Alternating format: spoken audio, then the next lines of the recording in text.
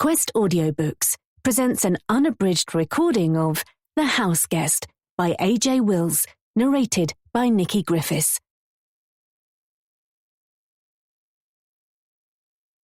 Prologue.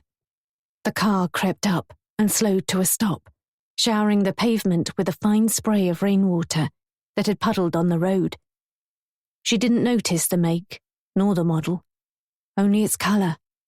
A deep burgundy that reminded her of those boiled sweets she ate when she was a little girl. A window buzzed down a few inches. "Do you need a lift?" She shivered as a trickle of water ran down her forehead and into her eyes. Her clothes were soaked through. The skirt that barely covered the top of her thighs, and the tiny crop top that was perfect for the club, but not so great for walking home in the rain, drenched and sticking to her goose-pimpled skin. She knew better than to accept lifts from strangers. She wasn't stupid. But as she glanced down at the broken heel of her shoe, the numbing chill of the November rain penetrating her bones, the offer was tempting. And anyway, she had her phone. If anything funny happened, she'd call the police. "That would be amazing," she gasped, her teeth chattering. "Thanks." She hurried around the back of the car, pulled open the passenger door, and sighed with relief when she was hit by a fug of warm air and the scent of expensive perfume. "You look frozen. Let me turn the heating up." "You're a lifesaver. Thank you so much." She cupped her hands around a vent, the soft leather of the seat sticky on the backs of her legs. "Where do you live?" "Up past the old prison," she said. "Pilgrim's Avenue." A light above the dashboard dimmed and went out. The inside of the car fell dark. As they pulled away, the doors locked with an ominous clunk. Was that normal? Of course it was. She was being paranoid. She shouldn't be so judgmental. They could have driven past and left her. Instead, they saw she was in trouble and stopped to help. She shouldn't think so badly of people. "Do you normally walk home in the rain without a coat?" She laughed, running a hand over her hair, squeezing the rain down the back of her neck. "I was at a club with my boyfriend. We had an argument and I left without him," she said. He was probably already home. Maybe she had overreacted, but when she saw him chatting up that woman with the blonde dreadlocks at the bar, something inside her flipped. He told her she was being possessive, that she was being a drama queen. So she stormed out, forgetting she didn't have her purse or any money for a taxi. It was only when her heel snapped and she was taking shelter under a tree that she realized how stupidly impetuous she'd been. Thank God someone had taken pity on her. "I really appreciate this," she said. "No problem. Relax and I'll have you home in no time." She took a deep breath and settled into the seat, her head falling back as she allowed her eyes to close. "What brings you out so late?" she asked. The driver didn't reply. Eyes fixed on the road ahead, hands lightly gripping the wheel. Lips turned upwards in an enigmatic smile. She had no idea there was someone else in the car, someone hiding on the back seat.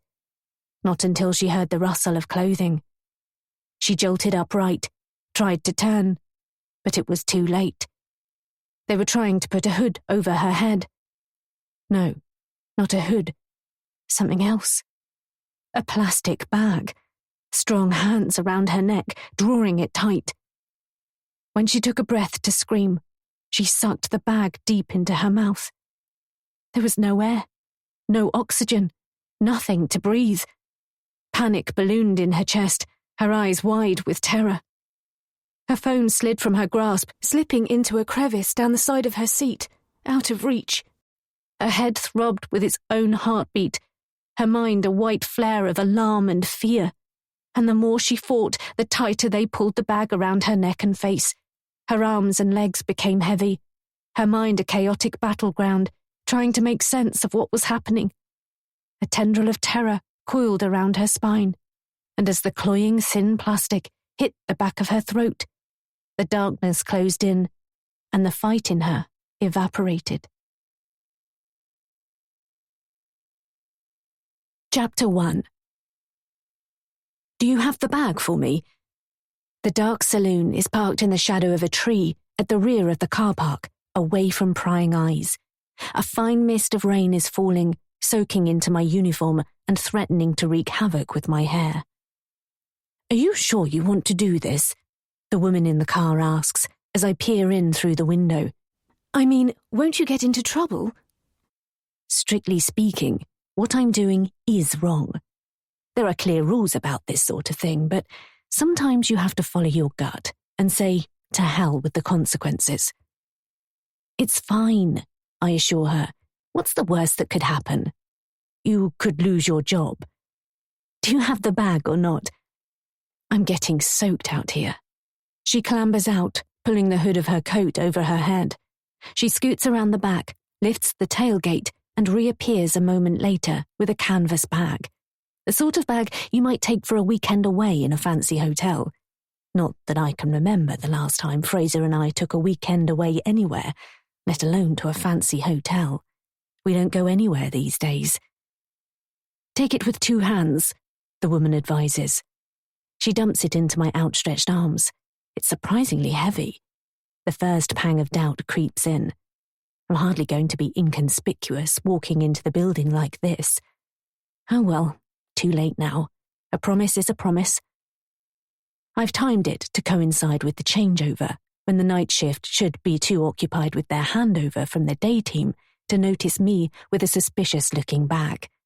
And anyway, I doubt anyone's going to question me. They're all far too busy. As I stride towards the brightly lit entrance, sliding doors swish open. I waltz past the reception desk without a second look, hugging the bag close to my chest, into the lift, which thankfully I have to myself, and up onto the second floor. I have to put the bag down momentarily to swipe through a security door and struggle to pick it up again before it swings closed. "Almost there," I whisper to my precious cargo. There's a gaggle of nurses gathered around the central desk, listening intently as they swap notes about patient conditions, medications, and routines.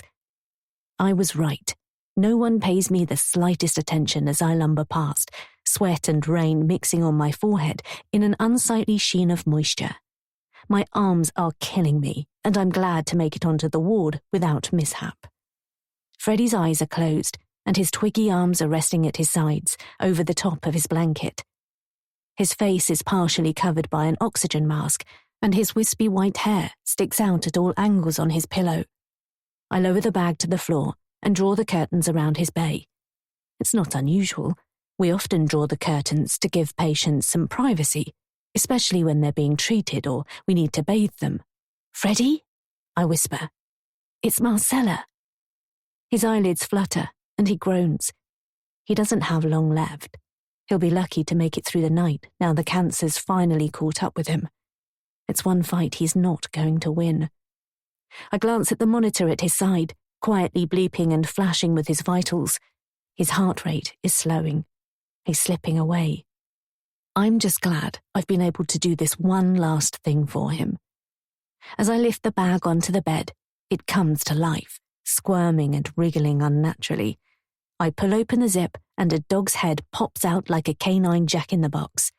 Freddie's eyes spring open and the dog barks. "Shh," I whisper as the dog squeezes out, his little tail wagging with excitement at being reunited with his owner. He rushes up to Freddie's face and plasters it in sloppy wet kisses with his pink tongue, while whining with pure excitement. Freddie's face lights up. He peels the oxygen mask from his nose and mouth. "Knuckles," he grins, his voice gravelly and weak. "Maggie thought you'd like to see him one last time," I say, unexpected tears moistening my eyes. Freddie's sister put the idea of a last visit into my head when she told me how much Knuckles was missing Freddie. "Thank you," he croaks as the dog, a short-legged Jack Russell with cute brown patches and huge black eyes, sniffs around the bed. Freddie raises a weak arm, his skin papery thin and bruised, to stroke the animal, his roomy eyes wet with tears. "It's my pleasure. Maggie had to sedate him to get him into the bag, but I think he's pleased to see you." Unfortunately, Knuckles' pleasure at seeing his owner is short-lived, and his attention is quickly distracted by all the strange smells. the overpowering stench of disinfectant, the lingering odour of overcooked cabbage, stale sweat, and plastic sheets. Before I can stop him, he's jumped off the bed and is sniffing around the floor. "Knuckles, come back here!" I hiss, but he's moved around to the other side, out of my reach. I hurry after him, but I'm too late to stop him cocking his leg and urinating down the side of the bedside cabinet. "Bad dog!" I chide as a golden pool forms on the floor. Knuckles looks at me defiantly and barks 3 times. An annoying yap like a miniature siren. At this rate, the whole hospital's going to know he's here. "And stop that! It'll get us both into trouble!" He barks again, pawing the floor with his back legs as if he's trying to tell me who's the boss. "Right, you'll have to go back in your bag if you're going to be like that." Behind me, Freddie chuckles. I'm glad one of us is finding this amusing. Then he coughs, a chesty, hacking cough that racks his body. "It's okay, Freddie. Sit up and have a drink of water." I raise his mattress and place a plastic beaker of water to his lips. His body relaxes and he sinks back into the bed. "Now where the hell has that bloody dog gone?" "Nurse," Freddie gasps. I don't remind him I'm not an actual nurse. I'm an assistant, or what management prefers to call a healthcare support worker. It just means I'm the one that helps with all the patient's needs, offering a friendly face or helping them wash, move around or get dressed. "Yes, Freddie?" "Thank you," he says. His eyes fold closed as he sags into sleep. "That's my pleasure. I'm glad I could reunite you both." The curtain rips open with an angry fizz. I spin around. The matron's standing there with a face like a raging tempest, and Knuckles tucked under one arm, his legs dangling free and his tail wagging furiously. "Shit." "Don't be angry. I can explain everything," I say. Chapter 2. "You can't fire me. This isn't the first time we've had to have words," the matron reminds me, crossing her legs as she perches on the edge of her chair. "You're already on a warning for your timekeeping. But... and now this. You know animals aren't allowed on the wards. There are strict rules about it. It's unhygienic. They carry a serious risk of spreading infection. It was only for a minute. I just wanted to let Freddie, Mr. McLean, see his dog one last time. He misses him." At least he saw the funny side of it, although Maggie was mortified when I handed the dog back and told her what had happened. "That might be the case, and if you'd have spoken to me about it in advance, we might have been able to make some arrangements. But to smuggle an animal onto my ward behind my back is unforgivable." I lower my head and stare at my knees. I can't believe she's sacking me. "I was only trying to do the right thing," I mumble. "Use my initiative, like you said I should." "That's not what I meant, and you know it. I can't have staff working on this ward who I can't trust." She glances at a sheet of paper on her desk. "Problems have been building for a while, haven't they? You're regularly late for work, and when you're here, your head's always in the clouds. You make mistakes, and you're forgetful. The patients like me. Be that as it may, I don't think you're cut out for the job, Marcella." The matron's face softens, and she sighs. "Look, you're a lovely girl, but I need someone reliable on my ward. How old are you now?" 28. She shakes her head sadly. "Old enough to know better. I'm disappointed. I expected more from you." "I'll try harder," I protest. "I'm sorry, my decision's final. You'll hear in writing from HR in the next few days, but I don't want you back. Sorry, Marcella, but I'd like you to clear out your locker, and I don't expect to see you again." So that's it. Fired. Sacked. Thrown out on my ear. What am I supposed to do now? Fraser's going to go mad. We've not long moved into the flat, and I'm not sure how we'll afford the rent on his wages alone. I'll have to tell him. I'm sure he'll understand. Although maybe not so much when he realises we might have to let the flat go. I can't face calling him right away, though. It'll be better if I speak to him face to face. But first, I need a drink. I think I deserve one after the day I've had. And so, rather than heading home after I've changed out of my uniform and cleared my meagre belongings out of my locker, I head for my favourite pub in the centre of town. I was only planning on having one, a quick drink to console myself, and for some Dutch courage before I speak to Fraser. But one drink quickly turns into two, and when a guy at the bar offers to buy me one more, it seems rude to refuse. Time passes in a blur.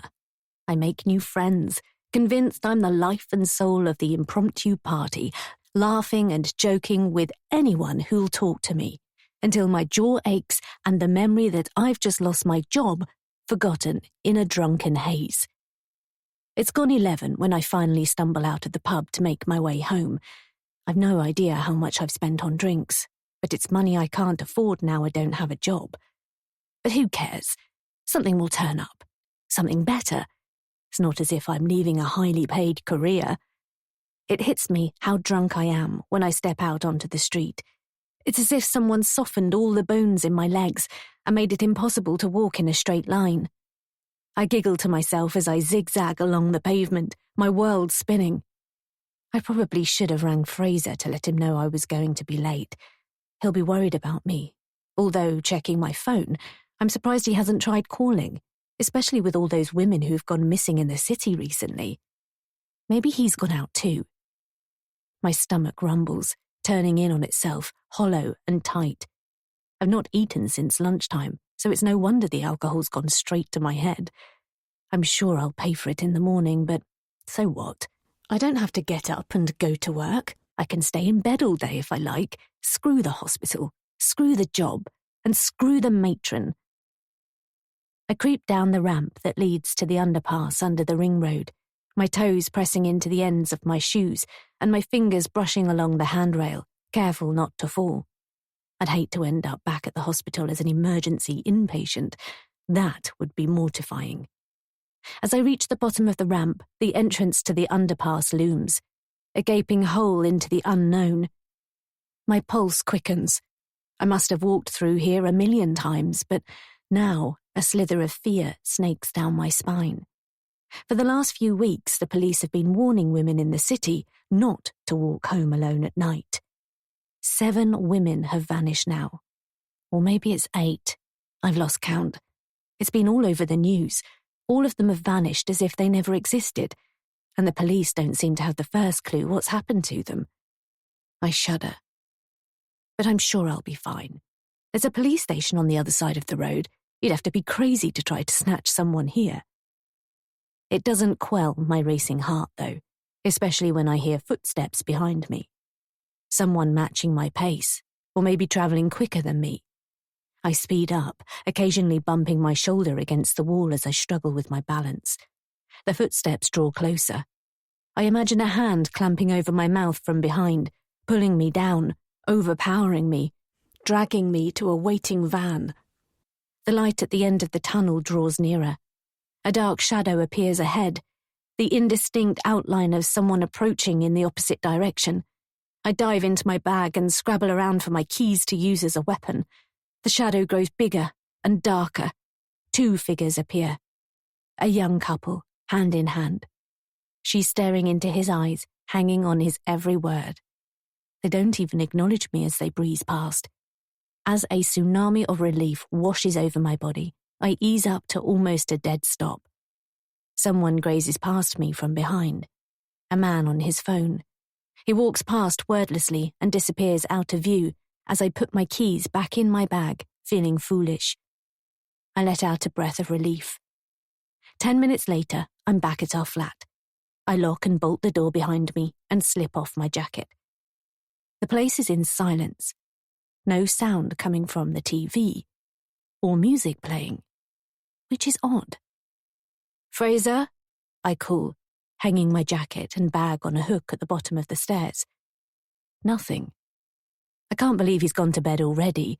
Fraser's a nighthawk, rarely asleep before midnight or later. I creep up the stairs, conscious not to stomp in my semi-drunken state. I don't want to annoy our neighbours below. The curtains have been left wide open, but strangely, the place is in darkness. I flick on a light. It's blindingly bright, too bright for my tired eyes. Fraser's not asleep on the sofa in the lounge, nor in bed. Odd that he didn't mention going out tonight, but then again, neither did I. Maybe it was a last-minute, spur-of-the-moment thing with some people from work. At least it spares me having to tell him I've lost my job tonight, and that until I can find something else, we'll have to rely on his wages. I should take myself off to bed, but the rush of adrenaline from the walk home has left me feeling wide awake. Plus, with my earlier alcoholic euphoria burning off, I'm heading rapidly towards a darker place. It's not somewhere I want to go tonight. I need another drink. There's some white wine in the fridge left over from the weekend. I pour a large glass, emptying the bottle and tossing it into the recycling bin. One more drink, and then I'll turn in. Hopefully I'll be asleep when Fraser gets back and I won't have to talk to him. An envelope on the kitchen table catches my eye. It's a plain white envelope with my name written on the front. I recognize Fraser's looping handwriting. In all the months I've known him, he's never once written me a letter. Text messages and voice notes are our usual channels of communication. A dark stone sits heavily at the pit of my stomach. I put my glass on the table and tear the letter open, ripping out a sheet of folded, lined paper inside. I read it quickly, my eyes scanning the words, struggling to make sense of it. Is this for real? Or some kind of joke? My legs give way beneath me, and I crumple to the floor, my throat thick with emotion. This can't be happening. Not today, of all days. It's as though my entire universe is falling apart. Chapter 3. Dear Marcella, I'm so sorry, but by the time you read this, I'll be gone. I know this is the coward's way out, and I should have found the balls to talk to your face, but it's easier like this, for me, at least. I've tried to talk to you about how I've been feeling lately, about us, but you won't listen. I can't go on as we are, and so I think it's best for us both if we start afresh. I hope you understand. I know you'll be angry with me, and hurt, but hopefully in time you'll find someone new, someone who truly loves you in the way you deserve. Please don't try to contact me. I've cleared out my belongings and the rent's paid until the end of next week. I'm so sorry. Fraser. Kiss. He's leaving me? What the hell? Or more accurately, he's already left. I flip the letter over, hoping it's one of Fraser's stupid pranks, all one big joke at my expense. But the back of the letter is blank. No gotcha, no laughing face emoji, no nothing. 7 measly lines of apology. That's all I get. He was fine this morning, maybe a little quiet, a tad sombre, but he's often like that first thing. Mornings don't suit him. And when exactly did he try to talk to me about how he was feeling? That's just his way of making out this is my fault, to lay the blame on me, to make me feel guilty. He's met someone else. That must be it. He's been going on about that girl in the office. What's her name? Sally or Sadie or something. I bet it's her. I bet that's where he is right now, cozying up to her and telling her how I don't understand him. Well, she's welcome to him. I scrunch the letter into a ball and hurl it across the kitchen. It bounces off a wall, and when it lands on the floor by my feet, I angrily kick it into the corner. How dare he? Well, fine. I'm better off without him. He had a dreadful taste in music anyway, and he always left toast crumbs in the butter. And he was incapable of putting his dirty plates and mugs in the dishwasher. always leaving them on the side as if we shared the flat with the magical cleaning fairy whose job it was to tidy up after him. I grab my wine, head into the lounge, and flop onto the sofa. Could the day get any worse? Without a job or Fraser's wages, I'll never be able to afford the rent on this place. I have until the end of next week, and I'm going to be homeless. And it's not as if I have much in savings. Everything I earn goes on food and bills, the odd takeaway, the occasional night out. Oh God, I shouldn't have spent all that money in the pub tonight. I've no idea how much I blew through, but I had no inkling this bombshell was about to land. I swipe away the tears in my eyes with the back of my hand. Ashamed he's made me cry. I can't believe he's done this to me. The thick silence of the flat weighs heavily on my shoulders. It's too quiet. I snatch up the remote and switch on the TV. Anything to fill the void. I need the sound of voices to chase away the crushing loneliness, the hollowness of despair. I watch and listen with my mind numb as a bald weatherman in a dark suit explains how low pressure is driving in from the west, bringing with it rain and strong winds. Yeah, that's about right, I mutter under my breath. I turn the sound down to a low murmur in the background and grab my phone. My first instinct is to call Fraser, to beg him to come home. But even though I'm drunk, I can see that wouldn't be a good idea. And besides, I'm not going to beg. Let him stew on it. I bet he's expecting me to call, and when he doesn't hear from me, he'll come crawling back. I absent-mindedly flick through my apps. I open YouTube. The first recommended video is a travel vlog all about Ibiza, hosted by an impossibly good-looking couple who start every sentence screaming, "Check it out!" into the camera while parading around in their swimwear. Still, they filmed it beautifully. The sea is a cobalt blue and shimmers under a cloudless azure sky. And the coast looks divine, crisp, sandy beaches below dramatic rocky inlets. What a great job, travelling around the world and making videos about how amazing their lives are. When the video ends, I'm served up another from a dour German influencer, comparing the merits of the 3 Balearic Islands. I have a sudden yearning to pack my bags, jet off and leave my troubles behind. But, of course, I can't. I don't have the money, apart from anything else. On the TV, a late-night regional news bulletin comes on. My eyes flick between my phone and the screen, dividing my attention between them both. The top story is about a police appeal for witnesses after the disappearance of yet another woman in Canterbury. They flash up her picture. She has peroxide blonde hair, plump lips, and long, thick black eyelashes. It's a reminder of how foolish I was to walk home on my own tonight. Anything could have happened. The presenter moves on, giving updates about the opening of a new cancer centre and a protest against sewage being discharged into the sea, before revealing how one family has been forced to use a food bank because they can no longer afford supermarket prices. It's all a bit depressing, does nothing to lift my mood. Finally, the bulletin wraps up with a story about an old farmhouse on the North Downs, which is in line for an architectural award.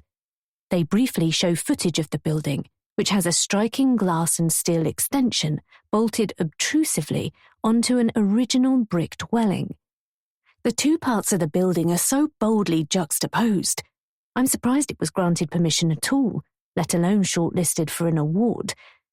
I can only imagine living in a house like that, surrounded by the countryside and the sound of birds singing. It's not fair. Some people can't even afford to buy food. The footage cuts to an older couple standing side by side with the house in the background, sunlight glinting off the expanse of glass that dominates the frontage of the new extension. A pang of jealousy twists in my gut. How can they afford a house like that? They must have so much money. The man explains how he designed the rebuild himself and how he battled with the council for months to let him build something so contemporary and out of keeping with the rest of the property. His wife gazes at him adoringly as he speaks, with a smug, self-satisfied smile. No wonder. I bet they don't have to queue up at the food bank for tins of beans and bags of pasta. They're obviously loaded. It makes me sick. I bet it's equally amazing inside. Imagine what it would be like waking up in a place like that every morning, drinking coffee on the terrace, watching the world go by, that vast pane of glass. Everything new and gleaming. I sigh as my finger hovers over the off button on the remote. But then the couple's names flash up on the screen. There's something about them that triggers a niggle of recognition at the back of my brain, something that makes me continue to watch, fascinated. I hit the pause button on the satellite box, freezing him with his mouth open and her with her eyes half closed, like she's in a drunken stupor. It's her name that rings a bell, but I can't for the life of me think why. Maybe a patient at the hospital? Someone I knew at school or college? Someone I've met at the pub? No, it's nothing like that. I don't recognize her face at all. It's just the name. Carmel van der Proust. And then it hits me. It's such an unusual name. It has to be her. I know the name from the court papers. The signature on the report that condemned my sister to a life hardly worth living. She'd be about the right age, and I'm sure they said in the piece she was a psychiatrist. She should have been struck off. But look at her now with her fancy house and her handsome husband, and that smug smile. And what makes it worse is that I doubt she has any idea of the damage she's done, how she's destroyed my family, and probably countless others like mine. And yet here she is, gloating about her wonderful life on TV, while everything I hold precious has slipped through my fingers like fine sand. It really isn't fair, especially when I've lost everything. It stokes a fire of fury in the pit of my stomach. It's infuriating as hell. But what can I do about it? Absolutely nothing. Chapter 4. My hangover the next morning is every bit as bad as I deserve. My head throbs, my stomach is tender, and there's an unpleasant sticky film in my mouth. But what's worse is rolling over, discovering Fraser's side of the bed is empty, and remembering he's gone. Not only that, but I have no job, and, by the end of next week, nowhere to live. In my sleep, I'd been able to forget how my life is crumbling to dust. Now it hits me again with the force of a pile driver. I sink back into the pillow with a groan of despondency. What's the point of getting up when I have nothing to get up for? Maybe Fraser's tried calling or sent a message while I was sleeping. I snatch up my phone, but there are no messages, all missed calls. I could try calling, I suppose. If I talk to him, maybe I could change his mind and make him realize he's made a terrible mistake. He said not to contact him, but what do I have to lose? I make the call and press the phone to my ear. A scratchy silence is followed by a click, and Fraser's voicemail kicks in. This is Fraser's phone. I hang up. The sound of his voice threatens to make me cry, but I'm not leaving a message for him to ignore. I'll try again later. I need something to take my mind off my misery. Social media probably isn't the solution, but I casually open Facebook and flick through a dozen pointless updates, boring memes and cat videos. I might post something suitably enigmatic myself later to reflect my current dark mood, the kind of thing that normally winds me up when other people do it. Even a bed of roses has its thorns. Wilting rose emoji. That'll get people talking. I open my Instagram account, expecting my feed to serve me my usual diet of glamorous celebrity shots and updates from strangers I follow, sharing images of their amazing travels abroad to far-flung and fabulous places. But my feed is full of pictures of amazing houses and incredible grand designs, architectural masterpieces in stunning mountain-top locations, quirky new builds and modern cabins in the woods. Strange. I must have been flicking through them last night before I went to bed for some unknown reason. And it's not like me. And then I remember the news story on TV. Carmel van der Proust and the house her husband designed, which has been shortlisted for an award. I guess I was trying to find out more about them and had become sidetracked. My stomach tightens. My sense of injustice hasn't lessened overnight. In fact, I feel even more aggrieved that the woman who stole everything from me and my sister is living the life of wealth and luxury, and worse, is gloating about it on TV. I can't help myself. I need to know more about her. Even a quick internet search on her name throws up thousands more images of the house, showing off beautifully lit interiors, stunning exteriors set against dramatic sunsets, aerial shots, pictures of the couple inside and outside the house, and even a magazine feature that paints such an idyllic image of their life, it makes me want to hurl. As I scroll through pages and pages of hits, it's almost as if Carmel is taunting me. It drives me crazy with anger. She has everything she could ever want, that anyone could ever want, and I'm not even going to have anywhere to rent in a few days. And then a crazy thought occurs to me. It's stupid, but I can't shake it. She doesn't deserve that life. She's done nothing to merit it other than bring misery and suffering. I'm more deserving than she is. I don't know how I'm going to do it yet, but I'm going to steal that life from right under her nose. Call it compensation for how she mistreated my sister. That's the problem when you have so much. You have everything to lose. Me? I have nothing to lose.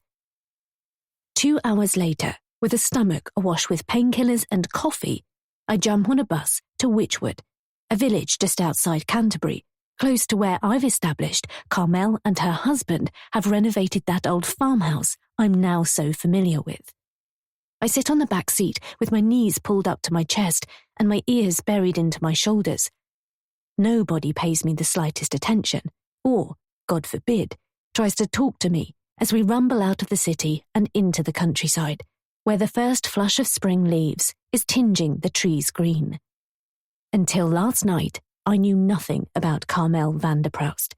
Her name was just a scrawled signature on a report. The faceless psychiatrist who condemned Hannah to that awful hospital where all the doors have locks and bolts. There are bars on all the windows, and haunting screams punctuate the night. It was a total hellhole, liable to drive the sanest person mad. Eventually, the bus grinds to a halt in the middle of Wychwood, a village with a pretty stone church and a row of red brick cottages with neat gardens and crooked roofs. I hop off and take a moment to find my bearings. The house is less than a mile away, according to the map on my phone. The quickest route appears to be along a footpath that cuts through the churchyard and across some fields to the south. I don't mind the walk. Anyway, I could use the fresh air to clear my head. I sling my rucksack over my shoulder and head off. The church is in a beautiful spot, surrounded by a graveyard dotted with lichen-covered grey headstones, mostly from the 19th century. I slow to look at some of the more prominent ones, marking the deaths of some strange characters with names like Septimus, Peregrine, and Octavia. One headstone in particular catches my eye. It lists 6 names, all of them children from the age of 8 to 3, all with the same surname, all of whom died on the same day in the summer of 1925. I kneel at the grave and use my thumb to wipe away a patch of moss. Brothers and sisters? I wonder how they perished. A fire, perhaps. It's terribly sad. I'm procrastinating. I didn't come all this way to get distracted by gravestones. The path through the churchyard leads to a muddy trail through a field budding with the green shoots of a new crop. Eventually, I emerge onto a narrow lane, and I catch my first glimpse of Shadowbrook Farm. A glint of sunlight on glass through the trees, a snatch of towering old brick chimney, a pock-marked tiled roof. But that's all. The property is well hidden in a secluded spot. I'll need to get closer if I want to see it in all its glory. At the top of the lane, I find a pair of decorative wrought iron gates hung on a pair of flint pillars, leading to a drive that descends towards the old farmhouse. A slate plaque with the name of the property confirms I'm in the right place.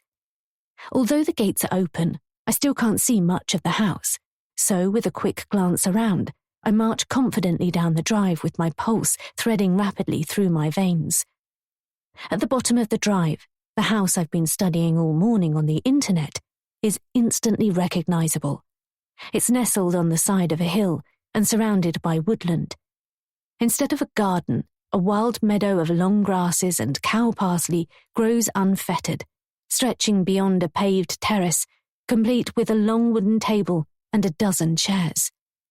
The house is a crazy blend of the old and the new. The original farmhouse has been masterfully renovated and restored, but attached to it now is an enormous, ultra-modern, single-story metal and glass extension. It's a jarring contrast between two styles, but I can immediately see why they've done it. You don't need to be an architect to understand its beautiful location, and that by creating a bank of floor-to-ceiling glazing, they've made the best of the stunning views, as well as presumably flooding the house with light. My legs grow heavy as I approach. Everything about the house, and its location, is perfect. If I lived here, I'd never moan about anything, ever again. In fact, I don't think I'd ever leave. It's simply stunning. I picture myself on the terrace, sipping a gin cocktail in my bikini, soaking up the sun. I bet it's an amazing party pad too. You could fit hundreds of people in a house like this. Maybe have a DJ on the patio with a bar, and circus acts wandering through the garden to entertain people. Hello, can I help you? I almost jump out of my skin. Chapter 5. There's a man cradling a steaming mug, with one hand casually in his pocket, his eyes narrowed. I recognize him instantly. Rufus van der Proust, Carmel's husband, the architect who designed the renovated farmhouse. I stare at him, conscious my jaw is opening and closing, but no words are coming out. "Did you have a delivery?" he says. "What?" "A parcel. The front door's around the side." "Oh, no," I say. Do I look like a courier? He raises his eyebrows, encouraging me to explain what the hell I'm doing in the house, if not delivering a package. Sorry, I was just... I've been planning what to say on the journey over, but suddenly words fail me. Get a grip, Marcella. You only have one shot at this. "I saw you on the TV," I blurt out, "talking about the house and the award." "Oh, right," he says, but he looks perplexed. "My name's Marcella Middleton. People call me Mars." I stride towards him and offer him my hand. He's far more handsome in the flesh than on the TV. Although he's much older than me, he's tall and exudes a self-assured confidence. He has wiry, sandy hair coiled into tight ringlets and a hooded brow which shades intense, chocolate-coloured eyes. "And what can I do for you, Mars?" "I run a YouTube channel." I lie. "A YouTuber," he says the word, elongating the vowels, like it's an unfamiliar expression from another century he's trying out for size. "An influencer?" "That's right." Oh, God, this is crazy. I can't believe I'm actually doing this. "I was interested in shooting some films about the house for my channel." Obviously, I don't have a channel, or even the first clue about making a film, other than what I've seen other people doing. But then again, how hard can it be? "Oh, what's your channel?" A hot flush sweeps my body, and I feel damp patches spreading under my arms. Well, to tell you the truth, I've not actually started it yet. I've been looking for the right project to launch it. Rufus nods, as if that all makes perfect sense. But it's going to be about architecture, is it? That's right. It's something I've always been interested in, and nobody is really doing much on it at the moment, I say, the lies continuing to spill easily from my lips. That sounds really interesting. He nods his appreciation. Maybe it's not such a bad idea after all. Obviously, I'd like to talk to you about the house and how you came up with the design.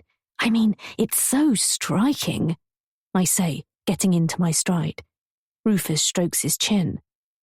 Yeah, it's all about treating these historic buildings with sympathy while dragging them kicking and screaming into the 21st century. What a load of pretentious waffle. I nod enthusiastically, as if I couldn't agree more. Lots of people hate it, he continues. Fortunately, the planners saw the value of bringing the building back to life, eventually. That's fascinating, I say, suppressing the desire to yawn.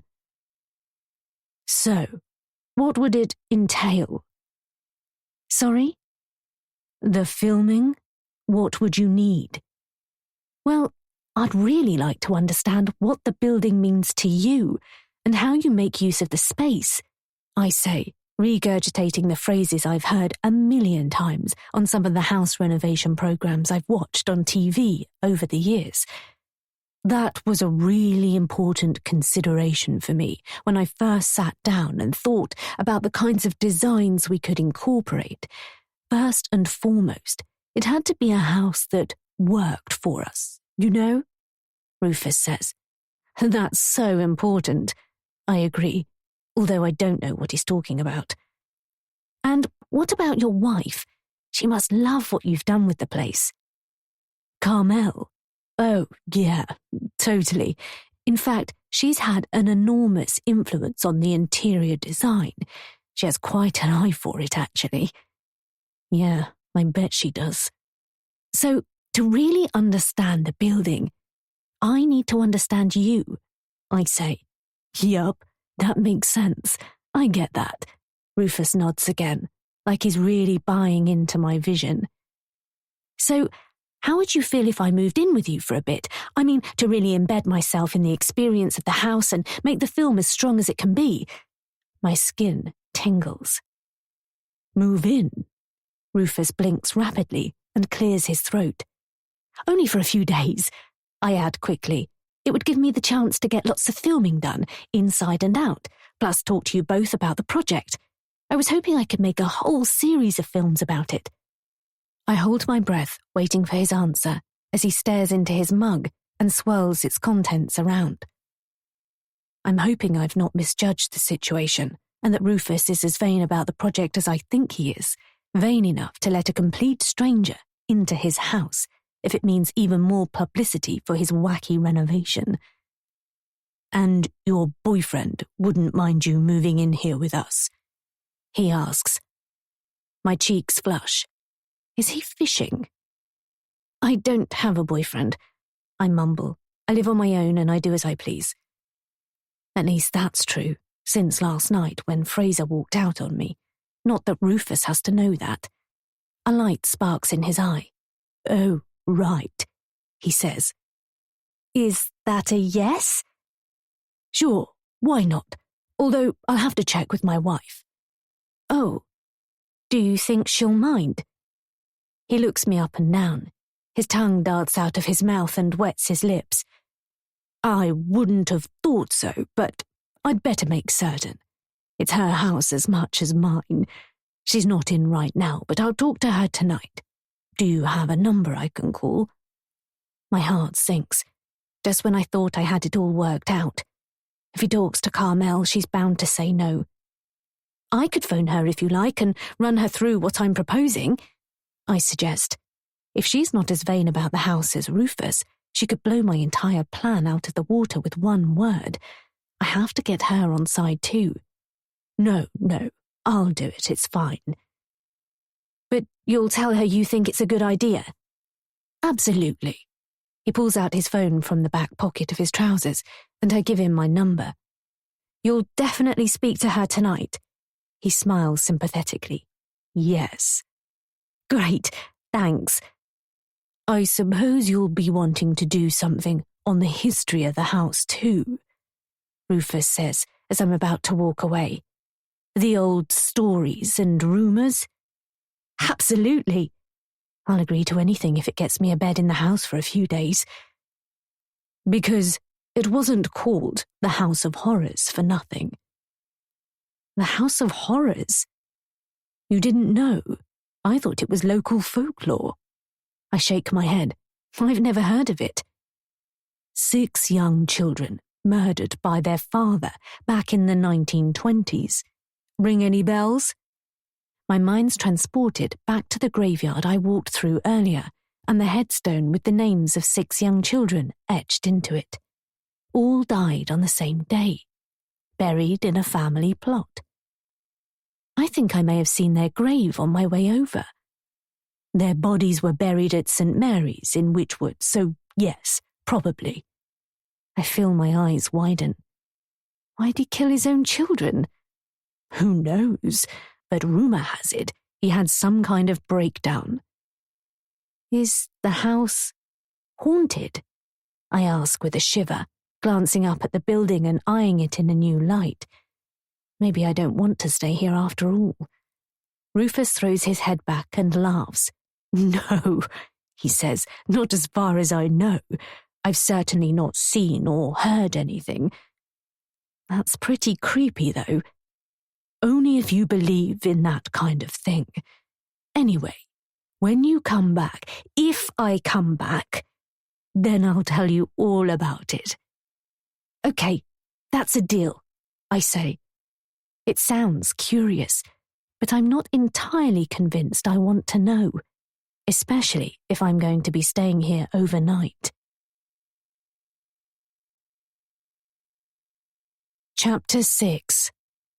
I'm so excited by what lies ahead and the prospect of actually moving in with Rufus and Carmel that I almost forget Fraser's gone. It hits me as I let myself into the flat. It's like being caught under an emotional rockfall that forces the air from my lungs. Fraser? I call out. Maybe he's changed his mind and come back after a night apart to think things over. But the flat's deserted, and I'm greeted by a deafening silence, punctuated only by the distant rumble of traffic and the sound of children playing in the school across the road. I've never felt more alone. How could things have gone so badly off track between us without me realizing? I already miss his smelly trainers, the smear of shaving foam and snicks of black stubble in the bathroom basin, the way he'd drape the damp dishcloth over the kitchen tap to dry. All the little things that used to irritate me are now reminders of what I've lost. I don't know where I'll go when I have to move out. Without a job, who in their right mind is going to offer me a tenancy? And it's not as if I have a family to turn to for help either. I've not spoken to my mother in years, and I don't know where my father's living. We lost touch a long time ago. A hollow pang of hunger gnaws at my core as I remember I've not eaten anything all day. I wander into the kitchen to make myself a sandwich. I find half a loaf in the bread bin, but it's covered in mould. With a sigh, I dump it in the bin and grab a packet of instant noodles in the cupboard over the microwave instead. Hey, what are you doing home? Shouldn't you be at work? My heart almost bursts out of my chest in shock. Hannah, you scared the life out of me. My sister's curled up on the sofa in the lounge, plaiting her hair. Sorry, I thought you saw me. What are you doing here? I was bored, she says. Where's Fraser? Not left you, has he? I've never been able to hide secrets from Hannah. She can read me like a book. But that's twins for you. It's as if there's been an invisible thread between us since the day we were born. Hannah exactly 3 minutes before me. After all these years, I still find it weird how near identical we appear. Looking at her is like staring into a mirror, although I can spot subtle differences. Her front teeth are slightly crooked, and her left eye slants fractionally upwards, although most people wouldn't notice. She still thinks she's prettier than me, though. These days, we make more of an effort to be distinct. I choose to keep my hair shorter and dye it a darker shade of brown. And we've never been into wearing the same clothes, even when we were little. That would be freaky. We're sisters, not clones. Oh my God, he has, hasn't he? Hannah screeches when I don't answer. I glance at the floor, unable to hold her judgmental gaze. I never seem to have any issue attracting men. It's holding on to them that's more of a problem. I don't want to talk about it, I say. I knew it. I thought there was something going on when I saw all his clothes had gone. You've been snooping around the flat while I've been out. I plant my hands on my hips and stare at Hannah with incredulity. I was looking for one of your jumpers and saw the wardrobe was half empty. Anyway, that's not important. Tell me what happened. Nothing happened. He walked out and left me. That's it. That's it. I warned you if you didn't treat him right, he'd go, didn't I? But you never listen to me, do you? Shut up, Hannah. Is that why you're not at work? No, I say. I take a deep breath. I quit. Hannah stops playing with her hair and stares at me open-mouthed. What? Why? I shrug. Dunno. I guess it wasn't the right job for me. Marcella, she says in that tone of voice she likes to take with me, like she's our mother. What happened? Nothing. Nothing? She raises an eyebrow. I'm going to get a new job, a better job, one that pays more money. Right, she says. She flicks her hair over her shoulder, focusing her full attention on me. What job? Actually, I'm waiting for a call about a new venture. I draw my shoulders back and meet her gaze with a challenge. What venture? I'm going to be working for myself from now on. I'm launching a YouTube channel, if you must know. YouTube, she laughs. You. What's so funny about that? I might as well have told her I've applied to become a NASA astronaut the way she's gawping at me in disbelief. She's never had any faith in my abilities. What do you know about running a YouTube channel? It's not rocket science. And what's this YouTube channel? She makes inverted comma signs with her fingers in the air. Going to be about. I suppose she's going to find out, eventually. I found the psychiatrist they assigned to evaluate your mental health after the fire. Her name's Carmel van der Proust. I remembered her name from the court papers. I explain. So? My lips turn up into an involuntary smile. She's married to an architect, and they've recently renovated an old farmhouse up on the Downs. I've asked if I can make some films about the project. Hannah frowns and cocks her head to one side. Why? I had to find a way of persuading them to let me stay. Honestly, Hannah, you wouldn't believe it if you saw it. This house is massive. They're obviously loaded. It's not right. She's all over those lifestyle magazines, showing off how amazing her life is, boasting about how rich she is. And we've got nothing. Why would you want to stay with them? What are you planning? Hannah asks sternly. I don't want you getting into any trouble. I just thought if I could get a little closer to her and find out more about her, You could what? I shrug. She should pay for what she did. How? I tap my foot impatiently on the carpet. You should see the place. It must be worth millions. It's not fair. Life's not fair. Well, you might have forgiven her, but I can't. Who says I've forgiven her? I don't even know her. You don't sound very enthusiastic. That's typical of Hannah, just because it was my idea and not hers. Hannah shakes her head sadly.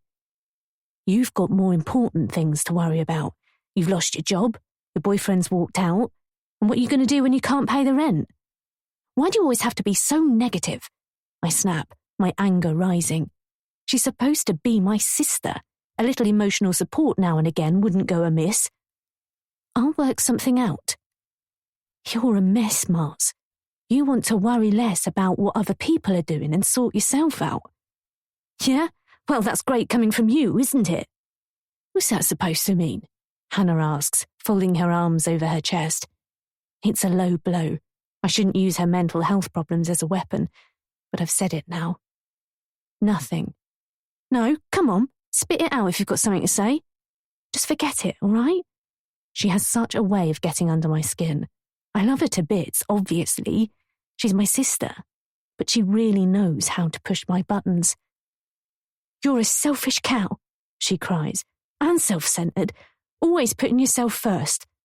I spin around, about to give her a piece of my mind. It's about time she heard a few home truths. But the words jam in my throat as my phone rings in my pocket. I don't recognize the number, but there's only one call I'm waiting for. I need to get this, I mutter. I don't want Hannah listening in, so I head into the bedroom and pull the door closed. Marcella, it's Rufus van der Proust. We spoke earlier? Did you talk with your wife? I ask, clutching my t-shirt anxiously. Yes, I spoke with Carmel, he says, his tone even and measured. We'd be delighted to have you stay with us for your filming. You would? I can't believe it. As I said earlier, it sounds interesting. Right, yes, thank you. They've actually agreed to it. This is insane. When do you want to start? Rufus asks. We can be fairly flexible and work around you. My mind's all over the place. I can't think straight. So I say the first thing that comes into my head. What about tomorrow? Tomorrow? He hesitates. Sure, why not? Can you make it over here after we've finished work for the day? We could talk through your ideas over dinner. Chapter 7. With butterflies fluttering in my stomach and my mind churning, I retrace my footsteps through the church in Witchwood, across the field and up the lane to Shadowbrook Farm, with a heavy rucksack filled with as many clothes as I can carry, slung on my back. When I reach the house, I head for a door under an oak-beamed porch that's flanked by a pair of perfectly pruned bay trees in terracotta pots. It's almost too perfect to be real. I knock and wait, excited and fearful in equal measure. When Carmel answers the door, I'm momentarily thrown. Finally, I'm face to face with the woman who ruined everything. The woman I'm here to destroy. On the bus journey over, I'd tried to prepare myself for this moment, but it still comes as a shock. She greets me with a smile. It curdles my insides. You must be Marcella. How lovely to meet you, she says, but there's no warmth to her tone. Mrs. van der Proust, call me Carmel. She was probably an attractive woman when she was younger. She still has a good figure and is wearing a full face of makeup, bright red lipstick which is smudged on her front teeth, a hint of blusher and dusky eyes.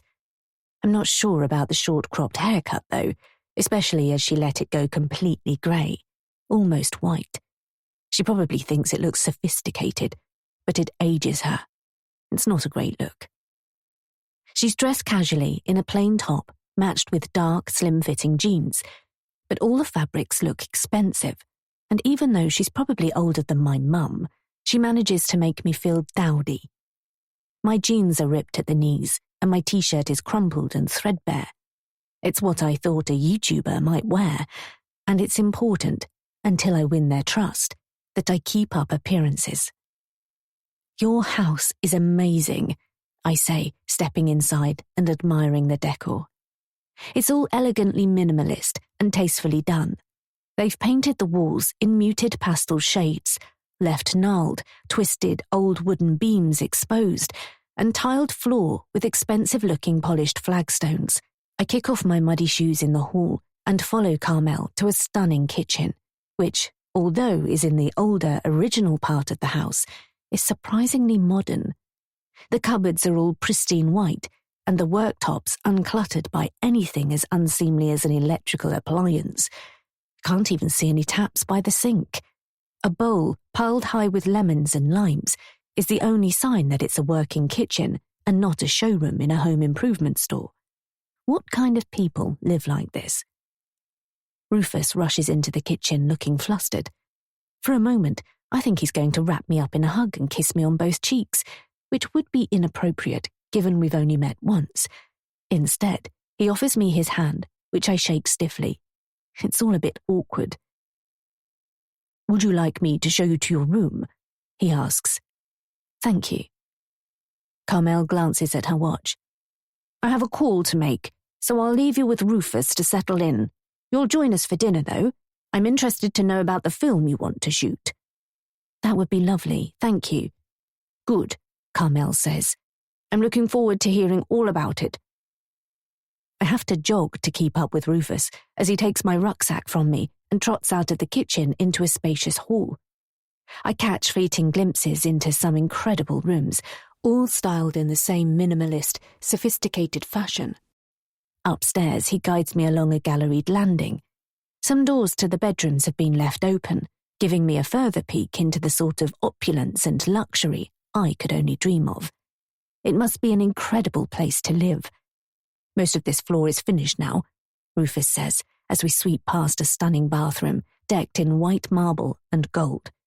"But we've put you upstairs." My imagination runs away with itself, wondering what kind of room I'll be staying in. Whether I'll have my own ensuite, a huge double bed, a window with a view across the valley. But my excitement is short-lived as Rufus continues up on a rickety dark staircase that disappears into the gloom above, at the back of the house. "We thought you'd be happier staying in one of the attic rooms," he says. The stairs creak and groan under our combined weight, and there's a definite drop in the temperature as we climb. The skin on my forearms puckers, and I shiver. At the top, Rufus reaches for a light switch. A naked overhead bulb hanging from the ceiling comes on, lighting up a grim landing with exposed floorboards. There are 3 doors, all pulled shut. It couldn't look any more different than the splendor of the rooms below. "Unfortunately, it's the one part of the house we still have left to finish," Rufus explains. "But we thought up here you'd at least have your own space, which you'd appreciate." He pushes open a door to reveal a basic bathroom. No white marble or gold in here, just a stained enamel bath, a cracked basin, and a toilet angled into the corner. "I'm sure it'll be fine," I say through gritted teeth. "And this is your room," he says, throwing open the door opposite. I peer inside, my spirits sinking. There are 2 ancient-looking metal beds on either side of the room, plus a chest of drawers and 2 bedside cabinets. There isn't even any carpet, and the beds haven't been made up. A duvet has been heaped on the end of one of the lumpy-looking mattresses, and a set of bedclothes folded neatly next to it. I guess I'm supposed to do it myself. What makes it worse is that there are no proper windows, no views of the outside world, only a tiny skylight with a limited view of the darkening sky. It's no better than prison. "Carmel thought you'd be happiest up here," Rufus says. "Thank you. It's very cozy." "I'm glad you like it." Rufus stands in the doorway, watching as I take my rucksack from him and dump it on the spare bed. "I suppose I ought to set out the ground rules," he says. "Ground rules?" "Just a bit of housekeeping while you're under our roof, so we all rub along together nicely." I'm supposed to be a guest. Is this how they treat all their visitors? "You can have the run of the house during the day," he explains. "Help yourself to food, anything you like. The cupboards and fridge are usually pretty well stocked, and I'll find you the Wi-Fi code later. Carmel and I often work from home, so you'll see us around if you need anything. The only real stipulation is that we would ask you to be in your room by 9. We retire early, and Carmel's a light sleeper, so please keep the noise to a minimum." "Oh, okay." "Because you don't want to get on the wrong side of Carmel." Rufus laughs nervously. "Is there anything else you'd like to know?" I glance around the room, hoping he's joking, and that really he's going to offer me a comfortable bedroom with a super king-size bed, thick pile carpet, and my own ensuite in the main part of the house. No, I don't think so. I mumble. Great, he grins. We'll see you for dinner then. He checks his watch. We eat at 7, so that gives you time to freshen up and get changed. Then we can have a good chat about what you hope to achieve with your filming. Freshen up and change? Does he expect me to dress up for dinner? It's a good thing I brought some dresses. I think this is going to be a really fun adventure for all of us. He adds, we can't wait to get started. He withdraws from the room and pulls the door shut. As I listen to his footsteps thud down the stairs and fade away, I slump on the bed with a sigh. The room isn't cozy. It's oppressive and cold, and now I'm stuck here. This isn't what I imagined it was going to be like at all, and there's nothing I can do about it. I'll have to make the most of it. At least I'm being cooked for tonight, and hopefully, over dinner, Rufus will fill me in on the details of the children who were supposedly murdered in the house, like he promised. In the meantime, I need to work on the next phase of my plan, because the more I see of the house, the more I'm convinced there's no one less deserving of it than Carmel Vanderproust. Chapter 8. St. Mary's Church, Wychwood, September 12th, 1925. The verger was running late. Damned bicycle. 3 times he'd had to stop en route to reinflate a punctured tyre, and now he was hot and irritable. A sluggard's appetite is never filled, but the desires of the diligent are fully satisfied, Albert Bates muttered under his breath as he leant his bike up against the mighty oak that shaded the porch over the entrance to the church. He hated tardiness, in others and himself. His agitation was further compounded when he discovered the door was unlocked and the church open for anyone to wander in. Strange. The vicar, presumably, he must have popped in on some urgent ecclesiastical business, although he hadn't mentioned it earlier. Albert propped the outer door open with a brick and let himself into the nave. "Hello?" he called out, his voice echoing. "Anyone here?" Perhaps the Reverend James Bennet had popped in and in his haste forgotten to lock up. Not that the village of Wychwood was a hotbed of criminality, it's just Albert didn't trust anyone. It was always better to be sure than sorry. He poked his head around the door of the vestry and the sacristy, but there was no sign of anyone, nor, thankfully, that anything had been touched or taken. They'd had some trouble in recent months with some young lads from a neighbouring village who'd been set on causing trouble, throwing stones at the windows and such like, but they'd not been seen for a while. Hopefully they'd moved on. Albert shrugged to himself and swung his satchel off his shoulder. No harm done, but he'd have a word with the vicar later. Can't have the church left open and unattended like that. It was asking for trouble. He pulled out a paper bag filled with breadcrumbs he'd collected from his morning loaf and headed back outside. A haunting stillness enveloped the grounds as a hazy sun climbed above the bell tower, burning off a low-hanging mist clinging to the gravestones, like angel's breath ascending to heaven. Albert pulled out a fistful of crumbs as a pair of goldfinches darted out of a hedge and flew low over his head, chirruping a warning. Beautiful creatures, with their flashes of gold and scarlet. He shuffled over to the patch of lush grass by a bench along the flint wall that encircled the grounds and scattered the crumbs liberally for the birds. From the corner of his eye, something caught his attention.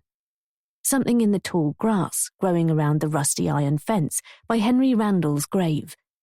Something out of place. A brown leather notebook. He recognized it instantly. The Reverend Bennet's notebook that he carried with him at all times to jot down his poems and musings. But what was it doing out here? A chill shiver ran down Albert's spine. He edged towards the notebook and picked it up. Dew had soaked into the leather, causing it to turn slimy like soap, its pages curling and distorted. And then he saw the hand at the end of an outstretched arm. Albert gasped, his heart leapfrogging in his chest. The Reverend Bennett was lying face down on the ground, his cassock rucked up around his legs. Jewels of dew dappled his hair. His wire-framed glasses twisted and cracked on the ground at his side. "Reverend," Albert croaked, his voice snagging in his throat. "Mr. Bennett, are you all right?" Albert's knees creaked as he lowered himself. He shook the vicar's shoulders. "Can you hear me, vicar?" When he rolled the body over, he discovered a gruesome open cut that ran from the vicar's hairline to his eyebrow. It was bloody and swollen, his hair matted and sticky. His eyes were shut. He wasn't breathing. Albert pressed his ear against the man's chest and listened for a heartbeat, willing there to be one. This couldn't be happening. The Reverend Bennett was the kindest, gentlest, most considerate, godly man he knew. But there was no heartbeat, no breath, and although Albert was no doctor, he knew a dead body when he saw one. "Help!" he cried out. "Somebody help me, please!" No one came. He'd have to raise the alarm with the village constable himself. He feared his own heart was going to give out as he ran to the police house, his knees aching and his hips protesting.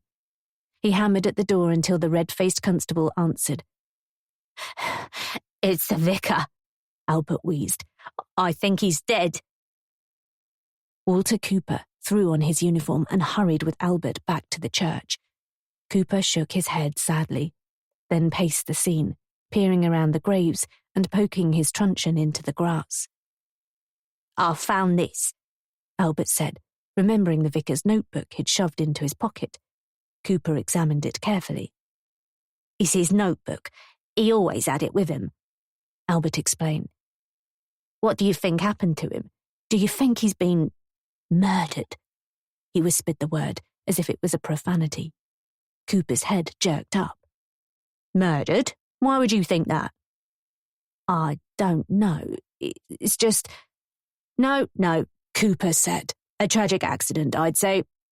He tapped the nearest headstone with his truncheon, Elizabeth Mary Fletcher's tombstone, born May 3rd, 1786, died December 15th, 1808, aged 23. "See the blood, here?" He pointed to the top of the headstone. "I'd say the Reverend Bennett tripped. He must have hit his head hard. Nasty business." Albert frowned. "Looking at the condition of the body, I suspect he's lain here all night, which means he probably died sometime last evening," Cooper continued. "What was he doing out here last night?" Cooper puffed out his cheeks. "When did you last see him alive?" "Yesterday afternoon, at the funeral for the Webb children." Albert bowed his head. Poor Reverend Bennett. What a way to die. He took a step back and almost stumbled, his foot catching on a rock half hidden in the weeds and brambles that had sprung up around Joseph Frederick White's gravestone. Born March 19th, 1833. Died February 2nd, 1867. Age 33. If he'd have looked more closely, he'd have seen someone had recently dropped the rock in a hurry, and that it was stained crimson, sticky with blood. "So what happens now?" Albert asked. "I'll contact the funeral director and ask him to collect the body." "And that's it?" "I'm afraid so. I know the village will be upset, but it's just one of those unfortunate things." Chapter 9. St. Mary's Church, Wychwood, June 7th, 1925. The Reverend James Bennett pushed the door of the vestry closed, removed his stole, a lush dark green, the colour of nature itself, and hung it on its hook on the wall. He loved Sunday service, when the entire village came together for worship and commune. Today had been no exception. There had only been a few absentees, the pews packed with the old and the young, who'd hung on his every word. He'd risen to his theme this week and had them enthralled with his lesson on compassion, reminding them how, when they embraced their neighbours in the darkest moments, they manifested God's love on earth. Many of them nodded along, fixed in an almost transcendental state, despite the cries of a baby at the back and the mutterings of the restless Webb children who had crammed into a single pew alongside their mother. Sadly, the only moment he had had the children's full attention was when he reminded them of the parable of the Good Samaritan, who'd taken pity on a stranger beaten and left for dead on the road to Jericho. They liked that one, probably because of the gruesome details he'd used to embellish the story. He ought to make a note and return to it at a later date. He slipped out of his pristine white surplice, hung it on its wire hanger, and pulled out his notebook from the pocket of his cassock. He took a seat at the table, picked up his faithful fountain pen, and unscrewed the cap. But that's as far as he got before the door crashed open and a child burst in, giggling breathlessly as he glanced over his shoulder with nervous excitement. When he spotted the vicar, his face fell in horror, and his laughter dried up. With wide eyes of shock, the boy whipped off his cloth cap and bowed his head. "Young Master Webb," the vicar said, swivelling in his chair to appraise the impudent young intruder. "I'm sorry, Reverend Bennett. I didn't know you were in here," he mumbled sheepishly. "It's the vestry, Stanley. Where else would you expect to find me?" The boy stood forlornly, gazing at the floor, his cheeks glowing and his hair damp with sweat. "What were you doing?" the Reverend Bennett asked. "Hiding." The vicar raised an eyebrow. "From whom?" "Alfred, we were playing hide and seek and it's our turn to hide." The Reverend Bennett smiled. "Boys will be boys, even in the house of God. Well, why don't you run along and play outside instead of causing chaos in the church? There are plenty of places to hide in the churchyard." Hurried footsteps tapped along the tiled floor outside, and Agatha Webb put her head around the door, looking flustered. "What are you doing in here?" she snapped at the boy, snatching his wrist and dragging him out. The Reverend Bennett stood and held up his hands. "It's perfectly all right, Mrs. Webb. No harm done. Although I've advised your son he'd be better playing outside." "I'm so sorry, Reverend. I only turned my back for a minute and the next thing they're causing havoc." She adjusted her fashionable cloche hat. "Go on, get out," she yelled at the boy, striking him on the backside as he ran away. "There's no need to apologize. It's good to see the children having fun." She looked tired, her eyes dark and her shoulders stooped as if she was carrying a Sisyphean rock on her back. She carved out a tight smile. "How is everything at home? We've not seen William at church for a while." Her smile tightened further. "Billy's fine." The vicar raised a disbelieving eyebrow. "We miss him at Sunday service." Agatha chewed her lip and fiddled with her fingers. "He says he's rejected the church, that he's lost his faith." The vicar frowned. Of all the villagers, William Webb was probably the one man who needed Christ in his life, above anyone. "Does he ever talk about the war?" he asked. "Not really. He still gets night terrors, waking screaming, his body soaked in sweat. I'm afraid he's not the man I married." The Reverend Bennett nodded sagely. William was one of the lucky ones, medically discharged from the army during the war and returned to his family. Several men from the village had not been so fortunate, their lives lost on the battlefields of France. At least Agatha had her husband home, even if he was missing a leg and suffering some kind of mental affliction. He thought of the sermon he'd delivered earlier that morning, of the need for compassion and understanding. "Remember the power of patience and compassion," he said. "The road ahead may be challenging, but together, with faith, love, and determination, you and your husband will find a path to healing and restoration." But Agatha shook her head sadly. "I don't think it's going to be that easy. He hates me. He's so withdrawn and angry all the time with me and the children." "I'm sorry to hear that. Come, sit a while." The vicar pulled out a chair and encouraged her to sit. "Talk to me." She glanced at the door as if contemplating whether she should leave. "You're most kind, but you must be busy." "I'm never too busy for a parishioner in need," She saw his notebook, still open on the table, his fountain pen uncapped. What were you writing? I like to keep a journal of my thoughts, and sometimes I write poetry. Maybe it's a way you can find solace too. I find it helpful to write in it every day. Her brow knotted, a wave of furrows creasing her pretty forehead. I don't think so.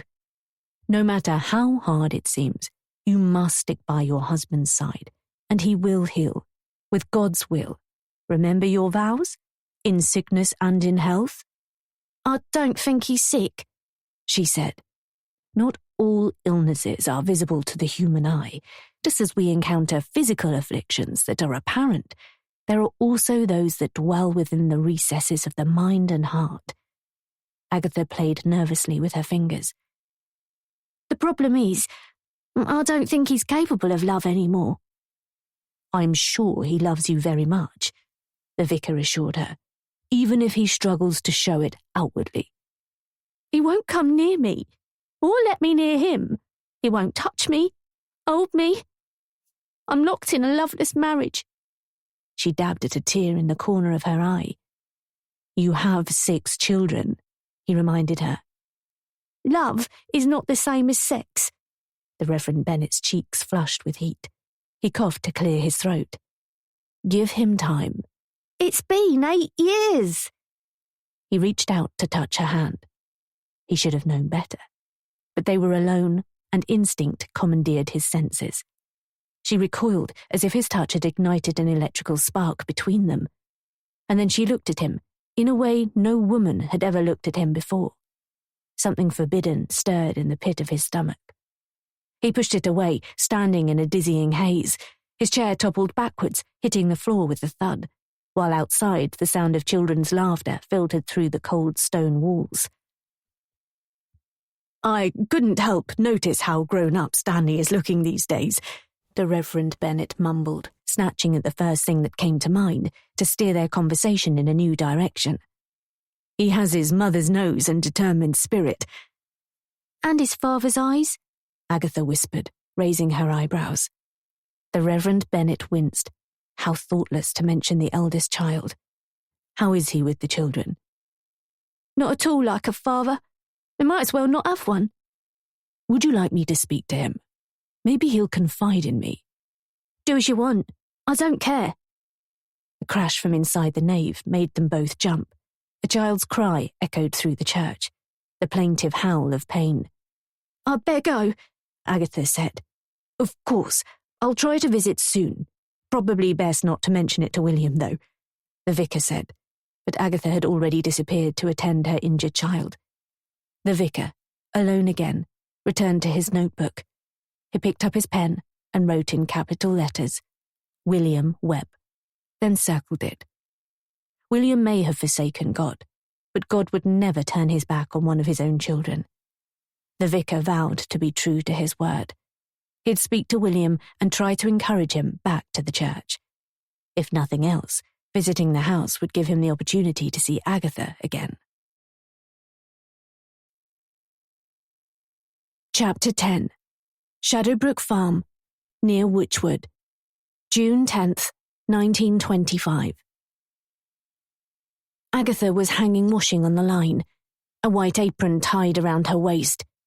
She gave a little start when the Reverend Bennet called her name over the wind, rustling the leaves in the trees.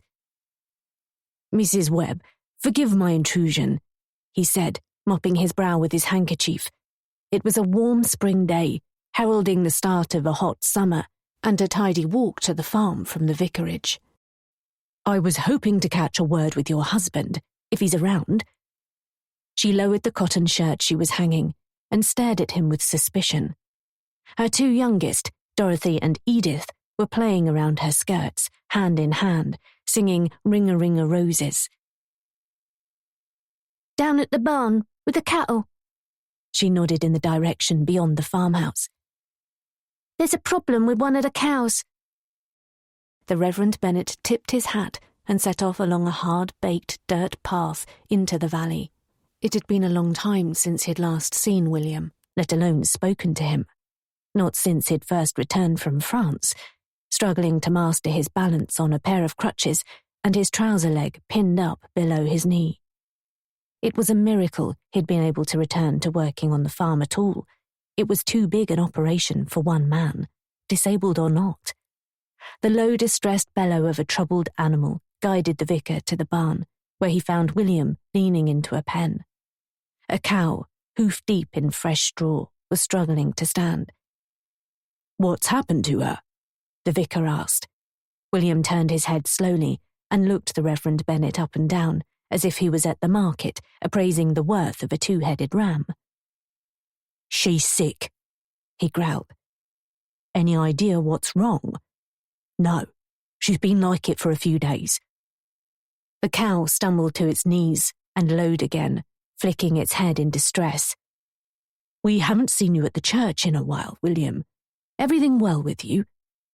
William grabbed his crutches and turned awkwardly, almost slipping on the stone floor, slick with mud.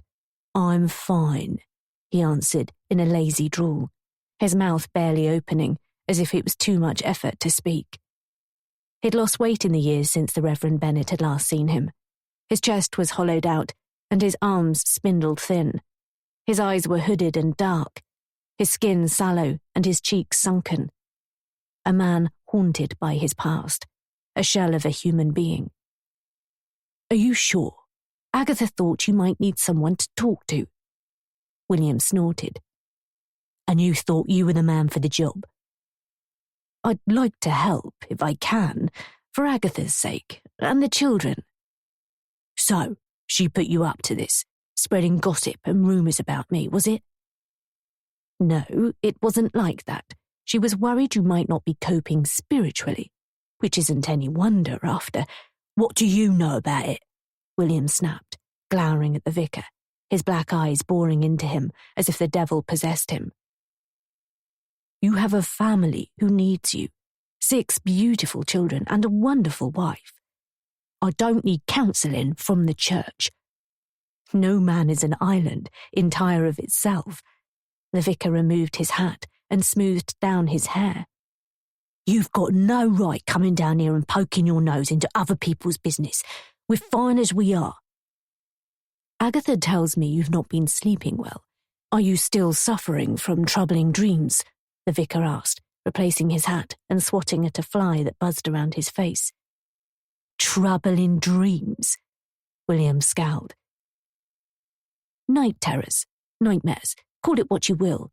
It's nothing to be ashamed of." "Who says I'm ashamed?" "You're not alone in this struggle. Remember that God is always with you, guiding and supporting you through your pain. Let his light guide you towards healing." William snorted dismissively. "God." "It might help if you come to Sunday service. Many soldiers have returned from the war and found great comfort in the Lord's word." William hobbled closer until their faces were inches apart. "Comfort," William sneered. "There's no comfort in the nonsense you peddle. I've listened to men in the trenches praying fervently for deliverance, only to be met with suffering and death. I've seen good men who've been gassed, gasping for breath, blood foaming at their mouths. Men no more than boys, with their faces blown away, their stomachs turned inside out by a hail of bullets. Entire villages reduced to rubble and families torn apart. More misery and suffering than you could ever know. How could there be any divine plan in such destruction? How could a merciful God allow any of that to happen?" The vicar lowered his gaze. How could he ever understand what the poor man had endured, the horrors he'd witnessed? "It's natural to question and doubt during times of great suffering," he said. "But remember, God's love and presence might not always be evident in the midst of tragedy. Sometimes we find comfort and meaning in unexpected ways. Your experiences on the battlefield are a reminder of the importance of compassion and peace. Even in the face of senseless violence, we can choose to work towards healing and reconciliation, becoming instruments of God's love in a broken world." As William stared at him with his soulless black eyes, the vicar shuddered. "Keep away from my wife," he growled. The Reverend Bennet's cheeks burned. "She came to me in desperation. I'll bet she did." "In a spiritual capacity?" "Oh, yeah. She's worried you don't love her anymore, that you're incapable of love. But I think she's wrong. Take the time to nurture yourself, and love will find its way back into your life." William grunted. "She told you that, did she?" "She was distressed. She thought I might be able to help." William pushed past the vicar. The Reverend Bennet stumbled backwards, his feet slipping, his shoes covered in muck and dirt. "Would you at least think about returning to church? I know it would make Agatha happy." "I don't think so." William reached for a shelf in the shadows at the back of the barn. He picked up a revolver, military issue, a wooden handle, dull tarnished metal. He swung out the cylinder with the flick of his wrist and, leaning on his crutch, loaded it with ammunition from a cardboard box. The Reverend Bennet edged away, his gaze fixed warily on the weapon. "Sometimes a man needs to be cruel to be kind," William said, snapping the cylinder shut. He hobbled back to the pen where the cow was trying to stand, but her legs buckled and wouldn't support her weight. There was something terribly wrong with her. "I can't afford the vet," William said. He raised the revolver to the beast's head, placed the barrel between her eyes, and fired a single shot. The crack reverberated around the shed, startling a murder of crows from the nearby wood and momentarily deafening the vicar. The cow collapsed into the straw. "Best thing for her to put her out of her misery," William said. "She wasn't going to get any better." He lowered the gun and slipped it in his pocket as the Reverend Bennet dug his fingers into his ears, trying to clear the ringing noise.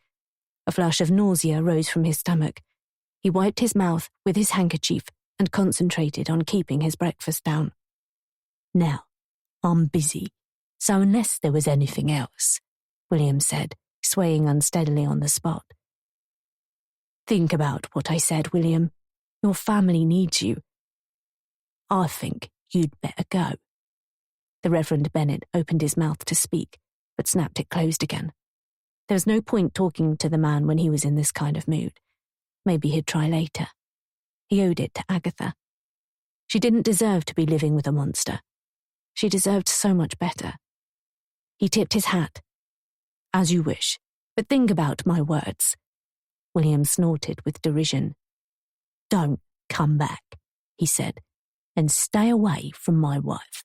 If I hear you've been dripping poison in her ear again, I'll break every bone in your body." Chapter 11. The Vicarage, Wychwood, June 27th, 1925. The hammering at the door was an unwelcome intrusion into the Reverend Bennet's thoughts. He was working on the lesson for the morning service, and besides, it was late. Who on earth was knocking at his door at this time of the evening? With a sigh, he screwed the cap back onto his fountain pen and trudged wearily into the hall, noting the time on the grandfather clock, almost 8:30. He prayed it wasn't an emergency, one of the village elders at death's door, or a parishioner suffering a spiritual crisis that was going to eat into the rest of his evening. Another frantic volley of blows on the door urged the vicar to hurry. Yes, I'm coming," he muttered, adjusting his glasses as he went. He unlocked the door and heaved it open. He was surprised to find Agatha on the doorstep, her head bowed and her shoulders hunched. If he wasn't mistaken, she was crying. "Agatha, what's wrong?" She peered up at him from under a wide-brimmed hat, and he gasped. Her left eye was puffy and almost entirely closed up, an aubergine purple bruise following the contours of its socket. Tears streamed down her cheek, and her face crumpled in distress. "I'm sorry," she wailed. "I didn't know where else to go." The Reverend Bennet glanced over her shoulder and ushered her inside. She sat on the edge of the divan in the lounge, with her knees together and her fingers snaking around each other in her lap. As her skirts rose, the vicar couldn't help notice an unusual mark on her calf, a birthmark that looked for all the world like an angry dragon. He snapped his gaze away, embarrassed that he'd been looking. "Agatha, who did this to you?" he asked, fearing he already knew the answer. "He didn't mean to," she sobbed, dabbing her nose with a balled-up cotton handkerchief. "But he was so angry." The vicar took a deep breath, suppressing a rising tide of fury. What kind of a man strikes a woman? "It's been getting worse," she continued. "He's always so full of rage, and the night terrors aren't getting any better. When he wakes, as he does most nights, his eyes are focused on some kind of horror I cannot see, as if he's reliving all the terrible things he saw on the battlefield over and over again, as if his mind won't let him forget." The Reverend Bennet took a seat at her side and placed his hand on hers. Her fingers were rigid and cold. She stretched her back and winced with pain. "What is it?" "I think I may have broken a rib," she said. The vicar jumped up. "I'll call the doctor." "No." She grabbed his hand and pulled him back down. "I don't want anyone else to know." "But you're hurt." "Please," she begged. The way she looked at him with such desperation and sadness made up his mind. He wouldn't do anything to cause her any further distress. "Has he hit you before?" She shook her head. "He's threatened it, raised his hand to me, but he's never hurt me before." "Where is he now?" "At home with the children. I don't know how much more I can take. You don't know what it's like." "His mind has been wounded, just as the war has scarred his body. I'm sure he never meant to cause you any harm," the vicar soothed. "I've been praying for you both, and in time, I'm sure things will improve, with God's will." "And how long is that going to take?" "I know this is a difficult time for you, but you need to lean on your faith, take comfort in prayer, and remember, God is present in your struggles and will never forsake you." "I don't know if that's enough anymore." A fresh wave of tears and misery racked Agatha's body. The Reverend Bennet was seized by the sudden urge to throw his arms around her and hold her tight. But he knew he mustn't, especially as he recognized he'd developed unnatural feelings towards her in recent weeks. For the love of God, she was a married woman. He shouldn't be thinking about her like that. "You need to find patience with yourself and your husband. Healing takes time. But with love and understanding, you can navigate through this storm and find a path towards restoration and reconciliation," he said. "Yes," she croaked. "I know you're right, but it's so hard. I'm living with a stranger, and I'm worried what he's capable of in the middle of the night when he wakes staring blankly at the wall. I worry what he'll do when he's not quite himself, if he thinks I'm somebody else." "Patience and belief," he reminded her. "And you'll grow stronger together." She picked at the handkerchief in her hands, lost in her own torment. And then she stood suddenly, wiping her eyes, collecting herself. "I'm so sorry, turning up here like this. Whatever must you think of me?" She smoothed down her skirt, straightened her spine, and pulled back her shoulders. "I'm sure you were busy." The vicar waved a dismissive hand. "Nothing important. I was only working on tomorrow's lesson. Will I be seeing you all?" Agatha put a knuckle to her blackened eye. "It might be best if we give it a miss tomorrow. I don't want to start tongues wagging," she said. He shot her a weak smile. "I'll ask everyone to pray for you." She looked horrified. "You won't tell anyone, will you?" "I'll mention that you're sick, and that's why you couldn't be there." "You really are kind." She threw her arms around his neck. Her body was firm, warm and sweet. He allowed himself to return her hold and breathed in the smell of her hair. If there's anything else I can do, you must let me know, he said, clearing his throat as she pulled away from him. I just needed a friendly ear, but thank you. He walked her to the door, pushing an inappropriate thought out of his mind. She was married, he reminded himself. There could never be anything between them. His life was dedicated to Christ, not to the pleasures of the flesh. Good night, Agatha. Safe journey home. She adjusted her hat and lifted her skirt as she stepped outside. I hope you don't think I'm making a fuss about nothing, she said. No, not at all. I'm glad you felt you could come to me. It's just that it sounds silly, I know, but I'm worried that one day is gonna... She shook her head. No, it doesn't matter. I shouldn't say it. You can tell me anything, Agatha. It won't go any further. Well, it's just... I'm worried that one day he might actually kill me. Chapter 12. On the stroke of 7, I tiptoe nervously down the stairs as the smell of something delicious wafts up from below and makes my stomach rumble. Even though Rufus and Carmel have invited me to stay, I feel like an intruder, an unwanted guest. It's all a bit surreal. They're in the kitchen, sharing a bottle of wine. Rufus is at the stove, with his back to the door, stirring a large pot, while Carmel sits at the breakfast bar, poring over her phone.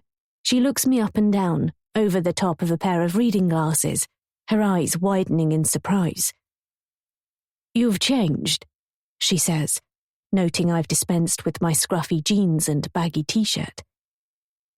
Oh, I thought Rufus said... I clutched at the hem of my dress. The heat of embarrassment rises from my chest to my cheeks, as if I wasn't already feeling awkward. Rufus's eyes almost pop out of his head when he sees me.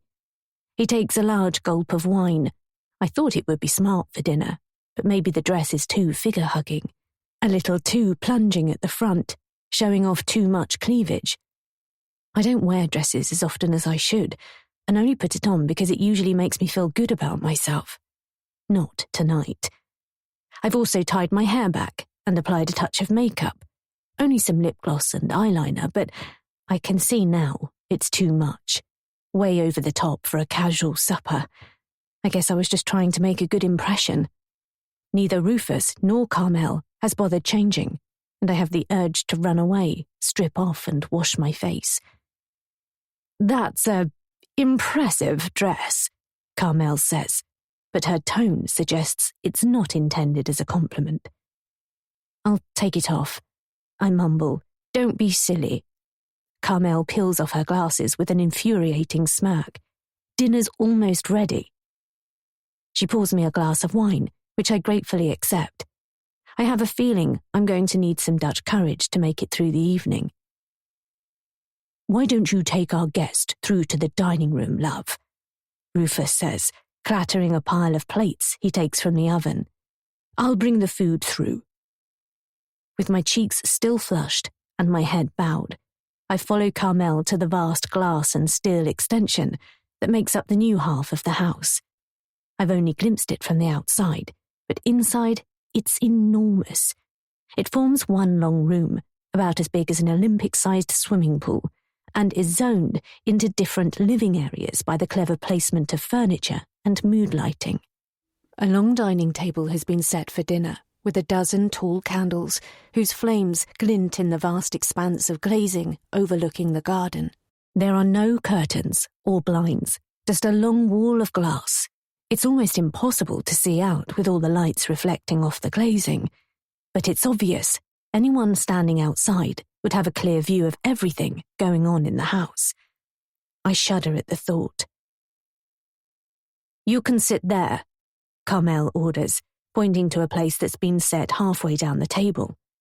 I pull up a chair, drape a napkin over my lap, and try desperately to think of something to say to punctuate the awkward silence. You have a lovely house. Yes, Carmel agrees, fiddling with a bulbous red earring that matches the colour of her lipstick as she takes a seat at the end of the table. Her lips are pinched, as if she's just licked a spoonful of salt. She was fine with me when I first arrived at the house, but I get the distinct impression she doesn't like me much, which is odd because she doesn't know me. Rufus said she was happy for me to come and stay for a few days, but maybe she's not as pleased as he made out.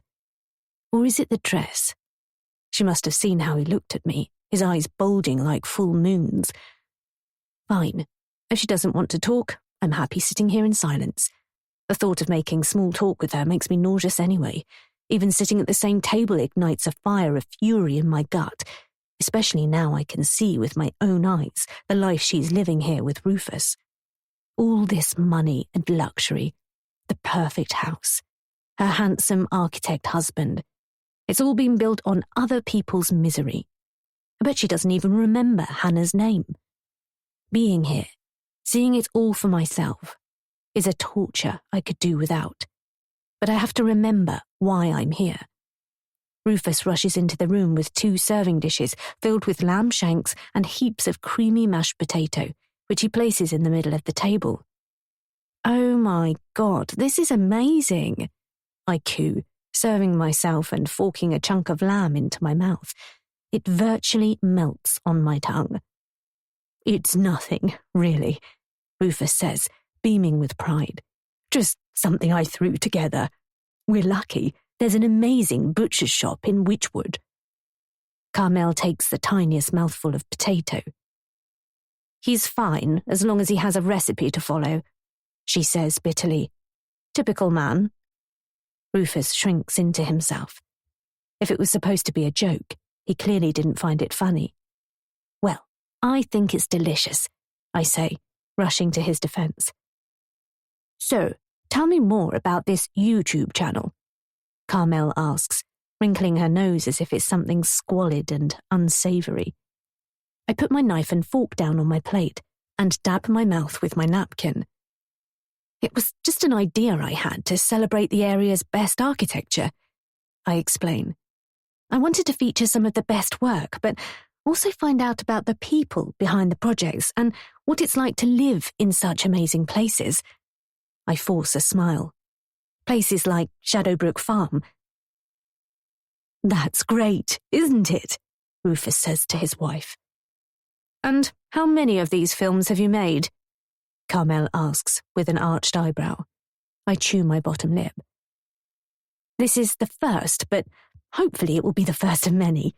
"Right," she says, clearly unimpressed. "I mean, this house, how you've blended the old with the new, is out of this world. How did you come up with the idea, Rufus?" He swallows and washes his food down with another mouthful of wine, then folds his hands over his plate, elbows on the table.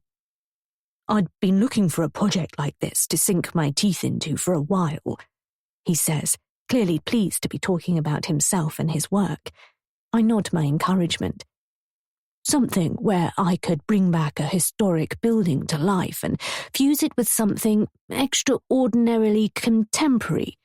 We were lucky to find this house, although it had been abandoned and left as a virtual wreck for years." "It was a joint vision," Carmel adds, "and all the interior design was mine. Rufus doesn't have a clue about colour schemes." She's done an incredible job. It's beautiful inside and out, but I refuse to inflate her ego by telling her so. "So, with your agreement, what I'd like to do is film a series of short, intimate films about the house and the 2 of you," I say. "How you use the space, what drove you to create something so radical, what makes you tick. I'll film it all on my phone, and hopefully you'll soon forget I'm even here." "And how long do you intend to stay?" Carmel asks. I think I was right. She's not keen on me being here at all. I'm surprised Rufus talked her into it. "A week? Maybe 2, if you'll let me?" "You're welcome to stay as long as you like," Rufus says, "and I guess you'll also want to explore the history of the farmhouse." I'd almost forgotten. The murders that happened here between the wars. I'd tried looking up details of the case online before I arrived, but there was scant information about it, other than a few sparse lines on a local history website. I guess that would be something interesting to explore, of course. You were going to tell me more about it? I prompt. Don't scare easily, do you? Carmel says, pushing her half-eaten meal to one side with a cruel grin. Stop it, Carmel, Rufus warns. Like I told you yesterday, there were 6 children. The eldest was 8 and the youngest only 3. I recall the gravestone I saw at the church, all the names, the dates of birth, the same date of death. It's shocking when you see it literally written in stone. Their father killed them one by one after sedating them with a fruit punch he had laced with whiskey. He smothered them with a pillow as they slept, then laid them all out side by side. Rufus explains, the glow of a candle casting an eerie light across his face. That's horrible. I shudder. How could a father do that to his own children? He shrugs. They think he killed his wife first, but they never found her body. She's probably buried out in the woods somewhere. Jesus! I gasp. Carmel rocks back in her chair, cradling her wine glass, her lips curled up into a smile of delight. She's obviously enjoying my discomfort. And, racked with guilt, he took his own life. They found his body next to his old service revolver and with a bullet in his head. Rufus says. He'd been in the war. Carmel leans on the table, fixing me with cold grey eyes. But he'd been medically discharged after his leg was blown off below the knee during a battle at the Somme. Some people in the village said it affected his mind. When he returned home, his wife, Agatha, and the kids bore the brunt of his erratic behaviour. He was sullen, withdrawn, and prone to losing his temper. What a sad story. I push potato around my plate, my appetite ruined. Doesn't it bother you, living in this house knowing that all happened here? Carmel stares at me blankly, as if the idea has never occurred to her. It all happened a long time ago. Yes, I know, but it's kind of creepy, isn't it? You think the house might be haunted? Rufus laughs. He raises his hands above his head and waggles his fingers, making a silly woo-hoo noise as if he's a child pretending to be a ghost. Is it? It's just a house, Carmel says. Bricks and mortar. You're probably wondering where they found the bodies. An icy shiver runs down my spine. Not really, but I have a feeling she's going to tell me anyway. At the top of the house, in the attic. I gulp. In the room where I'm staying. Carmel's eyes light up with glee. That's right, she says, all 6 of them, laid out side by side, looking so peaceful, like they were sleeping. Chapter 13. After we've eaten, and my offer to help clean up has been politely turned down, I make my way wearily to bed, with the story of the father who killed his wife and children playing on my mind. I try to think of something else, but all I can think about are those 6 little bodies laid out in the attic, murdered by the man who was supposed to love and protect them. I've never believed in ghosts, or been afraid of the dark, but as I clamber the rickety staircase, my imagination plays tricks on me. Flickers in the shadows catch my eye. Every creak and crack of the old house makes me jump, and a chill sinks into my bones. The bulb outside my room swings lazily when I switch it on, as if it's been brushed by the trailing hand of an unseen spirit. My breath catches in my throat. Fear floods my body. The bulb can't be moving. It's just in my head. Although it's definitely cooler up here. The air so chill it brings goosebumps out all over my arms. My hand hesitates on the handle of my door. I thought I'd left it open, but I can't be sure. I was in such a nervous state, worried about spending the evening with Rufus and Carmel. I wasn't thinking about much else. I take a slow breath in and shoulder my way into the room, feeling for the light switch on the wall. The bulb flickers for a second, and an eerie low whistle needles around the frame of the skylight as a strengthening breeze picks up outside. I peer into the room. Everything's exactly as I left it.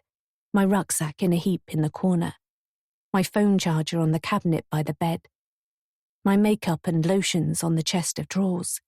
What was I expecting? That all my belongings would be scattered across the room by the malevolent spirits of the dead children, angry at my intrusion into their space. Green ectoplasm, smeared across the bed. The furniture floating in the air. If I think like that, I'll drive myself crazy. Ghosts don't exist. It's just my mind messing with me. There must be plenty of other rooms in the house where I could have stayed. So why put me up here? Are they deliberately trying to scare me? The way Carmel gleefully told me the bodies were found in the attic. I can't think of any other reason. The best thing I can do is go to bed. I'm sure things will seem less scary in the morning after a decent night's sleep. If I can get a decent night's sleep. I hurriedly brush my teeth in the bathroom across the hall, change into my pajamas, and ready myself for bed. Unfortunately, there's no bedside lamp, so I have to flick off the main light at the switch by the door and stumble blindly across the room to my bed in the dark. But the instant the light goes out, my heart hammers in my chest, and my brain convinces me there are things in the dark that weren't there before, like the warm, wet slickness of blood under my feet as I pad across the bare wooden floorboards, the sound of fingernails scratching at the walls, the agonized wailing of the dying. I dive into bed with the lumpy mattress bowing under my weight. I yank the duvet over my head and squeeze my eyes shut, my breath hot and heavy under the covers. My ears pick out every little sound. Carmel and Rufus's muted voices from below, a hot water pipe clanging, the howl of the wind, the creak of branches in the woods surrounding the house. I reach out to locate my earpods on the bedside cabinet, hoping music will help me relax and fall asleep. It seems to do the trick. My head sinks deep into the pillow as the calming melody of one of my relaxation playlists begins. Soon I'm drifting off, plunging towards sleep, my heart rate slowing, my mind wandering. I've no idea how long passes before I'm rudely jerked awake. One of my earpods has fallen out onto my pillow. The other is hanging loose. I sit bolt upright, my mouth dry and my pulse galloping like a stallion on amphetamines. What was that noise? It sounded like a scream. "Did you hear that?" I whisper loudly. I hear Hannah roll over and groan. "What?" she mumbles, her voice thick with sleep. "That noise. Did you hear it? I thought I heard someone scream." "It's probably just a fox or a badger," she groans. "It's the countryside. It's just noises you're not used to." It's pitch black. So dark, it's like putting your face into a vat of tar. I can't see a thing, not even my hand in front of my eyes. In the city, it's never truly dark. But out here, there's no ambient light whatsoever. I'm scared. Hannah's bed creaks as she sits up. "What are you scared of?" "I don't like it here. It gives me the creeps." "Go back to sleep," she says. I hear the rustle of her bedclothes and the thump of her head landing on her pillow. Soon her breathing slows and deepens.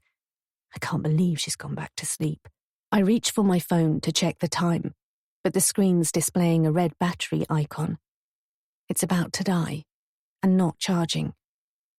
Even though I definitely plugged it in before I went to bed, I wiggle the cable and check the connection. Still nothing. The screen goes blank, and the small amount of light it was emitting dies with it. I sit up and put the phone down. God, I'm so thirsty. The meal must have been saltier than I realized, and I drank a fair amount of wine to get me through the evening. Now I'm paying for it. I really need some water, desperately. My throat is parched and my tongue gummed to the roof of my mouth. I throw off my duvet and roll my legs out of bed. The floorboards are cool but smooth, and I can feel every ridge and bump under my soles. I shuffle forwards with my hands out in front of my body, feeling my way. There shouldn't be anything between the bed and the door, but I still stub my toe on the chest of drawers, knocking one of my bottles of moisturizer over. It falls to the floor with a loud thud as I squeal in pain, hopping on one foot as I grab the other. I'm trying to sleep, Hannah moans. What are you doing? Sorry, I whisper. I need a drink. Do you want anything? No, just keep the noise down, will you? Eventually, I find a wall and feel along it until I come to the door. How is it possible it's this dark?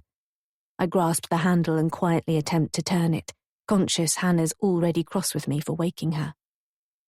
That's weird. It won't turn. It's stuck fast. I try with my other hand, and then both hands. Why won't it budge?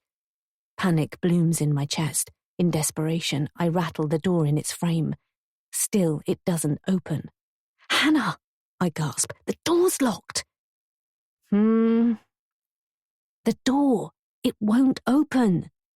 What do you mean it won't open? It's locked. Someone's locked us in. I can't get out. This can't be happening. Why would Rufus and Carmel lock me in my room? I can't deal with this in the dark. I need to see. Where's the light switch? My hand scrubs across the wall, but I can't find it.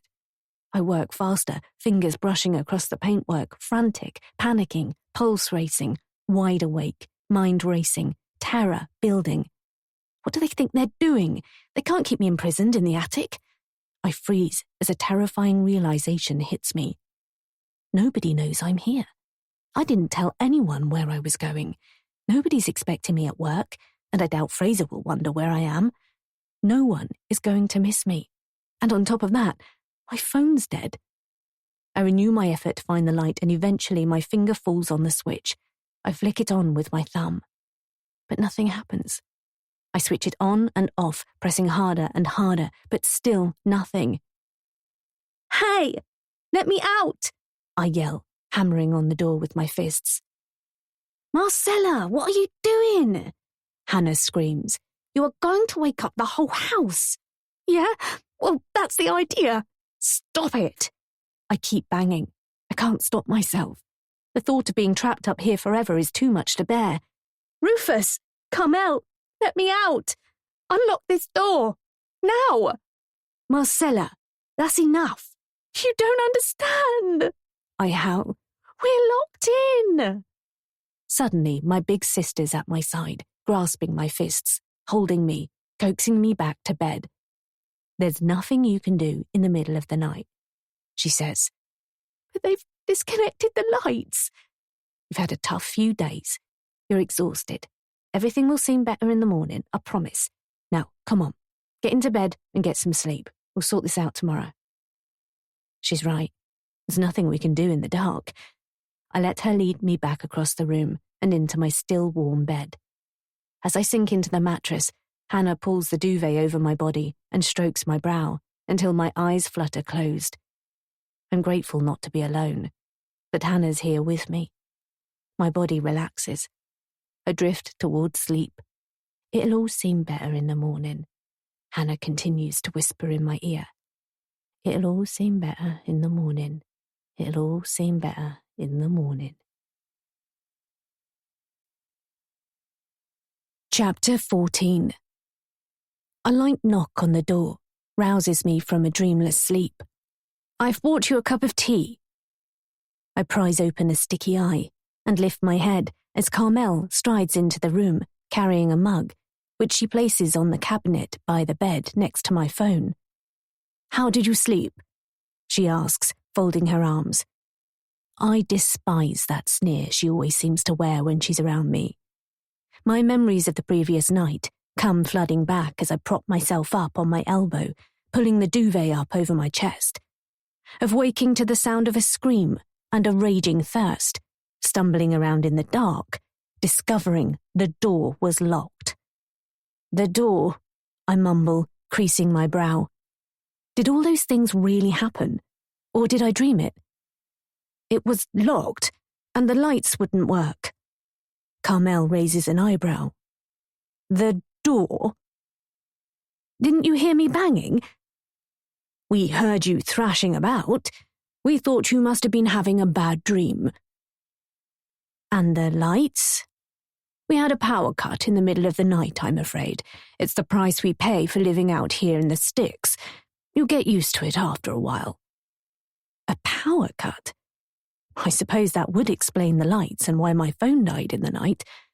I snatch it up to check. The battery's on 84%.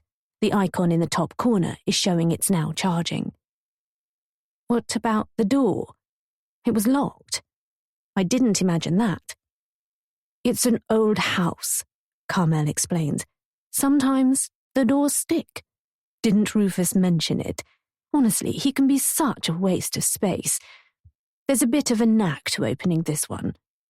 She walks to the door, pushes it closed, and shows me how you need to lift and pull it inwards at the same time to open it. I shake my head. "No, it wasn't stuck," I protest. "The handle wouldn't turn." Carmel laughs, not the sympathetic response I was hoping for. "Why would the door be locked?" "Because someone must have—" My words dry up. I can't think of any reason why Rufus and Carmel would lock me in my room. Maybe I dreamt it after all, although it felt so real. "I promise, no one locked the door," Carmel says. "In fact, I don't even know where the key is to this door." She checks her watch. "Anyway, I wanted to tell you that I have to head into the office this morning. Something's cropped up. Rufus will be here, though. He'll be able to talk to you about the renovations and the extension. But if you need anything from me, I'll be back later. What time were you planning to start?" She looks at me, still in bed, disapprovingly. It's not even 9 o'clock yet. I'll need a shower and a strong coffee before I'm even vaguely functional. "I was just about to get up." She stares at me for a moment, then nods and walks out, pulling the door closed behind her. I shudder, glad she's gone. She has an unfortunate manner about her that raises my hackles. There's no sign of Rufus when I finally make it down an hour later, showered and dressed. The house is silent, and he's not in the kitchen or in the modern extension where we ate last night. Maybe he's outside. While I wait for him to emerge from wherever he's hiding, I help myself to a coffee from a fancy machine in the kitchen, adding a splash of milk from a bottle in a ridiculously well-stocked fridge. It's filled with all sorts of things I could never afford. Bottles of sparkling mineral water and cans of fizzy drink, fresh fruit and vegetables, meat and fish, jars and pots of fancy condiments I've never heard of. And enough cheese to fill a supermarket deli counter. How the other half lives. When there's still no sign of Rufus, I take the opportunity while I'm alone to explore the house. On the ground floor of the old farmhouse, there are a series of reception rooms, including a large lounge with a huge TV mounted on the wall, and another that's filled with books on floor-to-ceiling shelves. I've never been in a house with its own library before. Casually, I wander from the original wing of the farmhouse to the new extension, almost tripping on an intricately woven rug in the hall, and through a glass-connecting walkway. For the first time, I get a proper sense of the views across the meadow garden and beyond to a wood in the distance through the vast glazed frontage. Birds swoop and dive, wild flowers bob and sway in the breeze, and above, fluffy white clouds drift aimlessly in a vast sky. Nice view, isn't it? Rufus's voice makes me jump. He appears from nowhere and comes to stand behind me. Stunning, I agree. You're lucky to have found this spot. Carmel mentioned you didn't sleep too well last night. I stare into my mug, embarrassed. I think it was being in a strange room in a strange house. I had some weird dreams. I'm sorry. I don't know what Carmel was thinking telling you about the bodies being found in the attic. She shouldn't have said anything. It's fine, I lie. I panicked when I couldn't turn on the lights. An occupational hazard of living in the country, Rufus says with a warm smile that lights up his eyes. We're always getting power cuts out here. And then there were all these weird noises outside. He frowns. Don't laugh, but I thought I heard a scream. I'm a city girl. I'm not used to animal noises at night. Rufus gazes out of the window, his hands shoved into his trouser pockets. "Did you want to start filming this morning?" "Yes, please." "Would you have time to do an interview? I'd love to know more about how they came to buy the old farmhouse, and anyway, I need to keep alive the illusion that there are actually going to be some films." "Sure," he says. "We can do it in my office, if you like. I'm working on some drawings at the moment." "Perfect." He shows me a door at the far end of the room that I hadn't noticed before. Although it's not really a door at all, more like a panel in the wall you can hardly see unless you are looking for it. He pushes it open and leads me into a minimalist office with bright white walls and a large desk. There are 2 computer monitors, a keyboard and mouse on the desk, but that's about it. "Why don't we have you sitting at your desk?" I suggest. Rufus sits and pulls up some complicated-looking designs on one of the computer monitors. I pull out my phone, line him up on the screen, and hit record. "What made you want to take on such a massive project like this when most people would have run a mile?" I ask. He clears his throat, wets his lips, and barely draws a breath for the next 5 minutes, telling me how brilliant he is for having the vision to bring the house back to life. He's clearly reveling in being the centre of attention and blowing his own trumpet. But I hardly hear a word. I'm really not that interested, although I continue to nod my encouragement. "I love that the house allows you to circulate freely," he drones on pompously. "But, of course, it wouldn't have worked at all without the contrast of aesthetics, the exciting dialogue between old and new." "Okay, that's great for now. We can come back to the design at a later stage." I interrupt, my eyelids growing heavy. "Can we get a few shots of you working at your desk?" "Oh, right, sure," he says, surprised I've wrapped up the interview when he was in full stride. He turns to face the monitors and takes it all incredibly seriously, adopting a professional stoic expression as he pretends to work. "How long have you and Carmel been married?" I ask casually as I circle around him, pretending to film with my phone. It's what I'm really interested in knowing. "Too long," he laughs. "Really? You don't mean that." "I'm only joking," he says. "It'll be 30 years next year." "Congratulations." "Thanks, I think." "Tell me, how did you meet?" Rufus glances at the ceiling as if recalling a distant memory. "Through a mutual friend.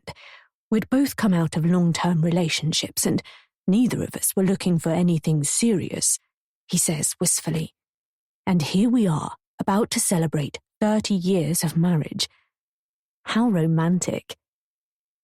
"You think so?" "Absolutely. It's like a fairy tale." He considers this for a moment and shrugs. "I suppose so." "What's that you're working on?" "This," he nods at the screen, displaying a complex 3-dimensional design that looks like 3 shipping containers, cantilevered and offset at odd angles. "It's a house I'm working on for a client in the Cotswolds." I lower my phone to look closer. I don't know the first thing about architecture or buildings, but even I can see it's an ingenious design. "Did you always want to be an architect?" I place my hand on the desk as I lean forwards at Rufus's side. "Since as long as I can remember. Here, look at this." As he reaches for his mouse, our fingers touch. It's the merest contact of skin, the slightest brush of our little fingers, but he reacts as though he's been stung, pulling his hand away in shock. "I'm so sorry," he says, his cheeks flushing. I laugh. It's a bit of an overreaction. "It's fine." "I didn't mean to. I was just—" "Don't worry about it." He bites his lip like a little boy who's been told off by his mother. He folds his hands into his lap, his shoulders hunched. "Let's get a few more shots and then maybe you could give me a proper tour of the house," I suggest. He sighs and then looks up at me from under the hoods of his eyes, his gaze wandering across my face, focusing on my eyes, my nose, my mouth, my neck. He blinks rapidly and swallows. Rufus is old enough to be my father. Could this be any more inappropriate? And then it hits me like a cannonball in the chest. My stomach tightens and fizzes. It's all too perfect, too easy. I came here with a vague plan of stealing Carmel's life, and Rufus has just given me an idea of how I can do it. It would be the ultimate humiliation for her, and from the way Rufus is staring at me right now, not such a ridiculous idea. All I have to do is seduce her husband, convince him to fall in love with me, and persuade him to leave Carmel. She'd be left with nothing, and all of this would be mine. It could be the perfect way of taking my revenge and finally getting justice for what she did to Hannah. Chapter 15. If I'm going to seduce Rufus, I need to take it slowly. I can see he's keen, but I don't want to offer it to him on a plate. I want to make him work for it, to drive him crazy with lust until he's begging. I'd love to see what you've done with the rooms upstairs. I shove my phone in the back pocket of my jeans and tuck a strand of hair behind my ear. Sure, Rufus smiles and averts his gaze. There are 5 bedrooms on the first floor, plus the rooms in the attic, where you're staying. Carmel wanted them all decorated in their own individual style. The mention of Carmel's name makes my insides squirm. The sooner she's out of the picture, the better. And then all of this will be mine. The house, the money, the lifestyle. I'll never have to work again. Certainly not as a healthcare support worker. I'll be a lady of leisure, free to fill my time as I please. Rufus isn't actually all that bad looking for an older guy. He's certainly not unattractive. The flecks of grey around his temples and the deep-set, craggy lines around his eyes are surprisingly alluring. A mark of his experience of life. He's not in bad shape either. He still has a full head of hair, and he's obviously loaded. The only thing I'd need to work on is his dress sense, which leaves something to be desired. There'll be no more mustard-coloured cords or paisley waistcoats when I've finished with him, and I'll make sure he gets a decent haircut too, something to control those unruly curly locks. You're such a talented couple, I say through gritted teeth. Can't take any credit for the interiors, I'm afraid, he says. That's something else I'm going to change. The house is beautiful, but it looks like something from a magazine shoot. It could do with some more homely touches. Rufus leads the way up to the first floor. We start in their bedroom. It's a massive room with an equally large ensuite bathroom and a bed that's fit for royalty. It's easily as wide as it is long, scattered with cushions and a woolen throw draped elegantly over the end of the mattress. I coo and fawn, telling Rufus how amazing it is, while trying not to imagine the two of them sharing the bed, a pang of unexpected jealousy gnawing at my gut. He's equally enthusiastic about the other rooms, each of which has its own distinctive style.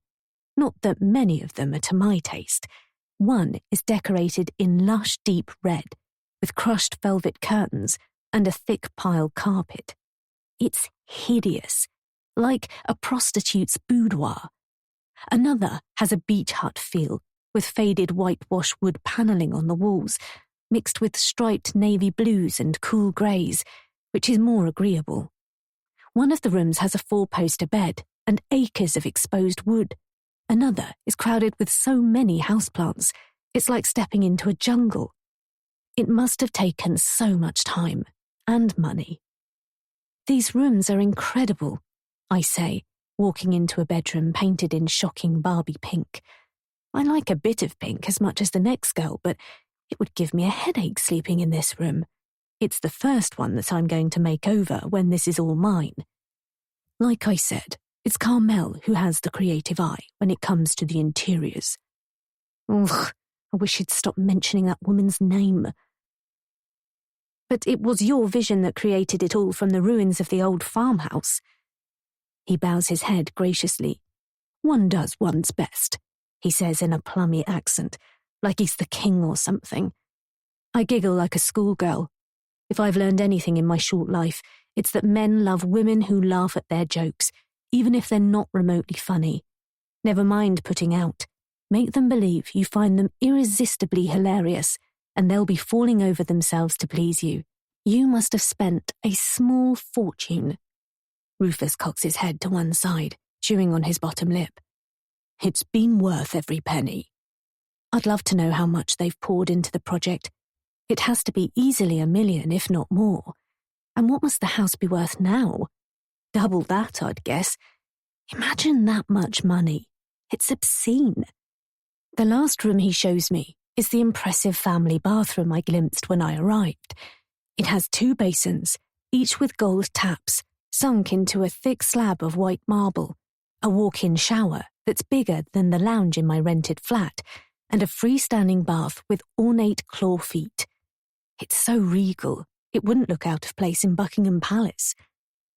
I love it, I say, although actually I think it's a bit over the top.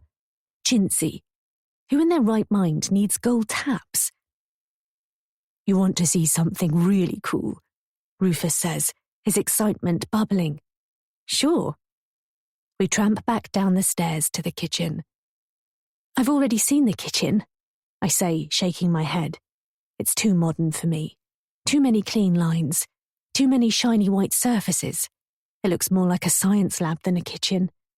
A kitchen's a place where you should be able to make a mess and be creative. It's not supposed to be a work of art. Rufus stands in the middle of the room, hardly able to contain himself. His grin's so wide, he looks as though he could burst. You haven't seen all of it. He presses a button hidden behind a panel on the wall. At first, nothing happens.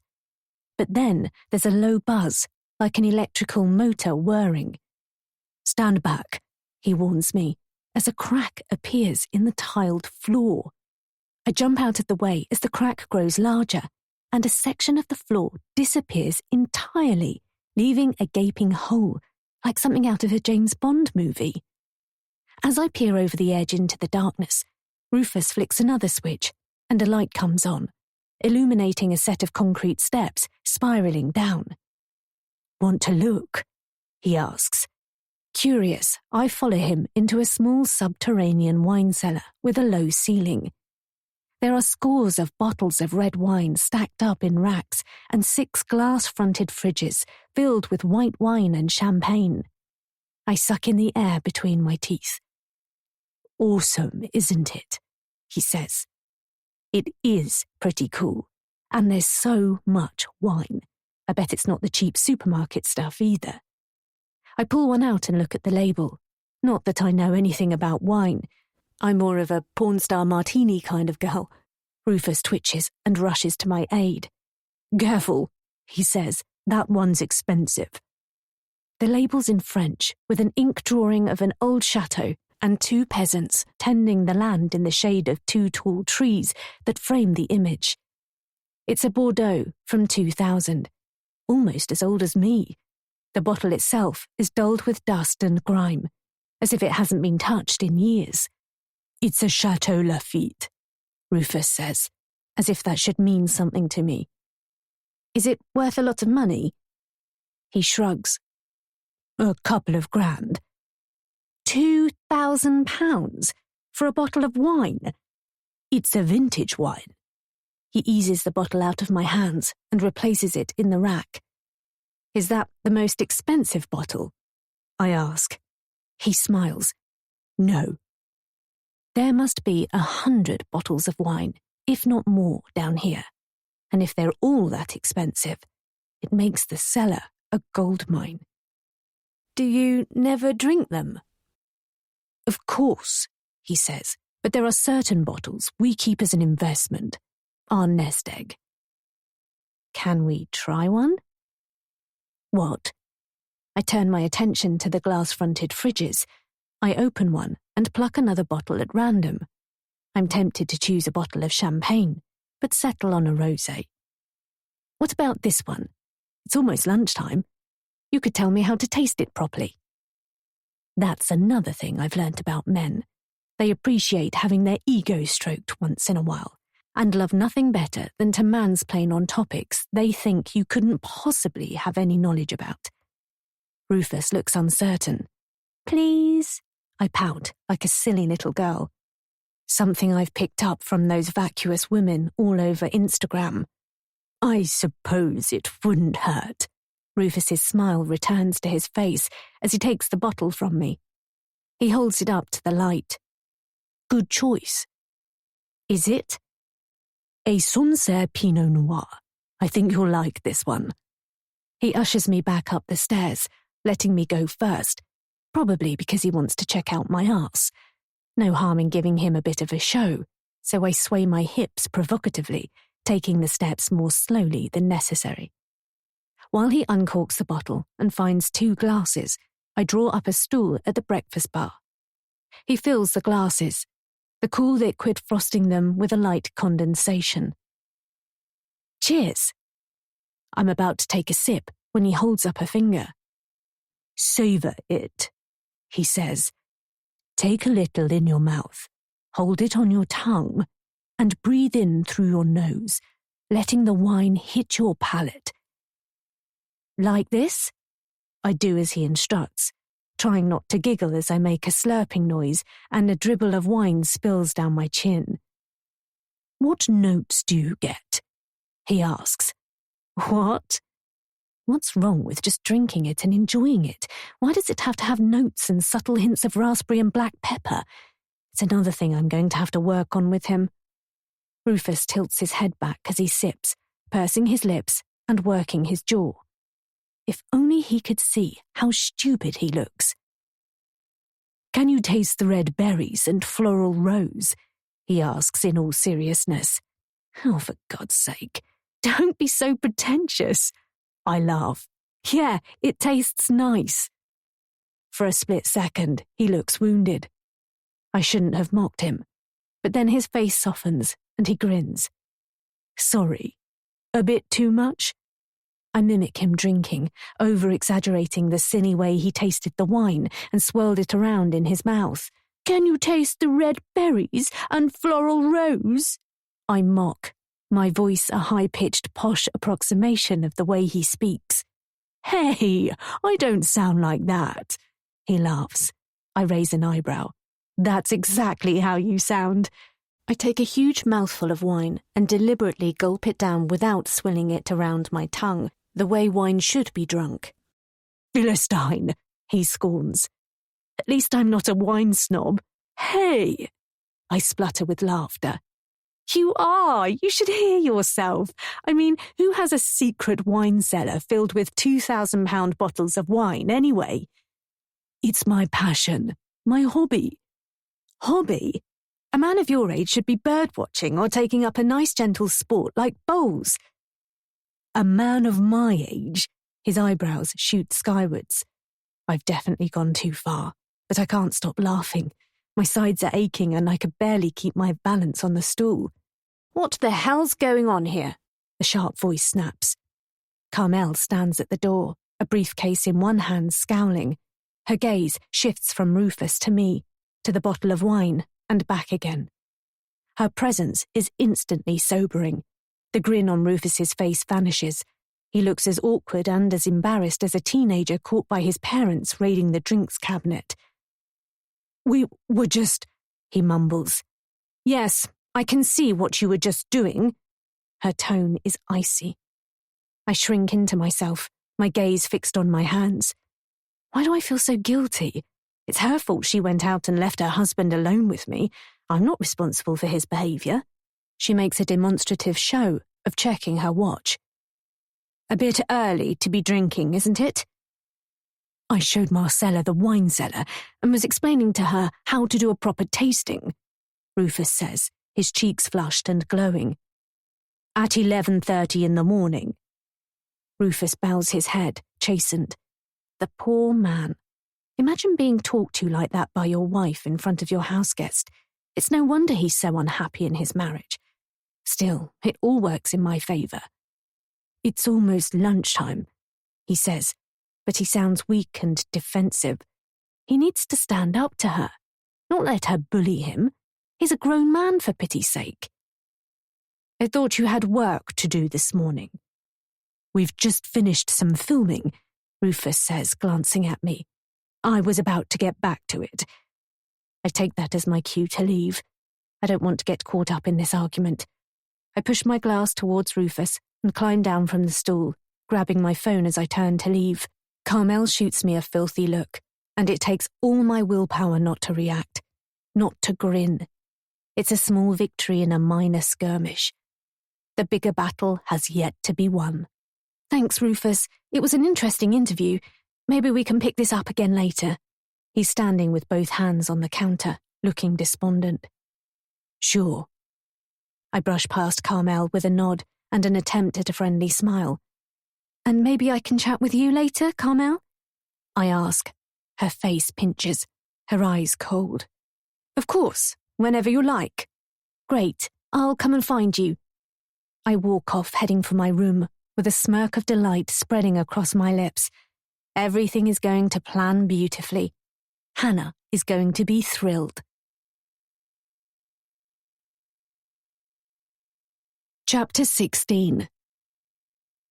Hannah has braided her hair into 2 pretty plaits, which hang over her shoulders. She's sitting on her bed, playing with the end of one of them, twiddling it around in her fingers as she listens to me outline my plan to seduce Rufus. Do you really think it's a good idea? Why does she always have to question everything I do? It's been like this since we were kids. Her nagging voice in my ear telling me I'm not good enough or that I'm doing the wrong thing. Sometimes I get sick of it. Hannah, I'm doing this for you. She grimaces. What if it goes wrong? How? I don't know, but I don't like it. It doesn't feel right. Don't you remember what Carmel did? Do you want her to get away with it? I snap. I don't mean to sound defensive, but she could show a bit of appreciation. Does she even remember me? It doesn't matter, probably not, but what's important is what she did, how she treated you. I remind her. What Hannah needed after she was arrested and charged was proper support, understanding, and the right medication. Not to be branded as a danger to public who needed to be locked up in a secure hospital with no idea how long she'd be detained. No one was hurt in the fire, and as she said, she never meant to cause anyone any harm. She didn't really know why she started it, or how she found herself in the stairwell of that block of flats in Margate. Maybe if they'd taken better care of security and installed locks on the doors, she'd never have been able to get in. It wasn't really her fault. She was ill. She had heard voices in her head and thought she was doing the right thing. It's not like she went out to rob a bank or murder someone. She certainly didn't deserve to be locked up indefinitely in a psychiatric hospital with a bunch of dangerous criminals. It was the most terrifying experience of her life. Carmel was the court-appointed psychiatrist assigned to assess Hannah's mental health, but I'm not sure she even spoke to her. I think she made up her mind about her based purely on what she'd read in the police files and happily signed the report off, condemning my sister to a place worse than hell. It destroyed her, and I'll never forgive Carmel for that. I can tell Rufus has a soft spot for me. I kick off my shoes and flop on my bed. And I think they might be going through a bit of a rocky patch in their marriage. It's not going to take much to prise open the cracks, and then it's goodbye, Carmel. Give it a few months, and all this can be ours. Hannah shoots me a weak smile. I don't want you to get hurt. The only person who's going to get hurt is Carmel, but she's brought this on herself, so don't go feeling sorry for her. I'm not. It's just, you worry too much. Leave it with me. It's going to be fine. I don't trust her, Mars, Hannah says. I think she's dangerous. I snort. She might be cold and aloof, but she's not dangerous, I promise. A few hours later, and with my stomach rumbling, I venture downstairs and help myself to a cheese sandwich. There's no sign of either Rufus or Carmel, so with nothing else to do, I decide to explore outside, especially as it's a warm, bright day. It really is the most idyllic spot. Bird song carries on the breeze, and as I pick my way through the meadow garden at the front of the house, my hands trailing through the tall grass, I'm rewarded with a warm glow of contentment. Maybe it's because I now have a definite plan, and in a matter of months, this house could be mine. And, more importantly, Carmel's going to find out what it's like to lose everything, to have nothing. I can tell her it's not a great feeling. When I interviewed Rufus earlier, he was waffling on about how the old and new parts of the house spoke the same language. It sounded like a load of old twaddle to me, pretentious architect speak. But looking at the building from this different perspective, I kind of get what he means. On paper, it shouldn't work. The farmhouse is a handsome historic building. It's constructed of brick and timber and blends perfectly into its surroundings. By contrast, the extension is a modern monstrosity, all reflective glass and steel beams, flat roof and angular lines. The two parts of the building shouldn't work together, and yet it's the contrast between them that allows them to fuse into something spectacular. Rufus is far more visionary than I give him credit for. I might as well film some shots while I'm out here, in case Carmel or Rufus ask to see some footage. I can hardly confess I've not shot anything. They'd wonder what the hell I'm doing here. I take my phone from my pocket and start with a panning shot, focusing on the old farmhouse before slowly revealing the new extension. Then I try a few more angles, surprising myself with the artistic images I capture, with the sun glinting in the corner of the frame. Tucking my elbows into my sides to steady the shot, I zoom into the extension. The camera on my phone struggles to focus for a moment, but when it does, and everything becomes sharp, I'm surprised to see a silhouette behind the glass, watching me. I lower my phone with a flush of embarrassment. How long has Carmel been there? My skin prickles with goosebumps. I'm tempted to wave. I know she doesn't like me much, and I bet she's still cross she caught me and Rufus sharing a cosy bottle of wine earlier. But not keen on being under her scrutiny, I wander back to the house. There's a path I noticed earlier which I fancy exploring. It appears to lead into the woods behind the property. But I only make it as far as the drive before I'm intercepted by Carmel, who's now leaning against the frame of the front door with her hands in her pockets, as if she's been there the whole time. It's a casual pose, but she's tense, her jaw tight, her muscles rigid. "Getting the footage you need?" she asks, her eyes narrowing suspiciously. "I think so, thank you." I smile sweetly to annoy her. She looks me up and down, assessing me with that permanent sneer she wears whenever I'm around, like there's an unpleasant smell under her nose. But now I've caught her on her own. Maybe it's an opportunity, a chance to find out more about her and Rufus, something I can use against her later. "Are you busy? Would now be a convenient time to grab a quick interview?" I ask. "I was interested in finding out more about the house and what made you want to move here."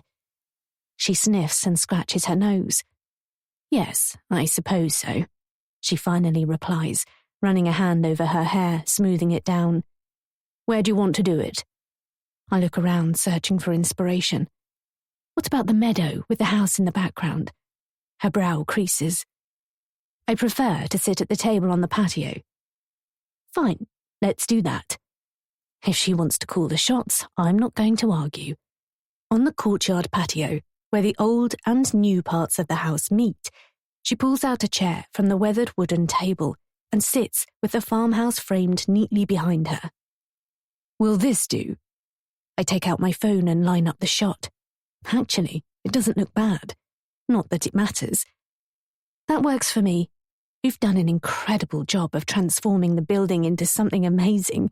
What drove you?" I ask. She shrugs. "The need to have a place to live and a roof over our heads, I suppose," she says curtly. I wait for her to elaborate, but she just folds her hands in her lap and stares at me, waiting for the next question. "Yes, but what was it specifically that led you to buying this property when you must have had the choice of a dozen houses? From what Rufus was saying, it was virtually derelict. The whole place was falling down. It must have been a huge commitment. She shrugs and shakes her head. Because it was for sale. That's it. I don't know what you want me to say. I lower the phone and stop recording. Just try to relax, okay? Pretend we're chatting and I'm not filming. I am relaxed. What about you and Rufus? How long have you been together? What? When did you and Rufus meet? How long have you been married? I start recording again. I don't see what that has to do with the house. Context, that's all. I peer over the top of my phone. You've been together for a while, haven't you? Many marriages don't last the test of time, so what's your secret? I really don't think that's relevant, she snaps. What about you? We've let you into our house, and yet we don't know the first thing about you. I'm tempted to remind her that she's the one being interviewed, but it's probably prudent to keep my mouth zipped. What do you want to know? Everything. Okay, I say. I'm very much single at the moment. I used to work in a hospital, and I'm a twin. There, how's that? Might as well throw in a few truths to hide the one big lie about why I'm really here. You're a nurse. Assistant nurse. And a twin. Are you close? Extremely. My voice tightens. If only she knew. Were you aware of the history of the house before you bought it? You mean the murders? Carmel shifts in the chair, crossing her legs. She tugs at her necklace, a string of differently sized and coloured spheres. Yes, we knew about them. And it didn't put you off at all. I'm not sure I'd have wanted to buy a house with that kind of history. You shouldn't be so squeamish. I'm not squeamish, but the thought of moving into a house where a family, including 6 children, was murdered would make most people think twice. It never bothered us. But don't you sometimes find yourself thinking about what happened here? Sometimes. And it doesn't worry you? No. I knew she was cold, but this is a whole different level of icy. She continues to stare at me, blinking lazily. There's something she's not telling me, something she's holding back. I can see it in the way her lips are pulled tight, almost as if she's clamping them closed to stop herself from blurting out the truth. And then it hits me. Oh my God, you bought this house because of the murders. Why would you think that? I remember how gleefully she told me the story last night, and specifically how the children's bodies were found in the attic, where she's put me to stay. Does she have some kind of macabre fascination with the killings? I've read about dark tourists, those people drawn to the locations of horrific murders, like the thousands of people who turned up to see where Fred and Rose West, the serial killers from Gloucester, lived, even after their house had been demolished. And, of course, you always get rubberneckers slowing down on the motorway to catch a glimpse of a fatal crash on the other side of the road. But buying a house because it was the scene of a horrific crime? That's freaky. I mean, it's a lovely spot and everything, I say. But it was the killings that swung it, wasn't it? Carmel's head jolts back a fraction, as if she's surprised by my question. Her icy stare melts, and a smile creeps across her lips. She holds my gaze for what feels like an eternity. My arms holding up my phone begin to tremble and ache. We were able to get the house at a bargain price because of the murders, she says. People didn't want to live here knowing about its history. But you're right, it's not the only reason we wanted it. I'd known about the house for a long time, and even though it was a wreck when we first saw it, I convinced Rufus it was the right place for us. The right place? In what respect? Let's say I have a unique bond with the property.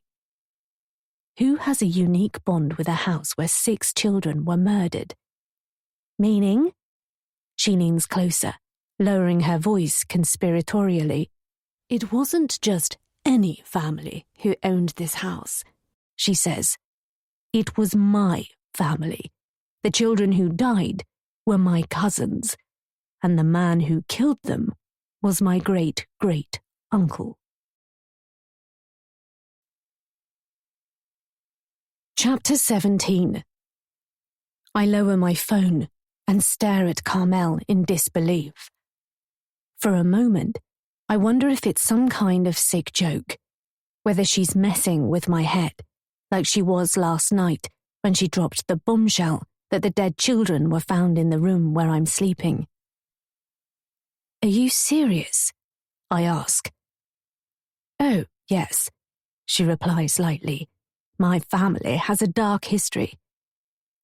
"But why would you want to come back here, knowing that?" She stiffens. "I told you, it was our ancestral family home, and no one else wanted it, for obvious reasons. I can't help but think it should have been razed to the ground, not restored." "Think of it like a memorial," she adds, "my tribute to them."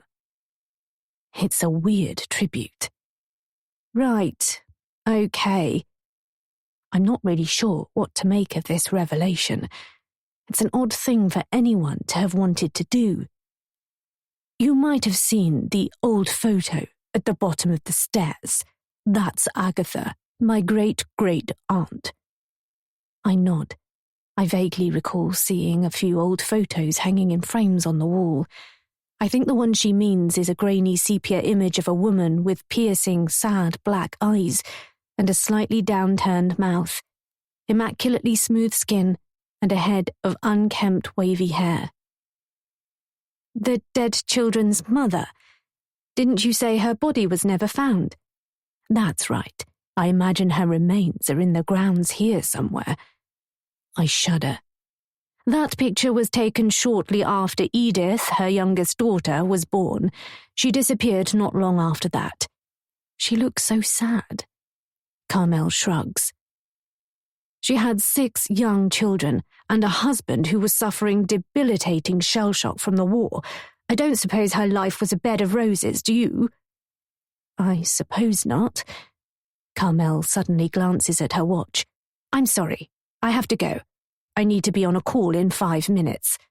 She jumps up and slides the chair back under the table. "Oh," I say, surprised at how abruptly she's ending the interview, and just when we're getting onto interesting ground. "Perhaps we could pick up again later?" I call after her as she strides away, marching back to the house. I'm intrigued, and I want to know more. "Maybe," she says, before vanishing around the corner and disappearing from view. For the rest of the day, I'm left largely to my own devices. Carmel and Rufus are both caught up with work, and I barely see either of them. They don't invite me to dine with them again, and I'm glad.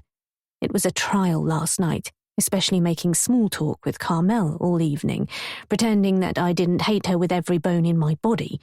Frankly, it was exhausting. Instead, I warm up some soup and take it up to my room to eat. Then I decide on an early night. After all, there's only so much scrolling through social media I can do, and the Wi-Fi here is patchy at the best of times. I keep thinking about what Carmel told me, how she was drawn back to the house because of what happened here, not in spite of it.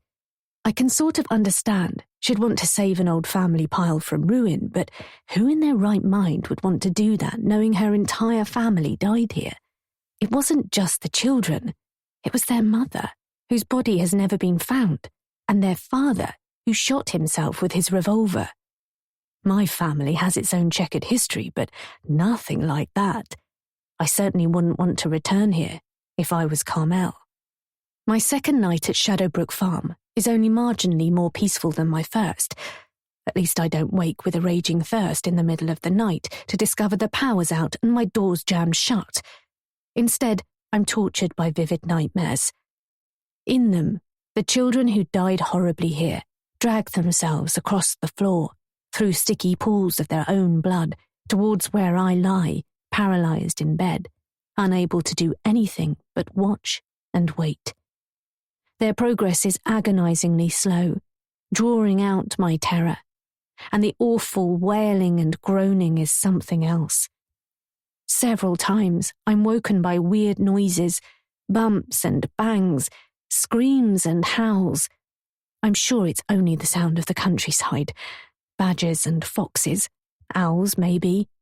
But my mind does a good job of tricking me into believing it's something much more sinister. In the morning, I'm woken by the sound of car doors slamming, engines growling, tyres rumbling up the drive. It's a little before 8, and when I get up half an hour later to grab myself a coffee to take back to bed, the house is empty.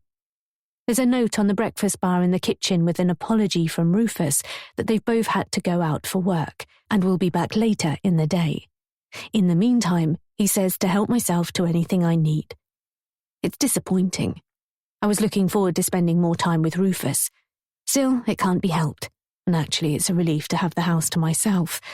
It takes the pressure off having to be on my best behaviour. Carmel's creepy obsession with the family murders is odd, and the more I think about it, the more I'm convinced Rufus would be better off without her. At least I understand now exactly how much this house means to her. And when Rufus kicks her out to be with me, it's going to be even more sweet. The only hiccup I can foresee is over the ownership of the property. If it's jointly owned, Carmel's going to have a claim on half of it, even though Rufus was the architect and it was his vision and hard work that has turned it into what it is now. We're going to need a very good lawyer. That might be the hardest part of my plan. It's not going to be difficult to persuade Rufus to fall in love with me. I think he's already halfway there. Shame he's not around this morning. I was planning on putting on another dress and one of my push-up bras. Nothing too tarty, just something to catch his eye. Are you going to have a good snoop around? Hannah asks, peering bleary-eyed from under her duvet. Her hair's plastered to her forehead and she has a red mark down one cheek where it's been pressed into a fold in the sheets. Hannah! If you're careful, they'll never know. And who knows what you'll find? I'm not sure. What if they come back early and catch me? You'll hear the cars. Come on, Mars, don't be such a baby. You might find something useful. Have you thought about that? Fine, I huff. Let me get dressed first. Go now, Hannah urges. You might not get another chance. All right, I'm going. Still in my pyjamas, I creep down the stairs with my heart thumping, even though the house is deserted. I've already had a good nose around downstairs, but if I'm going to find anything of interest, it's going to be in Carmel and Rufus's bedroom. I might not get another opportunity. I pause on the landing outside their door. Am I really going to do this? It's a complete invasion of their privacy, a peek into the most intimate part of their lives. Well, Carmel has it coming to her. She brought this on herself. I'm about to push open their door, to cross a line I probably shouldn't be crossing, when something makes me hesitate. A feeling I'm not alone, of being watched. Guilt, or something else. What if there are CCTV cameras hidden around the house and Rufus and Carmel are watching me right now? I glance at the ceiling looking for a lens or a blinking light, but there's nothing. Maybe I'm being paranoid. The door swings open noiselessly, and I step inside. I saw the room yesterday, briefly, when Rufus gave me a tour of the house, but there's something illicit about being in here on my own. The enormous bed has been made, the cushions scattered haphazardly across the duvet. One of Carmel's dresses hangs from a wardrobe door, and I catch a waft of her perfume. I picture her here in the mornings, floating around in her underwear, choosing her outfit for the day, her jewellery, applying her makeup in the mirror above the dresser. Rufus bringing her coffee as she preens, looking forward to her day ahead and condemning another poor, unsuspecting victim to yet another institution where they'll suck out their dignity and humanity while Carmel carries on with her perfect life in her perfect home. There's a framed photograph on the windowsill, a picture of Rufus and Carmel on their wedding day. I'm drawn towards it, my bare skin sinking into the lush, thick carpet. They both look much younger. Carmel's grey hair is a thick chestnut brown, cut in a stylish bob. Her skin is smoother, her face rounder. She's wearing a simple white dress with no fussy lace or a veil. Rufus is wearing a dark suit with a waistcoat and a postbox red tie. His hair is longer, his corkscrew ringlets thicker and darker than they are now. His face is ruddy, and his eyes are sparkling with delight. He's definitely aged better than her. I've always dreamt of my own white wedding, with flower girls and page boys, a satin and lace dress with a long floating train, and a church packed with friends and family. Is that what it will be like when I tie the knot with Rufus? A wedding people will talk about for years to come? Or would it be more prudent, given the circumstances, to go for a low-key event? After all, I don't have much in the way of family. I slam the photo face down where I found it, so I don't have to look at it, and drift into their ensuite bathroom, where I find several bottles of expensive perfume on a glass shelf above the basin. I deliberate for a moment and choose a squat, square bottle with a black label with gold lettering. It's French, sophisticated. I twist off the cap and squirt a little in the air. Vanilla and cedarwood. It's nice. Not what I'd choose, but I don't dislike it. Did Rufus buy it for her? I spray more under my chin, coating my throat, and another couple of squirts on my wrists, for good measure. In the medicine cabinet on the wall, there are packets of over-the-counter painkillers and hay fever tablets, indigestion pills, a bottle of sleeping tablets, some sachets of cold and flu remedy, a thermometer in a plastic case. Nothing of any genuine interest. I head back into the bedroom and turn my attention to the wardrobes. One is filled with Rufus's shirts, trousers, jackets, and suits.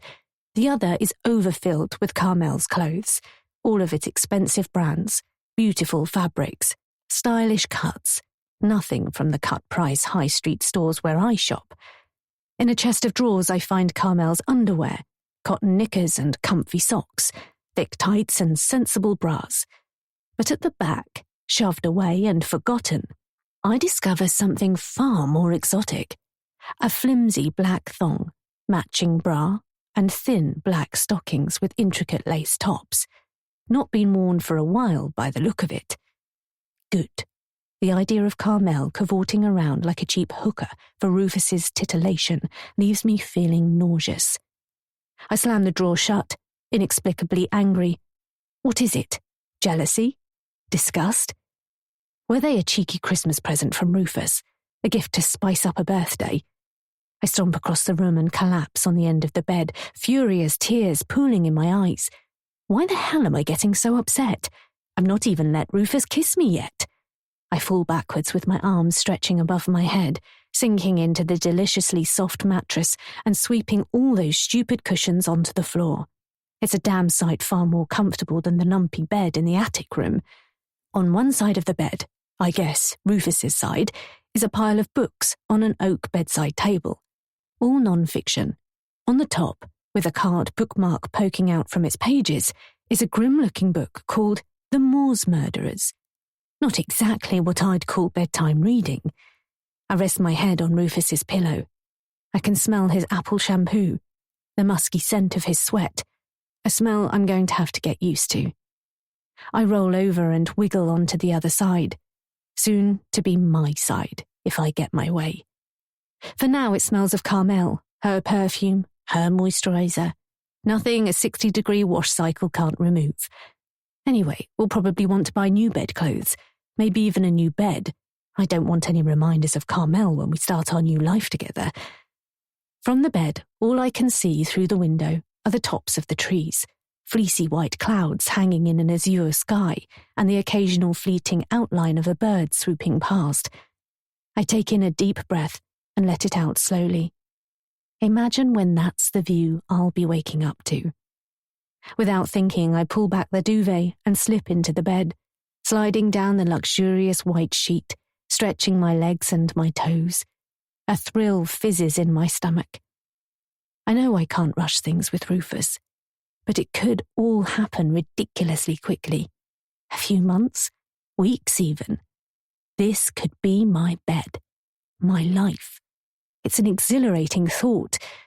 But first, we need to find a way of getting Carmel out of our lives for good. Her bedside table is largely uncluttered. She has a lamp and a small pot of lip balm. No books, no phone charger, no clock. It's taking minimalism to the extreme. I hang off the side of the bed and pull open the top drawer. Inside, there's a box of tissues, some hair clips, a bottle of hand cream. Disappointed, I try the bottom drawer and recoil in utter horror and surprise. It's stuffed full, but not with what I expected. I sit up, the duvet falling from my chest, as I pull out what looks like a pair of black leather hand restraints and an assortment of other disgusting paraphernalia, ropes and chains, cuffs and bonds, paddles, masks, whips, lubricants. What the hell? Is this really what Carmel and Rufus are into? I'm no prude, but I've never been remotely interested in anything like that. It makes my insides twist with revulsion. The thought of the two of them at their age, tying each other up and doing God knows what to each other, is vile. I only hope to God this is Carmel's kink, because if he thinks he's going to use any of this stuff with me, he's going to be sorely disappointed. What are you doing? My arms jerk involuntarily. The cuffs in my hands fly into the air and land on the carpet. I scramble out of bed, stumbling with my heart pounding. I've been rumbled, not only caught in Rufus and Carmel's bed, but with my hand in her drawer. Could it be more mortifying? I didn't hear any cars pulling up, doors opening, footsteps on the stairs, but I guess I was so preoccupied I wasn't paying attention. But it's not Carmel or Rufus. Standing at the door staring at me with eyes narrowed suspiciously is a small woman in a loose-fitting t-shirt and black leggings. "Who the hell are you?" she says, her voice wavering. "You shouldn't be in here."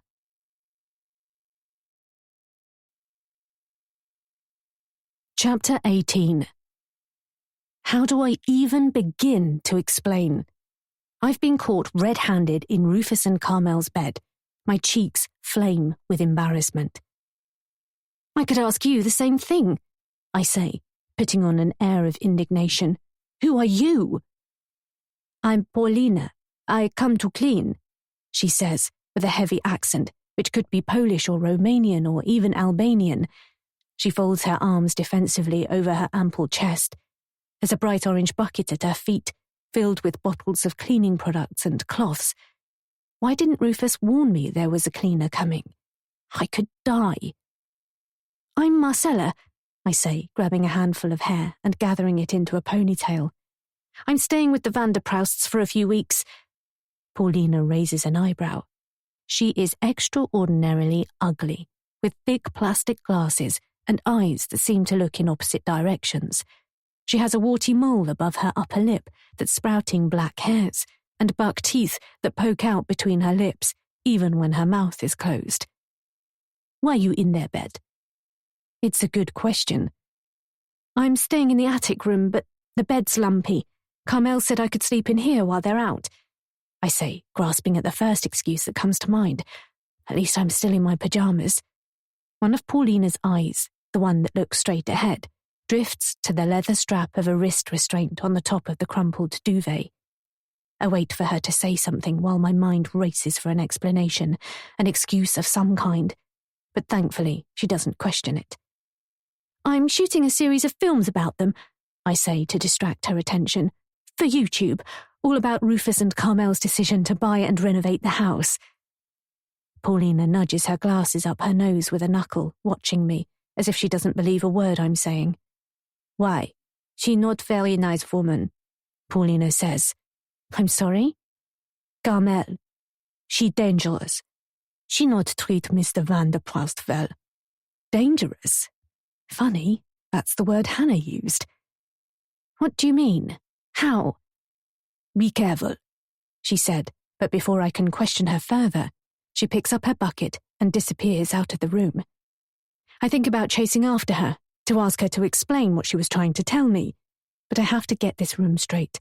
Rufus and Carmel could be back at any moment. It's one thing explaining what I was doing to the cleaner, but it's something entirely different to justify what I was doing to them.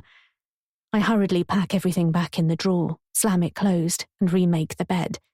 I scatter the cushions across the duvet and take a quick last look around the room to make sure I've left no other trace. The wedding photo on the windowsill. Damn! I'm in half a mind to leave it face down, to mess with Carmel's head, but I don't want to give her any reason to suspect I've been snooping, so I set it right and slope back to my room, closing the door firmly behind me. Find anything useful? Hannah asks as I slump to the floor with my back to the door. I breathe out through my nose, tipping my head back and squeezing my eyes shut. No, not really. I'm too embarrassed to tell her what really happened. Rufus returns home mid-afternoon without Carmel. I hear his car pull up, a door slam, his footsteps crunching across the gravel. I give it 10 minutes and make my way downstairs, aiming to bump into him casually. As I descend, I run my fingers through my hair, lifting it and giving it some volume. I've put on a strappy summer dress and applied a little makeup, just enough to highlight my lips, cheeks and eyes. Rufus is in the kitchen, flicking through a pile of post. Oh, hey, I say. I didn't know you were back. How was your meeting? He grimaces. Difficult. He looks stressed. I'm sorry. He shoots me a tight-lipped smile. It's fine. Want to talk about it? Not really. Thanks anyway. I can see he's trying hard not to check me out, keeping his eyeline resolutely level with mine. Well, away from my cleavage. If you're not too busy, I thought we could pick up where we left off yesterday. I have a few more questions I'd like to ask. Rufus drops the pile of post into his briefcase and sighs. Yeah, sure, if you like. Give me 5 minutes, though, yeah? We can do it later if you prefer, I suggest, sensing his reluctance. I don't want this to become a chore for him. It would be a disaster if he started to find my presence annoying. No, we promise to give you as much time as you need. It's the least we can do. I glance at my hands. I guess at some point he's going to find out the filming is a sham and that there is no YouTube channel. I'll cross that bridge when I come to it. Well, as long as you're sure. Of course. I'll meet you in the lounge in a few minutes. I just have a quick call to make. While he disappears off into his study, I rearrange some of the furniture, shifting a chair in front of the long window overlooking the garden to catch the best of the light. I pull up another chair opposite for me. When Rufus reappears, he shed his jacket and rolled his shirt sleeves up to his elbows. I direct him to sit, and while he makes himself comfortable, I set up my camera, framing him with the light artistically hitting the side of his face. I'm getting the hang of this. I'd like to get to know the man behind the architect, I say as I hit the record button. A vision flashes through my mind of Rufus in leather hand restraints being spanked by Carmel. I push it away. It's a horrible, horrible image. Rufus smirks. What's so amusing? I ask. Nothing. It's just a funny thing to say. The man behind the architect. Did you always want to be an architect? Not always, but probably since I was a teenager. Why? I suppose because I've always enjoyed thinking creatively and developing new ideas. Plus, I've always liked the idea of my lifetime's work outliving me, he says. That's interesting. You think of the buildings you design as your legacy? Yeah, I guess so. Everyone wants to make their mark, don't they? To be remembered for something, to go down in history. Ted Bundy went down in history. It's not necessarily a good thing. Rufus throws his head back and laughs. I enjoy making him chuckle. Good point, he says. Did you know about the history of the house when you bought it?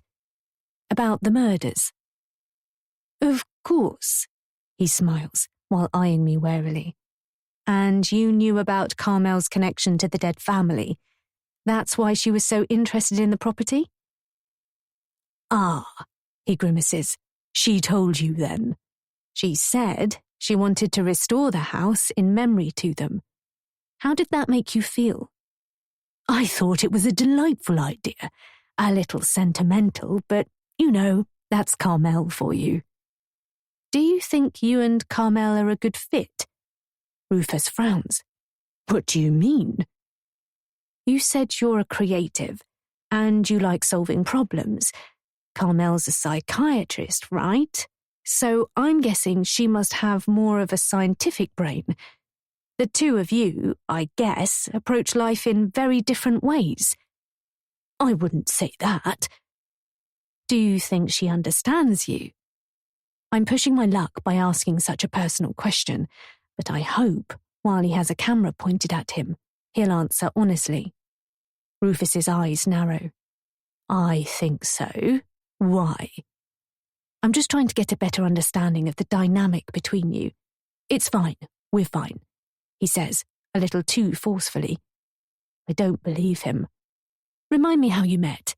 Across my legs, making sure he gets a good flash of my thigh. His gaze dips momentarily, but he catches himself and clears his throat. A friend introduced us, he says, crossing his own legs, subconsciously mirroring me. And you'd both recently come out of relationships with other people? I look over the top of my phone and raise an eyebrow. That's right. No overlaps. I stop recording and lower my phone, resting it in my lap. People fall in love when they don't mean to, sometimes when they're already in a committed relationship. It's nothing to be ashamed of. Oh, no, it was nothing like that. His eyes open wide as he catches on. I'm not the cheating type. Well, that's disappointing, but we'll see. I don't think it has anything to do with types. We can't help who we fall in love with. Or when. I hold his gaze for a second or two, and then look away, feigning embarrassment, but not before his cheeks flush. He clears his throat and straightens himself. What about you? He asks. Have you always been faithful to your partner? I told you, I don't have one right now. My boyfriend walked out on me. I'm so sorry. I didn't realize. He was an asshole. I wipe an imaginary tear from the corner of my eye. Rufus tugs at his bottom lip. So, I guess you're off men for a while. I don't know. I could be tempted. I laugh. He laughs harder. I regain my composure and pick at my fingernails. Are you happy? I ask. His brow creases. Happy? Yes, I think so. I mean, are the two of you happy together? You and Carmel? Yes. Yes, of course we are. Sorry, I'm speaking out of turn. I shouldn't have said anything. It's just that watching the two of you together, as an outsider, I feel like there's something, I don't know. Missing? I shrug. Maybe. Rufus goes quiet. He puts a finger to his lips and looks out of the window, his gaze fixed on the whispering grasses and billowing leaves on the trees outside. His eyes become watery, and I can see he's struggling to swallow. Rufus? What is it? I lean forwards and reach for his hand. He flinches, jerking his arms back as if he'd momentarily forgotten I was there. Nothing. I'm fine. He forces a smile, but there's a hollowness in his eyes. It's just, well, Carmel and I have been going through a few difficulties lately. What difficulties? His candor takes me by surprise. Nothing serious, he adds hurriedly, and then lets out a long sigh, his whole body seeming to deflate. Carmel can't have children. I'd assumed they had no children through choice. This is an interesting revelation. I'm sorry. That's hard, I say. It's been really tough on both of us. I kind of always thought I would be a dad one day, but I guess it's not meant to be. I know it's not Carmel's fault, and it's too late now anyway. Oh God, I can't believe I'm telling you this. I'm glad you did, I say. Please, forget I said anything. I shouldn't have mentioned it. Look, I know we barely know each other, but I want you to understand that you can trust me, okay? If there's something on your mind and you want to talk about it, I'm here for you. I'm a good listener. He sniffs and wipes his nose with the back of his hand. Then he looks deep into my eyes, as if he's searching my soul. Thank you, but I feel silly now for telling you that. You won't say anything to Carmel, will you? Of course I won't. It'll be our secret. But perhaps you should talk to her about how you feel. Maybe you can look into IVF or surrogacy. There must be a way. He shakes his head. No, she's not interested in any of that. She says it's just the way it was supposed to be. Although, maybe it's not such a bad thing, given how things turned out on her side of the family. What do you mean? But before he can answer, we're interrupted by the rumble of a car outside. Rufus glances up and looks over my head. That'll be Carmel home, he announces. That bloody woman has terrible timing. Whatever's going on in your life, however hard everything seems, I want you to know I'm your friend. I persist. You can tell me anything, and I won't breathe a word to a soul. He shakes his head. I've already said too much. And then Carmel barrels into the house like a full-scale tornado. Hello, she calls out, her voice like nails down a chalkboard. Rufus, are you home? I'm in here. Rufus jumps out of his chair. Carmel appears through the glass walkway, the smile sliding from her face when she sees the two of us together. I was just doing another interview for Marcella, Rufus says. I'm not sure he could sound any more guilty. But it's okay, we were just finishing. She stares at me with cold, piercing eyes. I meet her stare and hold it. Well, don't let me interrupt, she says. It's too late. She's broken the spell. Just when I had Rufus opening up to me. No, that's okay, I say lightly. I stand and straighten my dress. The way Carmel's looking down her nose at me, I can tell she doesn't approve of what I'm wearing. But I didn't put it on for her benefit. We've finished for now. I'll leave the two of you alone to chat. Chapter 19. Hannah's standing at the chest of drawers, trying on some of my makeup, when I storm into the room and slam the door shut. What's wrong with you? She asks, holding a bottle of eyeliner in one hand and the applicator in the other. That bloody woman! I yell. What bloody woman? Carmel! Who else? What's she done now? She's come back and ruined everything, just as Rufus was opening up to me. What did he say? He told me they can't have kids. I think it's a bit of an issue between them. I throw myself on the bed. Really? That's useful to know. Hannah returns to applying the eyeliner, pulling faces in the mirror. But then Carmel came back and he clammed right up again, just as I was making real progress. Keep going. You're doing great. She gives me an encouraging smile. I sit up and fold the pillow under my head. I have absolutely no intention of giving up, don't worry. Good, because it's obvious Rufus likes you. Hannah comes and sits down on the edge of my bed.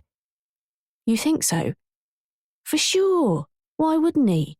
You're young and beautiful, and you've shown him how easy you are to talk to.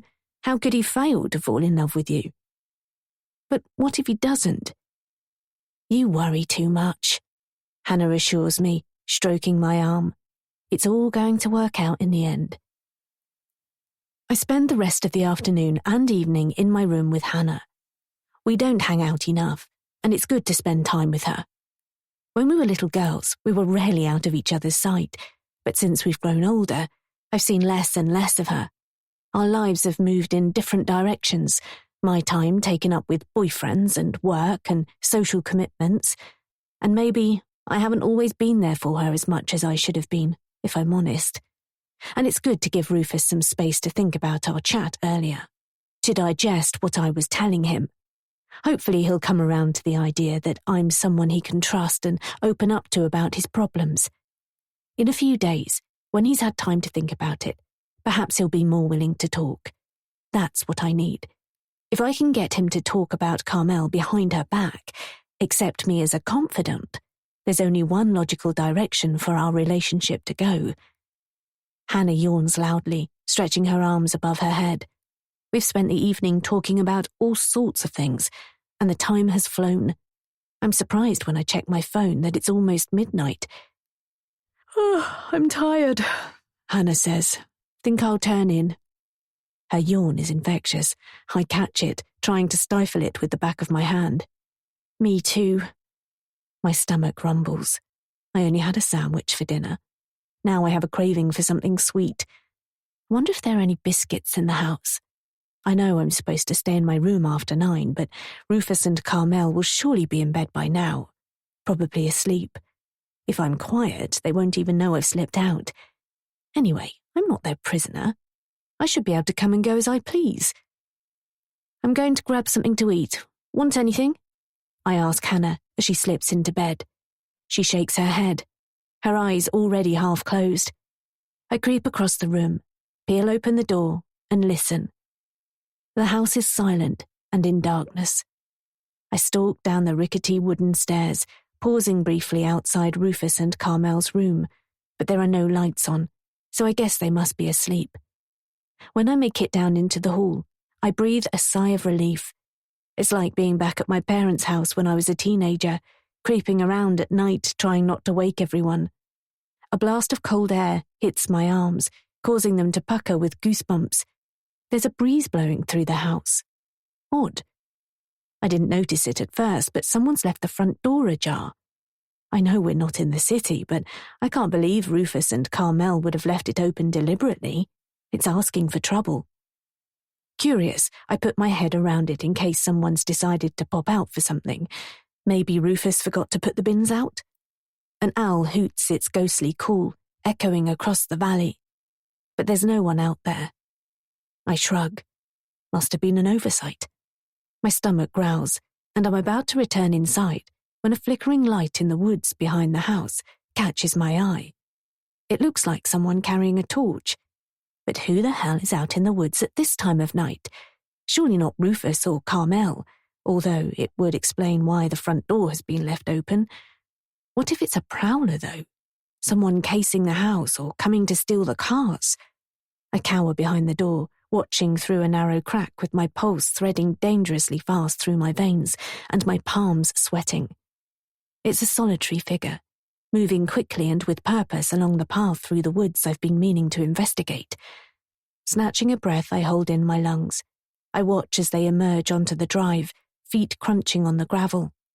The torch shines directly at me, and I duck out of view, not wanting to be spotted if it is intruders. I give it a couple of seconds and crane my head around the door again. It's definitely a man, but his loping walk looks familiar. It's Rufus, carrying what looks like a dog's bowl in one hand. Confused, I inch back into the house. He's never mentioned anything about owning animals before, but it's a big house in the middle of nowhere. Maybe they have guard dogs kennelled in the woods. But why feed them at this time of night? And why have neither of them mentioned it? I've not heard dogs barking either. It doesn't make sense. Something doesn't add up. Something's off.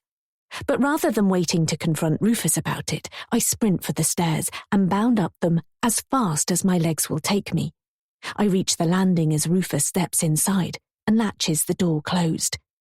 From my vantage point, I watch as he kicks off his shoes, leaves the torch on the table in the hall, and vanishes into the kitchen with the bowl. I sprint back to my room, not wishing to be caught spying on him. I burst in and ease the door shut, wincing as the latch clicks. "Shh, I'm trying to sleep," Hannah murmurs from under the covers. I'm breathing hard through my nose, my mind a whirl of confusion. "I don't know what's going on," I whisper. "I've just seen Rufus coming out of the woods." Hannah pulls the duvet back and sticks her head out. The woods? Her eyes are narrow slits, her hair all mussed up. At this time of night, what was he doing out there? "I don't know." I shake my head, trying to make sense of it. "It's all a bit odd." "Did you speak to him?" Hannah throws back the covers and props herself up on one elbow. "No, he didn't see me." "It's his house. I guess he can do whatever he likes." "Yes, but why is he out there at night? I wonder if he's keeping animals." Hannah frowns. Animals. Guard dogs or something. He had a bowl with him, but it doesn't explain why he would be feeding them in the middle of the night. I think he's hiding something from me. Like what? I don't know, but I intend to find out. I'm going to see where that path leads. Chapter 20. The Somme, Northern France, July 1916. Billy clutched his rifle to his chest, his shoulder wedged up against the bare earth, and braced himself, waiting for the guns to fall silent. The ground shuddered and shook as if hell itself was trying to break loose of its subterranean shackles. A relentless bombardment from the howitzers, intent on crippling the German resistance on the other side of no man's land. Not that it made any difference. The enemy was dug in so deeply it didn't seem to matter what you threw at them. They were always ready for the onslaught that came their way. A skinny rat with matted fur scurried across Billy's mud-clogged boots, hunting for scraps of bully beef and crumbs from biscuits dropped carelessly from the shoulder's poultry rations. Good luck to him. Billy was used to rats on the farm. Great big juicy buggers, fattened on the abundance of wheat and corn. He almost felt sorry for these wretched creatures on the front line, reduced to scavenging for whatever they could find in the dirt, blood and muck. A shell whistled overhead and exploded with a deafening thump. The smell of damp earth, sweaty bodies, rotting sandbags, cordite, death and decay filled Billy's nostrils. A putrid cocktail he wondered if he'd ever be able to forget. It smelt like terror. No one wanted to be here, for king or country. No one out here believed the lie anymore. Then there was silence. Billy's heart thudded as fast and as furious as a machine gun. Up and down the line, men adjusted their helmets, shifted the grip on their weapons, wet their lips, extinguished cigarettes. An officer marched up and down, splashing through claggy puddles, whistle between his teeth, revolver clutched in his leather-gloved hand. A flare went up, bright red with a smoking phosphorus tail. "Right, lads, this is it. Over the top." Whistles sounded up and down the length of the trench, and suddenly scores of soldiers were clambering out, boots slipping on coarse wooden ladders, bullets fizzing overhead. No time to think, no time to be scared. Up and over, out into the open, bayonet fixed. Billy put his head down and half ran, half stumbled forwards into the abyss of mud, shell holes, smoke and wire. Alongside him a man jerked to a halt, his head snapping back, his legs gave way, and he collapsed into a rancid puddle with most of his face missing. He'd known the man. Taffy, a coal miner from the Welsh valleys, a soldier with a huge heart and a wicked sense of humour, cut down in his prime. No time for sentiment, no time for tears. There'd be opportunity for that later. Billy had to concentrate on staying alive. He stumbled on, almost forgetting to shoot. He pulled up, raised his rifle, fired in the vague direction of the enemy lines, reloaded, sprinted on. A bullet whistled past his ear. A close call. Too close. All around him men were falling, bullets cutting them down like a scythe through a field of wheat. Ahead, the flash of a machine gun, spewing out a deadly barrage of death. His stomach tightened. Of all their weapons, this was the worst. Worse than the bombs and the gas and the snipers, the machine guns terrified him the most. The screams of men lying injured and dying rose above the sounds of battle. Some cried for their mothers. Others howled with such anguish, Billy could only imagine their pain. He fired again, no idea where his bullet landed. Reloaded, eyes wide, stinging, muscles cramping.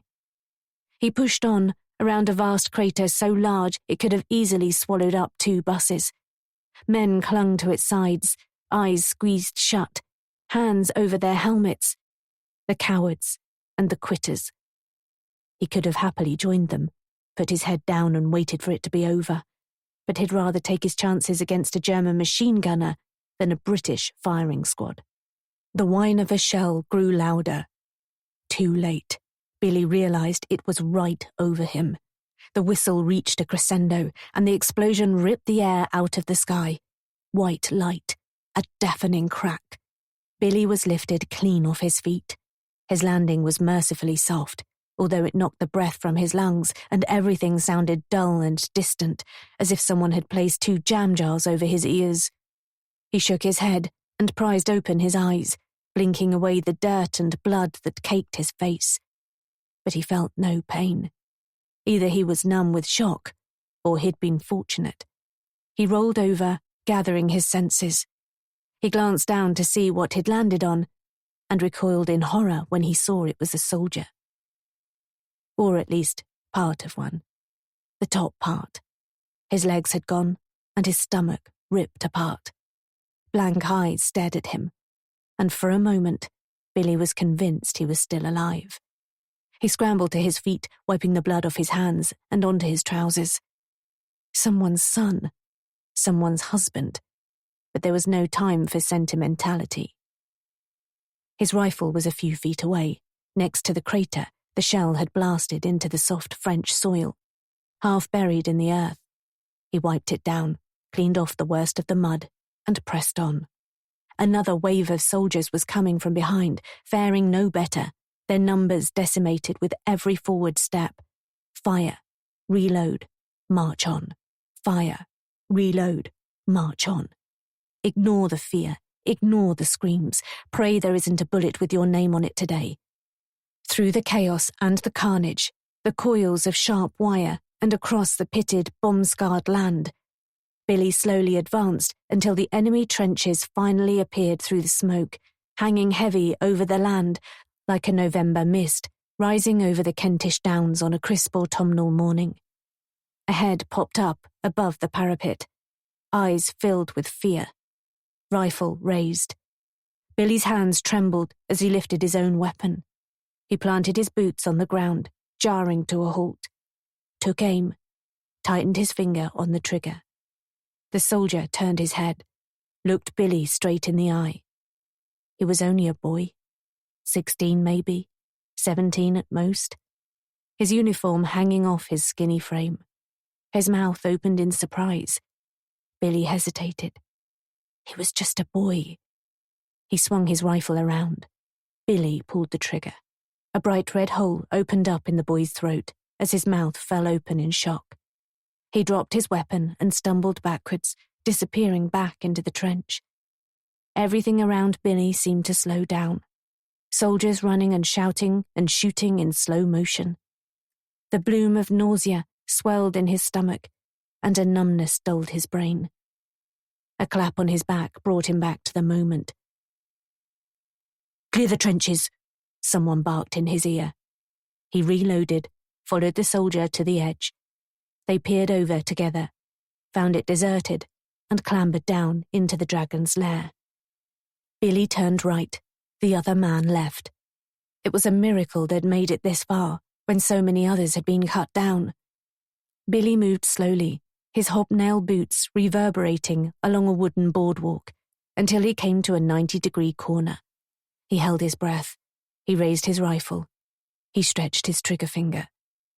He risked a glance to assess the danger, too quick to be shot. Nothing other than a couple of bodies. He moved forwards, vigilant. One of the bodies groaned. He swung his gun, almost fired, until he saw it was the boy he'd shot. His back against a fortified wall, his hands clamped to a wound at his throat, his fingers soaked in blood. His eyes pleaded for mercy. Big, sad eyes, the colour of cornflowers. Billy lowered his gun as the boy emitted a wet gurgle. He edged away as Billy approached, the heels of his boots scrapping helplessly on the planks raised above the mud.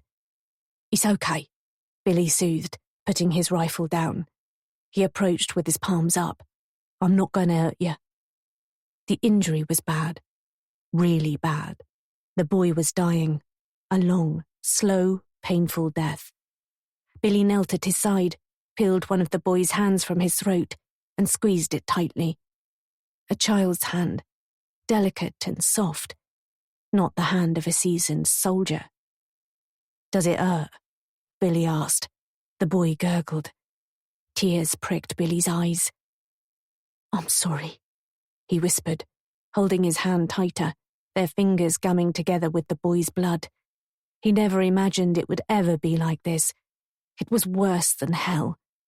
The boy's eyes darted over Billy's shoulder, reflecting a glint of hope and surprise. Billy spun around and came face to face with a long blade and a steely German soldier with a determined look in his eye. Billy tumbled backwards, smacking his head on the dirty wooden boards as the man threw himself at him. The knife came perilously close to Billy's face as he snatched the man's wrist. The soldier snarled. He was bigger than Billy, stronger, heavier, lips back, teeth bared, a vein in his neck pulsing angrily. The blade inched closer to Billy's bare skin. He glanced at the boy he'd shot. He was watching dispassionately, his eyes glazing over, his face deathly pale. Billy had evaded bombs and bullets to get here, and now he was going to be gutted like a pig at the hands of a sweaty German soldier who'd been too stupid to run when his trench had become overrun. It wasn't fair. Billy grunted, his arms shaking with the effort of the fight, gravity against him, exhaustion washing over him. He clenched his eyes shut and put in one last desperate effort to dislodge the man straddling him. A rifle shot rang out. The soldier froze, the strength in his arm evaporating. His eyes opened wide with shock, and he fell away, the knife slipping from his grip. Billy kicked him off, panting. "Are you hurt?" A tall, thin soldier in a British Army uniform, caked in mud and blood, was standing with his rifle half-cocked. Billy shook his head. "Good job I got here when I did." He smiled at Billy as he offered him a hand and pulled him to his feet. "Thanks." He should have been paying better attention. Luck, again, had been on his side. "Come on, we've got 'em on the run," the soldier said, excitement bubbling. "This could be it. They're all over the place. The tide of the war is finally turning." Billy wished he shared the man's confidence, but the front line was constantly changing. A few hundred yards won here, another few hundred yards lost there, and all there was to show for it was death and destruction. As the soldier marched off, Billy glanced down at the young boy. His hands had fallen to his lap, his head slumped onto his chest. Billy dropped to one knee and closed the boy's eyes. One small dignity he could give him. What a waste of a life. He dug down on the front of his tunic and found a metal identification tag on the end of a chain around his neck. But there was no name on it, only a roster number and details of his regiment. "Are you coming or what?" The soldier who'd saved his life had come back for him. "What are you doing?" I wondered what he was called," Billy mumbled. "Why?" "It doesn't matter." "Where's the rest of your unit?" "I don't know," Billy said. Probably most of them were dead. "Stick with me until we get a chance to regroup." "All right." Billy stood and adjusted his helmet, his hair salty with sweat. "I just need a moment." Another shell landed close by, spraying the trench with mud. "I'm George," the soldier announced, as if they were meeting over a pint in the pub. "William. People call me Billy." "Okay, Billy. Are you ready? Let's get after 'em." Adrenaline was still coursing through his body, but his limbs were heavy and even holding his rifle was an effort. When he made it home, if he made it home, he'd sleep for a week. He missed his wife. It wasn't fair that Agatha had been left to look after the farm in his absence. He smiled at the thought of her having to deal with cattle. She was terrified of the cows. "You killed this one too?" George nodded at the other body in the trench. He'd fallen in a heap on the ground like a marionette whose strings had been cut. George rolled him over with his foot. His arms flopped lifelessly to one side, and as his head fell back, Billy saw part of his jaw was missing. The explosion took them both by surprise. The blast erupting from under the soldier's body, the stick grenade booby trap detonating with a devastating force in the closed environs of the trench. George took the full brunt. It ripped through his flesh like talons through wet paper and snapped his limbs as if they were biscuit fingers. Billy was sent flying backwards. He landed on his back, jarring his spine and cracking his head as earth scattered on top of him. Darkness descended. After the shock of the blast, there was nothing, only a momentary peace. When he came around, groggy and disorientated, it took him a few moments to remember what had happened. The flash of light, the deafening bang, being thrown physically across the trench. He wiped the dust from his face for the second time that day, and startled when he saw George close by, staring blankly at him, both arms missing and his face covered in blood. Another life snuffed out. Billy tried to sit up, but a searing pain radiated from his leg, the ringing in his ears muffling the sounds all around. He glanced down at his body, his uniform filthy. There was nothing below his knee, only the tattered remains of his trousers and a bloody stump. Where the hell was his leg?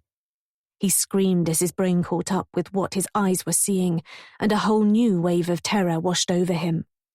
"Medic! Medic!" he yelled. "Please, someone help me!" Chapter 21. Shadowbrook Farm, near Wychwood, March 1917. Agatha's stomach was a broiling mass of trepidation and excitement.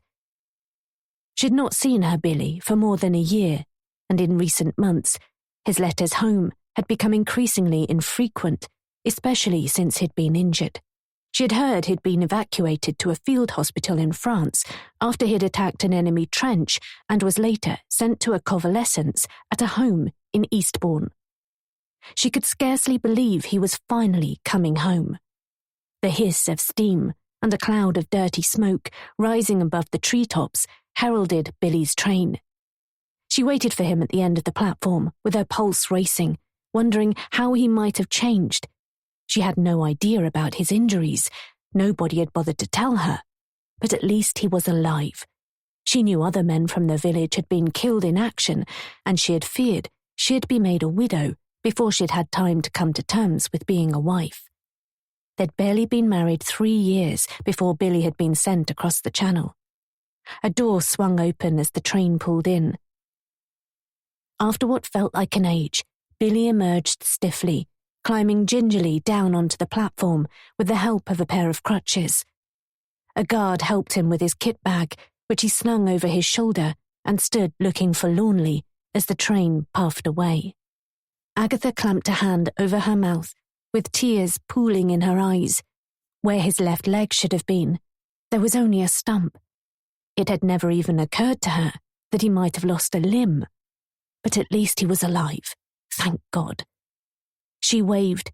He hobbled towards her, his movements achingly awkward, his progress desperately slow. When he reached her, she didn't know what to say, or how to react. She leaned into him and put her hands around his frail body. She hardly recognized him. His clothes were practically hanging off his frame, and his skin was grey. His eyes were sunken, his cheeks hollowed out, and he had a faraway look in his eye, as if he was present only in some place in his mind. He didn't hug her back, but allowed her to kiss his cheek. "I've missed you," she said. He grunted. "Here, let me take your bag," she offered. "I'm not a bloody invalid," he snapped back. Somehow, he climbed into the cart without her help and settled into the seat with a weary groan. "How was Eastbourne?" Agatha asked, flicking the reins as they set off. "I thought you might write." He turned his head away and stared at the passing hedgerows. "I've always wanted to go. I hear the air is very good for the soul." He said nothing.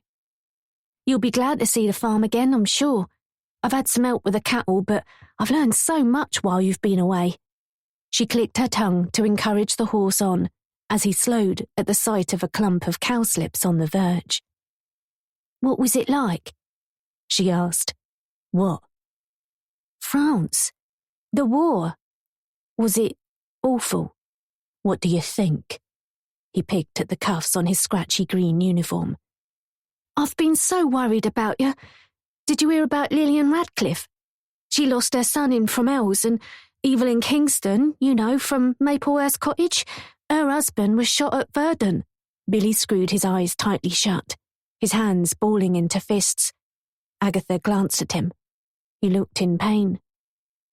"Does it hurt? Your leg? Is it giving you trouble?" She let her eyes drift briefly to his stump, where his trouser leg was pinned up just below the knee. "No," he growled. "It's fine." They didn't exchange another word for the rest of the journey back to Shadowbrook Farm. Chapter 22. Shadowbrook Farm, near Wychwood, March 1917. Billy finally relaxed a little when he was home. Agatha helped him up the stairs with his bag, and then brought him a cup of tea so he could sit by the fire with his favourite view across the valley. After 10 minutes he'd fallen asleep, his chin on his chest, snoring lightly. Agatha propped his crutches against the wall and decided, as it was a special occasion, she'd make a cake. Nothing fancy, just a Victoria sponge. She'd not baked a cake since they'd been married, and while butter and flour were in short supply because of the war, they had plenty of eggs from the chickens. Buoyed by the idea, she left her husband sleeping and retreated to the kitchen. It was only natural that Billy would have changed since he'd been away. Heaven knows what he'd had to endure in the war, and who could blame him for being so sullen and grumpy after losing a limb? It was bound to take him time to adjust, for them both to adjust. Agatha gathered together the ingredients she needed on the big table in the middle of the room and reached into the cupboard under the counter, looking for the cake tin she knew was in there somewhere. Eventually she located it, buried under a stack of bowls, pots and pans that had been shoved into the cupboard haphazardly. She knelt down and, humming quietly to herself, yanked the tin out, but in doing so, managed to dislodge a large saucepan that had been stacked on top of it. It tumbled out, bringing with it Agatha's earthenware mixing bowl, which instantly shattered on the flagstone floor with a resounding crack, followed by the saucepan, which thudded to the ground with a thunderous clatter. The scream that echoed around the house was like nothing she'd ever heard before. A primal wail which bore witness to unfathomable grief and unspeakable horrors and raised the hairs on the back of her arms. "Billy!" She hurried to him, lifting her skirts as she ran. She found him curled up on the floor behind the chair, his hands over his head, his knees pulled up to his chest, shaking violently. He whimpered as she approached. "Billy?" His clothes were damp with sweat, and he flinched when she touched his back. She didn't know what to do or how to comfort him, so she sat on the floor with him and soothed him until he stopped trembling. "It's okay. I'm here," she said, over and over, like she was speaking to a child. "It was just a pan. It fell on the floor. Just me, being clumsy." She stayed with him like that for more than an hour until he eventually allowed her to put her arms around him. An hour later, she had him back in the chair with the fire stoked up and a fresh cup of tea in his hands. Is this what it's going to be like now? Was her Billy damaged forever? Eventually, in the weeks that followed, they settled into an easy routine, learning all over again how to be a married couple. Agatha didn't ask questions about the war and learnt to avoid making any sudden loud noises. For his part, Billy never spoke about his time in France. Apart from the night terrors and the flashbacks and the physical scars on his body, it was as if he'd never been away. Even Billy's frustration with his disability soon gave way to a grudging acceptance that his leg was lost forever, and he quickly developed ways of coping. He became a master with his crutches, and sometimes didn't even use them at all, choosing to hop around the house and grabbing whatever piece of furniture was to hand for support. Night times were still difficult. There weren't many days when Billy slept through without waking up screaming, his body drenched in sweat, his mind transported back to the horrors of the front line. He often spoke in his sleep, garbled nonsense mostly. A few shouted names, often a cry of alarm or warning, lots of tossing and turning and thrashing of arms. He was obviously in torment, but what could Agatha do? She wasn't a doctor, and there was no way Billy would allow her to ask Dr. Peterson to make a house call to see him. And so they carried on, as if it was all perfectly normal. Billy slowly returned to the farm, taking more and more responsibility back from the help Agatha had brought in when Billy signed up, and Agatha pretended she was happy. As the Reverend Bennett was so keen to remind his flock on a Sunday morning, marriage was about supporting each other in times of trouble, and that when illness or adversity came knocking at your door, you should hold each other's hands firmly and face it together. That was easy for him to say. He wasn't married. He had no idea how difficult it was since Billy had returned home. Billy was refusing to attend church. He couldn't see the point. She thought he might have even lost his faith. A loving God, he scoffed. If there really was a higher power, how could he allow such cruelty, such barbarity? I've seen the chaos and destruction of your God, and I don't want anything more to do with him. Fine, that was his choice, his decision. She had a bigger worry, swelling in her stomach. She'd never intended to fall pregnant. It had been a mistake and a devastating shock when she found out, but she wasn't going to get rid of it. It was a new life, a being growing inside her that deserved a future. And anyway, she liked the idea of becoming a mother. It would give her purpose. The only problem was how she was going to tell her husband. She'd have to confess the truth. They'd not exactly been intimate since his return home, and, unless she claimed some kind of divine miracle, he'd find out soon enough anyway. There was no hiding it. She was growing bigger by the day. Are you putting on weight? He asked one day, out of the blue. Agatha's hands instinctively travelled to her belly and the delicious, hard ball that was forming under her skin. She was 5 months gone already, and had noticed some of the women at church giving her knowing looks. They must have realised, and wondered what she'd been getting up to behind Billy's back. It had only been the once. Well, maybe it happened a few times, but she hadn't planned it. She was lonely and welcomed the attention, and for all she knew, Billy was dead. There's something I need to tell you, she said, finally plucking up the courage to do what she should have done weeks ago. She sat him down at the kitchen table and chewed her lip. He stared at her with those deep-set, dark eyes that were filled with things she'd never understand. I'm pregnant, she said. I'm having a baby. He continued to stare, his expression impassive. It's not yours, she added, rather unnecessarily. He'd not even attempted to make love to her since his return, for which she was grateful. It was going to take her time to get over his injuries and the knowledge that below his knee was a gnarled, scarred, angry red stump instead of a lower leg and foot. It turned her stomach. He scratched the table with his fingernails, making a slow, rhythmic scraping sound. Whose is it? He asked, deadpan. There wasn't a catch of emotion in his voice. He might as well have been asking where she had left the broom. Gerald's, she said, one of the farmhands who'd offered to help run the place while Billy was away. His wife know. She shook her head. I've not told him. He doesn't know. I don't want him to know. You keeping it? Yes. Okay, he said. He pushed his chair back, grabbed his crutches, and hobbled away. Chapter 23. Shadowbrook Farm, near Wychwood, June 1917. Although Billy could be sullen and uncommunicative, he'd never raised a hand to Agatha, or even threatened her with harm. which was a minor miracle in her mind, given the violence he must have seen when he was fighting, given the nightmares and flashbacks he regularly suffered. But that changed unexpectedly one night when she was 7 months pregnant. She'd stopped going to church, as she could no longer disguise her condition and didn't want to set tongues wagging.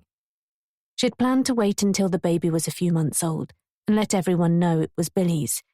Most people wouldn't guess the truth. She'd hoped. She was used to the nightmares by now, waking when he woke, often by his screams or an errant arm being flung across her face in his torment. She would hold him, stroke his hair, and try to soothe him back to sleep, often only to be woken again a few hours later by more of the same. Tonight was different. She woke up with a deep sense of dread and the sensation she couldn't breathe. Her eyes sprung open to find Billy sitting astride her belly with his hands around her throat.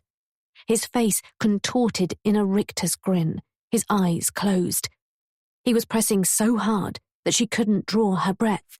Her head turned somersaults, and she had a desperate sensation of sinking deeper and deeper into the bed, like she was drowning in it.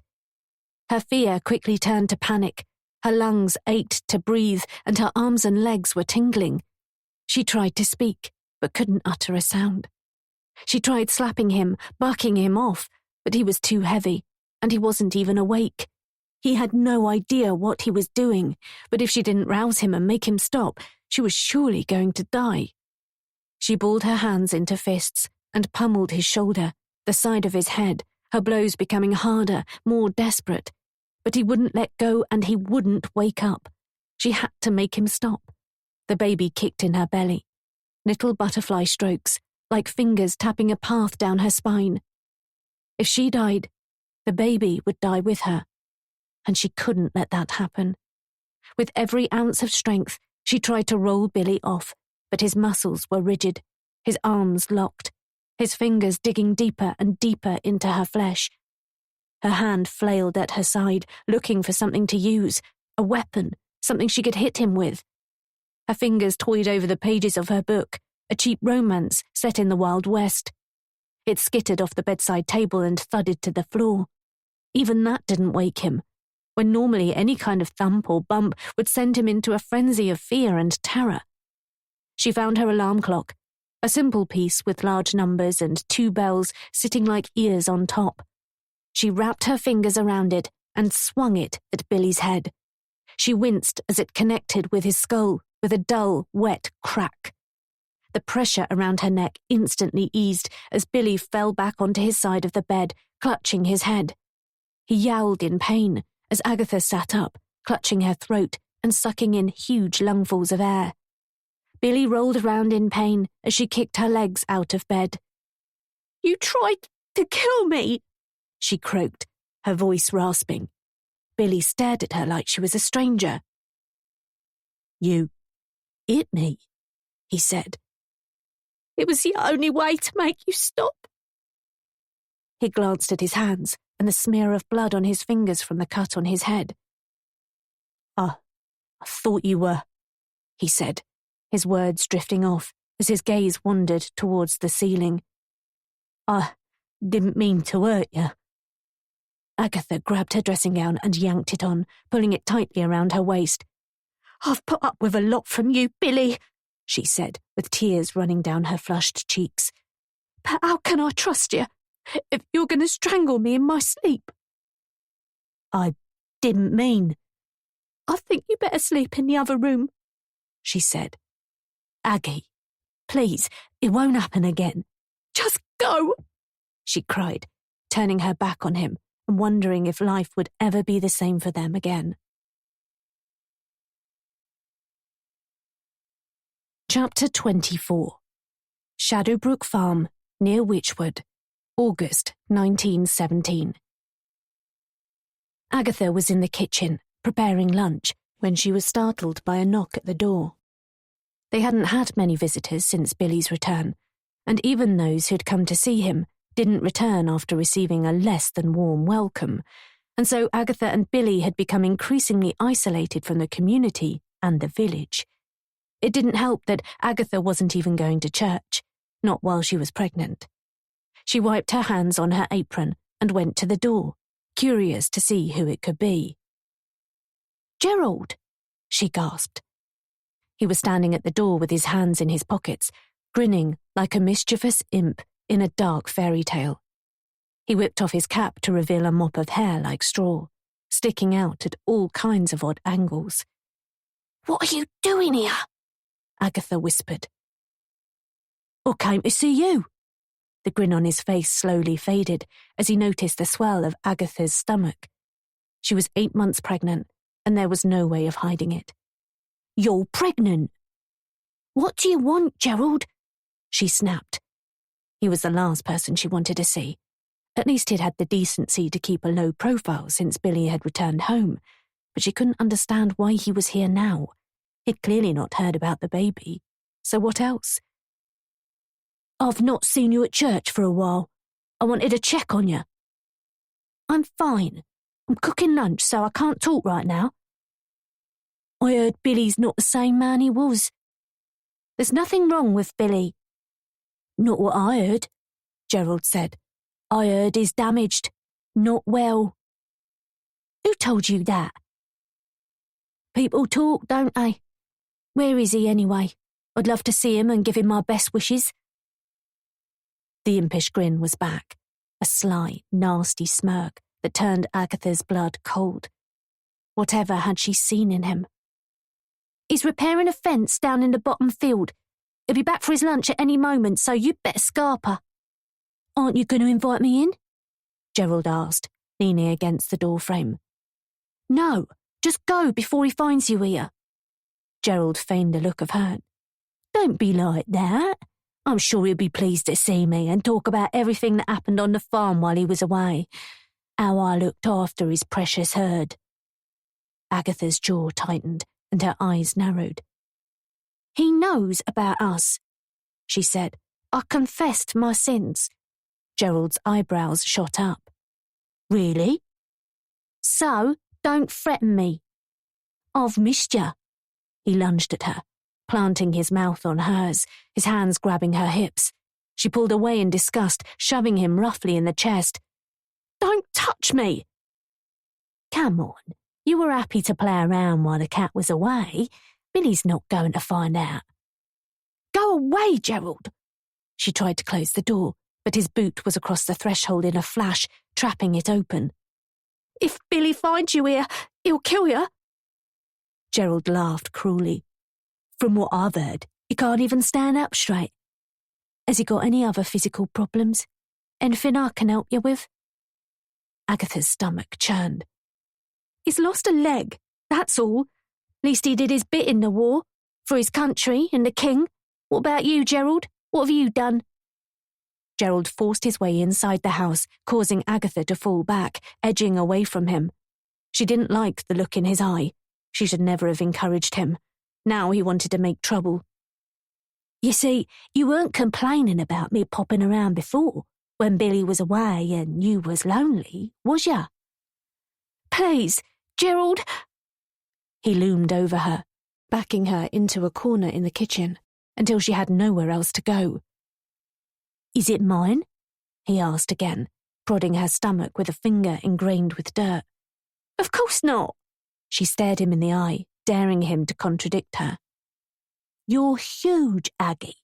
I reckon at least 8 months gone. Billy's only been back 4 months." "It's Billy's baby. He's the father." "I don't believe you." He loomed over her, his breath hot and sour, the stench of stale sweat radiating from his clothes. Her fingers closed around the handle of the knife she'd been using to peel the potatoes. "I don't care what you believe. Get out of my house." "Come on, one kiss." He lunged at her again, planting his lips on hers, but this time she couldn't push him away. He was too forceful, too insistent. He pressed his groin into her and snatched a handful of her skirts, pulling them up over her thigh. Her grip tightened on the knife. She'd kill him before she let him touch her again. "Get off me!" she screamed, as his mouth moved down the length of her neck. "What the hell is going on here?" Billy appeared out of nowhere, moving remarkably quickly for a man with only one leg. In the blink of an eye, he'd crossed the kitchen and was hauling Gerald off Agatha by the scruff of his neck. He threw him over the table, his crutch clattering to the floor. "You stay away from my wife, you hear?" he screamed. And then he punched Gerald square in the face. It made an ugly, dull thud. "Stay away," he repeated, and then punched him again, and again, and again, until there wasn't much left of Gerald's face other than a bloody pulp. "That's enough!" Agatha screamed as she watched Gerald's body turn limp. She pulled her husband away, and Gerald slumped to the floor. "You'll kill him!" she yelled. "He'll be fine. Now, get him out of here, and if I ever see him in this house again, I will kill him." Chapter 25. It's no good. I can't sleep. I'm too tightly wound up, knotted with anxiety. I keep thinking about Rufus prowling around outside in the woods, wondering what he was doing, where he'd been. I suppose it's possible he couldn't sleep either and went for a walk to clear his head, but what about that dog bowl?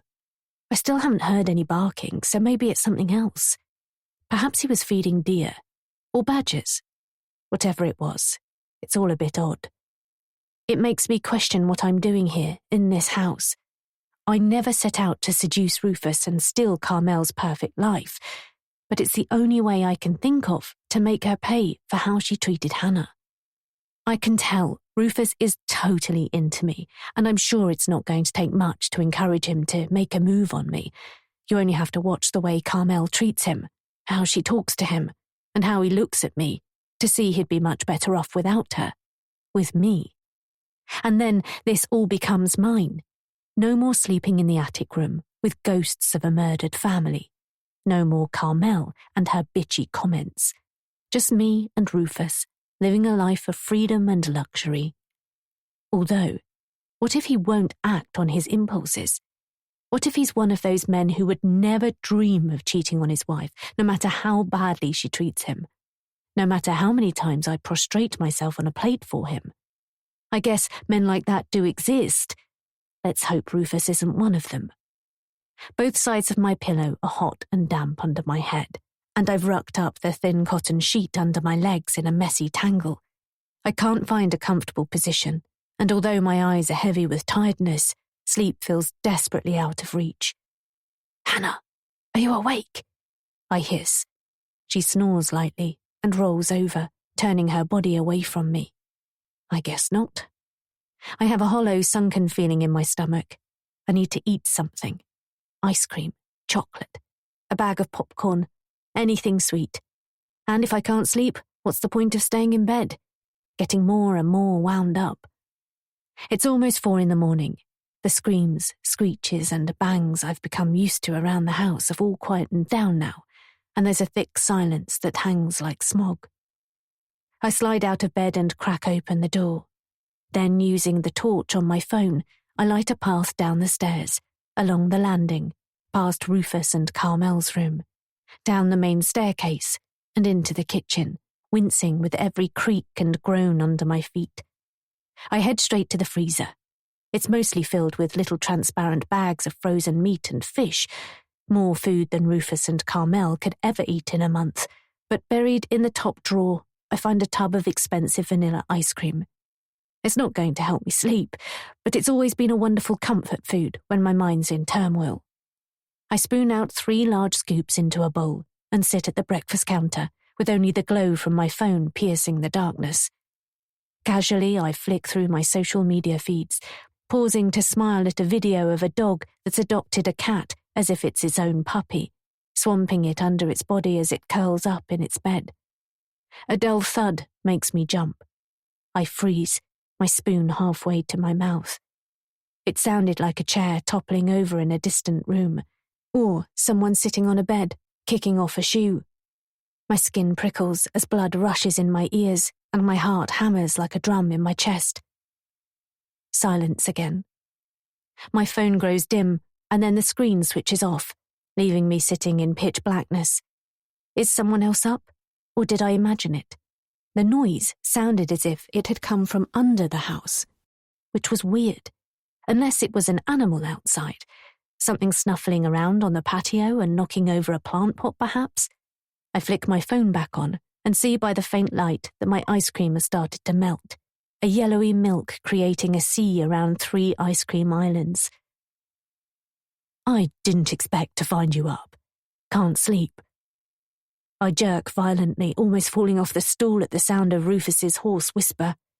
I clamp a hand to my chest as if I can physically still my racing heart. Rufus emerges from the darkness of the hall and strolls into the room. Jeez, you frightened the life out of me. Sorry, I didn't mean to make you jump, he says, raising a hand in apology. He flicks a switch on the wall and lights under the cabinets come on, filling the room with a soft hue. He's wearing a loose white t-shirt and a crumpled pair of boxer shorts. He's not in bad shape at all. Certainly no sign of a middle-aged paunch, and he has reasonably muscular thighs and calves. It's a pleasant surprise. I didn't hear you, I say, although the thud I heard must have been him. He shrugs. Carmel's a light sleeper, so I've had to learn to be quiet. What are you eating? I show him my bowl. I can do you some. He shakes his head. I'll just have a taste of yours. It's a little presumptuous, but I don't protest as he grabs a spoon from a drawer and leans over me to help himself to what's left of the melting mess. A smile creeps across my lips, hidden by the darkness. There's something curiously intimate about the proximity of his body, the way he's helping himself to my ice cream, the fact that Carmel is in blissful ignorance, asleep upstairs. I couldn't have planned it better, although, ideally, I'd have put a brush through my hair if I'd have known I was going to bump into Rufus. He doesn't step back as he puts the spoon to his mouth, but keeps his body close to mine, his chest pressing into my shoulder. Is he doing it deliberately? Good? I ask, a shiver snaking down my spine. He mumbles his appreciation. So good. Do you usually eat ice cream at this time of the morning? He laughs. I will him to keep the noise down. I'd hate for us to wake Carmel. Sometimes. What about you? I think about him marching back through the woods with that dog bowl. I'm tempted to ask him about it, but I don't want him to think I was spying on him. I only came down for a glass of water, he says, but I could get used to this. He looks down at me, and I shudder under the intensity of his gaze, his warm body pressed against mine. You should try it more often. It always tastes better when you know you're not supposed to be eating it. I'm trying to be flirty, but was that too obvious? I'll have to take your word for it. Finally, he steps away and rests against the counter, licking his spoon clean. How's the filming coming along? Are you getting everything you need?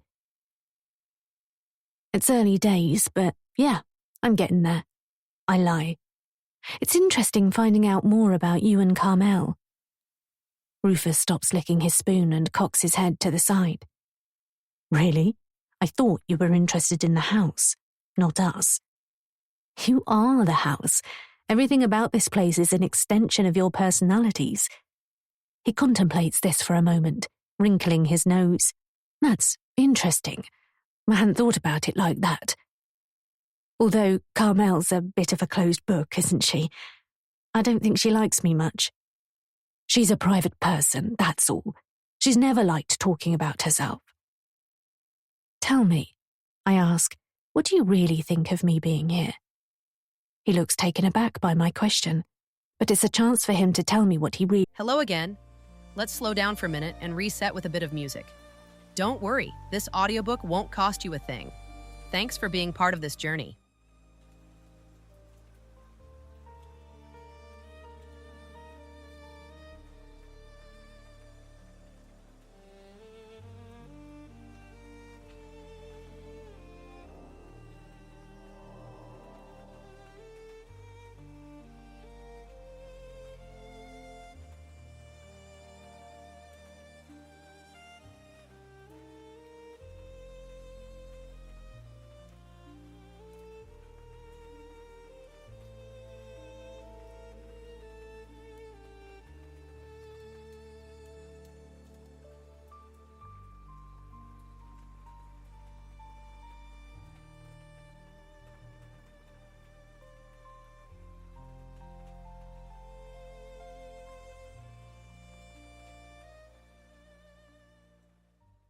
really thinks, with no danger of Carmel overhearing. I don't know. It's interesting. Interesting? I mean, the project's interesting. But you've opened up your home to a stranger and agreed to let me film your lives. You must have had some reservations, I suggest. I guess I'm vain. You don't strike me as the vain type. Rufus clears his throat and crosses his legs. I'm proud of what we've achieved, and I suppose I want people to see the house and appreciate what we've done. You want people to admire you? I suggest. No, he snaps. Well, maybe a little. Appreciate, not admire. That's okay, isn't it? I've poured my heart and soul into this house. It's not a crime to want to show it off a little. And Carmel? She's always been 100% behind the project? It was her idea to buy the house. If anything, it was her vision, he says, reminding me of Carmel's macabre obsession with the property and how keen she was to return it to its former magnificence in tribute to her murdered family. But you're the architect. I couldn't have done it without her. She was my inspiration. I nod slowly, concealing my irritation. I hate that he holds her up as some kind of muse. Did you always see eye to eye on the rebuild? Not always, no, but it's all about compromise, isn't it? If you say so, I guess the entire project must have put a strain on your relationship then. There must be cracks in the marriage. In fact, I know there are, if only I can get him to admit it. No, not really. Not really? He sighs. All couples go through their ups and downs. We're not any different. Look, we're not perfect, okay? But this house was a joint project. It's every bit Carmel's vision as it is mine. You're the architect, I remind him, and Carmel has a wonderful eye for decor. We complement each other. Yuck, not the answer I was hoping to hear. Where did you go tonight? I ask. His eyes open wide. When? I heard you come in late. I thought you were always in bed by 9. I went for a walk, he blurts out. Sorry if I disturbed you. It was gone midnight. I raise an eyebrow. Rufus holds my gaze for a second or two before hanging his head. Okay. Carmel and I had a bit of an argument earlier. I went for a walk to clear my head. Okay? About what? It doesn't matter. It was nothing. He shakes his head sadly. I've noticed Carmel can be quite mean sometimes. I've seen the way she treats you and the way she talks to you. Rufus's body stiffens. I don't think... No, I wouldn't say that. You deserve better. It's just the way she is. But you shouldn't have to put up with it. We're fine. Do you want some more? Rufus points to my empty bowl. No, thanks. I guess I better get back to bed. It'll be light in a few hours. Yeah, Rufus agrees, checking the time blinking on the front of the oven. I have to be up in an hour. He drops his spoon into my bowl. I push my stool back and hop down, intending to carry the dirty dishes to the sink. But Rufus stops me. He grabs my wrist and holds it tight. Rufus, what are you doing? He looks pained, as if he's struggling with some awful agony. He stares into my eyes, and butterflies dance in my stomach. His gaze grazes across my lip. He pulls me closer until I can smell vanilla on his breath. The tips of our noses are millimeters apart. His breathing is fast and ragged. He closes his eyes, dips his head. Our foreheads touch. Marcella, he whispers, and then his lips are on mine, firm and insistent, his coarse stubble scratching my chin, pressing his body against mine. I sink into him, my lips locked on his. I couldn't have planned this any better if I'd tried. The kiss only lasts a few seconds. Rufus wraps his hands around my back, his fingers splaying across my spine, his desire growing more urgent. I pull back and gently push him away. Rufus, I gasp, feigning a look of shock and embarrassment. I deliberately don't look him in the eye. He lets me go, takes a step back, his eyes opening wide. Marcella, he chokes. I'm so sorry. I didn't mean... It's okay, I assure him. I don't know what came over me. It's a struggle to keep the smile from my lips. You don't have to apologize. I was out of line. Please don't say anything to Carmel. I beg you. Why would I say anything to Carmel? He turns away, his hand on his forehead. I don't want to make it too easy for him, but I don't want him to have any regrets either. I'm flattered, really, I am, I say with a coy smile. It's just, you took me by surprise. You don't hate me. Hate you? Of course I don't hate you. I reach up on tiptoes and peck him on the cheek, my palm flat against his chest. But I should get back to bed. I pull away, holding his gaze. Yes, you're right. Sorry again. There's nothing to apologize for. Good night, Rufus. Good night. I turn and shimmy out of the kitchen, giving my hips a little extra wiggle, and finally allowing a smug, self-satisfied grin to spread across my face. Poor Carmel. She had no idea what's about to hit her. She's about to lose everything, starting with her husband, and there's nothing she can do about it. Chapter 26. I can't help humming to myself as I pull a brush through my hair and check my appearance in the scratched mirror above the chest of drawers. I've put on some makeup and thrown on another clingy dress that accentuates all my curves. What are you so happy about? Hannah moans from under the covers. Nothing. I've slept in later than I'd planned, but I've woken feeling fresh and alive. All my plans slowly falling into place. If all goes well, I won't be staying in this dingy room for much longer. I'll have the run of the entire house, and it can't come a moment too soon. Fine, don't tell me, Hannah says, poking her head out. Her hair's an unruly mess. What are you planning to do today? I don't feel too good. I'm going to stay in bed. I roll my eyes. That's so typical of Hannah. I'm still humming to myself as I bound down the stairs with my phone in one hand. I'm going to ask Rufus for another interview so that we can be alone together again. I'm curious to see how he'll follow up on last night's kiss. I head for his study, skipping through the lounge with barely a glance out of the long windows streaked with rain. But he's not there. I hope he's not had to go into the office again. I can't bear the thought of spending the day alone. Or worse, with Carmel. It makes my guts knot. Hello? Rufus? I call out as I trot back into the old farmhouse, praying I don't bump into her. I poke my head around the kitchen door and hear movement coming from the utility room.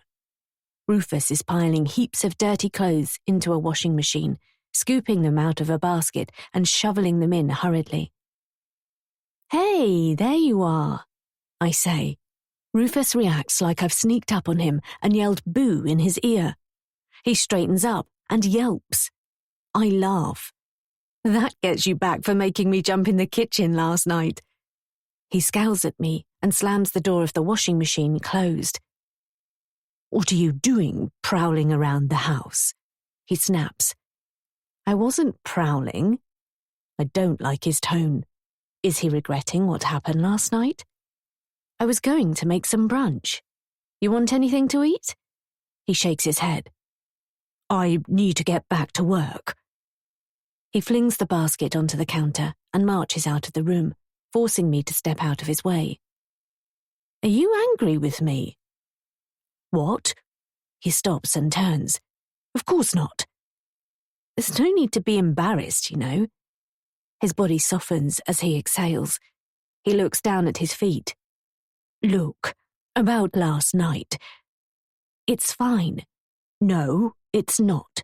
I shouldn't have taken advantage. I don't know what I was thinking. Honestly, Rufus, it's nothing. I hope you don't hate me. Hate you? I gasp. No, of course not. If anything, I was flattered. He looks up, surprised. You were? Of course I was.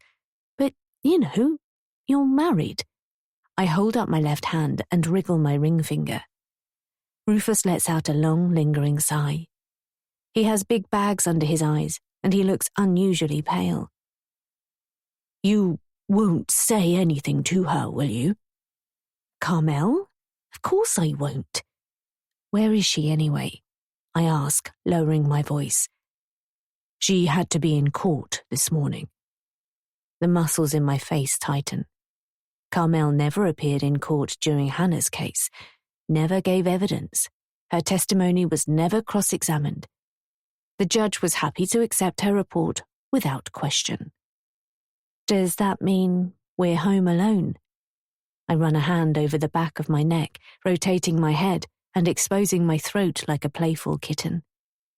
Rufus's eyes roam hungrily over my body, and any thought I had that he might have lost interest in me are instantly dismissed. He wants me more than ever. This is going to be as easy as finding a grain of sand on an empty beach. His cheeks flush and he clears his throat, unable to hold my eye. She'll be back later. If you're not too busy, I'd love to grab another interview. I'd like to find out about your childhood and what influence that had on your career. Yeah, sure, he mumbles. When? Now? Unless you have something else on? He glances at his watch and runs his fingers through his thick mop of curly hair. Why not? Where do you want to go? I know exactly where. What about the lounge overlooking the garden? It's somewhere we can get comfortable, and who knows, maybe pick up where we left off last night. With Carmel out for the morning, anything could happen. I'm certainly glad I chose this dress. He can't stop snatching glances at me when he thinks I'm not looking. Rufus leads the way, and I ask him to sit on the big grey L-shaped sofa. He's already more relaxed than when I surprised him in the utility room. He even cracks a few jokes at my expense, which I laugh at with a forced bonhomie. I pull up a padded footstool and sit opposite him. I frame his head and upper body on my phone and press record. Rufus sits up with the assumed stiffness of a decorated colonel on military parade, hands in his lap. I giggle at the silliness of his pose. I just want to check the sound. Can you tell me what you had for breakfast? Roger that, he says in an affected public school boy accent. For breakfast this morning, one had a slice of granary toast with a poached egg and a good dollop of hollandaise sauce. I screw up my nose in disgust. Yuck! Really? No, I had a bowl of cornflakes. We both laugh. Idiot, I giggle. Hang on, who are you calling an idiot? I'm supposed to be your interviewee. You can't talk to me like that. Start behaving like an interviewee then. Oh, I love it when you get cross. He grins. Stop it. Come on, be serious. I am being serious. He pulls a stupid face, baring his teeth and rolling his eyes, which only makes me laugh harder. Anyway, what about you? What about me? Tell me about your breakfast. How do you like your eggs in the morning? I lower my phone and slap him on the arm in mock horror. Rufus! What? Behave yourself. He throws his arms up in mock innocence. I don't know what you're talking about. Our eyes meet, and our gaze lingers for longer than it should. Rufus wets his lips and blinks 3 times. Are you going to take this seriously or not? I ask, adopting a matronly tone with him as I raise my phone again. I know. Why don't I interview you? He snatches my phone right out of my hand and holds it out of reach. Rufus! Come on, it's only fair. Let me ask you some questions, he says, grinning. He aims the phone at me, peering at the screen with his neck craned. Don't be silly.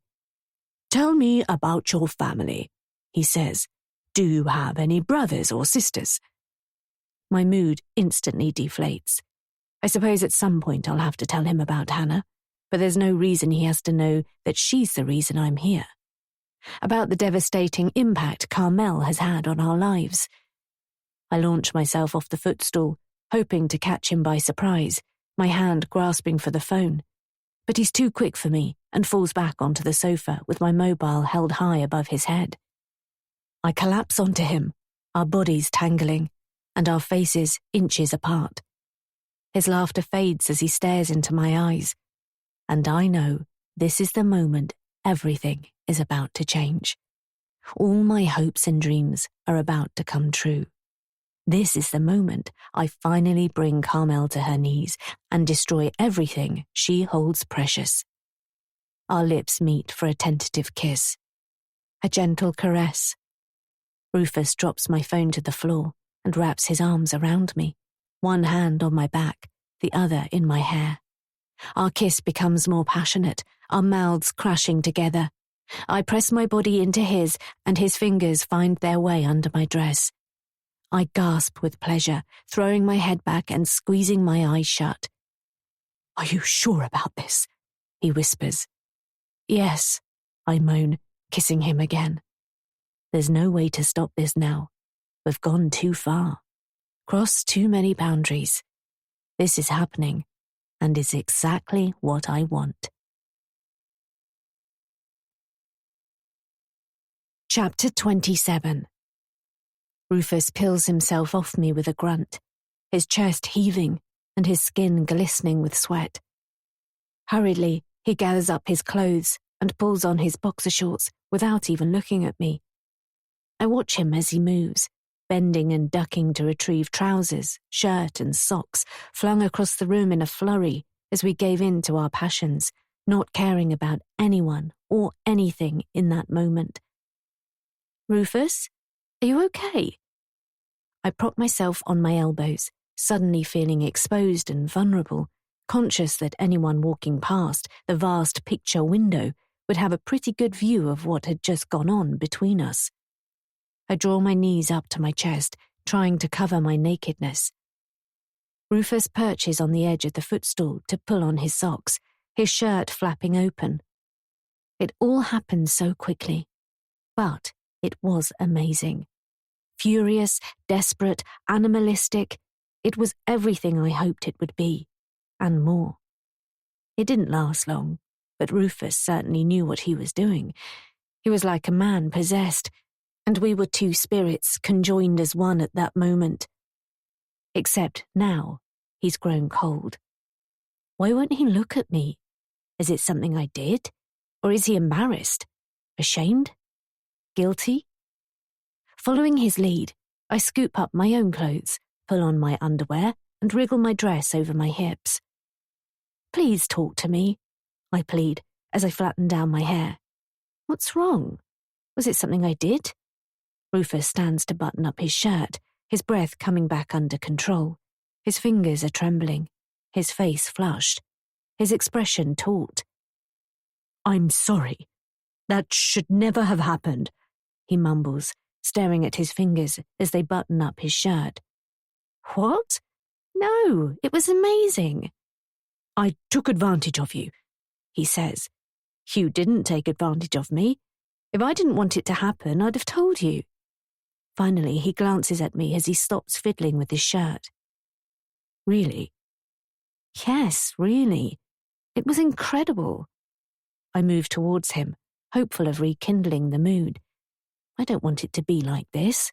I want him to hold me and kiss me and tell me he cares for me and that I'm the most precious woman he's ever been with. And in time, I want him to tell me he loves me.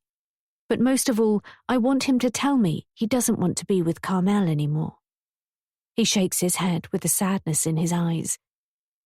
"No, I'm sorry. That was a terrible mistake."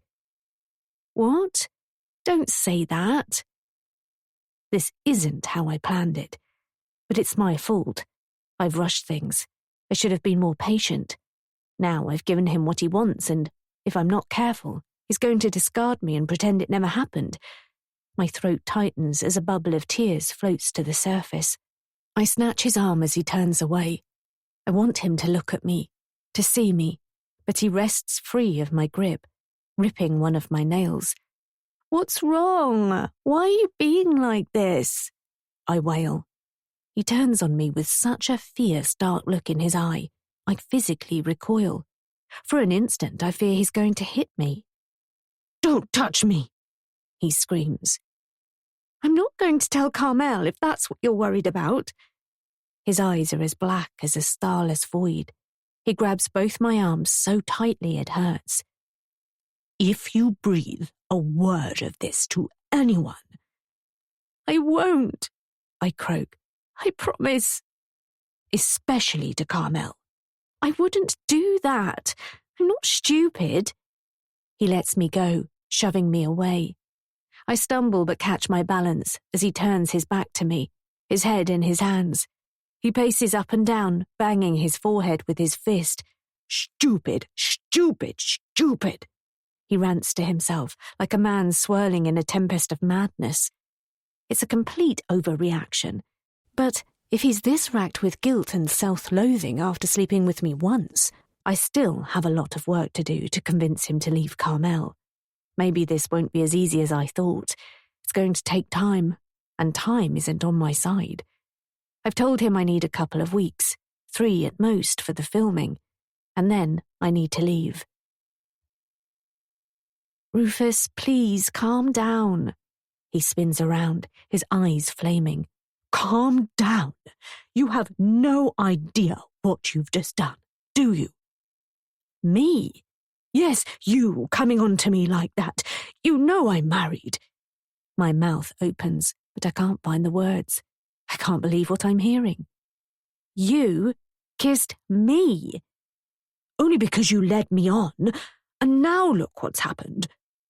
"I didn't plan this," I lie. "It was something that just happened. We acted on our impulses. We couldn't help ourselves." No, Rufus resumes, pacing up and down, his shoulders hunched and his head bowed. "I'm sorry if you feel this is my fault," I say through clenched teeth, "but please don't take it out on me." "This is a mess. What the hell are we going to do?" he rants to himself under his breath. "Look, nobody needs to know what happened. It can be our secret." "And if Carmel finds out?" "How? I'm not going to tell her. And unless you tell her, or you have security cameras hidden around the room, she's not going to know." He glowers at me, anger simmering. Maybe he does have cameras secreted in the walls. I wouldn't put it past him. "You don't know what Carmel's like," he says. "She's going to know. And then—" I take a deep breath. Maybe, it's not such a bad thing if she finds out. He stops pacing and stands as still as stone, staring at me in disbelief. "Are you out of your mind? You have no idea what's going on here, do you?" "Look, I like you, Rufus. I like you a lot. I don't regret for a second what just happened. I enjoy your company. You make me laugh. You make me feel good about myself. Yes, you're married, but I think you're making a mountain out of it. I want to be with you, okay? I have feelings for you, and I think you might be feeling the same way." "Shut up!" he screams so loudly it makes me jump. "Don't say that." I shake my head in disbelief. What the hell has got into him? "Rufus, please, Leave." What? "You heard me. I want you to go," he says, folding his arms across his chest. Go where?" "I don't know. Home. Anywhere. Just not here. Leave this house," he says, his foot tapping furiously on the tiled floor. But the filming," I stammer. "I don't give a flying fuck about your film. Just get out." The tears I'd been struggling to hold back now come hot and fast. This can't be happening. He can't seriously be throwing me out. "But why?" I sob. I want to be with you. And I know you feel the same way. No, he yells. I don't. I'm sorry, but it's for the best. Go. Please, we can work this out. We can talk to Carmel together. I'll be right by your side. It won't be that bad, I promise. You still don't get it, do you? Get what? She's dangerous. More dangerous than you could ever imagine. And if she finds out, she'll... His chin sinks onto his chest and his shoulders sag. She'll what? I ask. He's being such a drama queen. He draws in a deep breath, filling his lungs. When he glances at me, his eyes are red and his face pale. You should never have come here. It was a big mistake. Your life is in danger, Marcella. What? Get as far away from here as you can, because when Carmel finds out what happened, she's going to kill us. She's going to kill us both, he says. Chapter 28. I turn and run from the room with tears streaming down my face. I've never been so humiliated in all my life. I bound up the stairs without a backwards glance, and I don't stop until I make it to my room. I slam the door and throw myself on the bed. I thought I'd played Rufus perfectly. I had never imagined he'd reject me so cruelly afterwards. It was bad enough that he was so cool and offhand with me, but to throw me out of the house? Carmel's hold over him is obviously much stronger than I realized.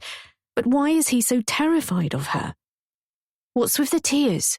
Hannah asks.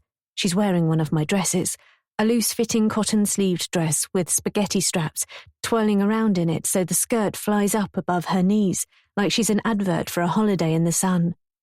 Annoyingly, it looks better on her than it ever did on me. Let me guess, Rufus.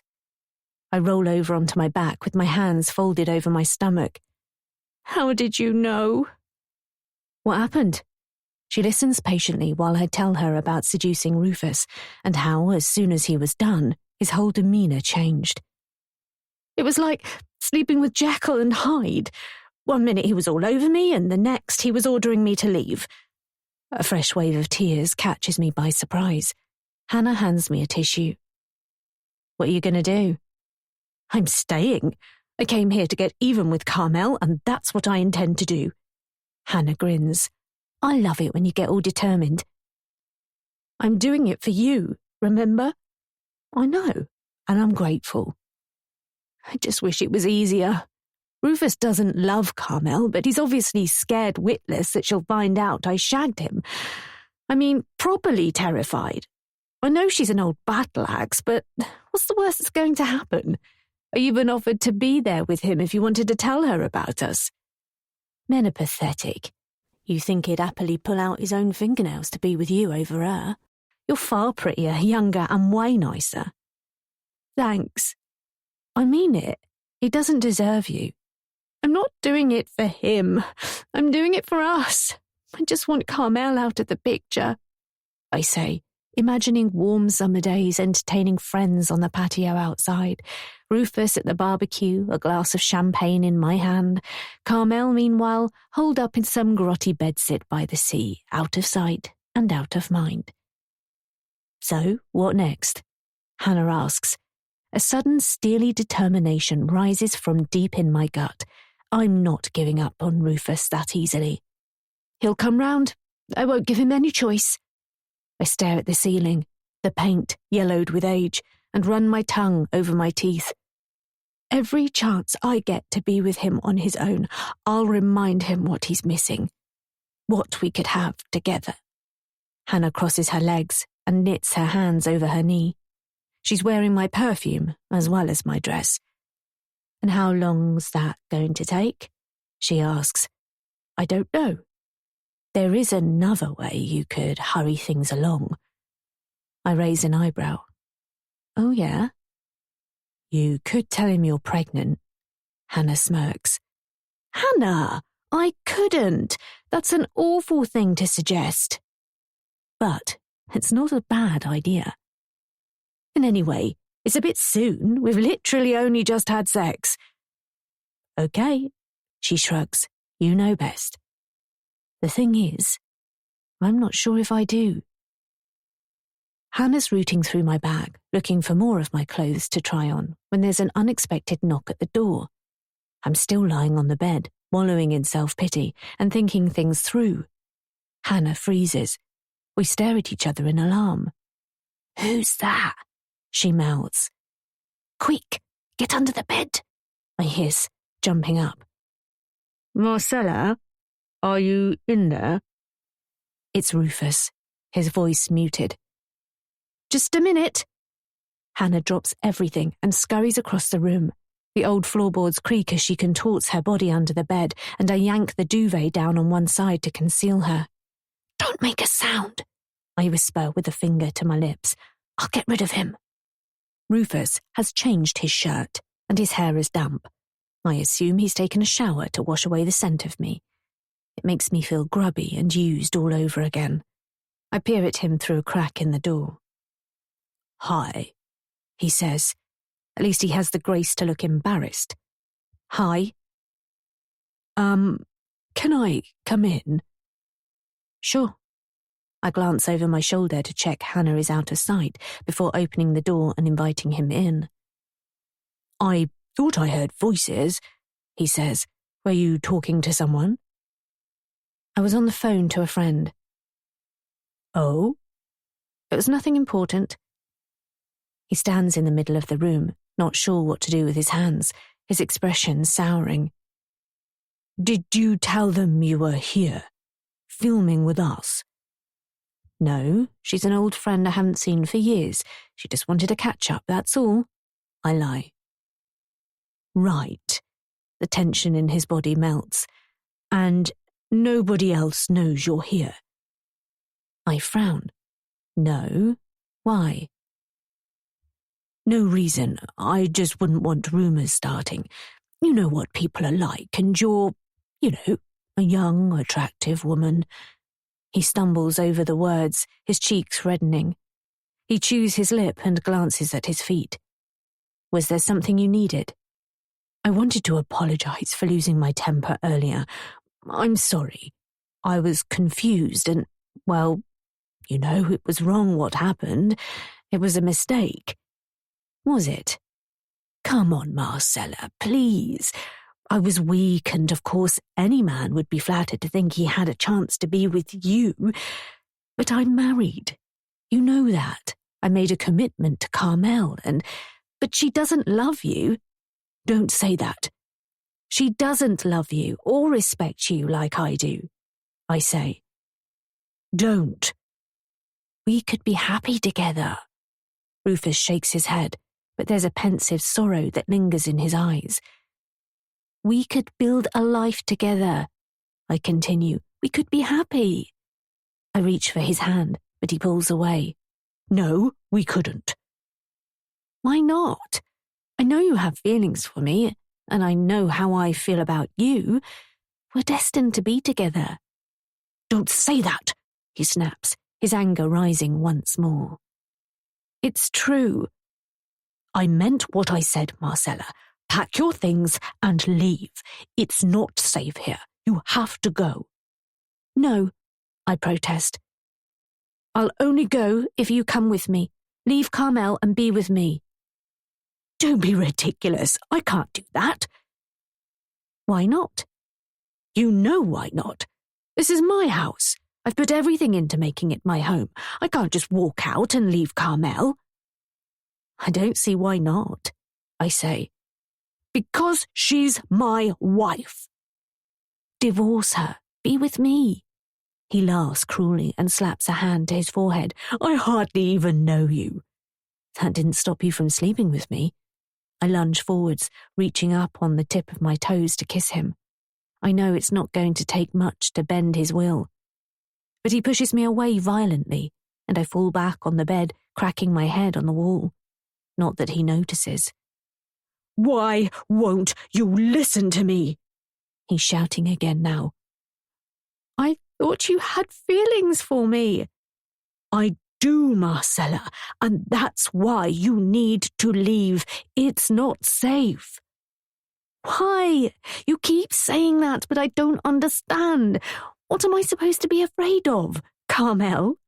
I laugh as I climb off the bed, smoothing down my dress. Rufus stares at me without a trace of humour. He really is totally under her thumb. You don't know her like I do, he says. What's the worst she could do? Sure, it might get ugly. She'll probably lose her temper. Maybe even throw some stuff and badmouth you to her friends. But so what? Isn't that worth it for the life we could have together? I can see he's wavering. He's imagining a life without Carmel. With me. Someone he thinks genuinely loves him, who desires him, who won't rule his life and make it a misery. We can't do this, he says. Maybe in another life, but not this one. And if you really care for me, like you say you do, you'll leave. Go somewhere far away and never try to contact me again. Is that what you really want? I ask. I don't want you to get hurt, Marcella. You don't know the half of what you've got yourself involved in. You're better off without me. Fine. If that's what you really want, I'll go. You'll never see me again. And suddenly, I'm crying again, a flood of tears that cascade down my cheeks, tears of frustration, of humiliation, of anger. It's futile continuing to argue, and I won't debase myself by begging. If he wants me gone, I'll go. He's used me, and now he wants to wash his hands of me. And if I can't change his mind, I'll find another way of getting to Carmel. This isn't the end. Thank you. He breathes a sigh of relief, and the lines of anxiety furrowed in his brow iron themselves out. But you need to hurry, especially you're gone before Carmel gets back. He checks his watch. She could be home at any time. I need to go out on a site visit, but promise me you'll be gone when I get back. All right, I sniff. I get the picture. He's still worried I'm going to say something to Carmel. It's tempting, but it's too risky. It would be my word against his. I should have thought about setting up a camera or recording our conversation. That's the kind of evidence I'd need to make her believe me. Without that, I'm just a fantasist chancing my arm. He turns to leave, the floorboards creaking under his feet. Marcella, he says as he reaches the door. What? I'm sorry. He hesitates, as if he has something else to say, but then clamps his mouth shut and stalks off. I bang the door closed behind him, wait until I hear footsteps on the staircase, then stamp my foot on the floor in frustration. Hannah pokes her head out from under the bed. Well, that certainly told him. What are you going to do now? Shut up, Hannah. Chapter 29. I shove all my clothes and dirty laundry in my bag in a furious hurry, angry that Rufus has used me, outplayed me, and cast me aside like a broken promise. I don't even know where I'll go. There's no point going back to the flat. I'm due out in a few days, and I don't have enough money to put down a deposit on somewhere new. I don't even have any real friends I can turn to for help. But I've promised Rufus I'll leave. For whatever reason, he's not willing to leave Carmel, and that leaves me with very few options. With one last look around the room, I storm out with my bag over my shoulder. Although I have no regrets that I won't be sleeping in the creepy attic room for another night. I heard Rufus leave a short while ago. The growl of his car, the hum of its tires rolling up the drive. And now the house is silent again. I'm alone, and the temptation to cause havoc is overwhelming. Just imagine the damage and destruction I could wreak if I left the taps running in their ensuite bathroom, or turned their fridge and freezer off at the plug, or emptied all of Rufus's expensive bottles of wine down the drain. But what's the point? It might make me feel better for a short time. But I have bigger plans. A ruined freezer full of food is going to be an inconvenience to Carmel at best. It's not going to make up for what she did to Hannah. As I trudge wearily past Rufus and Carmel's bedroom, Resisting the temptation to sneak in and pour bleach in their bed, I deliberately scrape my bag along the walls, hoping to leave an inedible mark, a reminder of me. I bump my bag petulantly down the stairs into the hall. The house smells of lavender and beeswax polish, a comforting smell, a far cry from the stink of cooking fat and damp that used to linger in our old flat. For all its extravagant splendour, the craziness of the old melded with the new, I'm going to miss the house. I'd already started imagining my life here with Rufus, how I'd change the colour scheme, update the sofa with something more comfortable and less fashionable, buy a bigger TV. But for now, that remains a pipe dream. If I can't persuade Rufus to leave Carmel, none of this will ever be mine. It's not fair. What's she ever done to deserve it? I take one long, last lingering look around, my heart heavy. I doubt I'll ever own anywhere quite like it. How would I begin to afford it? But there's no point in dwelling on it. I need to focus on Carmel and think of another way to settle my score with her. Find another weak point to exploit, a vulnerability. I thought it was Rufus, but I was wrong. There has to be something else. I'm sure there is. I just need the time to think and to plan. I'm halfway along the hall, checking the bus times from the village on my phone, when the front door flies open. Carmel barges in, key in one hand, briefcase in the other. She's flustered, her face red, her cheeks puffed out. We both freeze. She glances at my bag and looks me up and down with a frown.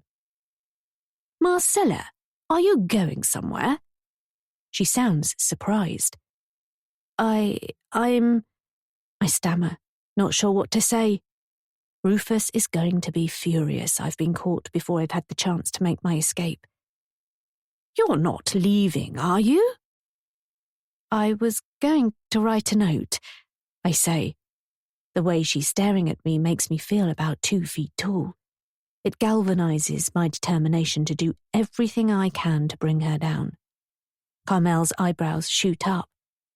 "I don't understand. I thought you had several more weeks filming to do. You can't have finished already. You've barely started." "No, the thing is, the film's not really working out as I planned. Sorry if I've wasted your time." Carmel puts her briefcase down by her feet and closes the door, trapping me like a rabbit, confronted by a hungry wolf.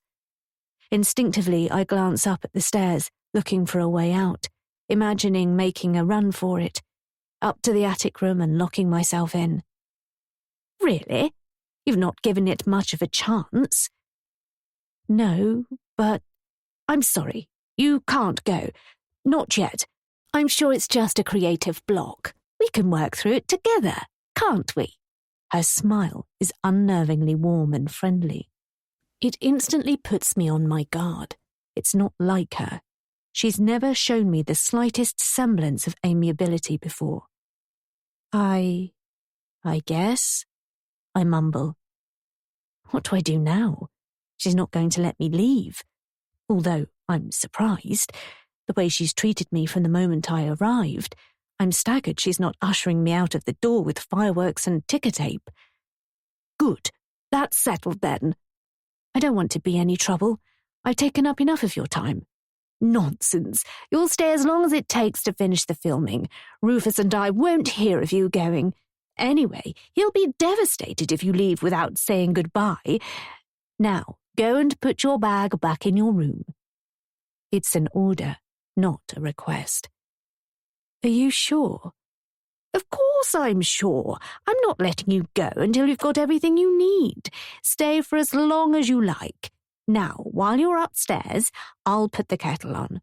And then, why don't you join me for a cup of tea? We can chat through why you think the film isn't working," she says. It's the first time I've seen this softer side of Carmel. It makes me uneasy. What's brought about this sudden change? And more to the point, how's Rufus going to react when he gets back and finds I'm still here? Who cares? I can deal with him.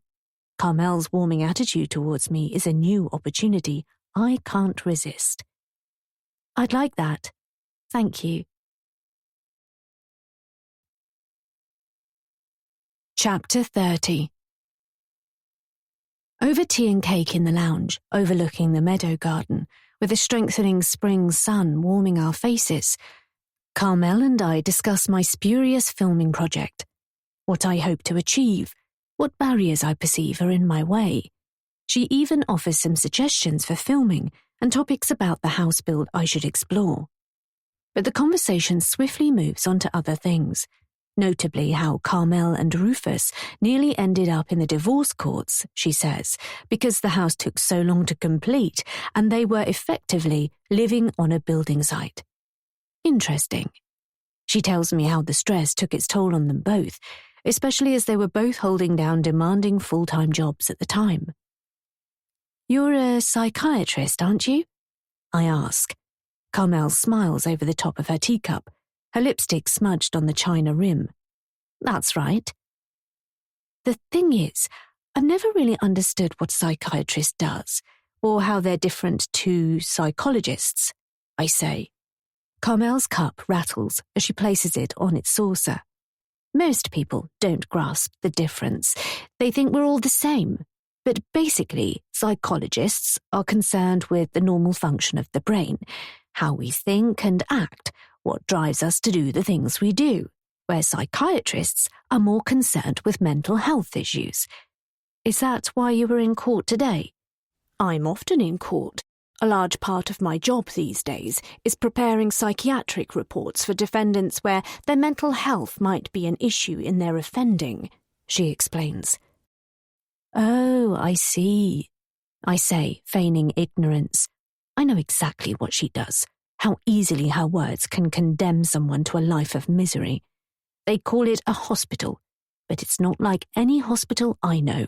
It's all heavy locks, bars on the windows, and a nighttime of anguished screams and demonic wailing. It's far, far worse than prison.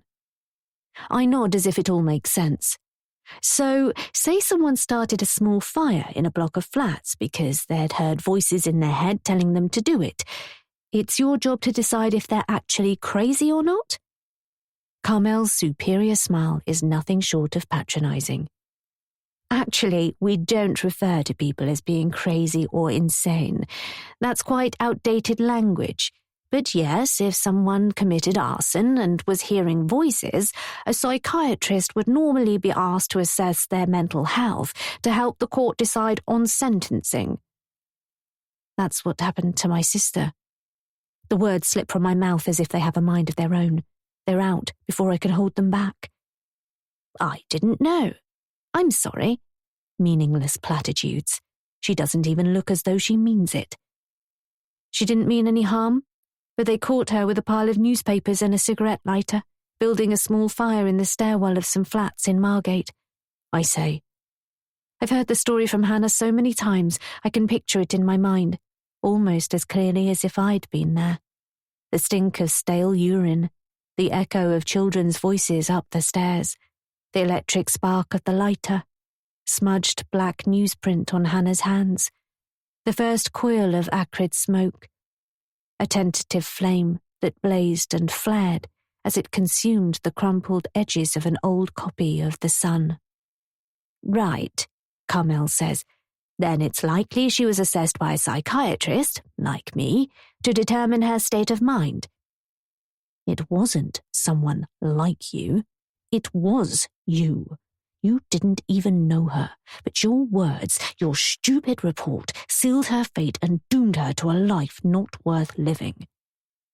They sent her to a psychiatric hospital on the other side of the country, I say, my jaw aching as I grind my back teeth, the muscles balled like rocks.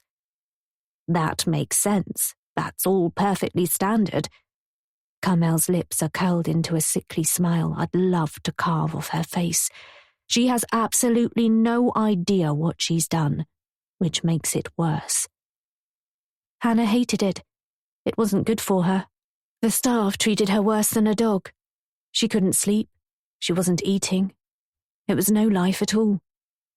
But it was probably the best place for her to be. I want to take Carmel's cup and smash it into her head. For an instant, I imagine what it would be like to do it, mushing up her immaculately made-up face into a stew of blood and gristle, shards of china cutting and ripping her skin, slicing through her nose, her lips, her eyes, the gurgle in her throat, the spray of blood across the back of the expensive sofa. Not unusual, I'm afraid. I blink, turning back to Carmel's whiny voice, pushing the image of her mutilated face out of my mind. What? I was saying, it's not unusual for patients to feel distressed when they're first admitted to hospital, but the staff really do know what they're doing, Carmel says. I don't think you understand, I say, gripping the arms of my chair so tightly my knuckles lose all colour. That place destroyed her. It didn't make her better. It would have been worse for her in prison, I'm quite sure. I shake my head, my back teeth grinding against each other. She begged me for help, but there was nothing I could do. I couldn't get her out. Nobody could. And so she did the only thing she could think of. Carmel's smile slips and her eyes darken. What happened to her? I shrug. What do you think? She was so desperate that the only control she had left was to take her own life. She killed herself because of that place, and that's why I can never forgive the people who put her there.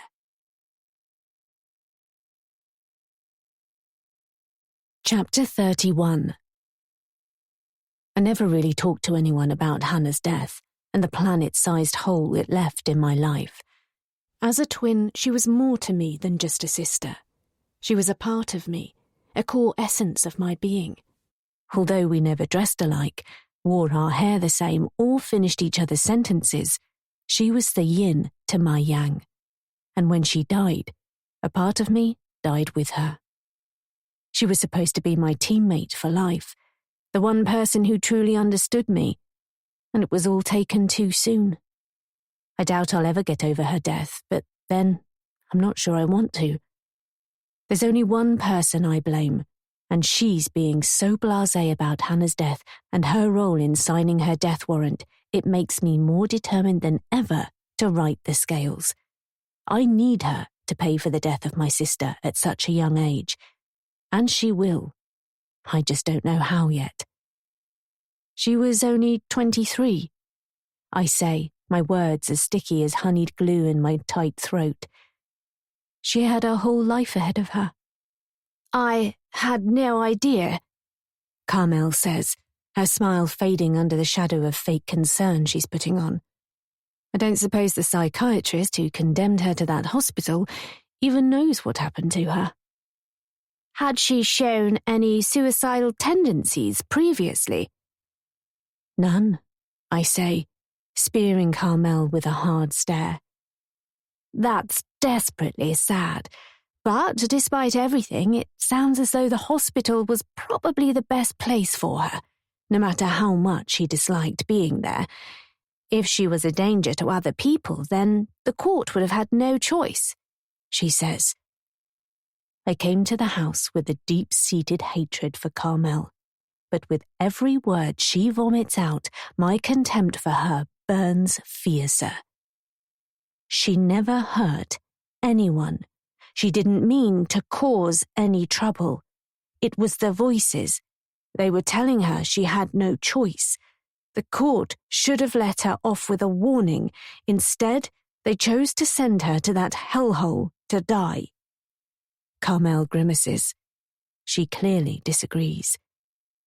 The system isn't perfect, but we're all doing our best. I know it's hard to hear, but everyone involved in your sister's care would have had her best interests at heart. Her death was an unfortunate tragedy. I'm going to enjoy destroying her. Whatever it takes, I'm going to make her pay so badly she'll be begging me to stop. An unfortunate tragedy. Is that what she thinks? Does the woman have a caring bone in her body? I really can't understand what Rufus sees in her. She's a poisonous, sour, dried-up old hag. How he could ever choose her over me is beyond comprehension. Listen, would you care to eat with us tonight? Carmel asks as casually as if we'd just been chatting about the weather. It would be a good opportunity for us to get to know you better, and to make sure you've finally changed your mind about leaving. Sure, why not? What the hell? Great, I was going to make lasagna. Perhaps you could give me a hand in the kitchen, and we could have a little girl time together. I force my lips into a smile, but I can't make it reach my eyes. I'm too angry, too tightly wound up. I can't think of anything I'd like to do less, and I'm not stupid. It's better if I keep her on side for now. Absolutely, I'd be happy to help.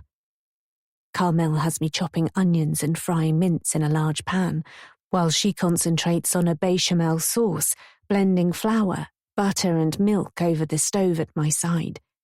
Her proximity sends a shiver of disgust down the arch of my back, but I pretend to be happy in my work. I've almost forgotten I'm not supposed to be here when the front door crashes open and I hear Rufus toss his house keys on the side table in the hall.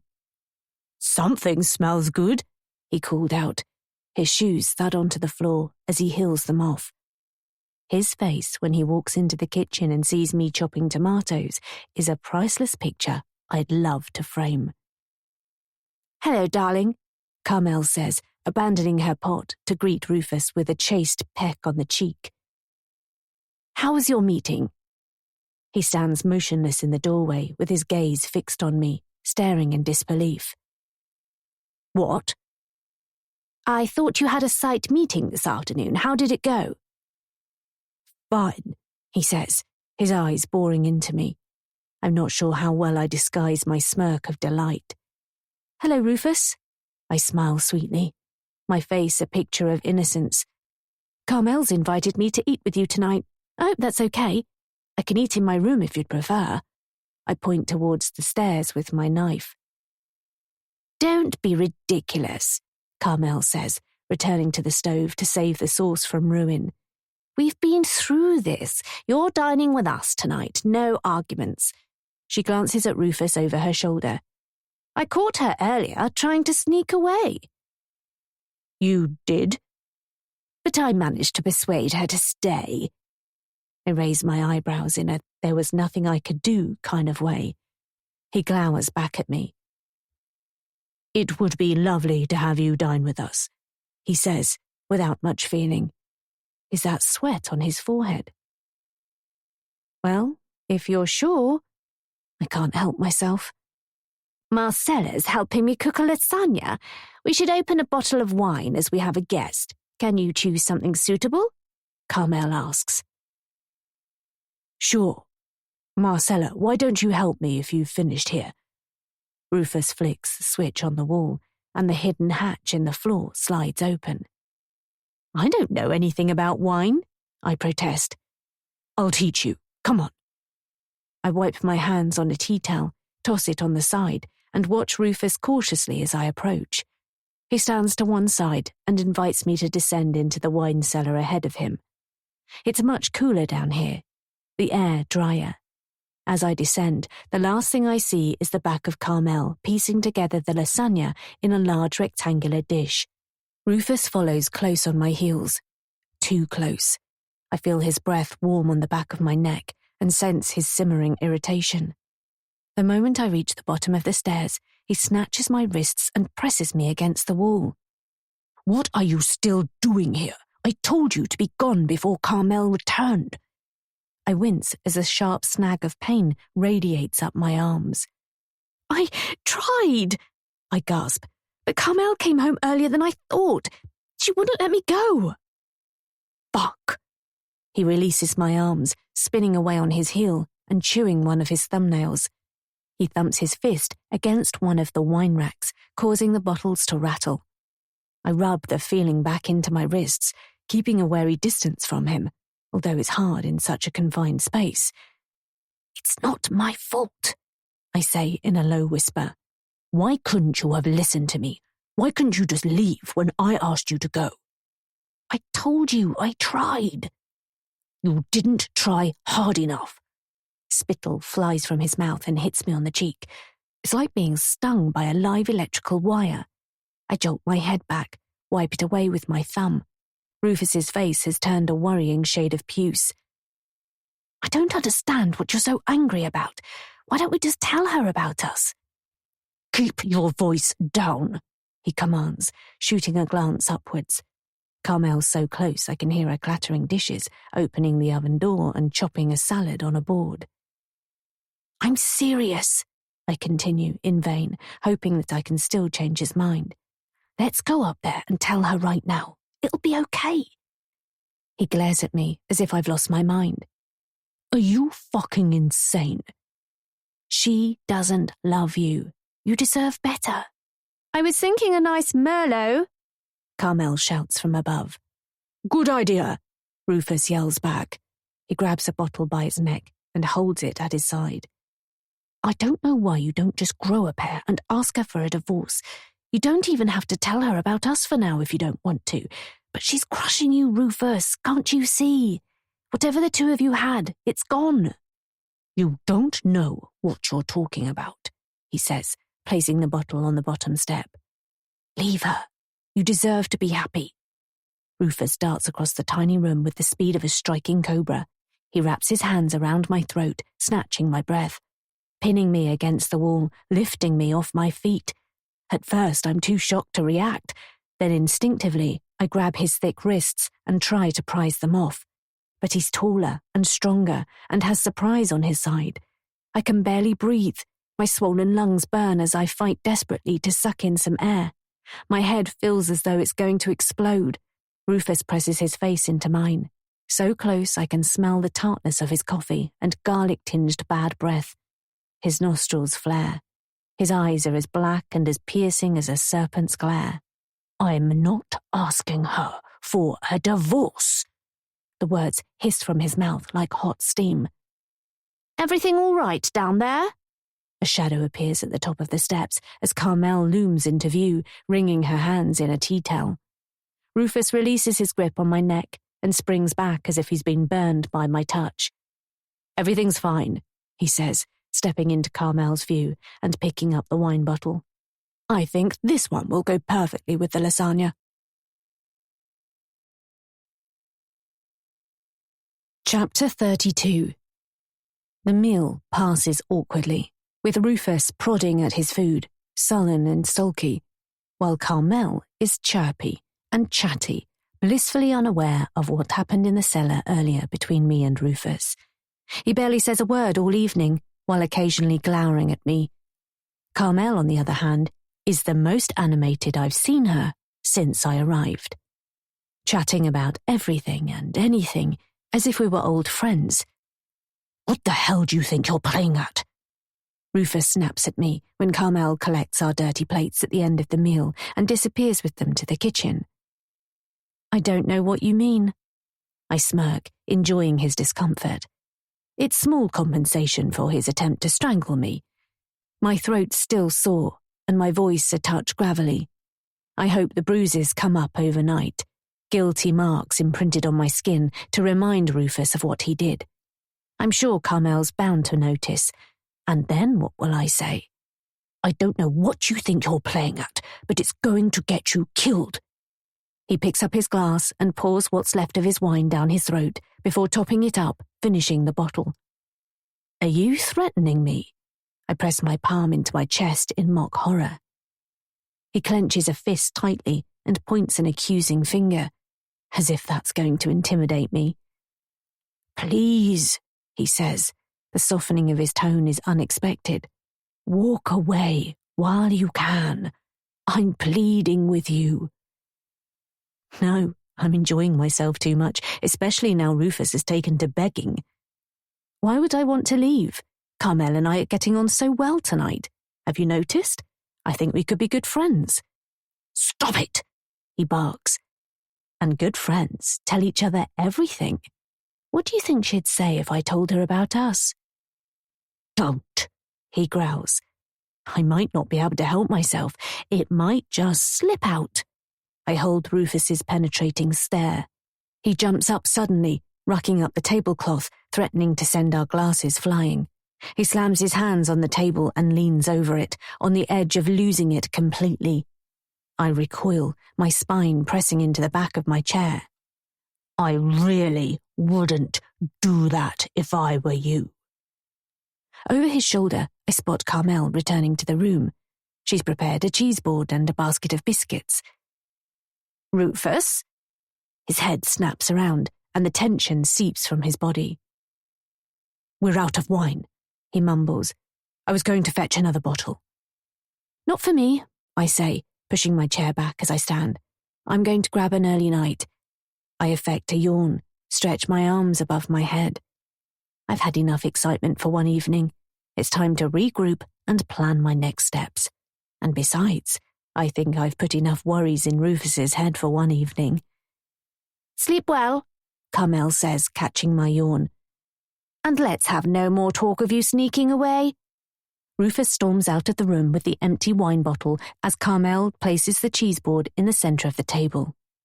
I won't, I promise, before hurrying away and racing upstairs. I don't want to bump into Rufus again tonight. I certainly don't want to be on my own with him. He's shown his true colours this evening, and I don't trust him not to try to hurt me again. I'll need to keep my wits about me from now on. I slip into my room and dig out my pyjamas, which are crumpled at the bottom of my bag I've not yet had the chance to unpack. The familiar chill in the room settles in my bones, and I shiver. The light flickers, and my pulse quickens. Maybe I'll talk to Carmel in the morning about moving out of the attic and into one of the rooms below, now she seems to have warmed to me. I'm not sure what's changed, but her attitude couldn't have been more different this evening. Maybe she's worried she was driving me away, or perhaps she'd been having a bad week.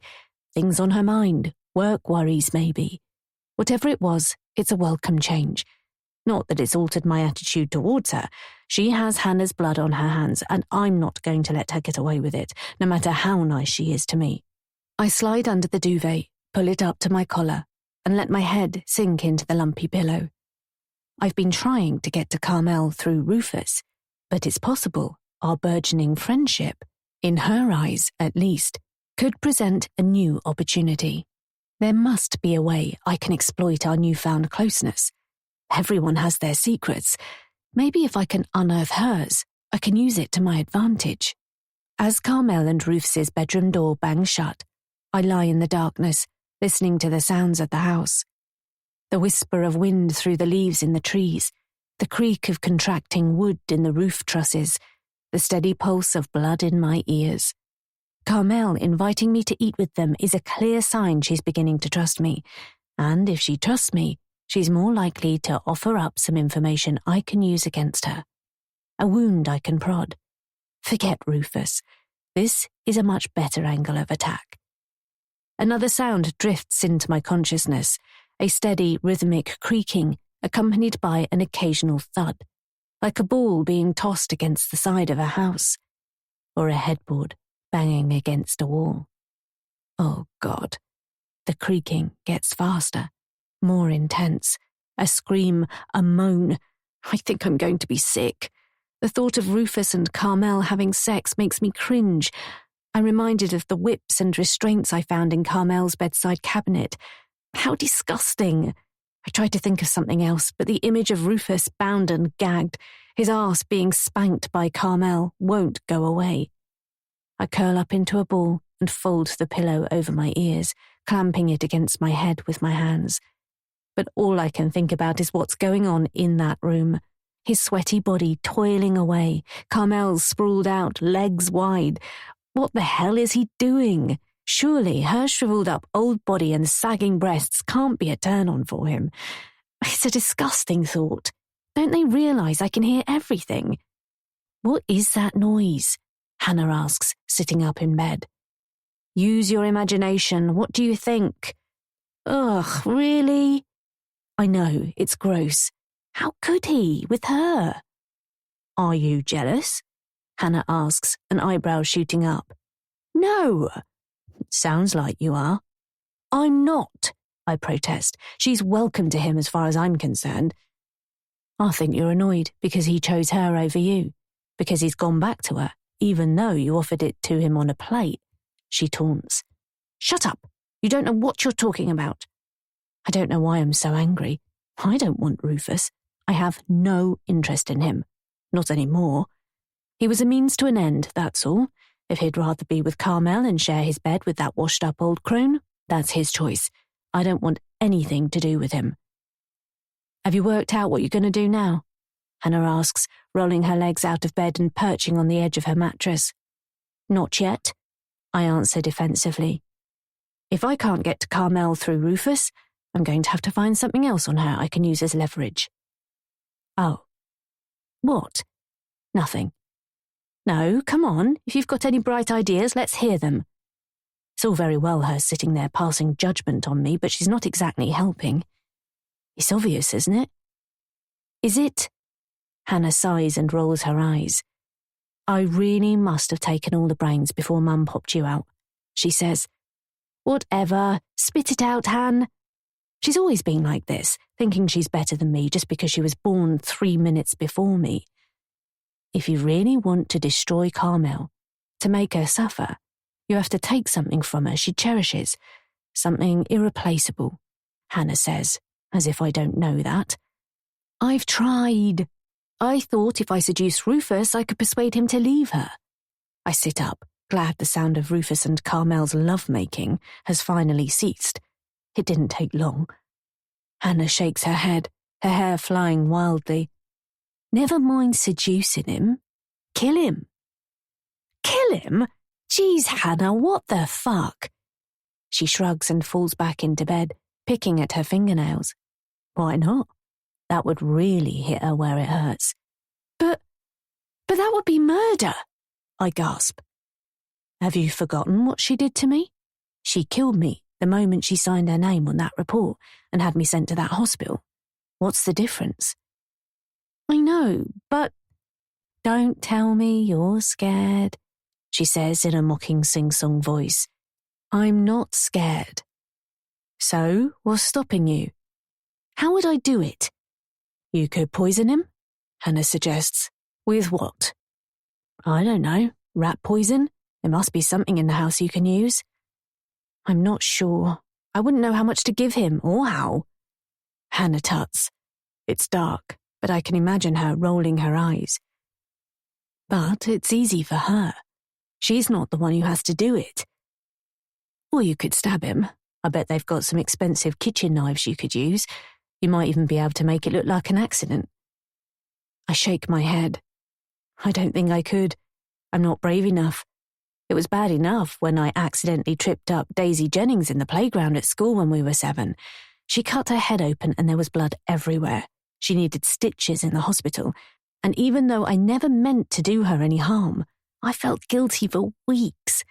I don't think I could knowingly stick a knife into anyone, not even Rufus. Maybe I could push him down the stairs? I suggest. I think about the steep stone stairs that coil down into the hidden wine cellar below the kitchen. A quick shove or an outstretched foot might be all that it takes, and I could definitely make that look like an accident. But it's not a long way to fall. Unless he hit his head, it'd be unlucky to suffer as much as a sprained ankle. I squeeze my eyes shut and push the image of Rufus's body lying at the foot of the stairs, his eyes staring blankly, out of my mind. I'm not going to kill him, Hannah. Why not? Because I'm not, okay? Anyway, I've got a better idea. If Rufus doesn't have the balls to leave Carmel, then I'll just have to tell her about our affair. Let's see how long their marriage lasts after that. And what if she doesn't believe you? Hannah asks. You don't have any proof. I'll find some. Anyway, she thinks we're friends now. Trust me, she'll believe me. That might work, Hannah sighs. Or you could just kill Carmel. Chapter 33. I'm not killing anyone. Although the idea is tempting. No, I'm not a murderer. I wouldn't even know where to begin planning something like that. It takes a certain kind of twisted mind, an emotional detachment, and I don't have the stomach for it. I can't deny it's fun thinking about it, though. Even if Carmel has fallen out of love with Rufus, his death would be devastating for her. I can almost picture her face, twisted in horror, as she finds his lifeless body. The disbelief, the shock, the abject misery. I'd love to see how she copes with the gut-piercing pain of losing someone close. It could never compensate for Hannah's death, but it would be something. A shift in the scales, if nothing else. I'm not going to do it, of course. The risks are too high. Even if I had it in me to pull it off, I'd have to make it look like an accident. But how? I've seen enough episodes of CSI to know it's not easy to cover up a murder and make it appear non-suspicious. Inquisitive minds and forensic testing make it virtually impossible these days. And there's no way I'm going to prison, even if it means getting even with Carmel. There has to be a better way. Unless, of course, I could frame Carmel for Rufus's murder. Now that would be perfect. Oh my God, why didn't I think of it before? Because I'm not a killer. I'm not going to murder anyone. This is Hannah's doing. She's put the idea in my mind, like a pumpkin seed pressed into a pot of soil, and now my brain's nurturing it, encouraging it to germinate and take on a life of its own. Imagine if I could pull it off, though. Carmel would suffer not only the agony of her husband's death, she'd lose everything. Her freedom, the house, her reputation, her job, probably.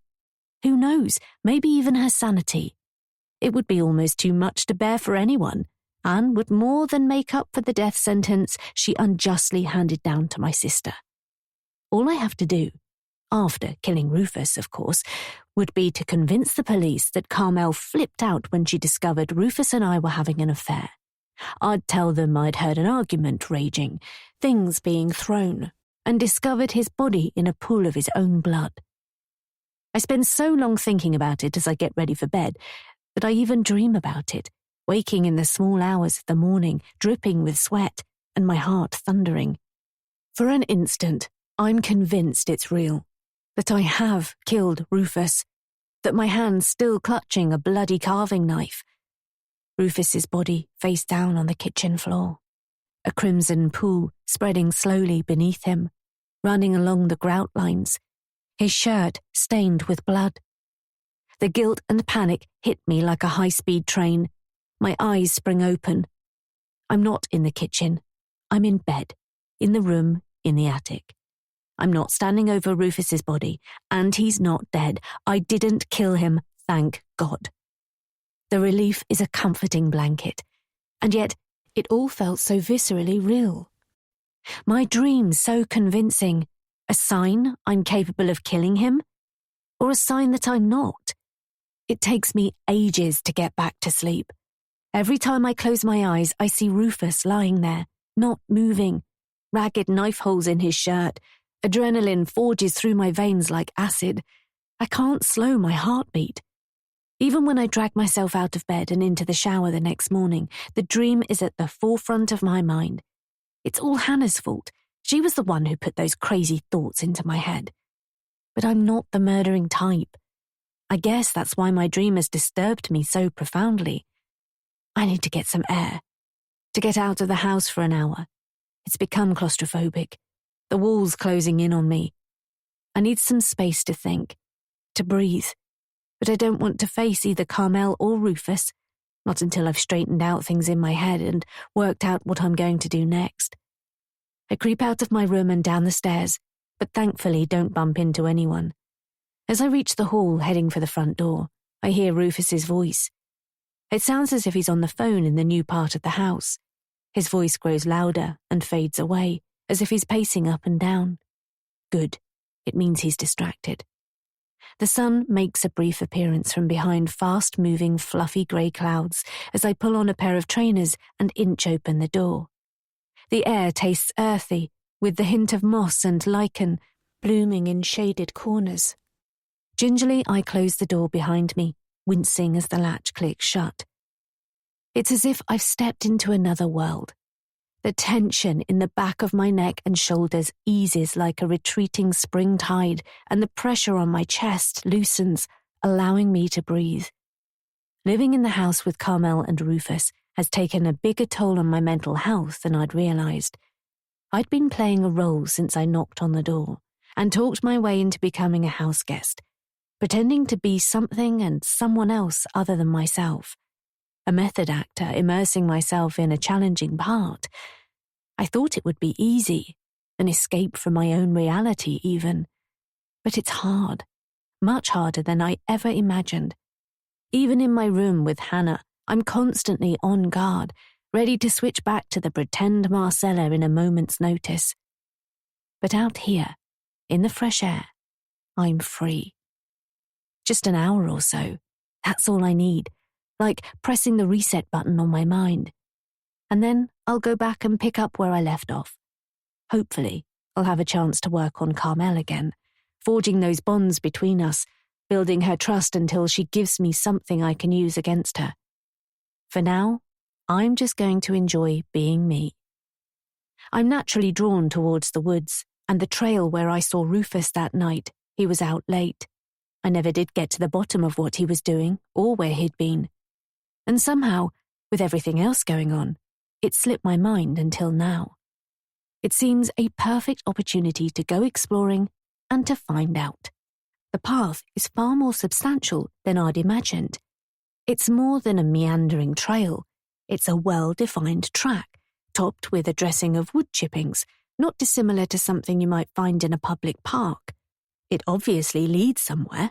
Why else would they go to the trouble? With a quick glance back at the house, I enter the woods, following the track. It's edged with lengths of decaying tree branches, angled haphazardly. It's obviously taken time and effort to construct. I march on with birdsong ringing in my ears and the strongest rays of the sun filtered out by the thick canopy above. The further I walk, the gloomier it becomes, and within 20 meters or so, the house is no longer visible. I could be in the middle of nowhere. It's actually incredibly peaceful, with nothing in sight but rows and rows of tree trunks and a tangle of squat bushes and clumps of ferns.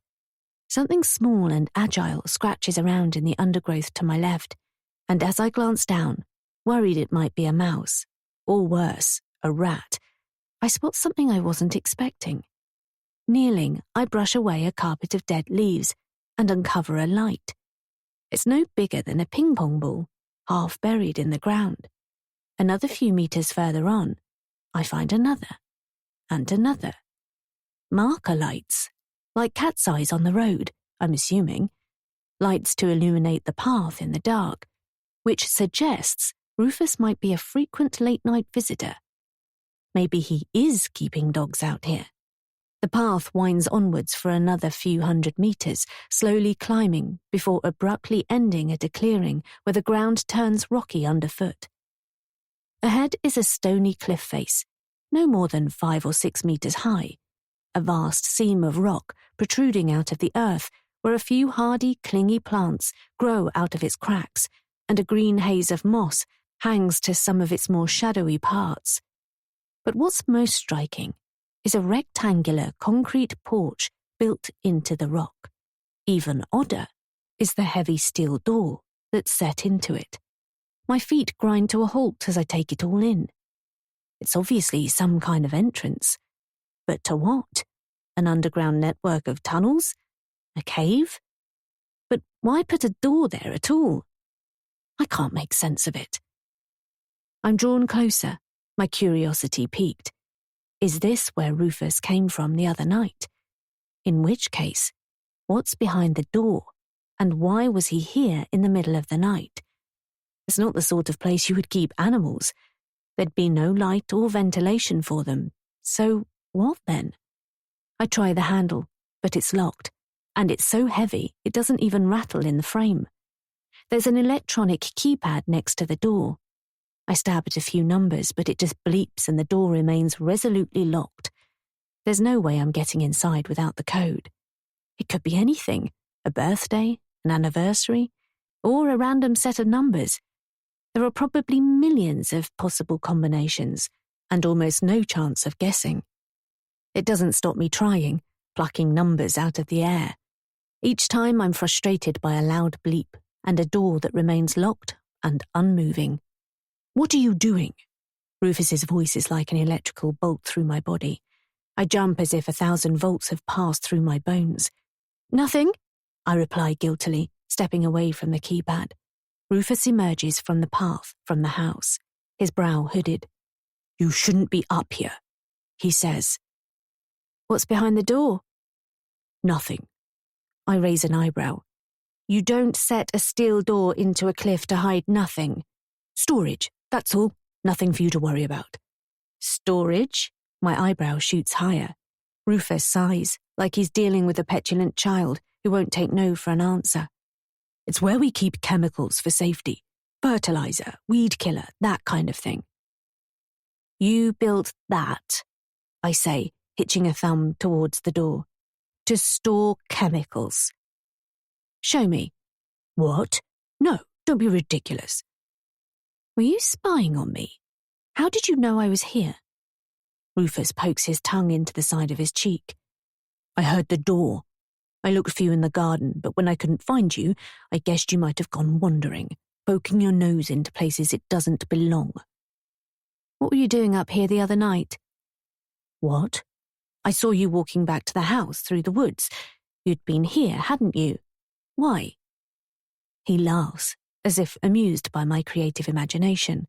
"I told you, we'd had a row and I came out for a walk to clear my head. That's all." He steps forwards, drawing closer. I edge away, fearful. My throat's still painful from where he strangled me in the cellar last night. If he attacks me again, here in the woods, no one's going to hear me scream. "Don't touch me." I raise a hand, warning him off. "Marcella, please."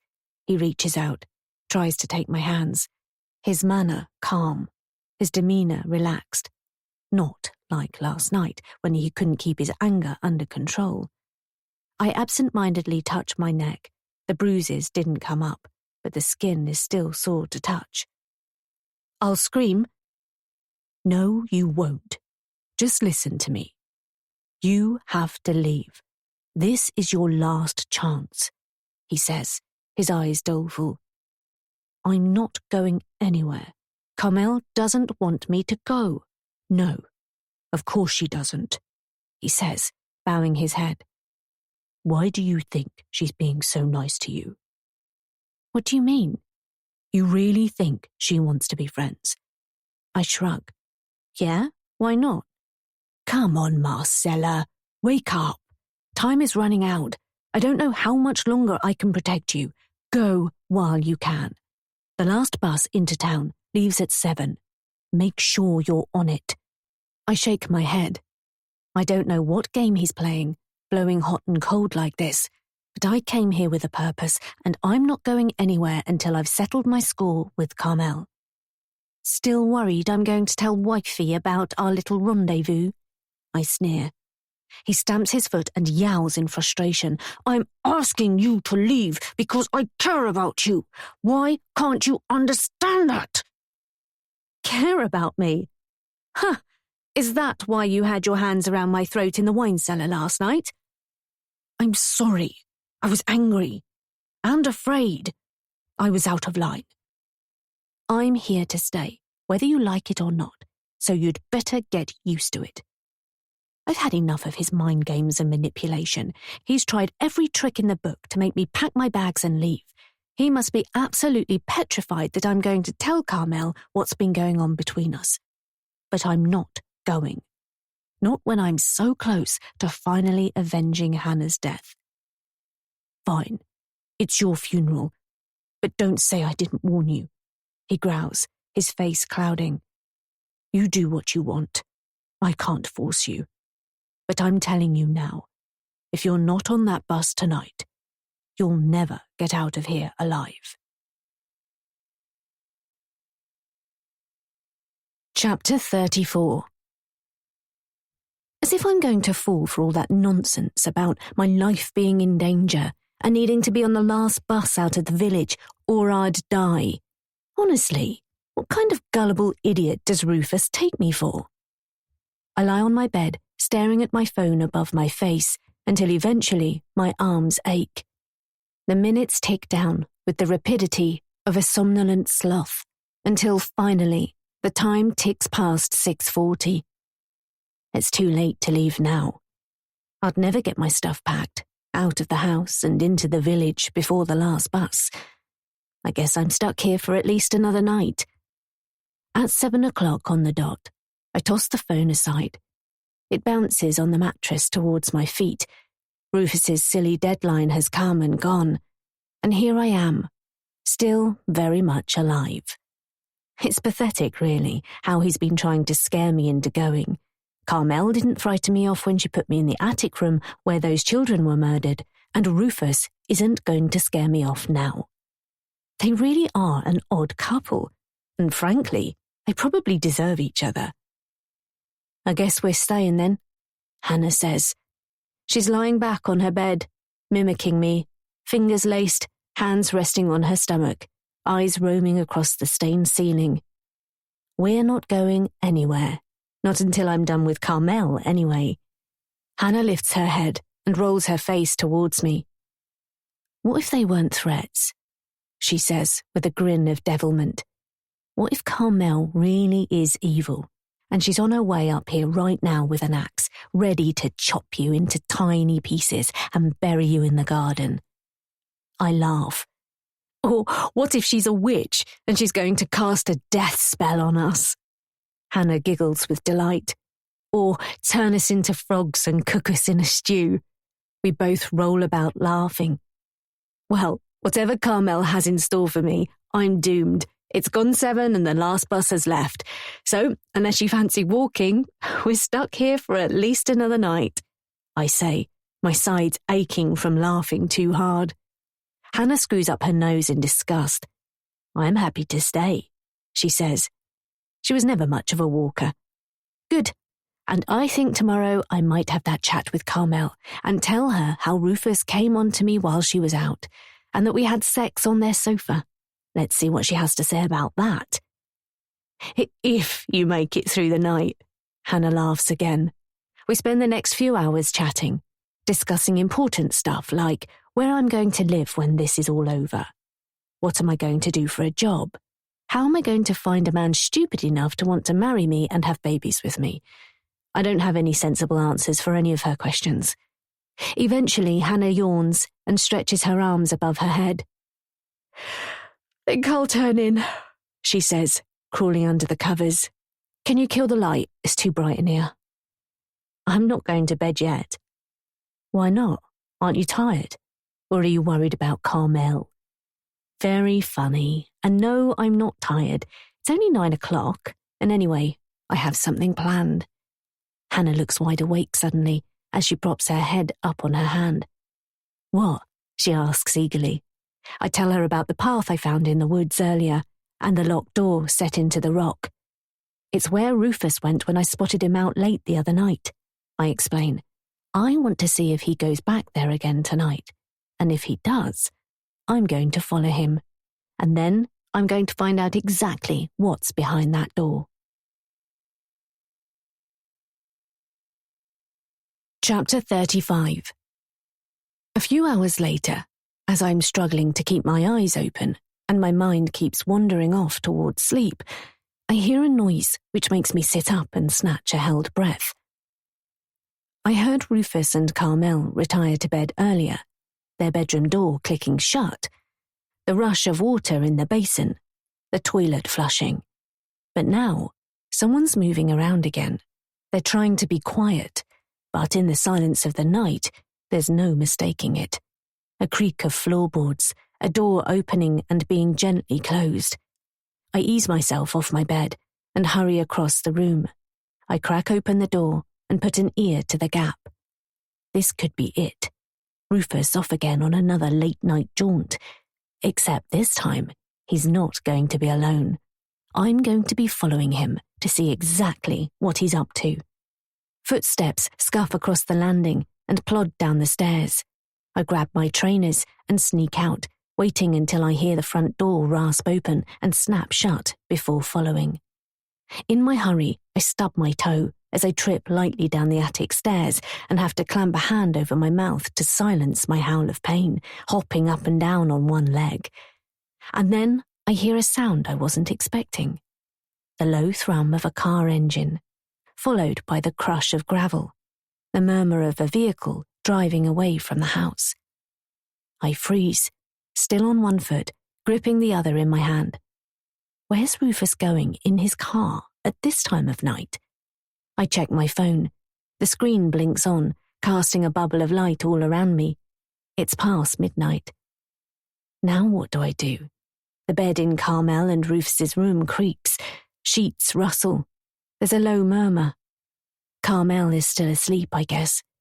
Does she have any idea Rufus has gone out? I doubt it. I retreat back to my room, but leave the door open. Now I really need to stay awake. I can't follow Rufus, but I can spy on him when he gets back. Maybe it'll throw up some clues about where he's been and what he's been up to. I have to stay alert. But I last for maybe 30 minutes, 40 at most, before my eyes grow heavy and my head falls back against the headboard. I'm woken by the sound of my own snoring, and I jerk awake, blinking in the dark. I hear a dull thud outside, followed by another. Car doors opening and closing. Instantly, I'm wide awake with my heart racing. Everything goes quiet except for the thread of adrenaline racing through my veins, throbbing at a frantic pace. My whole body is rigid with tension, my muscles coiled to react. I cock my head and close my eyes to listen. A key scrapes in a lock. The front door hisses open. A grunt, a scuff of shoes. And, if I'm not mistaken, something being dragged along the floor. Something heavy and unwieldy. What the hell? A cool breeze wafts into my room. A light flicks on downstairs, its residue glowing faintly at my door. My phone tells me it's well past 2 a.m. Rufus has been gone for an awfully long time. Slowly, carefully, I swing my legs off the bed and place my feet on the floor. The floorboards groan unavoidably as I stand. In this part of the old house, everything aches and moans with age. Hannah remains asleep, breathing heavily through her nose. Just as well. I wouldn't want her making a noise and asking awkward questions right now.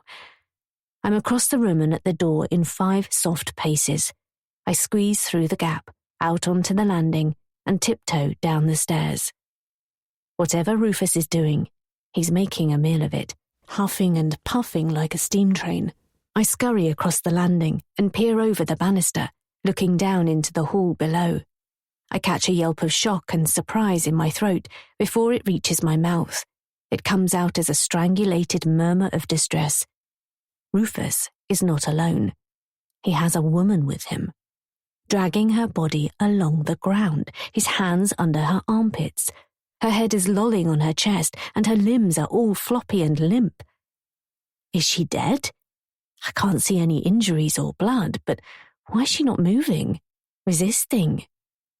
And then she groans, her lips twitching as if she's trying to speak, but is so heavily sedated she doesn't know where she is or what's happening. What the fuck is going on? My instinct is to rush downstairs and confront Rufus, to ask whether the woman needs help. But I can't move. My arms and legs are frozen, impervious to the messages coming from my brain. My mind races, whirling with questions, a tumult of confusion and fear. Who is she? Where did she come from? Why is she unconscious? And where is he taking her?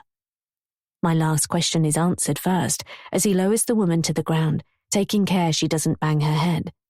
It's a surprising, compassionate gesture. Her long blonde hair fans across the tiled floor, a huge hooped earring bent at an awkward angle. She's wearing tight-fitting jeans with a thin see-through green top over a black bra. One of her shoes, a strappy sandal, is missing. She looks about my age, although her makeup is smudged. Eyeliner streaking down her cheeks, lipstick faded and smeared across her chin. And as I look more closely, I see the beginnings of a purple bruise rising across her forehead. Has he done this to her? My initial shock gives way to a swelling anger as a tide of queasiness rises from my stomach. Rufus steps out of view for a moment.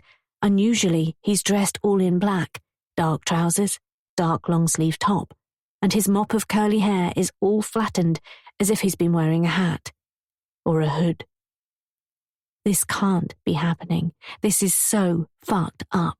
What am I supposed to do? A familiar low whirring sound starts up, like a small electrical motor.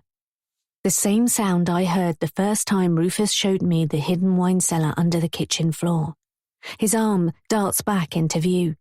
He grabs the heavy woven rug in the middle of the corridor and pulls it to one side. To my amazement, the floor beneath it is opening up, a sliding hatch revealing a dark hole under the house. Another hidden cellar, one I had no idea was there. It only takes a few seconds to open fully. It's not a wide entrance, smaller than a standard door, but easily big enough for Rufus to fit through. He steps back into view and slides his hands under the woman's arms again. He pulls her, twisting her around with her feet trailing lazily behind her. He backs up to the hole in the floor, watching his feet as he steps backwards and down a set of unseen steps. The woman's body follows, disappearing into the depths like she's been swallowed by a giant anaconda. Her feet vanish last, bumping down the steps with a hollow thump. And then she's gone. Chapter 36. St. Mary's Church, Wychwood, August 2nd, 1925. The church was airless, and the stifling heat had rendered most of the Sunday morning congregation either restless or sleepy. The Reverend James Bennet ploughed on regardless. He had an important lesson to impart on the virtues of forgiveness and reconciliation, although it was clear he didn't have everyone's undivided attention this morning. There was no sign of Agatha or the children again. It had been weeks since he'd last seen them, and before that, their attendance at church had been sporadic at best. He'd been meaning to pop over to the house to check on them all, but since his last encounter with William, when he'd executed a cow right in front of him, he'd found excuses not to visit. Too many reasons why he couldn't spare the time. He was also troubled by the inappropriate feelings he'd developed for Agatha. Time and distance would put paid to that, he told himself, and so he was in no rush to see her again. And yet her absence from church left him uneasy. It wasn't all that long ago she had turned up at the vicarage supporting a hideous black eye and a suspected broken rib at the hands of her violent husband. He really should check on her. Lovely service, Vicar. Ted Holloway grinned broadly as he shook the Reverend Bennet's hand, revealing the absence of most of his upper teeth. Very formative. Thank you, Ted. The Reverend Bennet gripped his gnarled old hand, leathered and calloused from years of tilling the land, firmly. I'm glad you found it useful. Ted stifled a yawn. The vicar had watched him nod off at least twice during his sermon, his eyes drooping and his head falling onto his chest at all the good bits. Typical. At least he was here. See you next week, then. Ted slipped his cap back onto his head. Ted, have you seen William and Agatha recently? Agatha's not been to church for a few weeks, and I was wondering if you'd seen them around the farm. Ted was one of William's trusted farmhands and helped Agatha look after the place while William was away fighting. Ted hesitated and scratched his head under his cap, a greasy strand of hair poking out over his ear. To be honest, I haven't, he said. Now you come to mention it, I haven't seen Billy in days, or any of them kids. A pang of worry catapulted through the vicar's chest. When was the last time you did see them? I dunno, last week sometime? Last week? That's right. Not even William? No. Agatha's words of warning rang through the vicar's head. I worry that one day he might actually kill me. A cold shiver ran down the length of the Reverend Bennet's spine, despite the heat, and brought a belt of sweat to his brow. As the remainder of his congregation filtered slowly out of the church and dispersed to go about their business, the Reverend Bennet remained distracted, thanking everyone for coming but not really listening to anything anyone had to say. When the last worshipper had gone, he hurried to the vestry, threw off his stole and surplice, and grabbed his hat. "Off somewhere?" Albert the verger asked as the vicar brushed past. "I'll be back shortly," he called over his shoulder. When he arrived at Shadowbrook Farm, the Reverend Bennet was dripping with sweat, his feet swollen in his shoes, and a painful blister on his heel. But he didn't care about any of that. Worldly discomforts, that's all. He only had one thing on his mind, and that was to confirm Agatha was safe and well. As he pushed open the gate and let himself in, the first thing Vicar noticed was an eerie quiet about the place, as if all the birds and animals had given it a wide berth. He glanced to the heavens and said a silent prayer. "May God grant me the strength and wisdom to comfort those in sorrow and bring his peace to this troubled home," he mouthed to himself. There was probably a perfectly logical explanation for Agatha and William's disappearance. Maybe they'd been called away for some reason, or were taking a holiday. He'd heard Brighton was lovely at this time of year, although pricey for a family with 6 children, when the only income they had was from the farm. He approached the house slowly, his feet dragging, comforting himself with the knowledge that the Lord was looking over him and trusting that everything would be fine. It was a handsome farmhouse, constructed in red brick with Kentish pegged tiles, bigger than most of the houses around here. William had been lucky to have inherited it, along with 30 acres of land from his parents. The door to the property was ajar. "Hello? Is there anyone home?" The vicar craned his head around the door. Flies buzzed incessantly in the hall, a maddening swarm that wouldn't stay still. An awful stench was coming from somewhere inside, rotten, stinking, like cabbages left out in the sun. And something else, sweet and sickly, like the smell of death. The Reverend Bennet covered his mouth with his sleeve and stepped inside. "Hello? Anyone here? Agatha? William?" he called. He swatted the flies away from his face with his free hand and tiptoed into the kitchen. Food had been left out all over a big wooden table in the centre of the room. Half-eaten apples, a loaf of bread curling at the edges, plates and knives, cheese, tomatoes, slices of pie, a mug of tea, half drunk. It seemed to be at least the partial cause of the smell.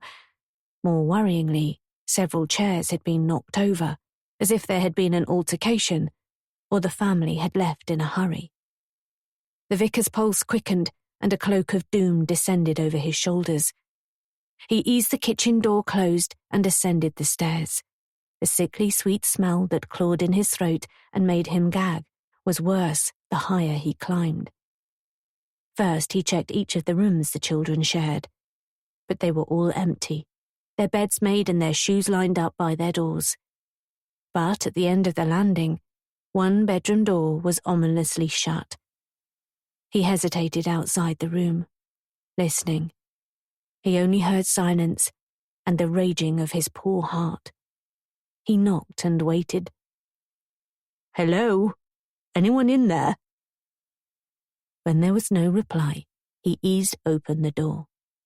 The smell hit him like a wall of putrid rot and sourness, decay suffocating the air, like walking past a dead badger in the hedgerow, but 10 times worse. His eyes watered and his delicate stomach heaved as the air came alive with the buzz of 1,000 flies. Peering around the doorframe, he saw William lying motionless on the floor at the end of the bed, staring at the ceiling, his eyes glassy and dull.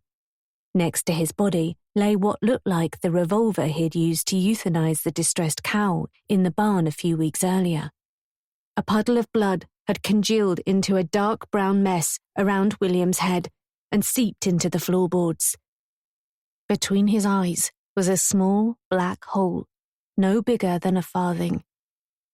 The vicar gasped, his legs like water. He clutched the door for support and clasped his hands together in supplication. "Oh, dear Lord, may you have mercy on his soul and guide his troubled spirit taken in despair," he whispered. There was nothing to be done for him. William had obviously been dead for a while, his life taken by his own hand. But where were the children and their mother? He stumbled back towards the stairs, but as he hurried along the landing, keen to get out and into the fresh air, he noticed another staircase leading up into the attic. He hesitated.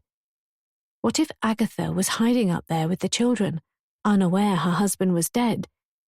Or worse, what if he'd imprisoned them or hurt them? With leaden legs, he climbed the creaky staircase up into the darkness. It opened up into one large space, stuffy with heat and rank with the same stench of death he'd encountered below. As his eyes gradually adapted to the shadows and the shape of the room revealed itself to him, his knees gave way and he crumpled to the floor. Lying in front of him, one next to the other, their arms at their sides and their legs out straight, were William and Agatha's 6 children. None of them moving, all of them dead. The Reverend Bennet threw his head back, looked up, and wailed a piteous, heart-wrenching scream of anguish and despair.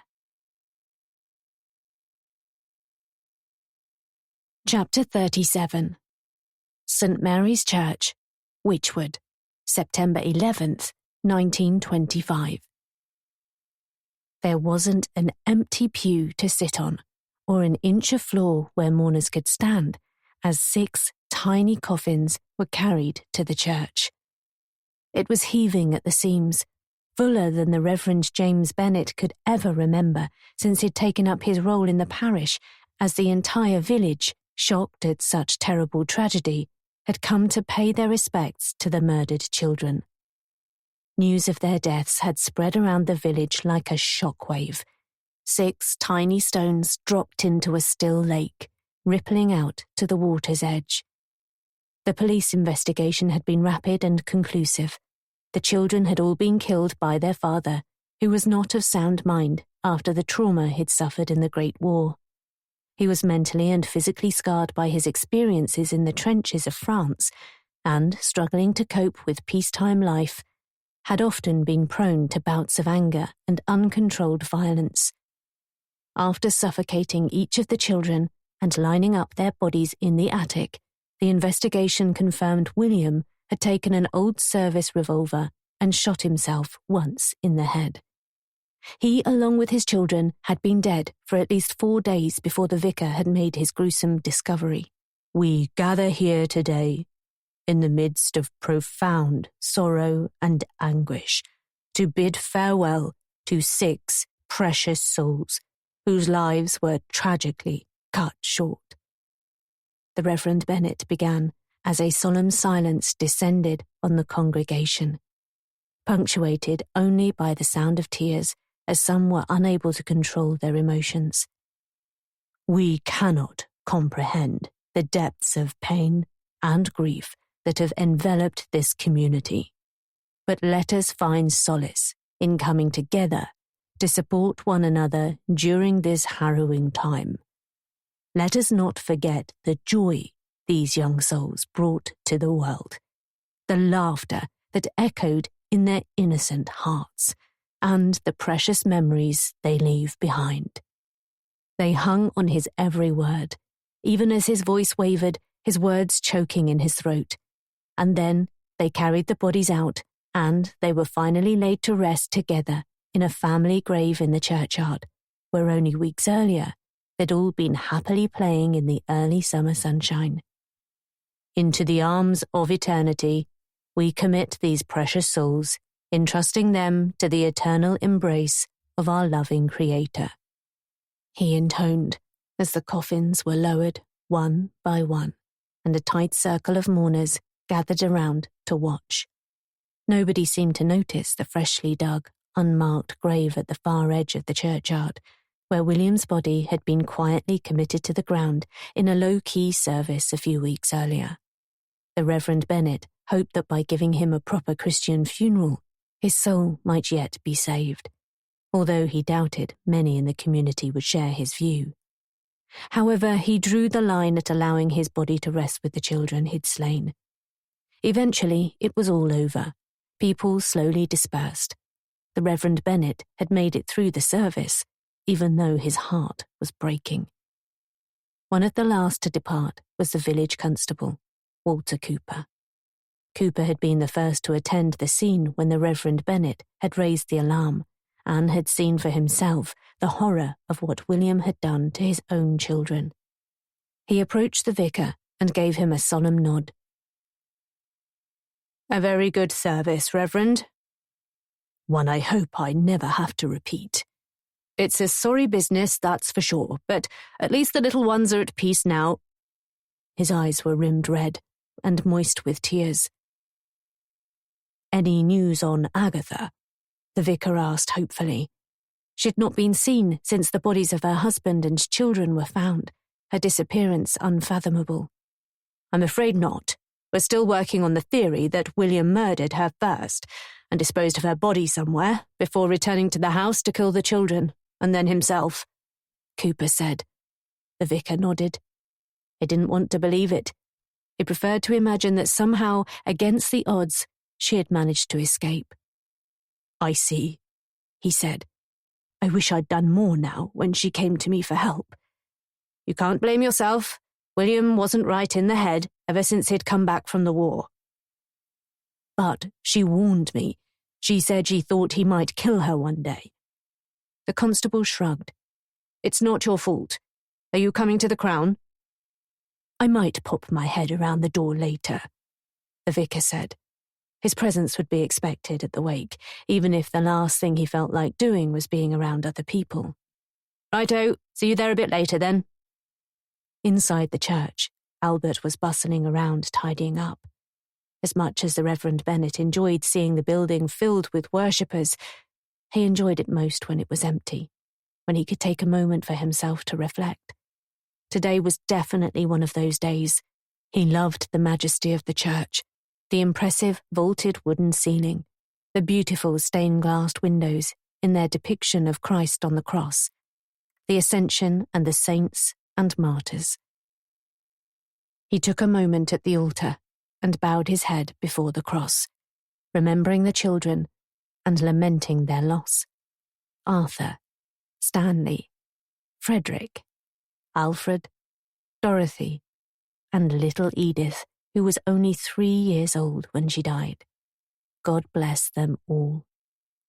With a heavy heart, he retired to the vestry and removed his ceremonial robes, then jotted some thoughts down in his notebook. Some reflections on the day and a note to himself about how he would reflect on the loss at Sunday service. Footsteps tripped lightly on the tiled floor in the nave. Not Albert. A woman's footsteps. Someone who'd missed the service and come to pay their respects? Curious, he poked his head out of the door. Sure enough, there was a woman in black, seated at a pew by the rear entrance. Her head was bowed, and the brim of her hat concealed her face. She knelt and prayed. He should leave her in peace, but there was something about her that snagged his attention. He couldn't take his eyes off her. Who was she? After a few minutes, she stood and shuffled into the aisle. She glanced up briefly, and the Reverend Bennet caught the glint of her eye. There was something achingly familiar about her. "Hello?" he called out. Her head jerked back, surprised by his voice. "I'm the Reverend James Bennet, vicar here at St. Mary's," he said, striding towards her with a friendly smile, hoping not to scare her off. She didn't reply. Instead, she turned suddenly and hurried away. "Wait," he called after her. But she didn't slow up. If anything, her pace quickened, and as her skirt billowed around her legs, the Reverend Bennet saw something that made him snatch his breath.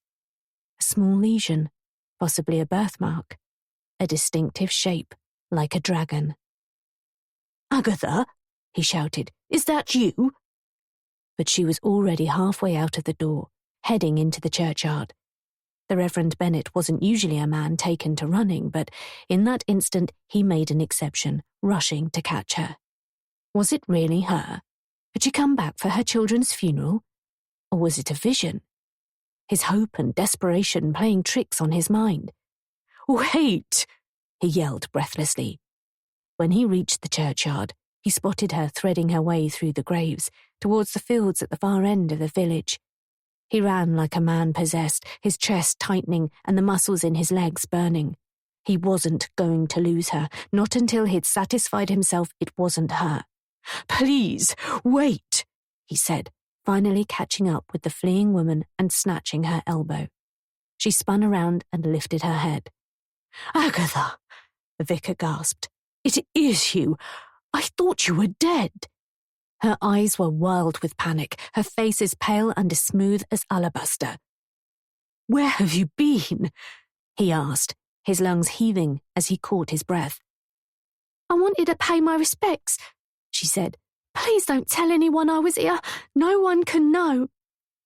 "I don't understand. We all thought you were murdered by William and that he buried your body before—" He glanced down at his feet. "No," she said. When he looked up again, she'd regained her composure, but was edging away from him into the shadows of the trees. "You have to go to the police." "I can't. I'm sorry." "Why not?" She shook her head and sighed. "You know why." "I don't, Agatha. Come back to the church and talk to me. I've been so worried about you."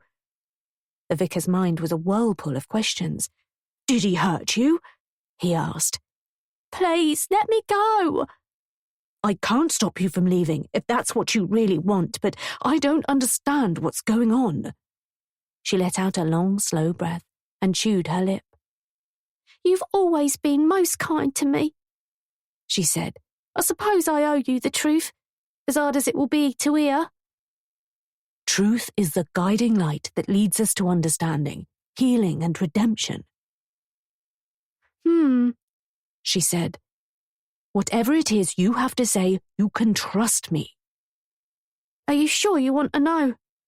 You can't tell a soul if I do." "You have my word, and God will be my witness." "If you breathe a word of what I'm about to tell you, I will find out," she said with an unnerving calm. "And when I tell you what really happened in that house, you'll understand why I had to disappear. Why I had no choice." Chapter 38. With my legs threatening to fold and my whole body trembling, I stagger back along the landing towards my room. I can hear myself mumbling incoherent nonsense, babbling under my breath, my lips with a life of their own. In the moment, I watched Rufus drag that poor woman into the hidden cellar under the hall. I had a flash of clarity so shocking I can hardly believe it's true. It couldn't be. Could it? Could Rufus be responsible for all those women missing in the city? Was the woman I saw tonight just one of many he's abducted from the streets and brought back here to the house? If so, where are all the others? Has he killed them? What about the locked door in the woods? Is that where he's keeping their bodies? It takes all my self-control not to purge my dinner over the landing floor, and I only just make it to the bathroom in the attic in time. I hunch over the toilet bowl with my abdominal muscles cramping and let it all out. Then collapse on my haunches, replaying what I've just witnessed over and over in my mind. I've been wrong all along. While I've been so focused on Carmel and how I could destroy her life, I should have been looking at Rufus. He's the truly evil one, and yet had the gall to warn me that Carmel was dangerous. None of it makes sense. If he's been abducting women and bringing them here, why would he invite me into the house in the first place and risk being caught? And why has he been so desperate for me to leave? The only thing that's clear in my mind is that I can't stay. Rufus was right. It's not safe for me. But not because of Carmel. I need to get the hell out of here. I'll walk back to Canterbury if I have to. I drag myself to my feet, using the wall for support, and creep back to my room. I ease the door shut and switch on the torch on my phone. "Hannah," I hiss in her ear, shaking her awake. "Hannah, listen to me." She rolls over, her eyes screwed tightly shut, her arm up to her face against the bright light. She groans. "We have to go." She cracks open one eye. "Go where? Mars, what is it?" I press a finger to her lips, shushing her quiet. "Keep your voice down. It's Rufus. He's the Night Stalker. The guy who's been abducting all those women in Canterbury. He's been bringing them here and I don't know what he's been doing to them." Hannah frowns and swallows, shaking her head. "Slow down. What are you talking about? What time is it?" She pushes herself up, so she's half sitting and half lying. "It's almost 3 a.m, I whisper, checking my phone. "Listen to me. I've just seen Rufus dragging a woman into the house and—" "What?" "Shh, keep your voice down. He had a woman. She was unconscious, but I think she's alive. He put her in the secret cellar under the hall." "What woman?" "I don't know. That's not important. Come on, we need to go." "It's the middle of the night." She rubs an eye with 2 fingers. It makes a sickening crunching sound. "We can't stay," I tell her. "Where would we go? Why don't we stay until morning and leave first thing?" "Are you insane? What if he comes up here and tries to kill me?" "I think if he'd wanted to kill you, he'd have done it by now. You've given him enough opportunity." "That's true, but I still don't like the idea of staying under this roof a second longer than I have to." "Do you think I should phone the police?" Hannah sucks in her lower lip and bites on it. "Are you certain you saw what you think you saw? It was definitely a woman." "I think so." "You think so?" "No, I did. I'm positive." She's making me question myself. But I didn't imagine it. There was a woman. She was wearing a loose blue top. Or was it green? Dark hair. No, blonde. I'm not thinking straight. My mind's a muddled mess of panic and near hysteria. "Do you think Carmel knows?" Hannah asks. "Could she be part of it?" "God, no. He sneaked out while she was asleep. Maybe he drugs her so she doesn't wake up. I don't know. I should tell her, shouldn't I?" "Probably." Hannah scratches her head. "Okay, I will, as soon as I've called the police." I flip my phone over and unlock it, but I'm stopped from dialing by Hannah's hand, which falls lightly on top of mine. "Are you sure about this? Are you certain what you saw? What if it's something entirely innocent? And then, if the police come racing here with blue lights flashing and sirens blaring, you're going to look pretty stupid." I shake my head. "Innocent? He was dragging an unconscious woman into the cellar. There can't be anything innocent about that." All right. She holds her hands up in submission. "I still think you shouldn't do anything rash. Why don't you wait until the morning and speak to Carmel before you rush into anything?" "What? No, I have to tell someone." I can't believe she's suggesting I wait. I shrug her hand away. "All I'm saying is that it's late, and things might look different in the morning. Trust me, I'm your big sister, remember?" "Only by 3 minutes. But, look, if you're still sure of what you saw in a few hours, then call the police. All I'm saying is sleep on it, okay?" I shake my head, the sting of tears of frustration and fear looming in my unblinking eyes. A few hours? I suppose I could wait, although I know what I saw. And if it's what I think it is, Rufus needs to be stopped. They might even be able to save that woman in the cellar. "Try to get some sleep," Hannah soothes, rolling over and yanking the duvet over her shoulder. "Fine, I'll give it until sunrise, and then I'm calling the police, whether Hannah thinks it's a good idea or not. Of course, I can't sleep. Every little noise, every scratch, bump, groan, scuff, pop and bang is Rufus creeping up to the attic to come for me, to kill me in my bed. He's tried to warn me, but I wouldn't listen, and now I'm here at his mercy. By 6, the first light of a new day is chasing away the heavy darkness of the night, creeping in through the window in the ceiling. But my eyes are already wide open. Every time I tried to close them, my heart would start racing, and they'd pop open again, scanning the room, looking for danger. Expecting to see Rufus looming over me, his head hooded, his face masked. I haven't changed my mind. In fact, the last few long hours have convinced me I have no other choice. I need to call the police. My arm snakes out from under the duvet, hunting for my phone, but instead finds a glass of water I'd left there from the previous night. I sit, my mouth dry, and pick it up. Thousands of tiny bubbles are clinging to the inside of the glass, and the water has grown stale and tepid. I take a sip, swirl it around my mouth, and swallow it with a grimace. Then I put it back, my hand trembling, my eyes fixed on the door, not really watching what I'm doing. I feel for my phone, use one hand to unplug it, thumbing out the lead, hurrying now I've finally come to a decision. To do the right thing. What I should have done hours ago. The bed creaks as I sit up, and somehow the phone slips through my fingers. It falls straight into my glass of water with an ominous plop. No, no, no! I gasp, jumping into action in a panic. I tease the phone out with my fingers and hold it away from the bed as water drips out of its casing. Warily, I check the screen and let out a sigh of relief as it's still working. The screen brightens, screaming at me that it's 6:03 a.m. It's still so early. Not too early to call the police, though. I should have done it hours ago. Hannah's breathing is slow and deep. I've no idea how she's managing to sleep.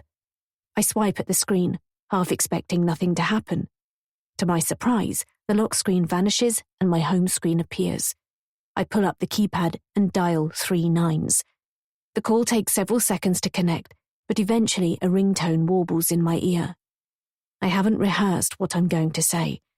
I only hope it doesn't come across too fantastical. They might not even believe me, I suppose. I bet they get loads of crank calls making all sorts of wild allegations, especially when there's a serial killer on the loose. Emergency, which service do you require? The relief at hearing a friendly voice at the other end of the line is like a ray of sunshine breaking through storm clouds.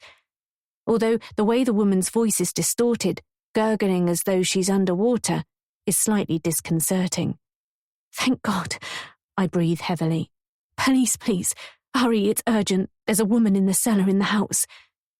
How weird does that sound? Like something out of a cheap thriller. My gaze flickers to the door again. At least if Rufus bursts in now, I've made contact with the police. They'll hear my screams, and I'm sure they'll be able to locate my phone and tell where I'm calling from. There's a worrying silence on the other end of the line. Hello? I croak. Can you hear me? Emergency, which service? The woman repeats, her voice even more garbled. Hello? Hello? Panic surfaces from my chest like molten rock spewing from a volcano. She can't hear me. I bang my phone with the palm of my hand. If there's any water in the microphone, perhaps that will clear it. I put it back to my ear, the woman talking again. Any kind of danger and can't speak right now, make a sound using your keypad, she's saying. I'm here, I hiss. I can hear you. Why can't you hear me? I press a load of random keys, desperate to let her know that I urgently need help. I can't hear anything, the woman says. She falls silent. I imagine her sitting in front of a computer screen in a room full of other people, a headset on, listening intently, trying to establish whether the call is genuine or whether I've dialed by mistake. He has a woman in the cellar, I wail. I think he's going to kill her. I think there may be others. My voice trails off as despair slowly strangles the fragile flicker of optimism I'd had a moment ago. The line clicks dead in my ear. The woman's gone. I drop my phone in my lap. A patch of damp seeps into the duvet. What the hell am I going to do now? Chapter 39. There is only one plan B. I need to tell Carmel what I saw, and hope she believes me. Rufus must have been drugging her. How else could he possibly get away with what he's been doing without her finding out? He told me she was a light sleeper. That's why I wasn't to make any noise at night, and to be in my room by 9. But was that all lies? A way to guarantee I stayed in my room and didn't stumble across him bringing a victim back to the house in the dead of night.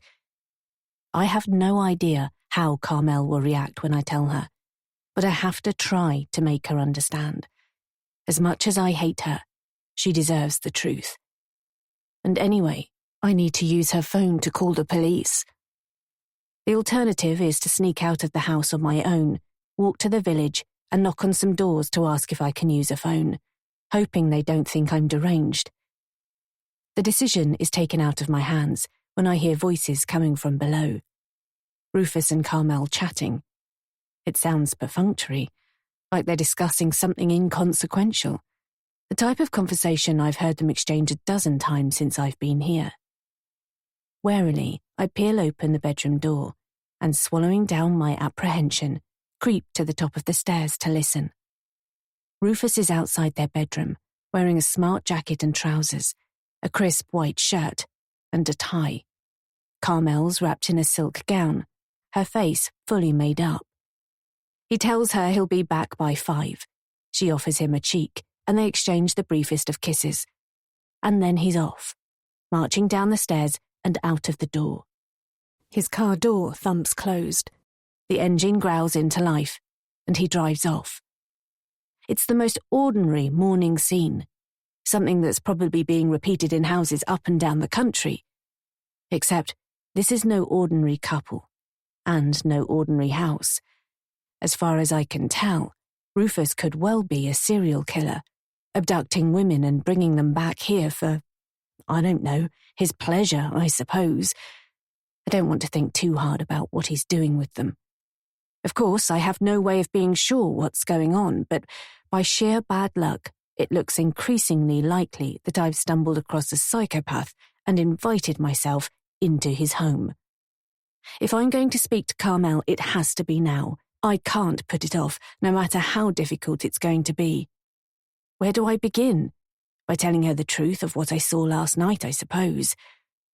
I wait, crouching in the shadows, until she reappears from her room, dressed. She floats across the landing and skips down the stairs. It's now or never. I take a calming breath, swallow, and follow her. She's in the kitchen by the kettle. Carmel, can I have a word?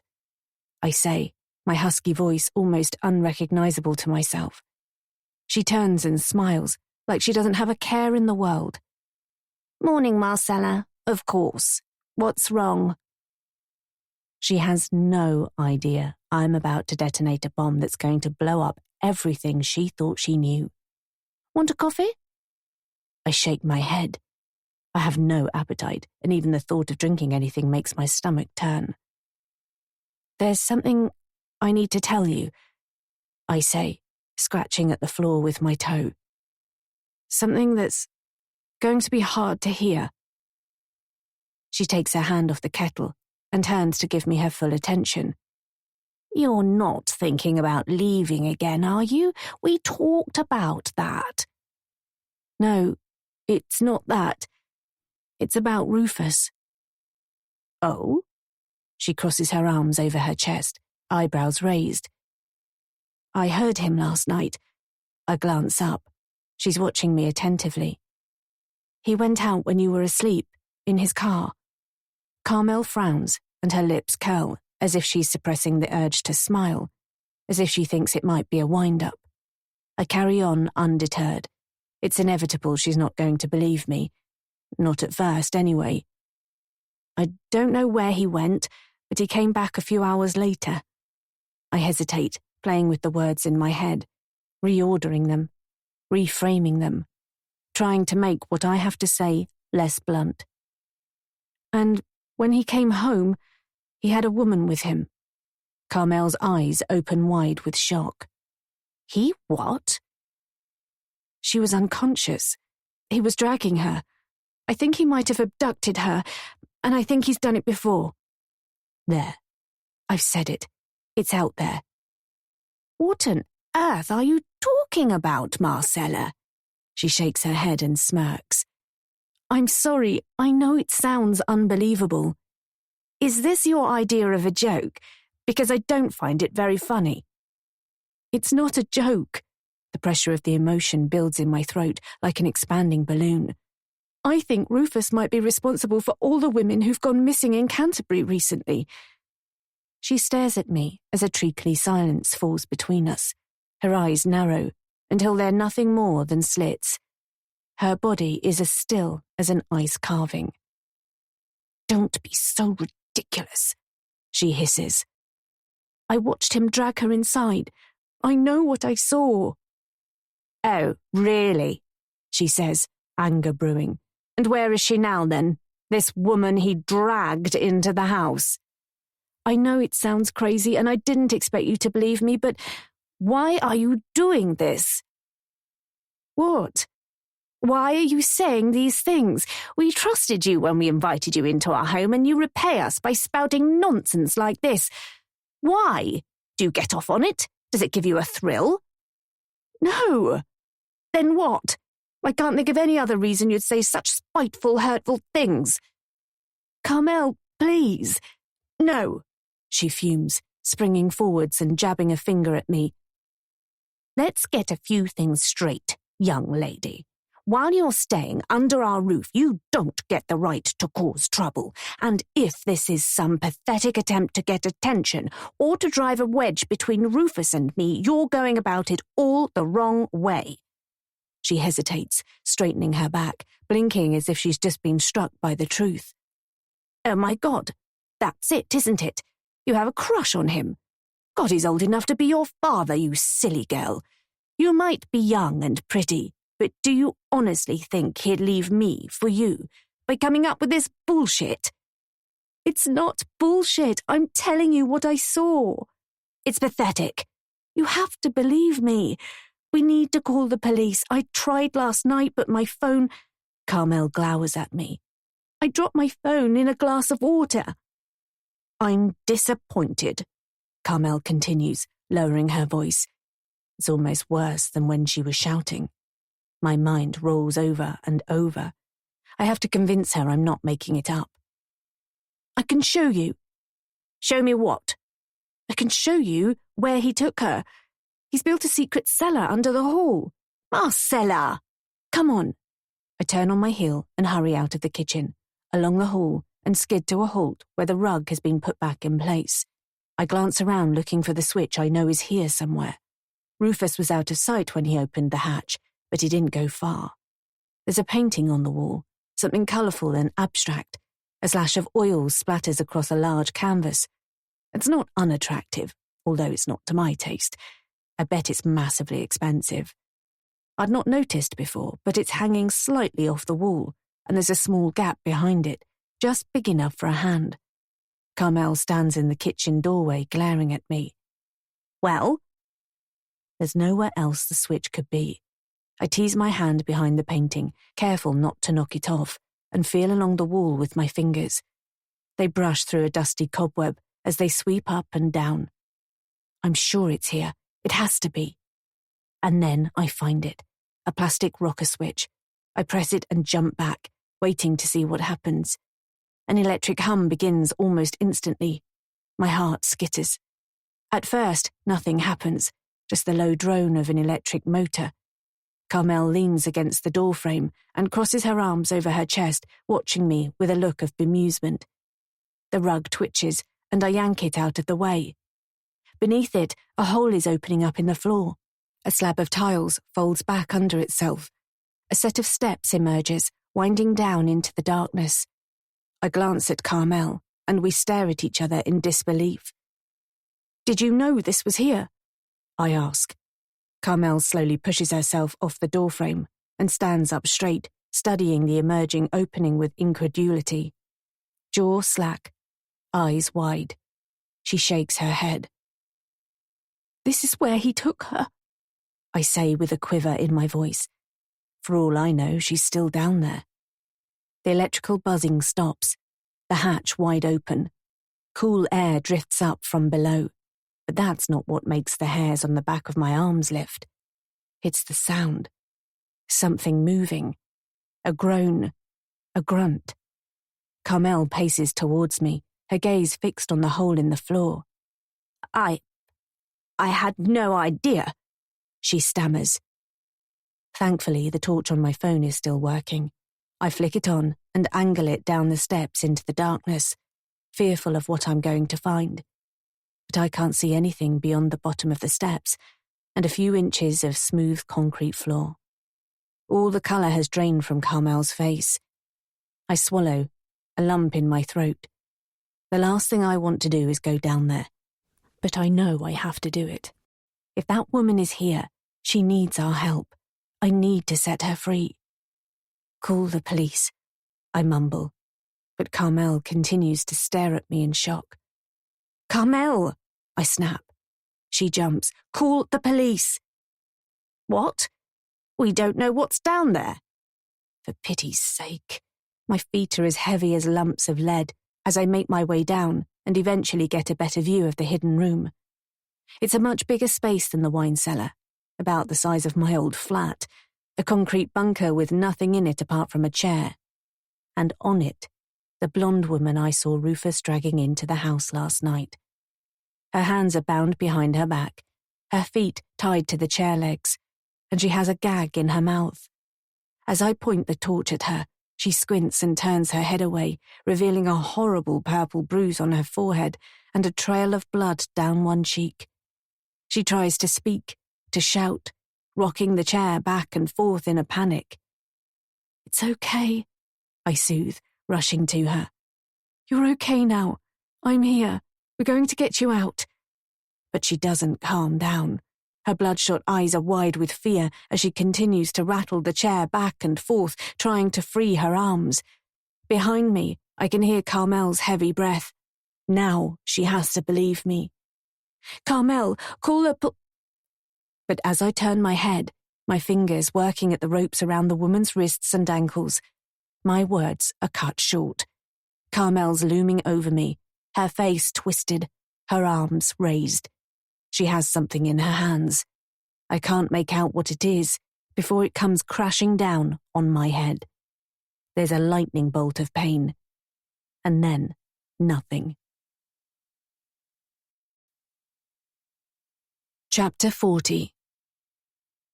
Oh my God, my head. It's throbbing like a sledgehammer pounding against solid steel, while the muscles in my neck twinge stiffly with the rip of whiplash. I roll my chin off my chest and grind my teeth against the searing pain. Where am I? I try to lift a hand to check my skull for damage, but my arm won't move. I can work my fingers and my wrist, but my arm's strapped down. My other one too. And my legs. What the hell? I force my eyes open, but there's not a single speck of light. Panic blooms in my chest. I'm in complete, thick, crushing darkness. And then it comes back to me in a blinding flash. The blonde woman in the cellar, the angry bruise on her forehead, hair matted, face bloodied, bound and gagged in a secret cellar. Carmel following me down the stairs, turning to see her standing over me, a weapon in her hand. She did this to me. She attacked me. Did she know all along that this woman was down here? Did she know what Rufus was doing and has been turning a blind eye all this time? I'm so confused. I'd scream if I could, even though I know it's useless. I'm in a concrete bunker below a house in the middle of the countryside with no neighbours around for miles. The chances of anyone hearing me and coming to my rescue would be as good as none, even if there wasn't something wet and soft in my mouth, material of some kind, my cloth, a sock, wedged between my teeth, stopping me from making a sound, forcing me to breathe through my nose. It's tied around the back of my head, so I can't even spit it out. I'm going to suffocate. My breathing becomes faster and more laboured as I snort desperately through my nostrils, unable to draw in enough air. My head spins. Carmel's done this. She's tied me up, gagged me, and left me here. Is she coming back? Is she going to kill me? And where's the blonde woman who was here before? Is she still down here? With every last gram of my willpower, I force myself to stop panicking, to slow my breathing, and to listen. If she's still in the cellar, I'll be able to hear her, even if I can't speak to her. Listen. But there's no sound at all, only the rapid thread of my own pulse and the air hissing through my nostrils. This is hopeless. I'm as good as dead. Why didn't I just get the hell out of here last night when I had the chance? Hot, desperate tears of self-pity flow down my cheeks. What have I done to deserve this? I should never have come after Carmel. She almost destroyed my family before, and now she's going to finish the job. I have absolutely no idea what time of the day or night it is, or how long I've been unconscious. All I know is that I can't stay here. It'll drive me insane if they don't kill me first. But I can't see any way of escaping. I only have limited movement in the chair, and although I can rock it back and forth by shifting my weight, what good is that going to do? I might even end up toppling over and banging my head again. And although the thought of knocking myself out is appealing, I can't take the risk. I have to stay alert and wait for an opportunity. Surely Carmel or Rufus will come for me soon, and if I can talk to them, maybe I can blag my way out of this mess. Seconds pass like minutes. Minutes pass like hours. My arms and shoulders ache. My head hurts. My mouth's dry. And the darkness is a malevolent vice, slowly throttling my will to stay alive. I drift in and out of sleep. Each time I doze off, I jar myself awake as my chin falls onto my chest and rolls around my shoulders, stretching the muscles painfully. I have no idea how long I've been trapped down here when I hear the buzz of the electric motor and a thin finger of light opens up in the ceiling above. It's so bright I have to squint. Through narrow slits, I see a pair of legs descending the stairs.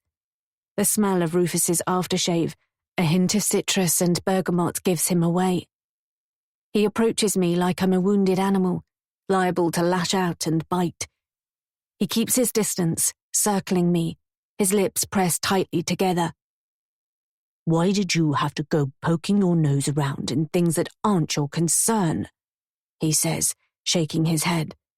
I watch him warily. He's not the man I thought he was. He's far more dangerous. I guess appearances really can be deceptive. I didn't have the faintest clue what he was really like. Not even an inkling. And now you see the trouble you've caused? Carmel is furious. I'm not sure who she's furious with. Me for catching him, or Rufus for getting caught. Why didn't you go when I told you? He stops pacing and stands directly in front of me. I warned you, didn't I? I gave you plenty of opportunity, and you ignored me. Thought you knew better. I snort, keeping my gaze directed at him. I have no idea what he's planning to do with me. He's not carrying a knife or any kind of weapon that I can see, so maybe he's just here to talk. And if he removes the gag, perhaps there's a chance I can persuade him to let me go. I'll promise him anything, that I won't go to the police, that I won't tell a soul. He lowers himself onto his haunches and draws a slow, languorous circle on my knee with his finger. It makes my stomach tighten and my skin prickle. I didn't want you drawn into any of this, he says, screwing up his face in disgust. I care about you, Marcella. I thought we had something. I tried to speak, but my voice gets swallowed in the gag, and the only sound that comes out is a distressed gurgle. He shushes me quiet like I'm a toddler on the verge of a tantrum. I plead with my eyes, fluttering my lashes and making them as large and doe-like as possible. You want to beg me to let you go, don't you? He says with a sympathetic smile. I shake my head. It's a mistake. A blaze of pain strikes behind my eyes like 1,000 nails being fired inside my skull. I throw my body forwards and back, rocking the chair in frustration. Hey, stop that! Rufus scowls and casts a furtive glance over his shoulder. She'll hear us. Has he promised Carmel not to come down here to see me? It gives me a glimmer of hope, and I cling to it tightly. It's something, at least. If he's willing to go behind Carmel's back, then maybe he still feels something for me. I stop rocking and use my eyes again, begging him to remove the gag. Look, I only popped down here to check on you. Don't make a fuss, he says. I nod, hoping to convey my compliance. I let my head drop, my chin falling to my chest, dejected. All right, he says in a low whisper. I'll take it out, but you have to promise you won't scream. If Carmel hears you, she'll kill us both. I nod again, my eyes wide. Okay, I'm trusting you. He reaches around the back of my head, his fingers working at the knot. He yanks the gag out of my mouth, and relief floods my body as I cough and splutter, taking deep lungfuls of air. Thank you, I gasp, my throat sore and my voice weak. Are you thirsty? Hungry? I could use some water. I'll bring you some. Thank you. I force a smile and make it reach my eyes. I never wanted this to happen. You know that, right? This was your doing. I nod again. He's totally delusional, but arguing with him while I'm tied up at his mercy isn't going to help. Where's the woman? I ask, rotating my head, looking around the cellar now there's some light coming from above, and my eyes have adjusted to it. There's no one else here, just as I thought. His Adam's apple bobs as he swallows. He looks away. What woman? What have you done with her? I try to keep my voice level, even though I'm trembling with fear and not really sure I want to know the answer. Why? What does it matter? Is she dead? He stands suddenly, his body rigid. He sniffs and wipes his nose with the back of his hand. His whole demeanor has changed in the beat of a hummingbird's wing. You don't need to worry about her, he snaps. Where did you find her? He turns from me and marches away into a dark corner of the room, scuffing his feet on the bare concrete floor. Marcella, don't, he warns me. Did you drive into Canterbury and take her? I ask. How many others have there been? You don't understand. You don't know what you're talking about. Where are the others? Are they dead? Stop it. You know they'll catch you in the end. They always do. They have no idea, he says, striding back towards me. How do you do it? Do you talk to them? Win their trust first? Or do you grab them from behind when they least expect it? Does it matter? He says, frowning. And why do you care? Do you get a thrill out of it? Does it turn you on knowing they're completely powerless? I ask. I've gone too far. He launches himself at me and snatches my face, his fingers digging into my chin. His face is so close that when he speaks, droplets of spittle fly onto my cheek and into my eye. Shut your mouth, he says. Just shut your dirty fucking mouth. I hold his gaze. Even though he's so close, he's an out-of-focus blur, but I refuse to be cowed. I didn't ask for this, he continues. This isn't what I wanted. This isn't who I am. He releases my jaw, snapping my head painfully backwards. Then, who are you, Rufus? He throws his arms up in despair, tears wetting his eyes. I don't know, but I never asked for any of this. Then stop. Go to the police and tell them what you've done. He laughs cruelly. The police? Are you insane? Do you have any idea what they'd do to me? I'd lose everything I've worked so hard for. He is delusional. They can help you, I suggest, softening my tone. And no one else has to get hurt. They can't help me. I get it. The voices, they tell you to do things, don't they? Things you wouldn't normally dream of doing. Hannah told me about it once, how the voices in her head were so mean to her all the time, always telling her how worthless she was, how it had started as random noises like someone running across the roof, and that, over time, the noises became more human, like a bully sitting on her shoulder, commenting on everything she did, encouraging her to do things, to start the fire in that block of flats. Voices? Rufus scowls. What voices? It's nothing to be ashamed of. It's something that happens to lots of people. Things are starting to make sense.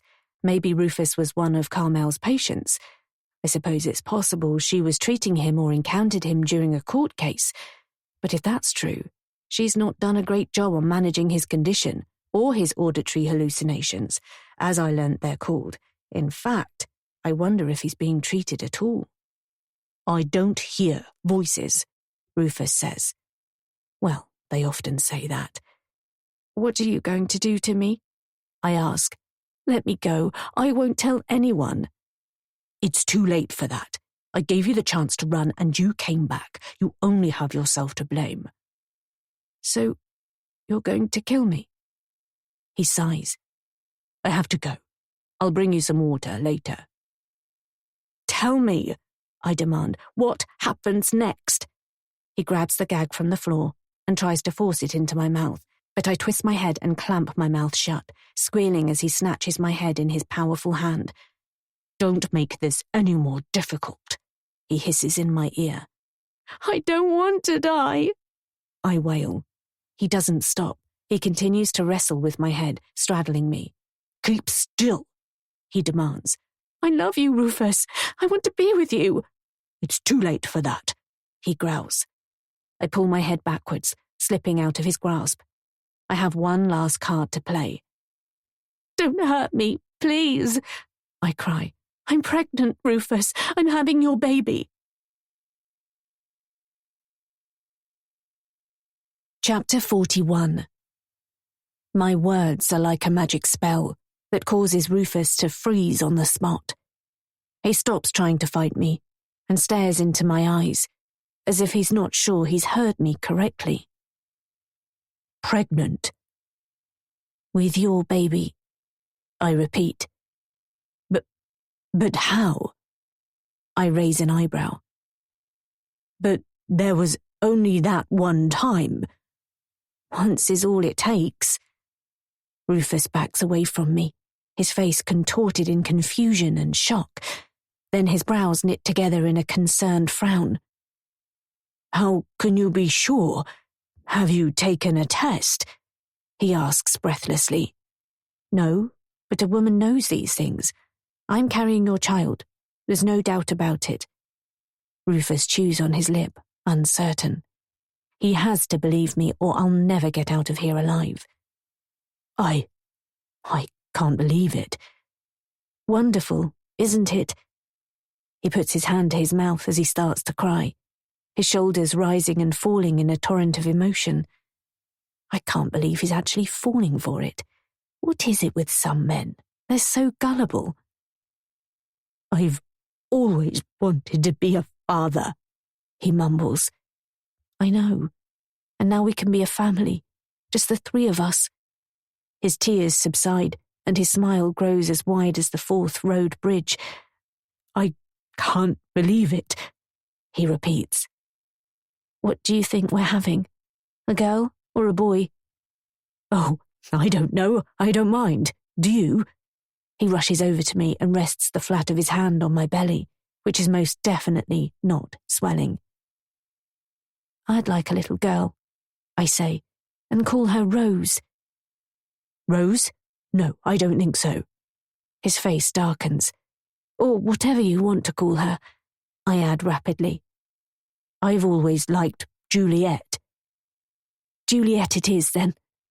I say, working a smile, trying to convince him I'm as happy as he is. But then he springs away from me, retreating towards the stairs with a flicker of concern rippling across his face. "What about Carmel?" he gasps. "What am I going to tell her?" "It's time for the truth, Rufus. Tell her you're leaving her and that we're going to be together." "But I can't." His broad smile has vanished, and a look of sheer terror takes its place. "Of course we can. We'll tell her we're in love." "You can't let her know you're pregnant," he says. "It'll kill her." "We'll have to tell her at some point." He shakes his head. "No, we can't." I'm not going to argue with him, especially over a phantom baby, but it's pathetic, the hold she has over him. He needs to grow some balls and learn to stand up to her. "Untie me." Rufus is looking off into the distance, lost momentarily in his own thoughts. It's almost as if he's forgotten I'm here. His attention snaps back to me. "What? No, I can't. Not yet." "Rufus, please." "I'm sorry. I can't let you go." "You can't keep me here," I say, my panic rising again. I ball my hands into tight fists, struggling against the coarse rope binding my arms to the chair. "Not in my condition. You wouldn't want anything to happen to the baby, would you?" But he's in a world of his own, lost in his own panic. He doesn't hear a word I say. "Rufus, listen to me," I beg. "Untie me and let me go." "She's going to kill me. She's going to kill me," he repeats over and over to himself. "Please, let me go," I wail, but he's already heading for the stairs, his back to me, shoulders hunched, head down. "Rufus!" I yell in anger and frustration. I don't care whether Carmel hears me or not. I can't spend another minute in this windowless cell, tied to a chair, not knowing what's going to happen next. I watch helplessly as his body, and then his legs, disappear out of view. I hear a click and a buzz. The hatch slowly slides closed, and the light coming from the above dims. He's actually leaving me. He thinks I'm pregnant with his child, and he's abandoning me. Bastard. At least he's forgotten to put the gag back in my mouth. I open my mouth, fill my lungs, and let out a blood-curdling scream. Chapter 42. I took a risk telling Rufus I was pregnant, but it's completely backfired. I thought it would be a surefire way of winning him around, to convince him to let me go. But what if he confesses to Carmel? Instead of saving myself, I may have sped up my execution. My only option now is to find a way out of here. If I could loosen the ropes around my wrists, then maybe I could free myself and work out a way of opening the hatch. It's my only hope. I don't want to die. I'm too young. And I'm scared. "What are you doing down here?" "Not now, Hannah. I'm kind of busy." I rotate my wrists, clenching my fists, trying to work the ropes loose, but they're coarse and tied tightly. They cut into my skin and won't budge. In fact, the more I struggle, the tighter they become. "It's so dark," she says. I can tell from her voice that she's circling me, watching me suffer and judging me for being so stupid, for trusting Carmel when I should have made a run for it, and not raising the alarm when I saw Rufus dragging that woman into the house, even though she told me not to. "Yes, I had noticed. Why don't you make yourself useful and help me?" "You know I would," she says. She's directly behind me now. "But I wouldn't want to break a nail." "Fat lot of use you are." "Don't be like that." She's irritating me now. Always the smart ass with the wisecrack. I could do without it, unless she's going to help. "You know this is all your fault." "Don't blame me," she says. She's now leaning over my shoulder, whispering into my ear, thin strands of her hair tickling my cheek. "I didn't ask you to come here." "You didn't try to stop me either. I was doing it for you, remember?" "But I wonder now why I bothered." "I told you, you should have killed Carmel while you had the chance." "Hannah, will you just shut up, please." My voice echoes off the walls and reverberates around the empty cellar. "I need to concentrate." A sharp needle of pain draws my attention back to my arms.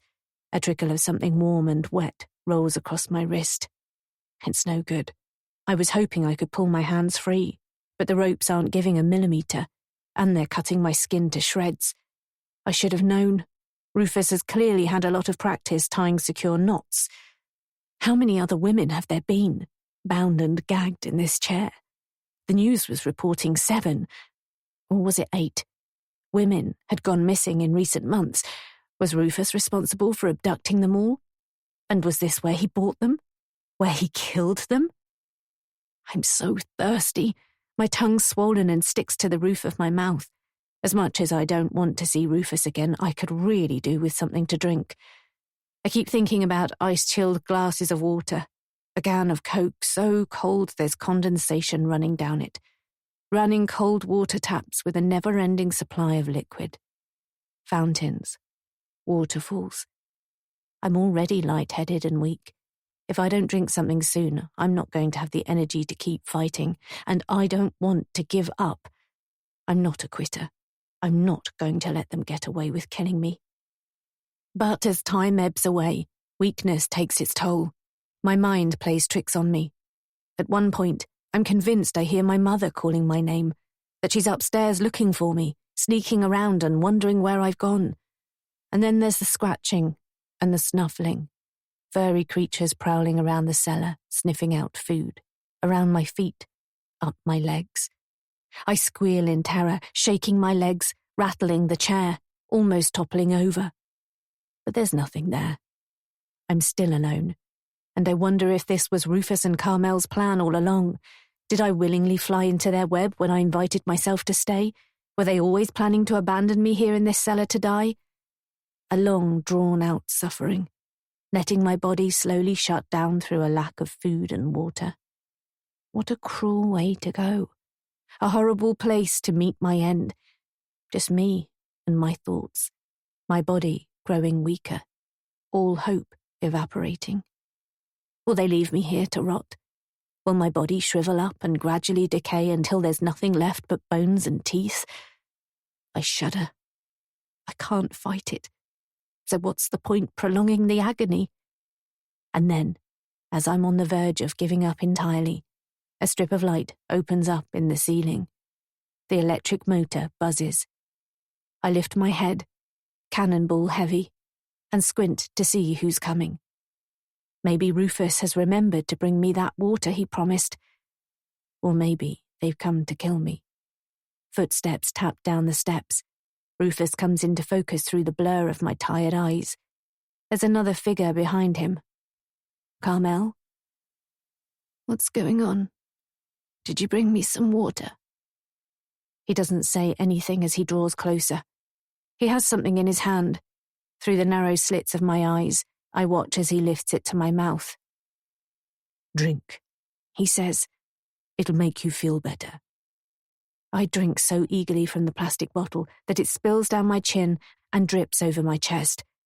It's so cold it burns my throat, but it tastes so good. Take it easy, Rufus warns.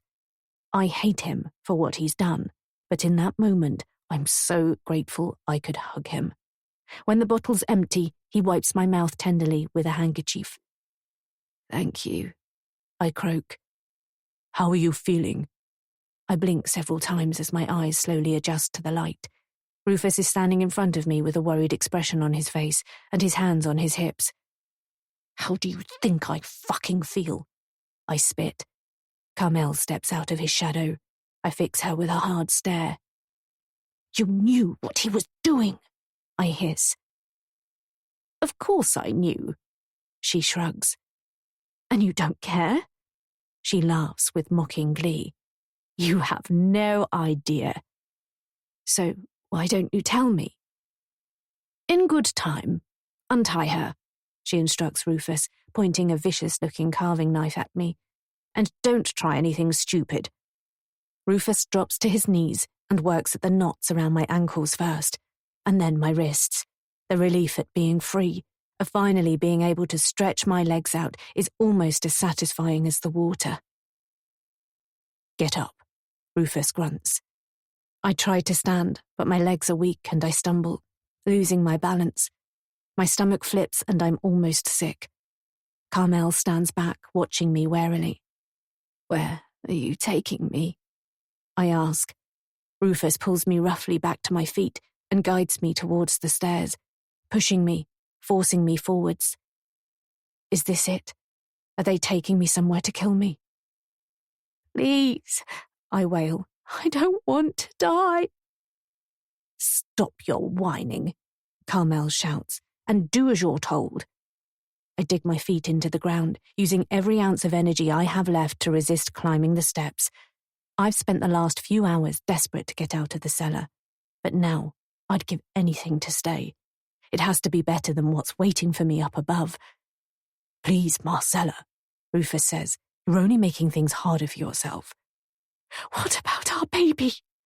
I gasp, my free hand shooting towards my stomach. I rub and cradle it like I've seen the pregnant women around the hospital doing, as if they're showing off about how fertile they are. As if anyone cares. Rufus freezes. He looks at his wife aghast, eyes wide. So maybe he hasn't told her about us after all. She stares back at him in disbelief, her eyebrows shooting up. "Didn't you tell her?" I turn my gaze to Carmel with a smug grin. "I'm pregnant with your husband's baby." The shock on Carmel's face is priceless, but it doesn't last long. Her lips turned up in a wicked grin that could sour milk. "Is that right?" "Didn't he have the balls to tell you? We've been sleeping together behind your back from the day I moved in." "Pathetic." "Rufus loves me, and I love him." Carmel throws her head back and laughs so loudly, Rufus and I both start. "In love? Come on." Rufus glances at the ground and shuffles his feet awkwardly. "Oh," she says, "so it's true. You have been shagging our house guest behind my back after all." "Carmel, save it," she snaps. "We'll talk about this later." "It's not now, Rufus," she glowers at him. "You know, you really are pathetic." "Don't speak to him like that," I say. "He's my husband. I'll speak to him how I damn well like.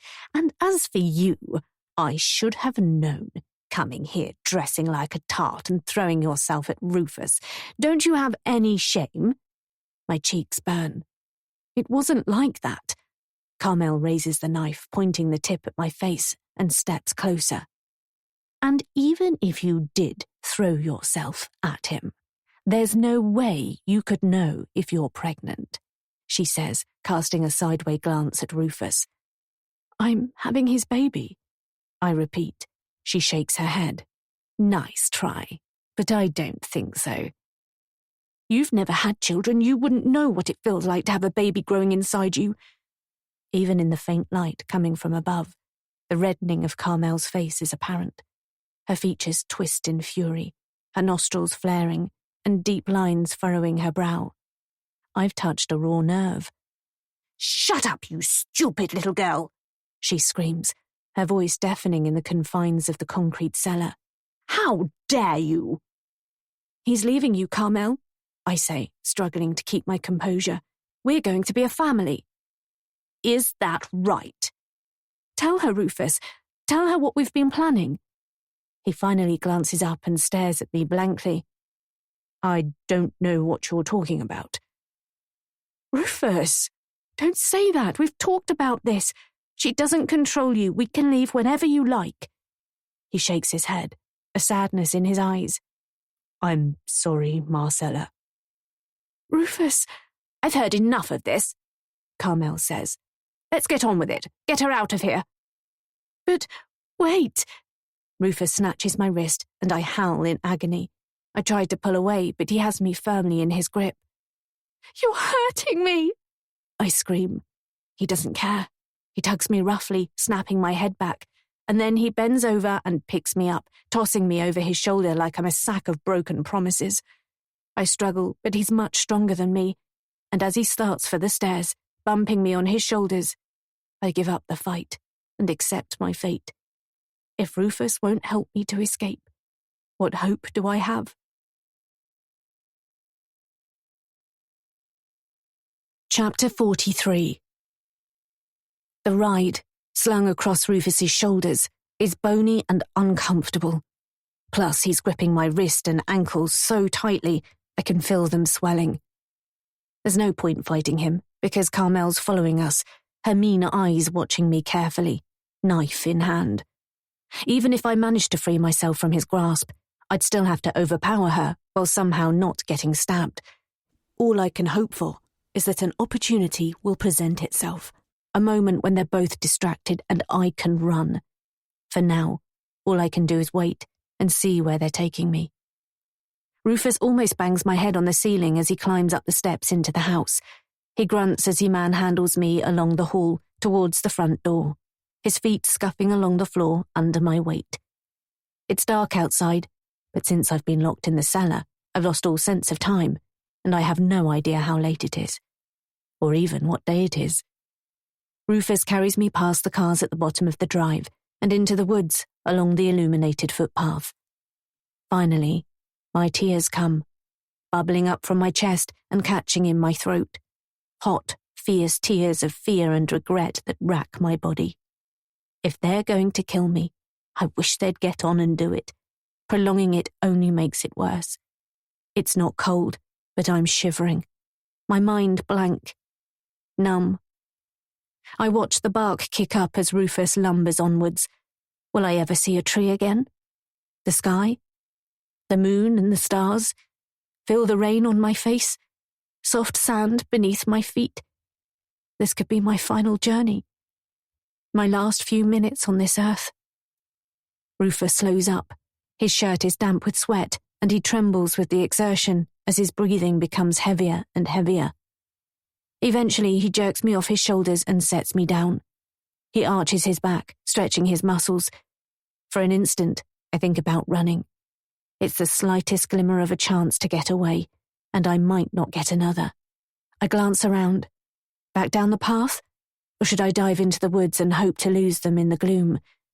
But I'm not wearing shoes, and more to the point, Carmel has her beady eyes fixed on me. Don't even think about it, she warns me, as if reading my mind. Listen to me, Carmel. Nobody needs to know you were involved in any of this, I say. I'll tell them Rufus was acting behind your back and that you had no idea what he was doing.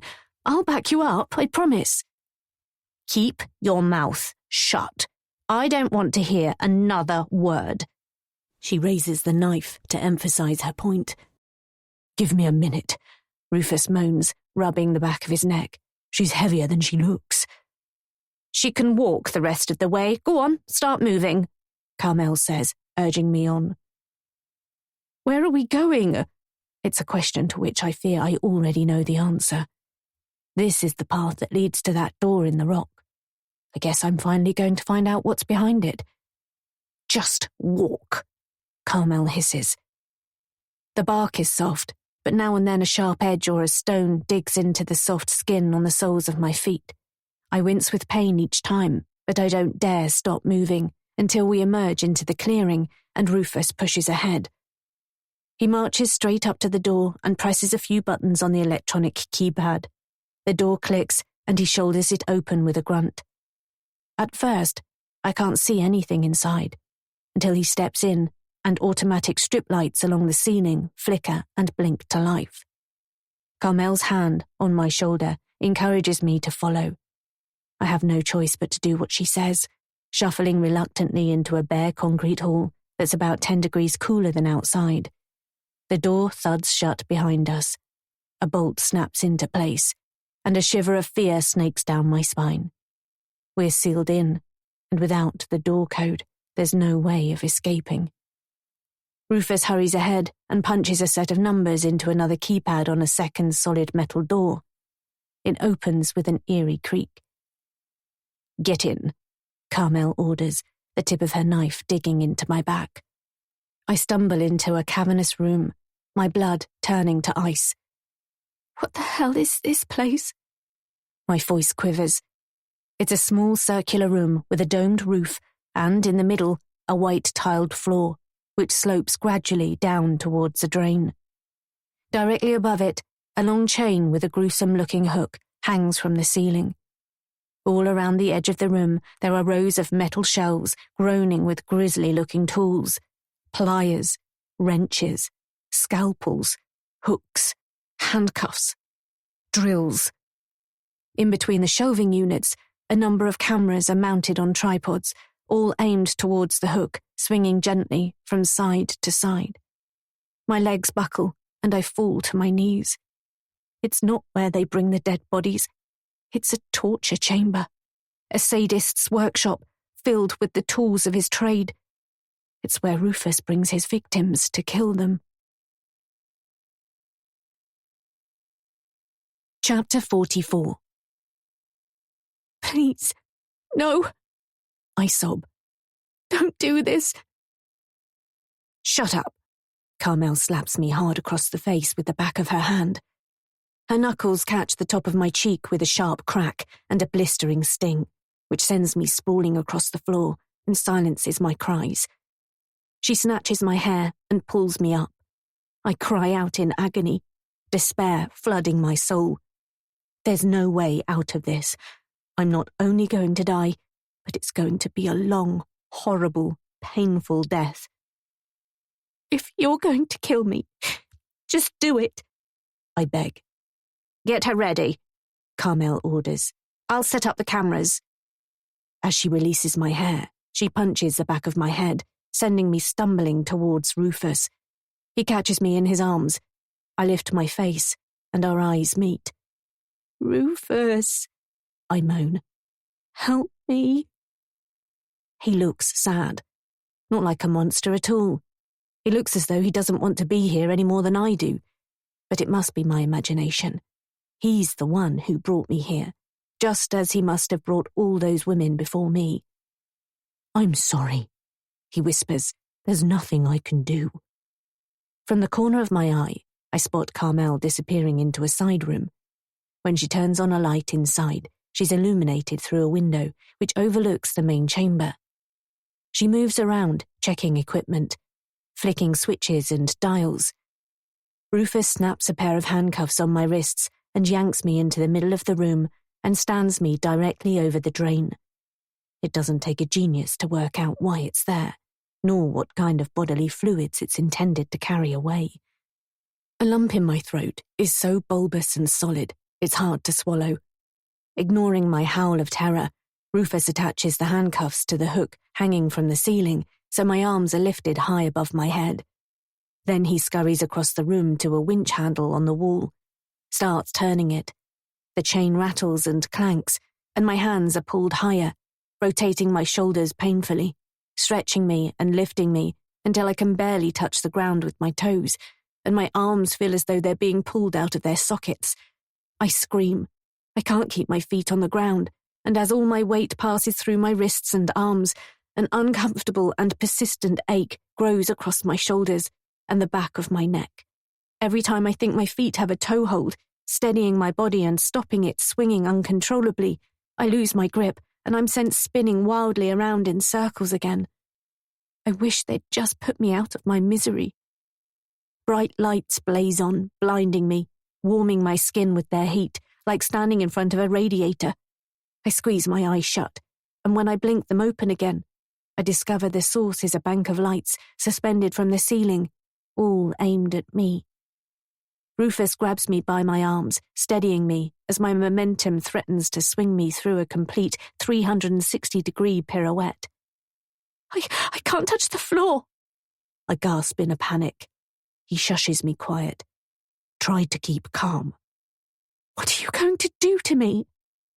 The muscle fibers in my upper arm are a symphony of agony, each note a shriek of torment, while my wrists feel like they're being slowly torn away from my hands. Keep your voice down. Carmel can hear every word, he whispers in my ear. Please, let me down. I don't want to die. The more you struggle, the more painful it's going to be. He raises his voice as he steps away, heading towards one of the shelving units. "Is this where you bought all the women?" I gasp. Rufus picks up a terrifying-looking hunting knife with a long blade and deep serrations. He runs his thumb along the steel, as if testing its sharpness. He glances at me and puts the knife down.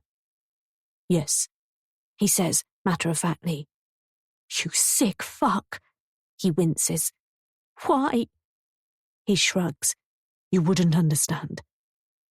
"Well, I'm not going anywhere. I'm all ears." If I can keep him talking, maybe I can delay the inevitable. He picks up a mallet with a heavy black head that looks as if it could smash my kneecap to 1,000 pieces with one blow. I shudder, but I refuse to cry again. I'm not going to give him the satisfaction of tears or begging, because I bet that's what he really gets off on, the power and the control. He swings the mallet into his palm as if he's testing its weight, imagining what it would be like using it on me, the damage it could do, the pain it could inflict. I swing around again, momentarily losing sight of him. When he comes back into view, he's walking towards me with the mallet hanging menacingly by his leg. I shake my head. "Please, no, don't do it." He puts his face up against mine, nose to nose. I recoil, turning my head away and shutting my eyes. "I'm not a monster, you know." He speaks quietly, as if he's afraid Carmel might hear. My eyes flick open. "You are the definition of a monster. You abduct innocent women, you torture them, and you kill them." Bile rises from my stomach and scorches my throat. I spit it in his face. He steps back, looks down at his feet as he wipes his face, and I twirl around again. "I never wanted this," he says, sadly. "I only did it to keep Carmel happy." "Carmel?" "This was all her idea," he says. "I had no choice." "Are you kidding? You expect me to believe you've been abducting, torturing, and killing women on Carmel's orders?" "Yes." I laugh. Rufus grimaces, wounded that I find his pathetic excuse laughable. "At least have the balls to admit what you are." I don't deny I've been weak. I should have stood up to her, told her no. But she can be persuasive. You know what she's like. And despite what you think, I do love her. At least, I did, before I met you. I stare at him open-mouthed, as if this whole fucked-up situation could get any more fucked up. "Bollocks. Marcella, it's true. If you love me, then prove it. Let me go." "She'd kill me. She'd kill us both," he says. "You don't know what she's capable of." "So you'd rather let me die?" He sighs. "No, of course not." He twirls the mallet around in his hands, toying with it. In the beat of a percussionist's drum, he could kill me. He could crack my skull and crush my brain. It would be over before I even knew it. Maybe that wouldn't be such a bad idea. "What about your baby? Our baby? Are you going to let her die too? We could be a family. We could be happy. I know you're going to make a great father, a wonderful dad. Don't throw that all away." "Marcella," a pained expression falls across his face, his lip quivering, his eyes glazing. "You targeted me, didn't you? When I turned up at the house and told you I was interested in the house and architecture, you saw an opportunity. You didn't need to go out scouring the streets for a victim because I waltzed in here and walked right into your web." He shrugs. "You were young, attractive, no family ties. You fitted Carmel's criteria perfectly. She couldn't believe her luck." "So this is what you always had planned for me?" "It's what she planned." "And now?" I ask. "I never meant to develop feelings for you. I tried to get you to leave, but you wouldn't." His face tightens and his eyes narrow. "So this is my fault? I've brought this on myself?" I ask incredulously. "You should have listened to me." "What the hell's going on out here?" Carmel screams, marching into the chamber with a thunderous expression on her face. You're not even dressed yet. Rufus jumps away from me with the energy of a grasshopper springing off a leaf. I was just getting things ready. And what are you doing with that, you stupid man? He glances at the mallet in his hand. You weren't seriously going to start with the mallet, were you? Of course not. He scurries away, chastened, across the chamber to where a number of all-in-one white suits were hanging on the wall, like the police wear at a crime scene. He pulls one down and tugs it on over his clothes before tucking his curly locks under its hood. I'm going to enjoy this, Carmel sneers. Screw you. I never did like you. At least I know how to keep your husband happy. She slaps me across the face again. Blood pours into my mouth and a red-hot poker of pain mainlines through my head. You should watch your mouth, you stinking whore. I whimper in pain. Truth hurts, doesn't it? I mumble through the mess of blood and snot. Across the room, Rufus picks up a pair of bolt cutters and scissors them open and closed, watching the jaws clamp shut with fascination. I think about what it would be like if one of my fingers or toes was trapped between the blades, the excruciating torture of it slicing through my skin, muscle, ligament, and bone. I shake my head to dispel the image. Do you know how hard it is to kill someone? Carmel says, the smirk on her face revealing just how much she's enjoying herself. It can take hours and hours. A cut here, a broken bone there.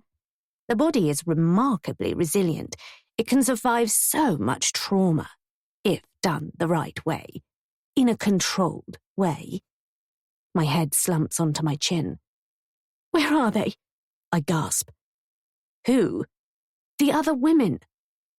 Somewhere they'll never be found, she says. Dead? What do you think? But why? Why are you doing this? It's my calling, she says. What I was always destined to do. I shake my head. You're out of your mind. Call it my hobby, if you like. She shrugs. Some people enjoy playing golf. I prefer this. She waves a hand around the chamber. Oh, don't look disapproving. It's in my genes, a faulty chromosome, I expect. Like how some women are predisposed to get cancer or Parkinson's. I have a taste for murder, that's all. You're insane. She cocks her head to one side as if considering the possibility of her insanity. No, she says after a moment. I know exactly what I'm doing. It's what the women in my family have done for generations. We can't help ourselves. Call it bloodlust, if you like. Rufus picks up a hammer and a handful of nails. I don't want to imagine what he's thinking. And Rufus? How did you get him involved?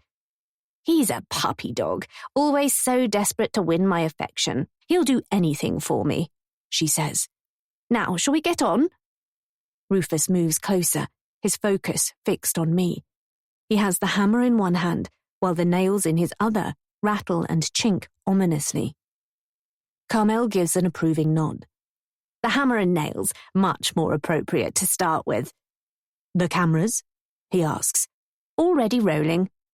As if their behaviour couldn't be any more perverse. Why the cameras? To share on the dark web with a bunch of other sickos, I suppose. So that's what this is really about, getting your kicks and making money. Carmel frowns. We don't share the footage, she says, as if I've offended her. We keep it for our own enjoyment, a memento of our work. You really are deranged. Carmel's smile turns into an evil chuckle as she steps aside for Rufus.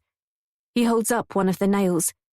It's at least 6 inches long and as thick as a pencil. So, this is it. My torment is about to begin. A warm, damp patch spreads down my legs, soaking into my jeans as my breathing comes fast and shallow. My heart racing like a gazelle on the run from a pride of lions, sweat stippling my brow. Ugh, she's wet herself, Carmel says, turning away in disgust. Why do they always do that? You're not really going to do this, are you, Rufus? I croak. He puts the tip of the nail into the fleshy part of my shoulder, holding it between his fingers. Here? Carmel nods. Let's start gently with this one, and really take our time. Stand back then, Rufus says, lifting the hammer above his shoulder. Carmel's face twists into an expression of pure delight, excitement dancing in her eyes, her cheeks flushing. Think of our baby, I scream. Think about your own child. Rufus pulls the hammer back. I turn my head, squeeze my eyes shut, and grit my teeth as I wait for the inevitable explosion of pain. Just do it, Carmel urges him. Surely you can at least get this right. Rufus roars. There's a stomach-churning wet smack that sounds like flesh being pulverized, but there is no searing agony in my shoulder. When I dare to open my eyes, Rufus is standing with his back to me, the hammer in his hand, dripping with blood, and Carmel is sprawled out on the floor, face down, arms and legs twisted, with a stream of blood trailing down the tiles towards the drain. Chapter 45. Carmel's body twitches as she lets out an obscene gurgle. Rufus staggers backwards on weak legs and drops the bloody hammer to the floor. It makes a loud, resounding crack that echoes around the chamber like a gunshot. I'm sorry, Rufus mutters, although I'm not sure whether it's directed at me, or Carmel, or us both. I stare at Carmel's body, numb. I should feel something, shouldn't I? Relief? Disgust? Gratitude? But all I can think about is how fortunate it is that she fell on the tiles and that the blood pumping from her head is trickling towards the drain. Easy to clean up with a hose, but I suppose that's the point. Rufus peels off his white suit, screws it up, and tosses it angrily to one side. He runs his fingers through his tousled hair and finally turns to me. I stare at him, uncertain what happens next. Rufus, I say warily. He sighs. I'm sorry, Marcella. I never meant for it to come to this. Let me down, please. He shakes his head as if he can't believe what he's done, then shuffles towards the winch handle on the wall and lowers me to the ground. I catch my balance, but as my arms are lowered, it causes almost as much discomfort in my shoulders as it did when they were strung up above my head. Rufus digs into his pocket, finds a key for the handcuffs, and unlocks them. As I rub the feeling back into my wrists, I back away.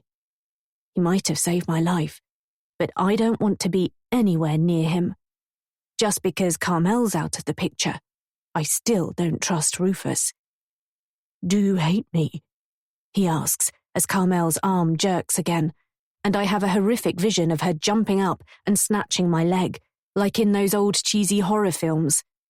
Yes, I want to scream. I hate him for abducting all those women, for what he and Carmel did to them, for all the abuse and the suffering, the killing, and most of all for what he's put me through. How he lied to me, how he almost let Carmel kill me. No, of course I don't hate you. I lie, putting all my effort into sounding like I mean it, while maintaining my distance from him. I glance at the drills and the saws, the knives and the scalpels lined up on the shelves, and contemplate arming myself. Rufus slumps to the floor, wrapping his arms around his knees as he pulls them up to his chest, his head bowed in defeat. She was telling the truth, he says. There was something wrong with her. She couldn't help herself. It's like a disease that runs through her family for years. Bloodlust is not a disease. I eye up a row of knives, a machete, a meat cleaver, a carving knife, all capable of inflicting terrible pain and misery. A disease doesn't make you torture and kill people. A condition, then, I don't know. It's all too much to take in. The story we told you about the children who died in the attic with their mother wasn't the whole truth, Rufus says as my head spins. They weren't killed by their father. It was their mother, Agatha. She plotted it all. First, she killed the children, and then she killed her husband, Billy, before faking her own death, knowing he'd be held responsible for the murders. Agatha? Carmel's great-great-aunt. I remember the picture of her at the foot of the stairs. A faded image of a woman with big black eyes and waves of curly hair. Rufus shakes his head. Agatha was Carmel's great-grandmother. That can't be right. You said she killed all her children. She killed all the children she had with Billy, but after faking her own death, she moved to London and had another child, Ellen, Carmel's grandmother. And she, Rufus nods, was a killer too. 4 husbands, apparently. She was a dab hand with poison. Every one of her murders was dismissed as an accidental death. I keep walking slowly, circling behind Rufus, aware I need him alive if I'm going to get out of here. There are 2 locked doors sealing us inside, and I don't have the codes for either of them. But now I know the truth. I can't see how Rufus can let me live. Unless I can convince him I'm still in love with him, and I want to be together as a family. He's desperate to have children, which is why, I guess, he attacked Carmel and let me go. He still thinks I'm pregnant, that I'm carrying his child. All the while he believes the lie. I have a chance. Carmel's own mother was no better than any of them. She murdered at least 6 prostitutes in London, Rufus says. Her mother was a serial killer too, I gasp. The police were so busy looking for a male suspect, suspicion never even fell on Sandra. They never caught her. I frown. Why prostitutes? Who knows? Carmel told me her mother once caught her father with a prostitute. She became Sandra's first victim, and that's how she realized how easy it was to get these women alone. They were vulnerable and happy to jump in a stranger's car for a few quid. The cogs in my brain whir slowly. There's something familiar about the story. I'm sure I've seen a documentary on those unsolved prostitute killings in London in the 1970s. Oh my God, the Shoreditch Strangler. It was all over the papers at the time, until the killings stopped as suddenly as they started, and the police were happy to let the case quietly fade from the public consciousness. They never even came close to catching her. Carmel only found out about it when her mother confessed on her deathbed. It's when she told her about the others, about her grandmother, Ellen, and what Agatha had done to her own children. Her mother, Sandra, convinced Carmel that it was a family trait, something that ran down the female line. Carmel's gone unnervingly quiet, and there's no sign she's still breathing. I guess she's gone, and good riddance. The only pity is that she's not going to pay for what she's done, and none of the families of those women she killed are going to see justice. Of course, I didn't know anything about it when I first met her, Rufus continues. After we'd been married for a few years, she confessed she sometimes had unusual violent urges. We talked about her fantasies, and mine. They became increasingly extreme, and I was curious. I suppose there's a rotten core in me, too. I could see how it excited Carmel, and I guess I fed off that. And it eventually escalated to murder? I ask, feeling sick in the pit of my stomach. Yes, he whispers. And you were a willing participant? I was in love with her. I'd have done anything for her, he says. We talked a lot about abducting a woman and bringing her here. We even went out a few times, found someone we thought was suitable, but didn't go through with it. Would Rufus notice if I palmed a scalpel and hid it under my sleeve? So, what changed? I ask. What made you cross the line? He shrugs. I don't know. It just happened. We did the first together. We spotted a woman walking home drunk. Carmel was driving and pulled over to offer her a lift. I was hiding in the back seat. At that point, we didn't plan to kill her. We were just, going to play around with her a bit. My stomach churns in disgust. But she started screaming, and we couldn't make her stop. Rufus glances at me, chewing his bottom lip. I was appalled with myself at first, but Carmel, well, I've never seen her more alive. She was buzzing, and I suppose I kind of enjoyed it too. Holding someone's life in your hands and deciding whether they get to live or die was intoxicating. I've never known a thrill like it, and when we didn't get caught, we thought we were invincible. After all, who was going to suspect a respectable professional couple like us? Which is when you built this place? It was Carmel's vision, a quiet place we could bring them to have our fun. I've heard enough. The walls are closing in and there's no air. Can we get out of here? I ask tentatively. Rufus is lost in thought, staring into space. Can you open the doors? I want to go home. He breathes in slowly through his nose. You'll go to the police, won't you?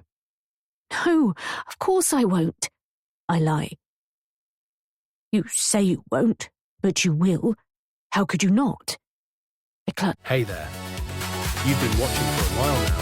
Let's take a short break and enjoy some relaxing music. This audiobook is free for you to enjoy. If it's not your thing, feel free to skip. Thanks for being here.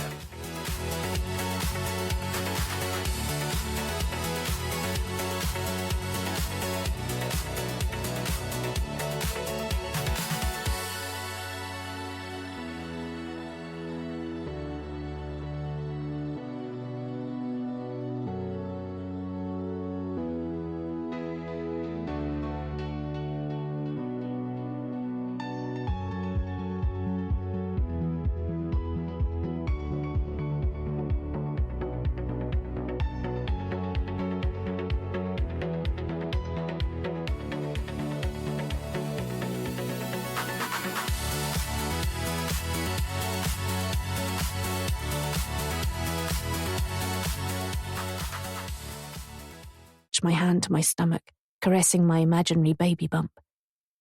I want us to be together, I say. Just the three of us. A spark of hope ignites in Rufus's eyes. I'd like that. I've always wanted children. It was the one thing Carmel could never give me. I know. The thought of having anything more to do with Rufus, of being pregnant with his child, sends a wave of revulsion and disgust flooding through my veins. I don't even want to be in the same room as him. He can blame Carmel all he wants, but he's as evil as she was. Twisted.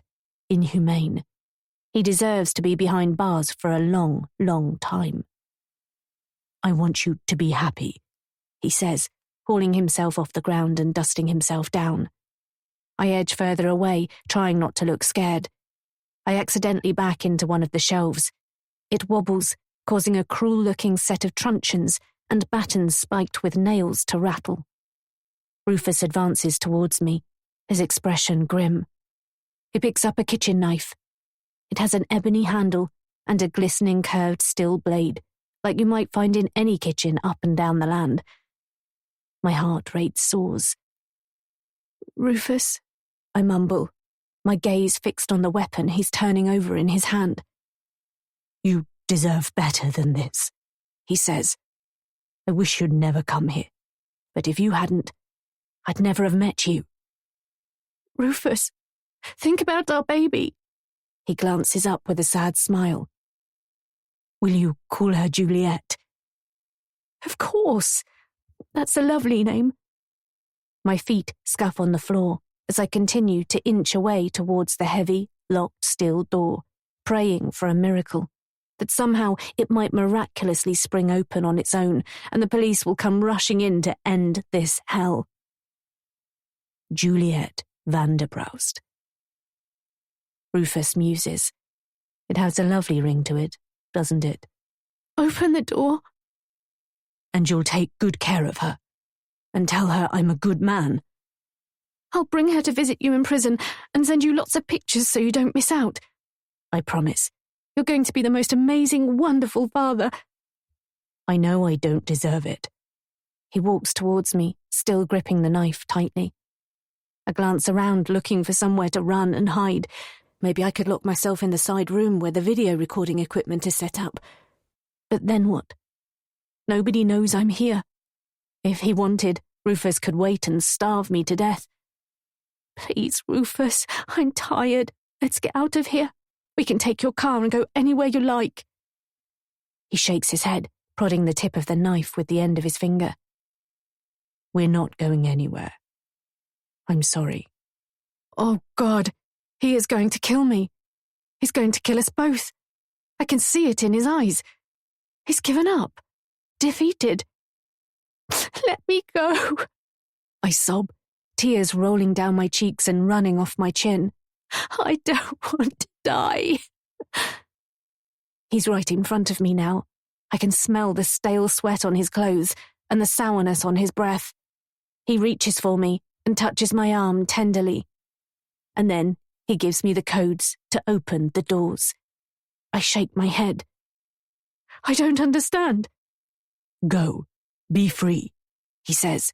Take care of our daughter. What about you? There's nothing for me out there. He turns and walks back towards Carmel's body. I should stay here with her. Are you sure? I can hardly believe my luck. Go. I race to the first internal door and with trembling fingers punch the code into the keypad. I breathe a sigh of relief as it clicks and the lock releases. Goodbye, Marcella, Rufus says, his words weighted with sorrow. I heave the door open. Lights blink on in the dark corridor outside, and I hesitate momentarily to glance over my shoulder. Rufus is kneeling at Carmel's side, staring at the knife. Then he plunges it into his stomach, right up to its hilt. I clamp a hand over my mouth to silence my scream as Rufus's eyes open wide with shock and horror.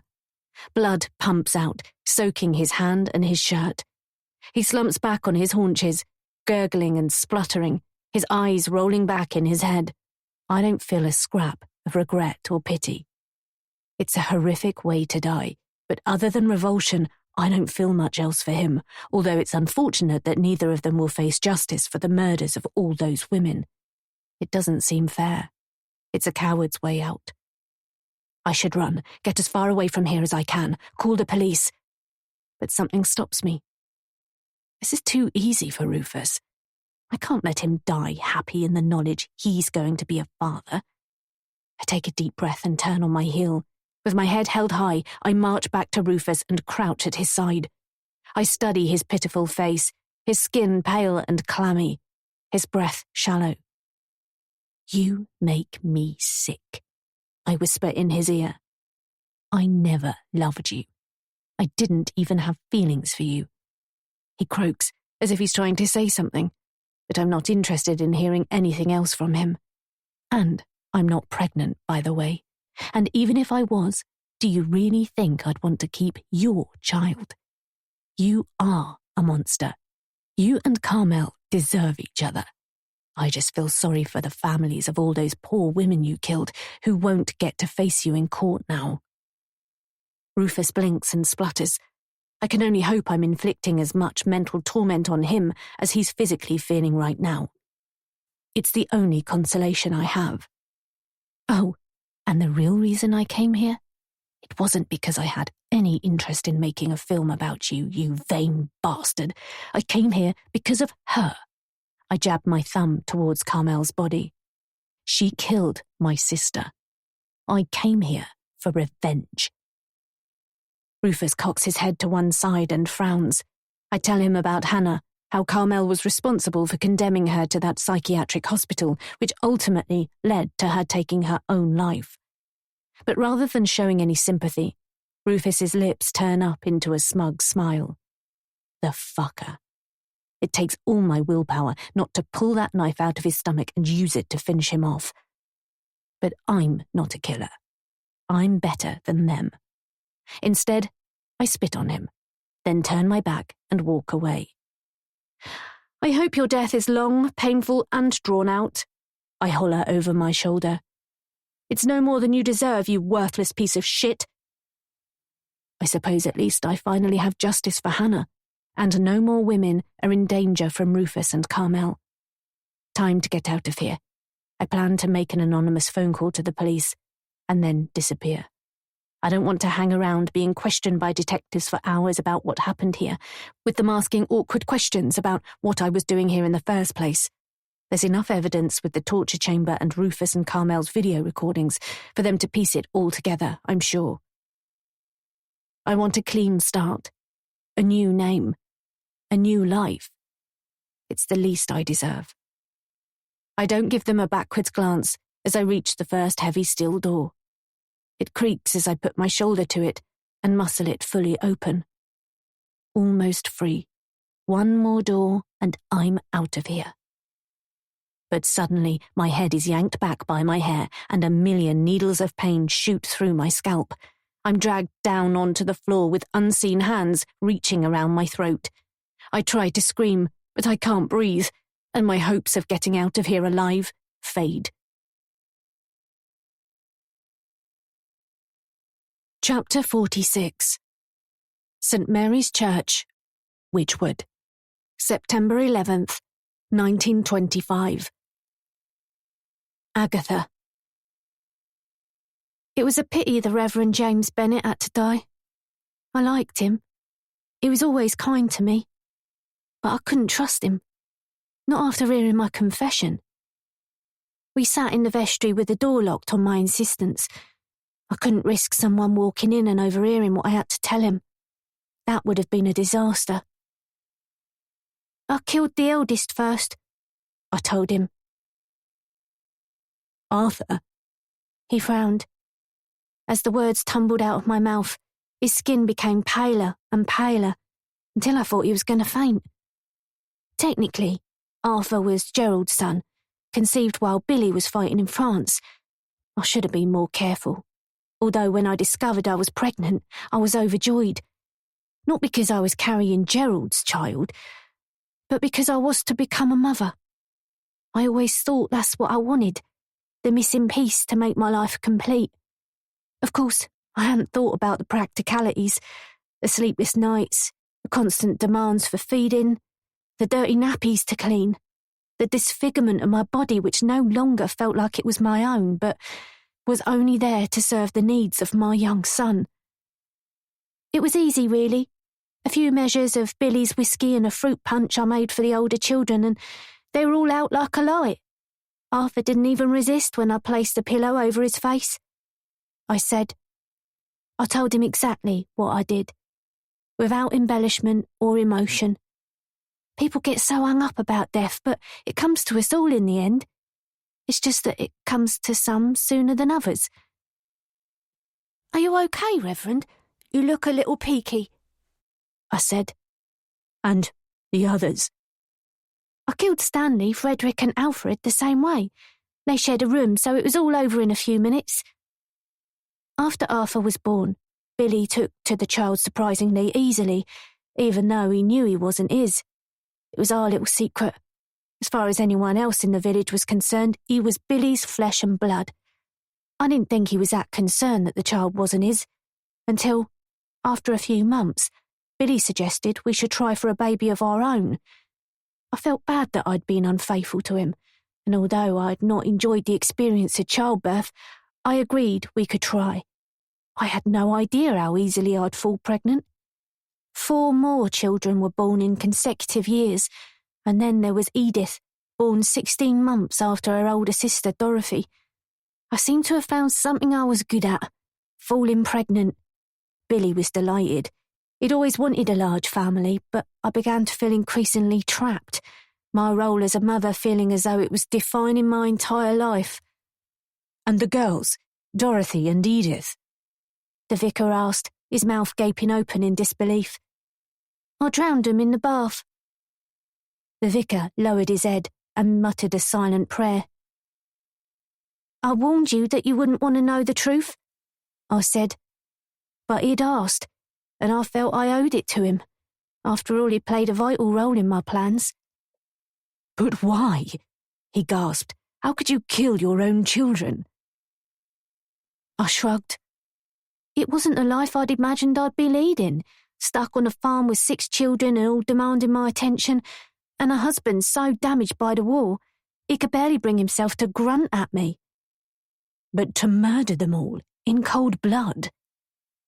Actually, it was a peaceful way for them to die, and now, thanks to you, they're at peace under God's watchful gaze.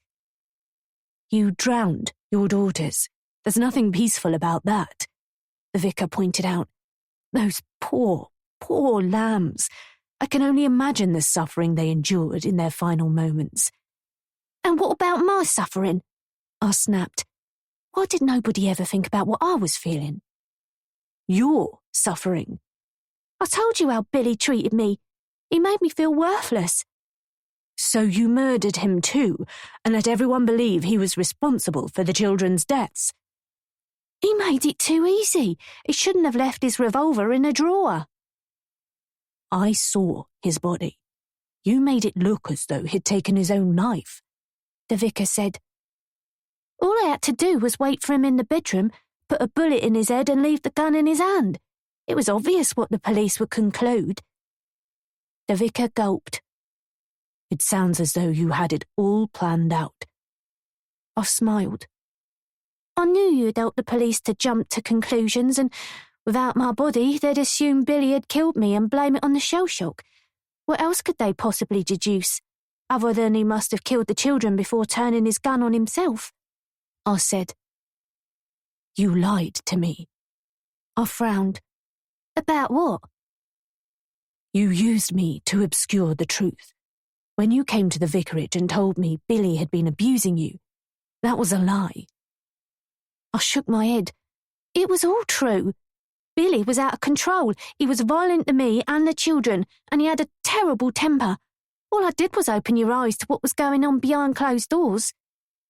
But you weren't dead, the vicar said, shaking his head, as if he was trying to sift all the jumbled pieces of my story into some semblance of sense in his head.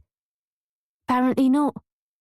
So why did you come back and risk everything? It's a good question.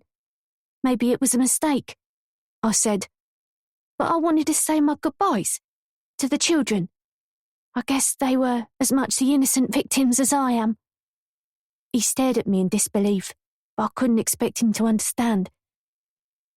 And now what? I'm going to start a new life, somewhere no one will recognise me. I thought I'd try London. I have some money saved up that I hid from Billy, enough at least that I can survive for a year or two. You won't tell anyone, will you, Reverend? I can trust you, can't I? He jumped up from his chair and backed away from me, clutching a cross that hung from a chain around his neck. You're evil, he hissed. That stung. How could he say that about me? It wasn't my fault I was the way I am. It's in my nature. It was the same with my mother and her mother before her, as she'd confessed to me just before she died. She used to work for a family in Canterbury, in a big house with a couple who had a young baby, except the baby wouldn't stop crying, day or night. It was driving all the staff insane, so my mother dealt with it. I don't know the details of how. She wouldn't go into that, but it was obvious what she meant. The baby was found dead in its cot, and the doctors concluded the death had been a result of natural causes.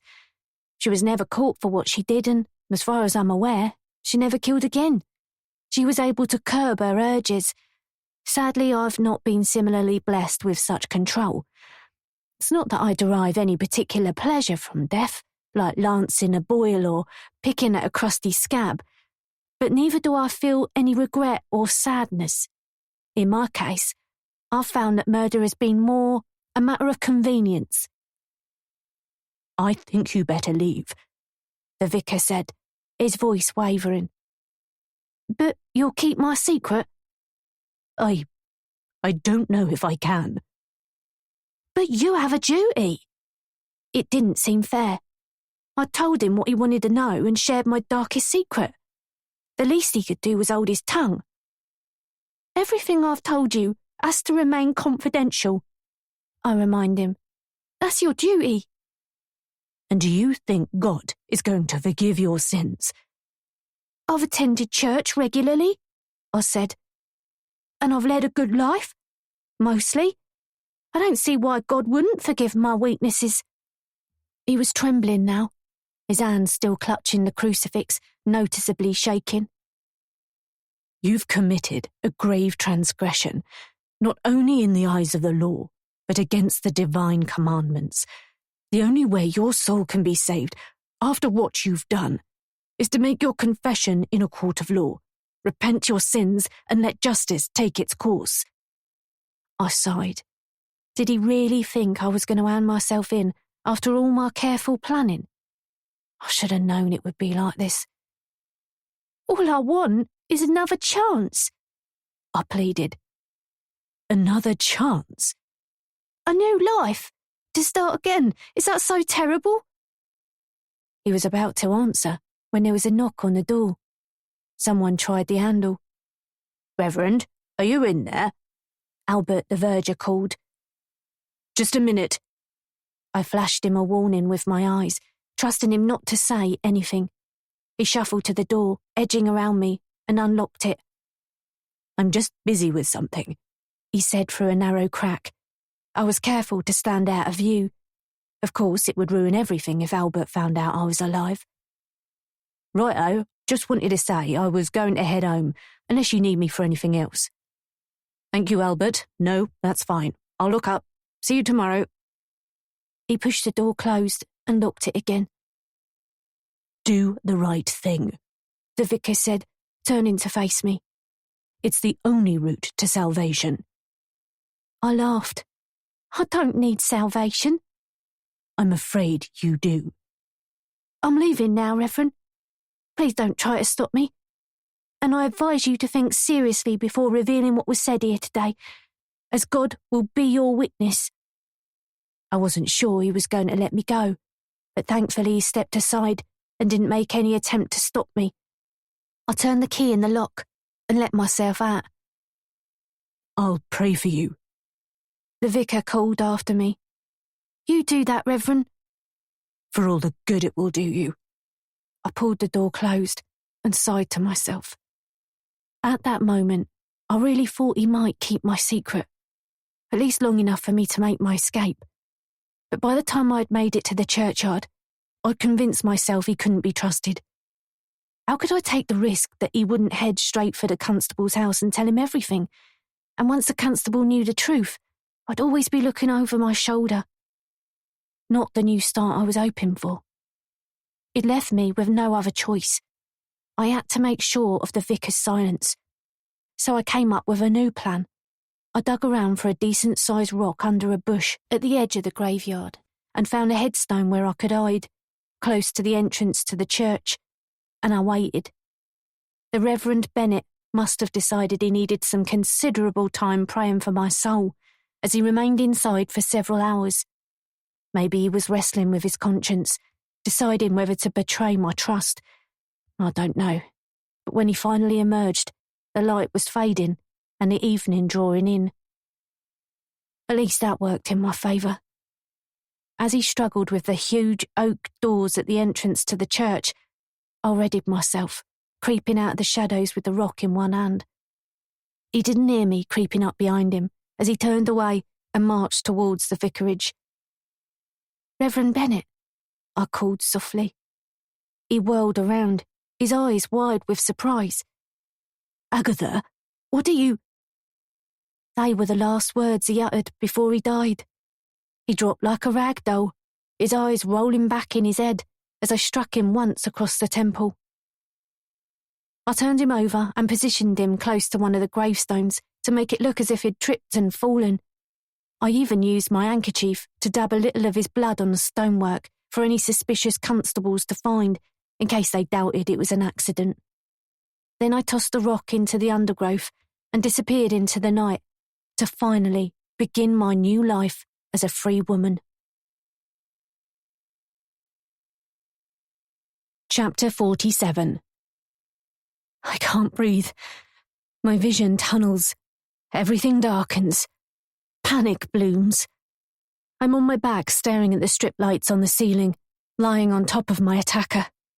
I grab the wrists at my neck and try to pry the fingers loose. One comes away. With all my strength, I bend it back against the joint. A howl of agony threatens to puncture my eardrum, but the pressure on my throat relents at last. With my free arm, I jab my elbow into the soft flesh beneath me. A sharp blow. Both hands leave my throat. I roll over, scrabbling to my feet. Carmel, her face plastered with blood, her hair sticky and wet, growls at me like a wounded animal. I thought you were dead. I pant. She stands, sways on the spot, sizing me up. I should have killed you myself when I had the chance. She hisses. I always knew you were going to be trouble. She's standing between me and the outer door. There's no way past. The only way to escape from her is back to the chamber. A prospect I hardly savour, but I have no choice. Maybe I can grab a weapon in there, one of the knives, or a club. I should have picked up that scalpel earlier. No time to think. I snap into action, turning and running, legs pumping. I slip back through the inner door into the chamber. Rufus is slumped in a pool of his own blood, his head on his chest, his eyes staring blankly at the ground, with the knife still embedded in his stomach. Ignoring his body, I hurl myself at the nearest shelf. It's full of drills and bits, a car battery, a set of electrical leads, nothing I can easily use against Carmel. She roars with anger as she chases me, bowls into me, rugby tackling me to the ground. We knock over one of the cameras. It crashes to the ground with tripod legs flying, but somehow I manage to find myself on top of Carmel. There's a hideous bloodied dent in the side of her head. It looks so unnatural, so grotesque. I know it's going to haunt my dreams for years to come. How is she still alive? She snarls at me as I wrap my hands around her throat. She grasps my wrists. But I can't do it. My life might depend on it, but I can't strangle her, not with my bare hands. The feel of soft flesh giving way under my thumbs makes me queasy. I just don't have it in me. I need a weapon. There's another shelf close by, which if I stretch, I can just about reach. My hand flails around wildly, crashing through tools and equipment, desperate to find something I can use. My fingers nick something sharp, and I withdraw my hand with a gasp. There's blood all over my finger, although fortunately the cut doesn't look too deep, and frankly, it's the least of my worries. Carmel bucks and kicks beneath me. Any second, she's going to throw me off and regain the advantage. I just need something. Got it. My fingers wrap around a utility knife with a razor-sharp retractable blade. Carmel's eyes grow wide when she sees what's in my hand. For a split second, she stops thrashing about, the first glimmer of concern in her eyes. I don't hesitate. I thumb out the blade and plunge it deep into the palm of her hand. After all, I don't want to kill her. She howls in agony as I roll away, my focus totally on getting out of there. I sprint across the room, through the inner door, and skid to a halt at the keypad at the locked outer door. Oh God, what was the number Rufus gave me? 6732? I punch it in, my hand trembling. The keypad bleeps, but the door remains shut. Shit! Maybe it was 6372? Wrong again. I glance back down the corridor as Carmel emerges from the chamber, so bloodied and battered, she looks like the bride of Frankenstein. Not a pretty sight. Blood drips from her hand, but she's pulled out the knife. 6723, that's it! The bolts click and the door opens a fraction. I throw myself at it and shove it open, spilling into the darkness of the wood. And I run. Arms and legs working furiously, lungs screaming, following the dim lights that illuminate the path back to the house. Behind me, Carmel follows, unsteady on her feet. At least I'm faster than her. But I have no plan, no means of escape. All I can do is run. I have no idea what happened to my phone. I haven't seen it since Carmel attacked me in the cellar. I assume she took it, maybe even destroyed it. All I can hope is that there's a phone in the house I can use. Otherwise, what am I going to do? Run to the village in the dark? I'll do it if I have to, even though I'm pathetically weak with hunger, running on adrenaline alone, and my feet blistered and cut. I need to find my shoes before I go anywhere. The silhouette of the house appears through the darkness and the trees. Thankfully, there are several lights on in the rooms downstairs, beacons guiding me on. I crash out into the drive, slipping on the loose gravel, wincing in pain as the stones dig into my soles. "Marcella! Wait!" Carmel's voice is a haunting cry, carrying on the still night air. "I only want to talk." Yeah, talk about how to kill me. I charge at the front door, hugely relieved to discover it flies open when I throw myself at it. I half stumble, half fall inside. What now? There's no way Carmel's going to let me live. I know too much. I know everything. If only I had a way of calling for help, of raising the alarm. But it's hopeless. I don't have a phone, and I don't know how to drive, so there's no point stealing Rufus's car keys from the table in the hall. All I can do is hide. But for how long? Carmel is bound to find me eventually, and then what? I'll have to run to the village. I have no other choice. And then, from nowhere, an idea pops into my head, like a vanishing playing card appearing from a magician's top pocket. I hurry along the hall with my heart pounding like a jackhammer in my chest. Carmel's voice catches up with me. She's not far behind, almost at the door. I should have locked it behind me to buy myself some time, but I'm not thinking straight. "Don't be scared," she says in a sing-song tone, as if she's my teacher, and I'm still in year 5. I back up, keeping my attention fixed on the door. It swings open ominously slowly, and Carmel appears, illuminated under the light in the porch. One eye, the one under the hideous dent in her head, keeps flickering closed. When it does open, it dances left and right, up and down, as if it has a mind of its own. It's the creepiest thing I've ever seen. "There you are," Carmel says with a wicked grin that turns my insides to ice. "Why are you running away, you silly girl?" "Because you were trying to kill me, you fucking insane bitch." "Stay away from me," I warn, holding up my hand, palm outwards. Not that I expected that to stop her. Her grin grows broader as she steps into the house, her head and neck twitching.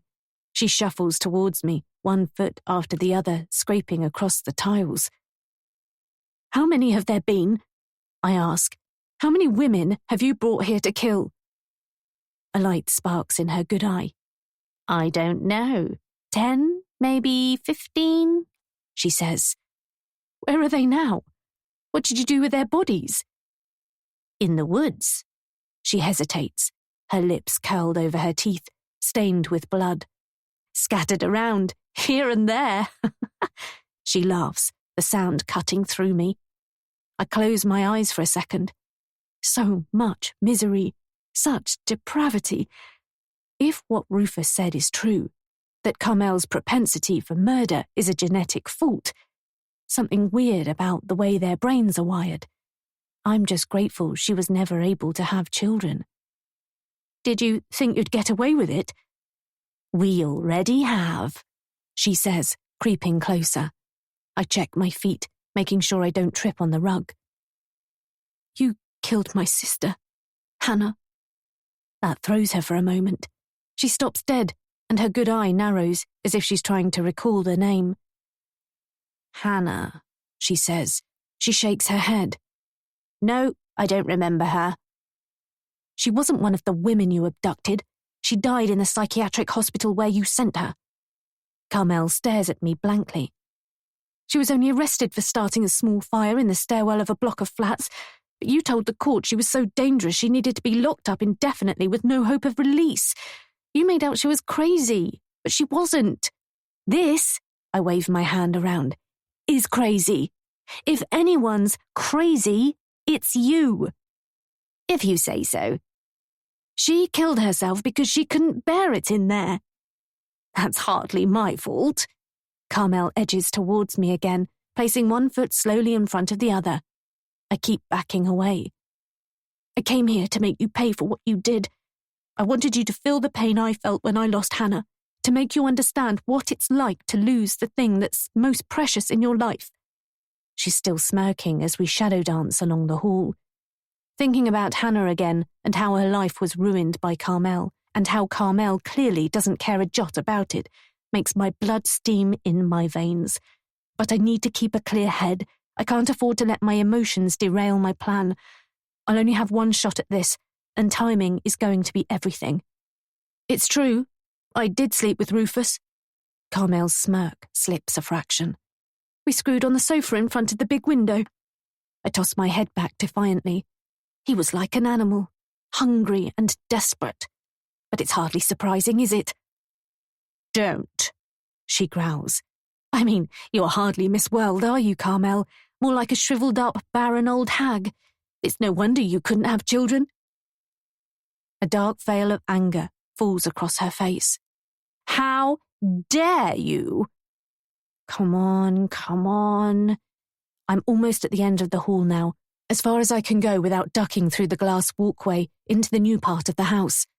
Carmel's scowling at me with undisguised venom and hatred. I have no doubt that if she gets her hands on me, she'll kill me. But I have no intention of letting that happen. I'm surprised he stuck with you for so long. Pity, I guess. Watch your mouth. And fear. He told me before he died that he was killing himself because he couldn't face another minute living with you. With a howl, she finally launches herself at me, lunging down the hall with a surprising speed and agility, dragging one limp leg behind her. The foot scuffing along the floor, arms outstretched, her one good eye open wide. But her momentum is arrested the moment she steps onto the rug. She stumbles, losing her balance as it gives way beneath her. She claws the air, trying to catch herself, but it's too late. The ground is giving way under her feet, and there's nothing she can do. Her arms flail around her like windmills, and for a split second, her face is a picture of shock and surprise. And then she's gone, disappearing into the secret cellar, where they kept me, and who knows how many other women before me. Her body hits the stairs with a series of dull thuds, and then she falls silent. I catch a breath and let it out slowly. Is she dead? There's a low moan and the scratch of fingernails on concrete, the rustle of clothing, the scuff of feet. Maybe not, but there's no way I'm going down there to check. I throw myself at the painting on the wall and shove my fingers behind it, find the switch, click it, and wait anxiously as the electric motors whir and the hole in the floor slowly closes. Marcella! Her voice drifts up from below, a pained groan of despair. What are you doing? Help me. No chance at all. Marcella? Another voice. It sounds as if it came from directly behind. Hannah? But when I turn around, there's no one there. Chapter 48. The room they've put me in is a soulless shell with a lingering odour of bleach masking an underlying stench of vomit. There's a desk and a few chairs, and a window which overlooks a courtyard filled with police vehicles. They've given me a cup of rank coffee, which I don't have the stomach to drink, and told me to wait while they make some calls. They've been asking the same questions over and over until I can't think straight, but I've told them everything. Well, almost everything. I didn't think it would look too good on me if I told them the real reason I was at the Vanderproust's house in the first place, but everything else I've been totally honest about. How I saw Rufus dragging that woman into the house, how Carmel attacked me and tied me up in the cellar under the hall, and as much detail as I could remember about the horrifying chamber in the woods. To be honest, it's all a bit of a blur, and not something I've wanted to dwell on. There's a sharp knock at the door a moment before it opens. Fraser appears behind a female uniformed officer, looking sheepish and a little uncertain. I jump out of my seat and throw my arms around his neck. I've never been so pleased to see him in all my life. I wasn't sure you'd come. I cry into his shoulder. But I didn't have anyone else to call. Eventually, he puts his arms around me, a light touch on my lower back and shoulder. I didn't have much choice, did I? Are you okay? I peel away from him and nod. Yeah, I'm fine. I lie. The truth is, I'm exhausted, mentally and physically. The police have been questioning me for hours, going over and over my story like I'm the one guilty of something. My eyes are so heavy, I could sleep for days. How have you been? I ask. Me? Yeah. Okay, I guess. I miss you. Let's get you out of here. Fraser doesn't say much as we slip out of the back entrance to avoid the reporters, I'm told, have gathered at the front of the station. His car's parked on a back street a few minutes' walk away. You can stay at my flat for a few days until you get back on your feet, he says as he blips open the doors. Thank you. I'm grateful for the small mercy. But who knows, when he reflects on what I've been through, how I nearly died, and how he nearly lost me forever, he'll come to his senses. I have a good feeling that there might be a chance for us to get back together and start over. There's an empty coffee cup and a sandwich wrapper on the passenger seat, which I toss into the back before I climb into the car. I don't know what I would have done if Fraser hadn't agreed to pick me up from the police station. I have nowhere else to go. It sounds as though you were incredibly lucky, he says as he pulls away. Lucky? I snort. That's not how I'd describe it. You know what I mean. He takes a right when I expect him to turn left, and I have to remind myself that he's living somewhere new now. Our past is precisely that. Ancient history. He's carving out a new life for himself, without me in it. But we'll see about that. They said on the news they don't know yet how many women they killed, Fraser says, turning down the radio. They told me they'd found the remains of 7 bodies, but were expecting to find more. Where? In the woods in the grounds of the house. Most of them had been dismembered and buried in shallow graves. I stare out of the window, watching the blur of the city pass by. I'm so tired. What the hell were you doing there, Mars? I shrug. It's a long story. Can we talk about something else?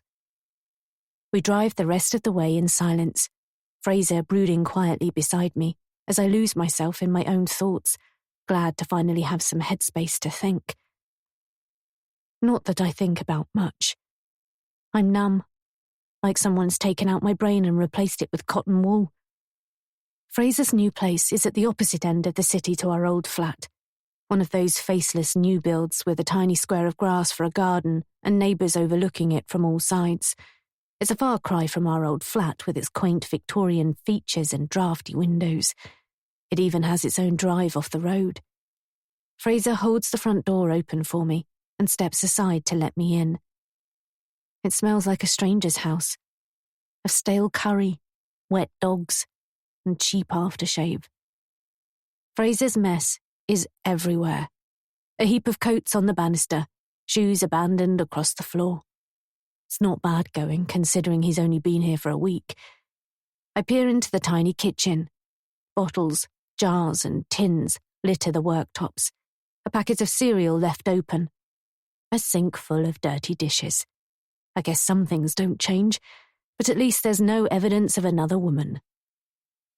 I've made up the bed in the spare room, he says, as we stand awkwardly in the hall. Fraser makes a half-hearted effort to kick his shoes into a neat pile. Thanks. And help yourself to anything you need. I've taken a few days off to be around. I didn't think you should be on your own. That's so sweet. I reach up to kiss him on the cheek. He's not shaved and his skin is rough with stubble. Then I kiss him on the lips. Marcella, he says sternly, taking my shoulders and pushing me gently away. I don't think that's a good idea. No, sorry, I say, turning away to hide the flush rising from my chest up to my face. That evening, he orders a Chinese takeaway, and we eat on our laps in his living room with some candles and the TV on low in the background, showing reruns of The Office, the US one with Steve Carell when it was still funny and all the actors looked so young. What were you doing at the house, Mars? Fraser asks again, shoveling a forkful of beef and black bean sauce into his mouth. I top up our wine glasses, finishing the bottle, and wonder where to start. I told them I wanted to make a film about the house for YouTube. Fraser contemplates this for a moment as he chews. Yes, but why? I lost my job. What? The day you walked out on me, I was sacked. Oh, Mars, I'm sorry. I had no idea. It's okay. He prods at his food with his fork, pushing it around his plate. I'm sorry. I didn't have the courage to tell you to your face. It's just that... Fraser, don't. I want to explain. I shake my head. Let's not talk about it.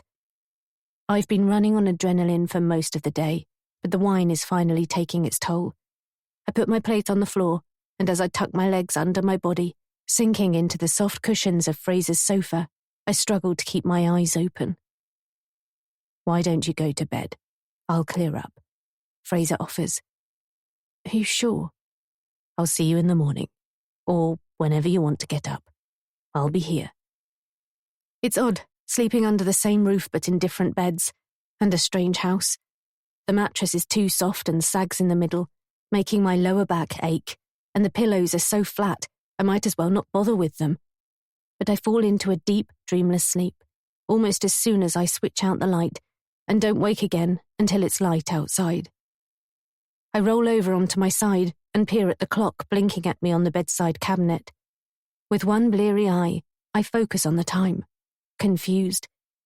It's only 3 a.m, and yet there's so much light diffusing through the curtains.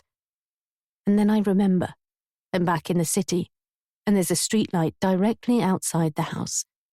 At Rufus and Carmel's house, it was always so dark. Too dark sometimes. Typical. I'm awake now, even though my body craves more sleep.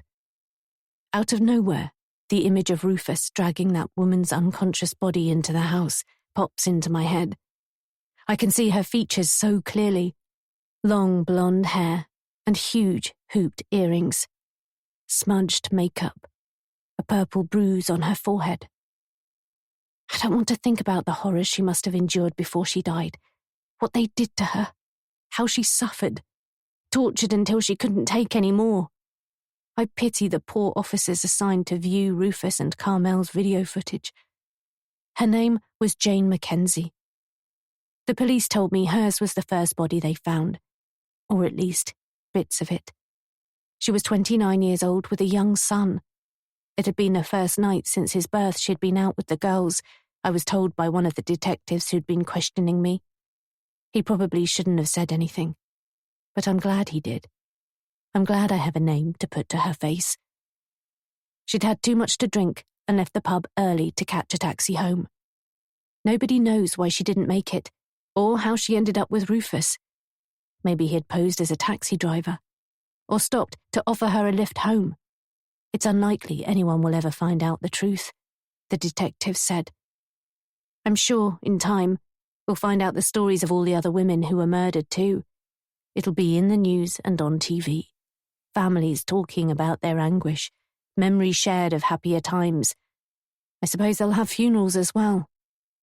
It's not a story that's going away anytime soon. I only pray my part in it is kept quiet. I don't want reporters poking their noses into my business. Who knows if Carmel will cooperate with the police?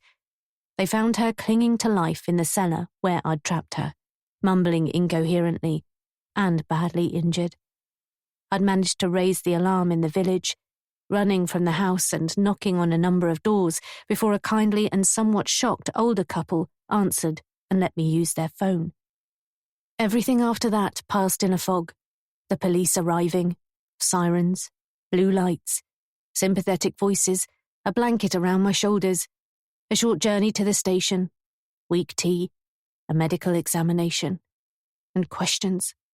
Lots and lots of questions. By the time it was over, I was reeling, my mind in total disarray, like a plague of wild locusts had torn through it and ripped it bare. I shiver under the blankets, wide awake and suffocating under a heavy cloak of depression. If I'd acted sooner, made different choices, maybe I could have saved Jane Mackenzie. I can't shake the feeling that I let her down. After 20 minutes, when sleep doesn't feel any closer to returning, I slide out of bed and creep across the hall in my underwear. Fraser's door opens silently. He's lying on his back, snoring, one leg out, hooked over the top of the duvet. I stand in the doorway for a moment, watching him sleep with a warm fuzz in my stomach. I was a fool to let him go. We should be together. I don't want to be on my own. I creep across the carpet and steal into his bed. He rolls over and murmurs. I wriggle closer to him and snake an arm over his warm, naked body. It feels so good, so right. Marcella, he mumbles, half asleep. Shh, I whisper. Don't say anything. Our lips meet in the darkness, a soft and tender kiss, bodies press together, fingers run through hair, our urgency grows together. No words spoken. And then he's on top of me and inside me, and I want to cry. Instead, I bite his shoulder and he growls. When we're done, he rolls away and stares at the ceiling, panting. I place my head in that special hollow in his shoulder and chase my fingers through his coarse chest hair. That was nice, I murmur. That shouldn't have happened, he says. Chapter 49. It takes me a few moments to work out where I am. And then I remember. Fraser's house. Fraser's bed. A smile draws across my lips as memories of last night trickle back into my mind. There's hope for us yet. Fraser's side of the bed is empty. He must have risen early and let me lie in. I've no idea of the time, but from the light pouring in around the curtains, I imagine it's late, probably mid-morning already. I gather up my bra and knickers that have somehow ended up strewn across the floor and pull on Fraser's toweling dressing gown that smells of his deodorant. All my clothes are still at Rufus and Carmel's house, but I don't suppose the police will be in a hurry to return them. I'll have to pop out later and buy some more. Fraser's downstairs at a table pushed up against the wall in the kitchen, tapping at a laptop. He has a coffee on the go and an empty plate covered in toast crumbs. Morning, I smile, combing my hair off my forehead. Until a few days ago, Fraser and I were in an intimate relationship. I don't know why this feels so awkward. Hi, he says, not able to look me in the eye. Coffee? Sure. He busies himself with the coffee machine, filling up the water container and heating up milk. But he makes such a meal of it, fussing over choosing a coffee pod, finding a clean mug and making sure the milk is properly warmed through, that I can't help but feel he's embarrassed that we slept together. I don't know why. It's not like it's never happened before. About last night. It was a mistake, he says. You shouldn't have come to my room. We're not getting back together, Marcella. I told you. It's over. But I thought... I meant what I said in my letter. It's time for us to both start over. My insides feel as though they've been crushed like a tin can, ready to be tossed in the rubbish. I'm sorry you feel like that. I pull his dressing gown more tightly closed, embarrassed that I'm naked beneath it. I'll get dressed and I'll go. Where? I shrug, tears threatening my eyes. I don't know. I'll find somewhere. You don't have to go, but I don't want you to think we're getting back together just because I've let you stay for a night or two. He's standing with his arms crossed and a defiant look on his face. I think he actually means it. We were good together, I remind him, and I'm sorry if I wasn't always the girlfriend you wanted me to be. I'll try harder. He hangs his head and sighs. It's not going to work. Why not? I cross the kitchen, the tiled floor sticky beneath my feet, and try to put my hands around his waist. But he grabs my shoulder firmly and holds me at arm's length.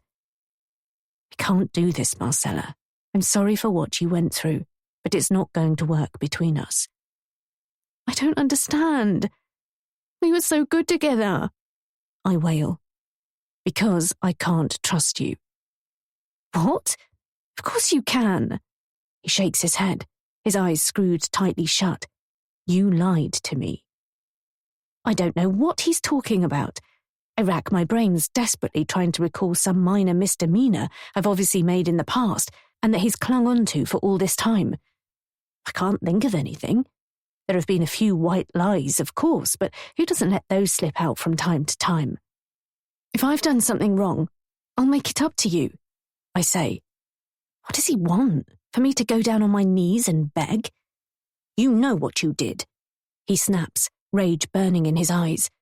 I've never seen him like this. No, Fraser, I don't. You told me you were pregnant. You told me you were having our child. Oh, that. I thought I might have been. Don't give me that.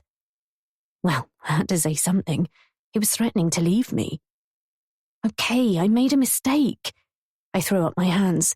I don't know what all the fuss is about. I bent the truth a little. So what?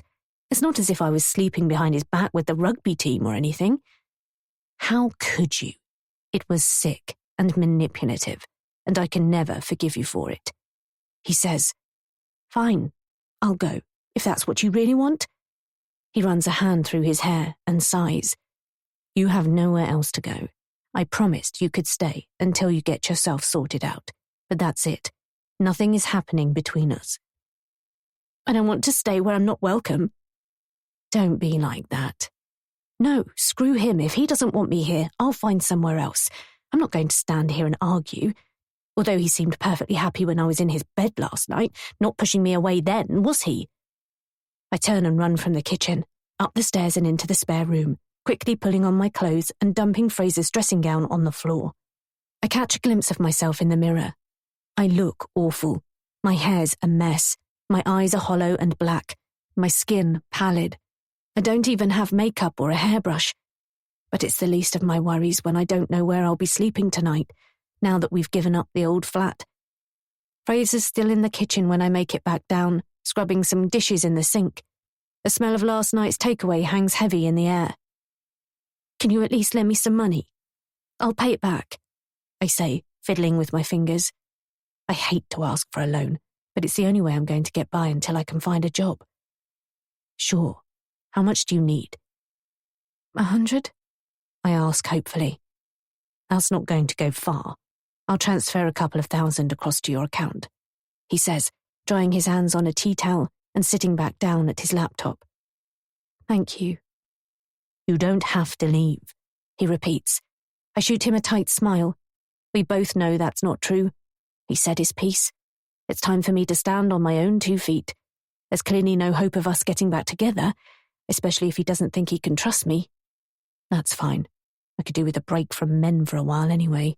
Who needs them? He walks me to the front door and watches me dolefully as I step outside into a bright, sunny morning. I still don't understand what made you go to the Vanderproust's house, he says, and why they invited you to stay. You didn't know them. It just doesn't make any sense. I sigh. He might as well know. I went to confront Carmel. Fraser shakes his head, his brow furrowed. I don't understand. Why? For revenge. For one reason or another, I've never told him the story about what happened to Hannah, her mental health battles, her run-ins with the police, her arrest for attempted arson, or that she took her own life inside that hospital she hated. Revenge? For what? I should have told you before, but a few years ago, Hannah was arrested for starting a fire in a block of flats in Margate. She'd been struggling with these voices in her head for ages. She told the police it was the voice that encouraged her to do it. So when the case came to court, they brought in a psychiatrist to evaluate her. Fraser is staring at me blankly, almost as if he doesn't believe me. I can see he's cross I've not mentioned it before. The psychiatrist was Carmel Vanderproust. I continue. Not that she even remembered my sister's name. Anyway, she concluded in her wisdom that instead of being let off with a warning, Hannah should be sent to a psychiatric hospital for treatment. You should have seen the place, Fraser. It was like something out of a horror film. Hannah hated it. She couldn't cope. So she took her own life. I pick at my fingers. Even the thought of that place makes me shudder. Fraser's frown deepens. Marcella, what the hell are you talking about? I'm sorry, I should have told you. Anyway, I went to the house because I wanted to make Carmel pay for what she had done. I wanted to see her suffer the same way she made me suffer when Hannah died. But that's not right, Fraser says. I realise now how stupid it was. I had no idea what I was getting into. Marcella, stop it. This is madness. Of course, if I'd known then what I know now, I'd have kept my distance. There's no way I'd have gone anywhere near Shadowbrook Farm. So, now you know, but please don't say anything to anyone. I may have left that bit out when I was talking to the police. Because it's not true, Fraser says. My head snaps back. Seriously, does he think I made this all up? Of course it's true, I say, although I deliberately left out the part where I had sex with Rufus in an effort to persuade him to leave Carmel. That's a secret I'll take with me to the grave. Marcella, Hannah died when she was a baby, Fraser said. She didn't survive the birth. At least that's what you've always told me. I stare at him, hardly recognizing the words coming out of his mouth. What's he talking about? I've never told him that. Don't you remember? There was a problem with your mum's pregnancy. She had some kind of syndrome. Your sister didn't get enough blood. You took all the nutrients in the womb. She was born first, but she didn't make it. No, that's not right. Listen to me, Mars. You need help. I scoff. Thanks, but I'm fine. I don't need this right now. I turn my back on him. I need to get away. Please, come back in the house. Let's talk about this. Fraser calls after me. Don't you remember? It's why you fell out with your mother. She blamed you for Hannah's death, even though it wasn't your fault. You said she never got over it and she never forgave you. No, you're wrong, I say. Me and Mum did fall out some time ago, but I can't quite remember what it was all about now. It wasn't that, though, I'm sure. I don't know why he's saying these things. Marcella, you need help. I'm fine on my own.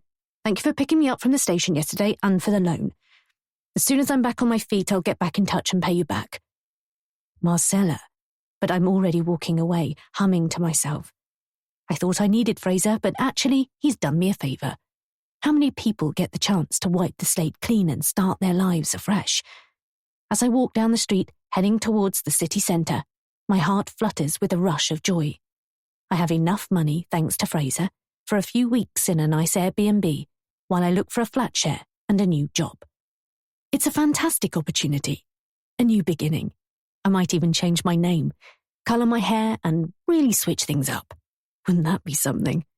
A new me with no past and my whole future ahead of me. This is going to be the start of something amazing. I just know it is.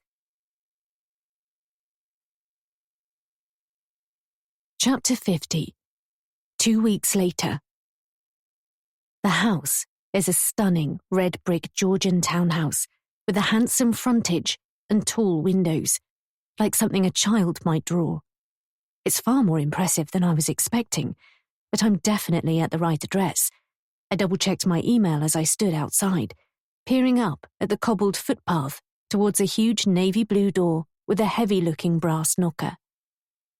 I straightened my skirt and dabbed my forehead with a tissue. It was only a couple of stops on the bus, followed by a short walk up a gentle hill. But summer's come early, and I'm sweating. It's important to make a good impression. I don't want to start the interview dripping all over Mark and Lucy's stripped pine floorboards or expensive deep pile carpet. You can tell they must have money from the size of the house. It's enormous and immaculately kept. The garden at the front is only small, but it's exquisite, with perfectly manicured box hedges and pretty flower beds bursting with colour. I decide on a quick spritz of perfume, a bottle of Paco Rabanne's Lady Million I picked up from Boots on my way over. It's a bit of an extravagance when I still owe Fraser money, but it's worth it. Appearances are everything. With a deep breath and my head held high, I stroll confidently up the front door and knock. Footsteps echo inside, and the door peels open. A petite woman with blonde hair and the harassed look of a parent run ragged stares out with a warm smile. Lara Davenport, I've come about the babysitting position, I say, extending my hand in greeting. It's the new name I've settled on after weeks of deliberation. After all, it's me that has to live with it for the rest of my life, although I've always liked Marcella. I thought it suited me. Oh gosh, yes, Lara, do come in. I'm Lucy. She tucks a strand of hair that's come loose from her messy plait behind her ear and waves me inside. A little boy who can't be much more than 2 or 3 years old comes racing down the hall on a plastic tractor. He stares at me with wide blue eyes and a snot-encrusted nose that's bubbling from one nostril. I swallow back my disgust and shoot him my warmest smile, bending at the waist to lower myself to his level. And this is Casper, Lucy adds, as he rolls up to her legs and angles his head shyly into her thighs. Wow, that's a great tractor. I bet it goes really fast, I say. I got it for my birthday, Casper tells me, before scooting around and shooting back into the bowels of the house. Thanks for coming over, Lucy says as she closes the front door. Mark is upstairs putting the little one down for her mid-morning sleep. He'll be down in a moment. The house has been tastefully decorated with muted pastel colours and plenty of wood panelling, although I can't help but notice there are toys everywhere. Halfway up the stairs, cluttering the hall, and even all over the worktops in the kitchen, where Lucy takes me to chat. It's one of those fancy kitchens that extends out from the back of the house, with an open-plan dining space and bifold doors overlooking a smart patio and a bowling green flat lawn. What a beautiful house, I comment. Thank you. There's still a lot of work to do, but we're getting there. Coffee? She makes 3 mugs of coffee using a sleek silver machine and adds a dash of milk to each without even asking me how I take it. We sit at an enormous table by the window while Casper continues to race up and down, shouting at the top of his voice. Lucy doesn't once tell him to keep the noise down, and I feel a headache coming on. I know it's a bit strange holding an interview for a babysitting position, but you can't be too careful, can you? Lucy holds her mug with 2 hands, blowing on the coffee before taking a bird-like sip. She's painted her fingernails the colour of rain-washed sky, but they're chipped and faded now. A woman who doesn't have much time for herself, I guess. No, I completely understand, and I was happy to pop over. Thank you, she says, letting out a grateful breath, as if it was a huge imposition asking me to come.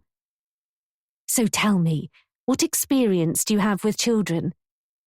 I've done quite a bit of babysitting over the years. I lie, and obviously I love children. Lucy pulls a sheet of paper off a pile of paperwork heaped on the table, alongside a dirty bib and a baby's dummy. You were a nursing assistant until recently, she says, scanning what I realise is a printout of my short CV. Is that right? That's right. It was a very rewarding job, helping people when they needed it most. So you're medically trained? I have some knowledge, yes. Footsteps bound down the stairs, and a booming voice announces the arrival of an attractive man wearing a thin t-shirt, cargo shorts, and a wooden beaded necklace that I've only ever seen surfers at the beach wear. His face is shaded by the kind of heavy stubble that makes you wonder whether it's a deliberate attempt at a beard or if he's just not bothered to shave. You must be Lara, he says, beaming. He strides towards me with an outstretched hand. His handshake is surprisingly limp and damp, not particularly inspiring.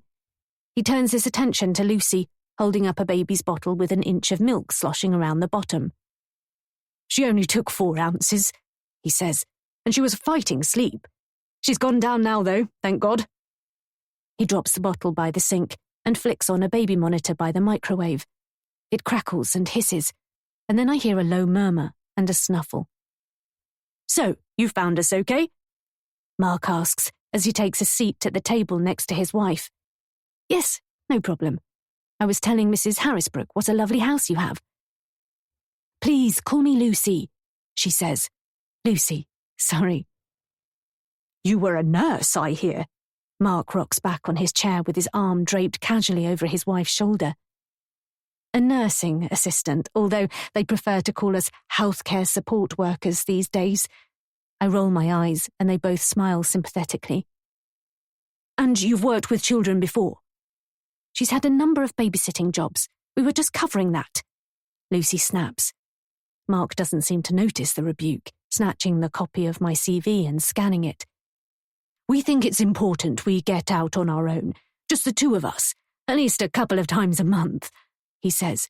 You know, for dinner or a movie. He pats Lucy's hand. She really does look knackered. The sockets around her eyes are hollow and grey, and she carries an air of weariness, like she's not slept properly in weeks. It's only a stopgap job until I can find something better paid, but it's not proving that easy, especially after getting sacked from my last post in the hospital. There are plenty of jobs around, but I can't even seem to get an interview. I'm surviving for now on Fraser's charity, living in a cheap Airbnb on the outskirts of the city for the time being, and feeding myself on handouts from the food bank. It's all a bit demeaning, to be honest, but it won't be forever. As I keep reminding myself, it's just until I get myself back on my feet.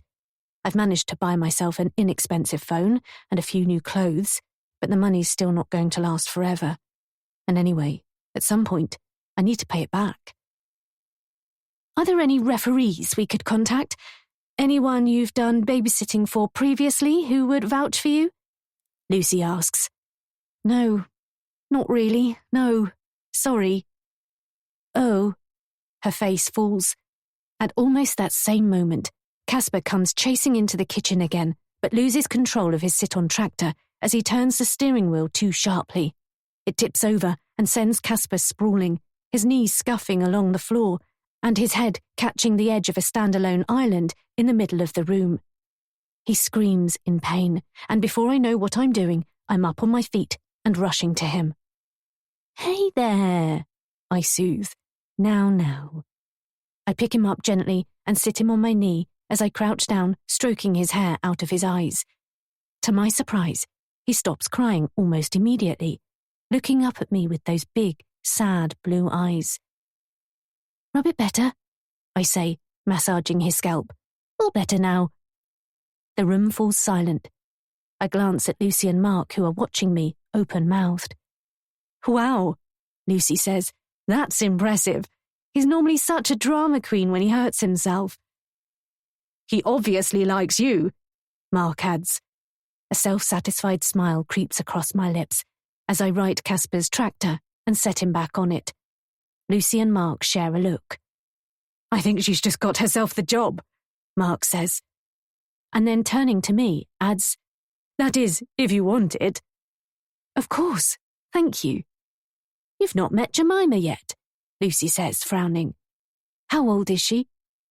6 months, but she's an angel, compared to Casper, at least. She laughs, but it's more with nerves than good humour. I love babies. It's what every new parent wants to hear.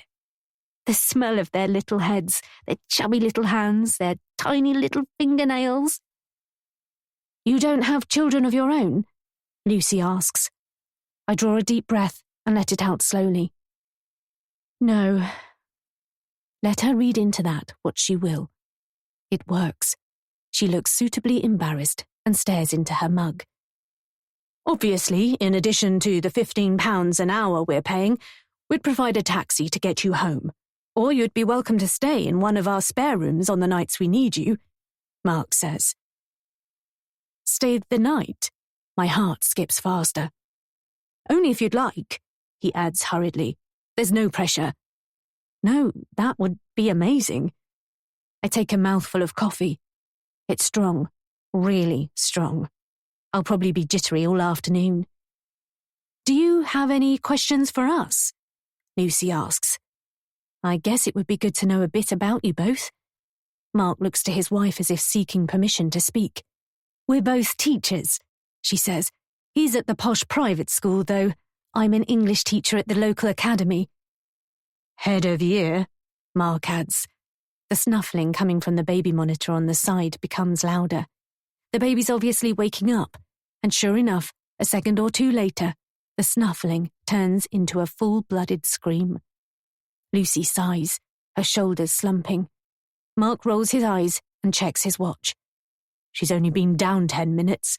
Don't worry, I'll go. He jumps up, marches out of the room, and bounds up the stairs. I reach across the table for Lucy's arm. You look tired. Are you okay? She nods as she pinches the bridge of her nose. It's hard, she says. You're not back at work yet, are you? Not yet. I have to go back next term, though. Mark's cooing reverberates through the baby monitor he's forgotten to switch off. To be honest, I'm looking forward to it, to getting a break from running around after a toddler and changing nappies and constantly making up bottles of milk. I nod sympathetically. I don't know how you do it. I don't have much of a choice, do I? You chose to have kids. I think it, but I don't say it. Teaching, though, that's a great job. You must be really good with children, I say. I don't know about that, but I enjoy getting the best out of them. Is that how you met Mark? Through teaching? We were at the same school for a while, Waverley Manor. I don't know if you know it? I hesitate for a beat. How romantic. It was, she says. It seems a long time ago now. We need to remind ourselves that we have more in common than the kids. That's why Mark's keen to find a reliable babysitter so we can start going out again, on our own. When Mark returns to the kitchen, he's carrying a sweet-looking baby. She has a shock of fair hair and the biggest, bluest eyes. She gives me a huge, gummy smile. This is Jemima, he says, holding up her hand and making her wave at me. She's adorable. May I hold her? Of course. I've never held a baby before, but I've watched enough YouTube videos over the last few days to qualify me for expert status. Mark hands her over gingerly. She pumps her arms and legs in excitement as I sit her on my lap. Hello, little Jemima. Didn't you want to sleep? I sing-song, just like they do in all those videos I've watched. I think she likes you, Lucy says. I try to ignore the stomach-churning stench that's clearly emanating from her nappy. I don't want to give them an excuse to test me on nappy-changing skills. It's funny you met at Waverley Manor, I say, jiggling Jemima up and down on my leg. That's where my sister Hannah went to school. She's quite a bit younger than me, though, so she might have been there at the same time as you both. Lucy frowns. Hannah Davenport. I don't remember the name. Mark shakes his head. Me neither. She's my half-sister. You would have known her as Hannah Winthrop. That's why there was an age gap between us. She was a bit younger than me. She was only 14 when she took her own life. Lucy's mouth falls open in shock. I'm so sorry. That's awful. I don't remember that at all. I shrug. Her time at Waverley Manor wasn't the happiest of her life, I'm afraid. She was bullied quite badly and never got over it. It happens to lots of kids, Mark says. It's tough for them. The problem is, no one took it seriously.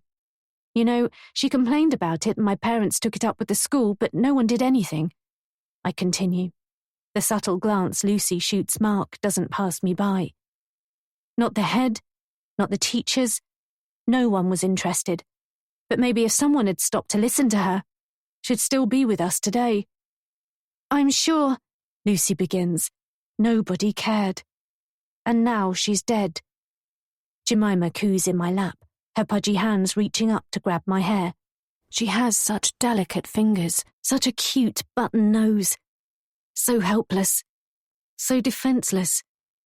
I can tell by the way Mark and Lucy look at her, slightly on edge, that she means the world to them, that they'd be heartbroken if anything happened to her, or to Casper. So, I ask, when would you like me to start? You've been listening to The House Guest by A.J. Wills, narrated by Nikki Griffiths. Published by Quest Audiobooks, an imprint of W.F. Howes Limited. This recording is copyrighted by W.F. Howes Limited.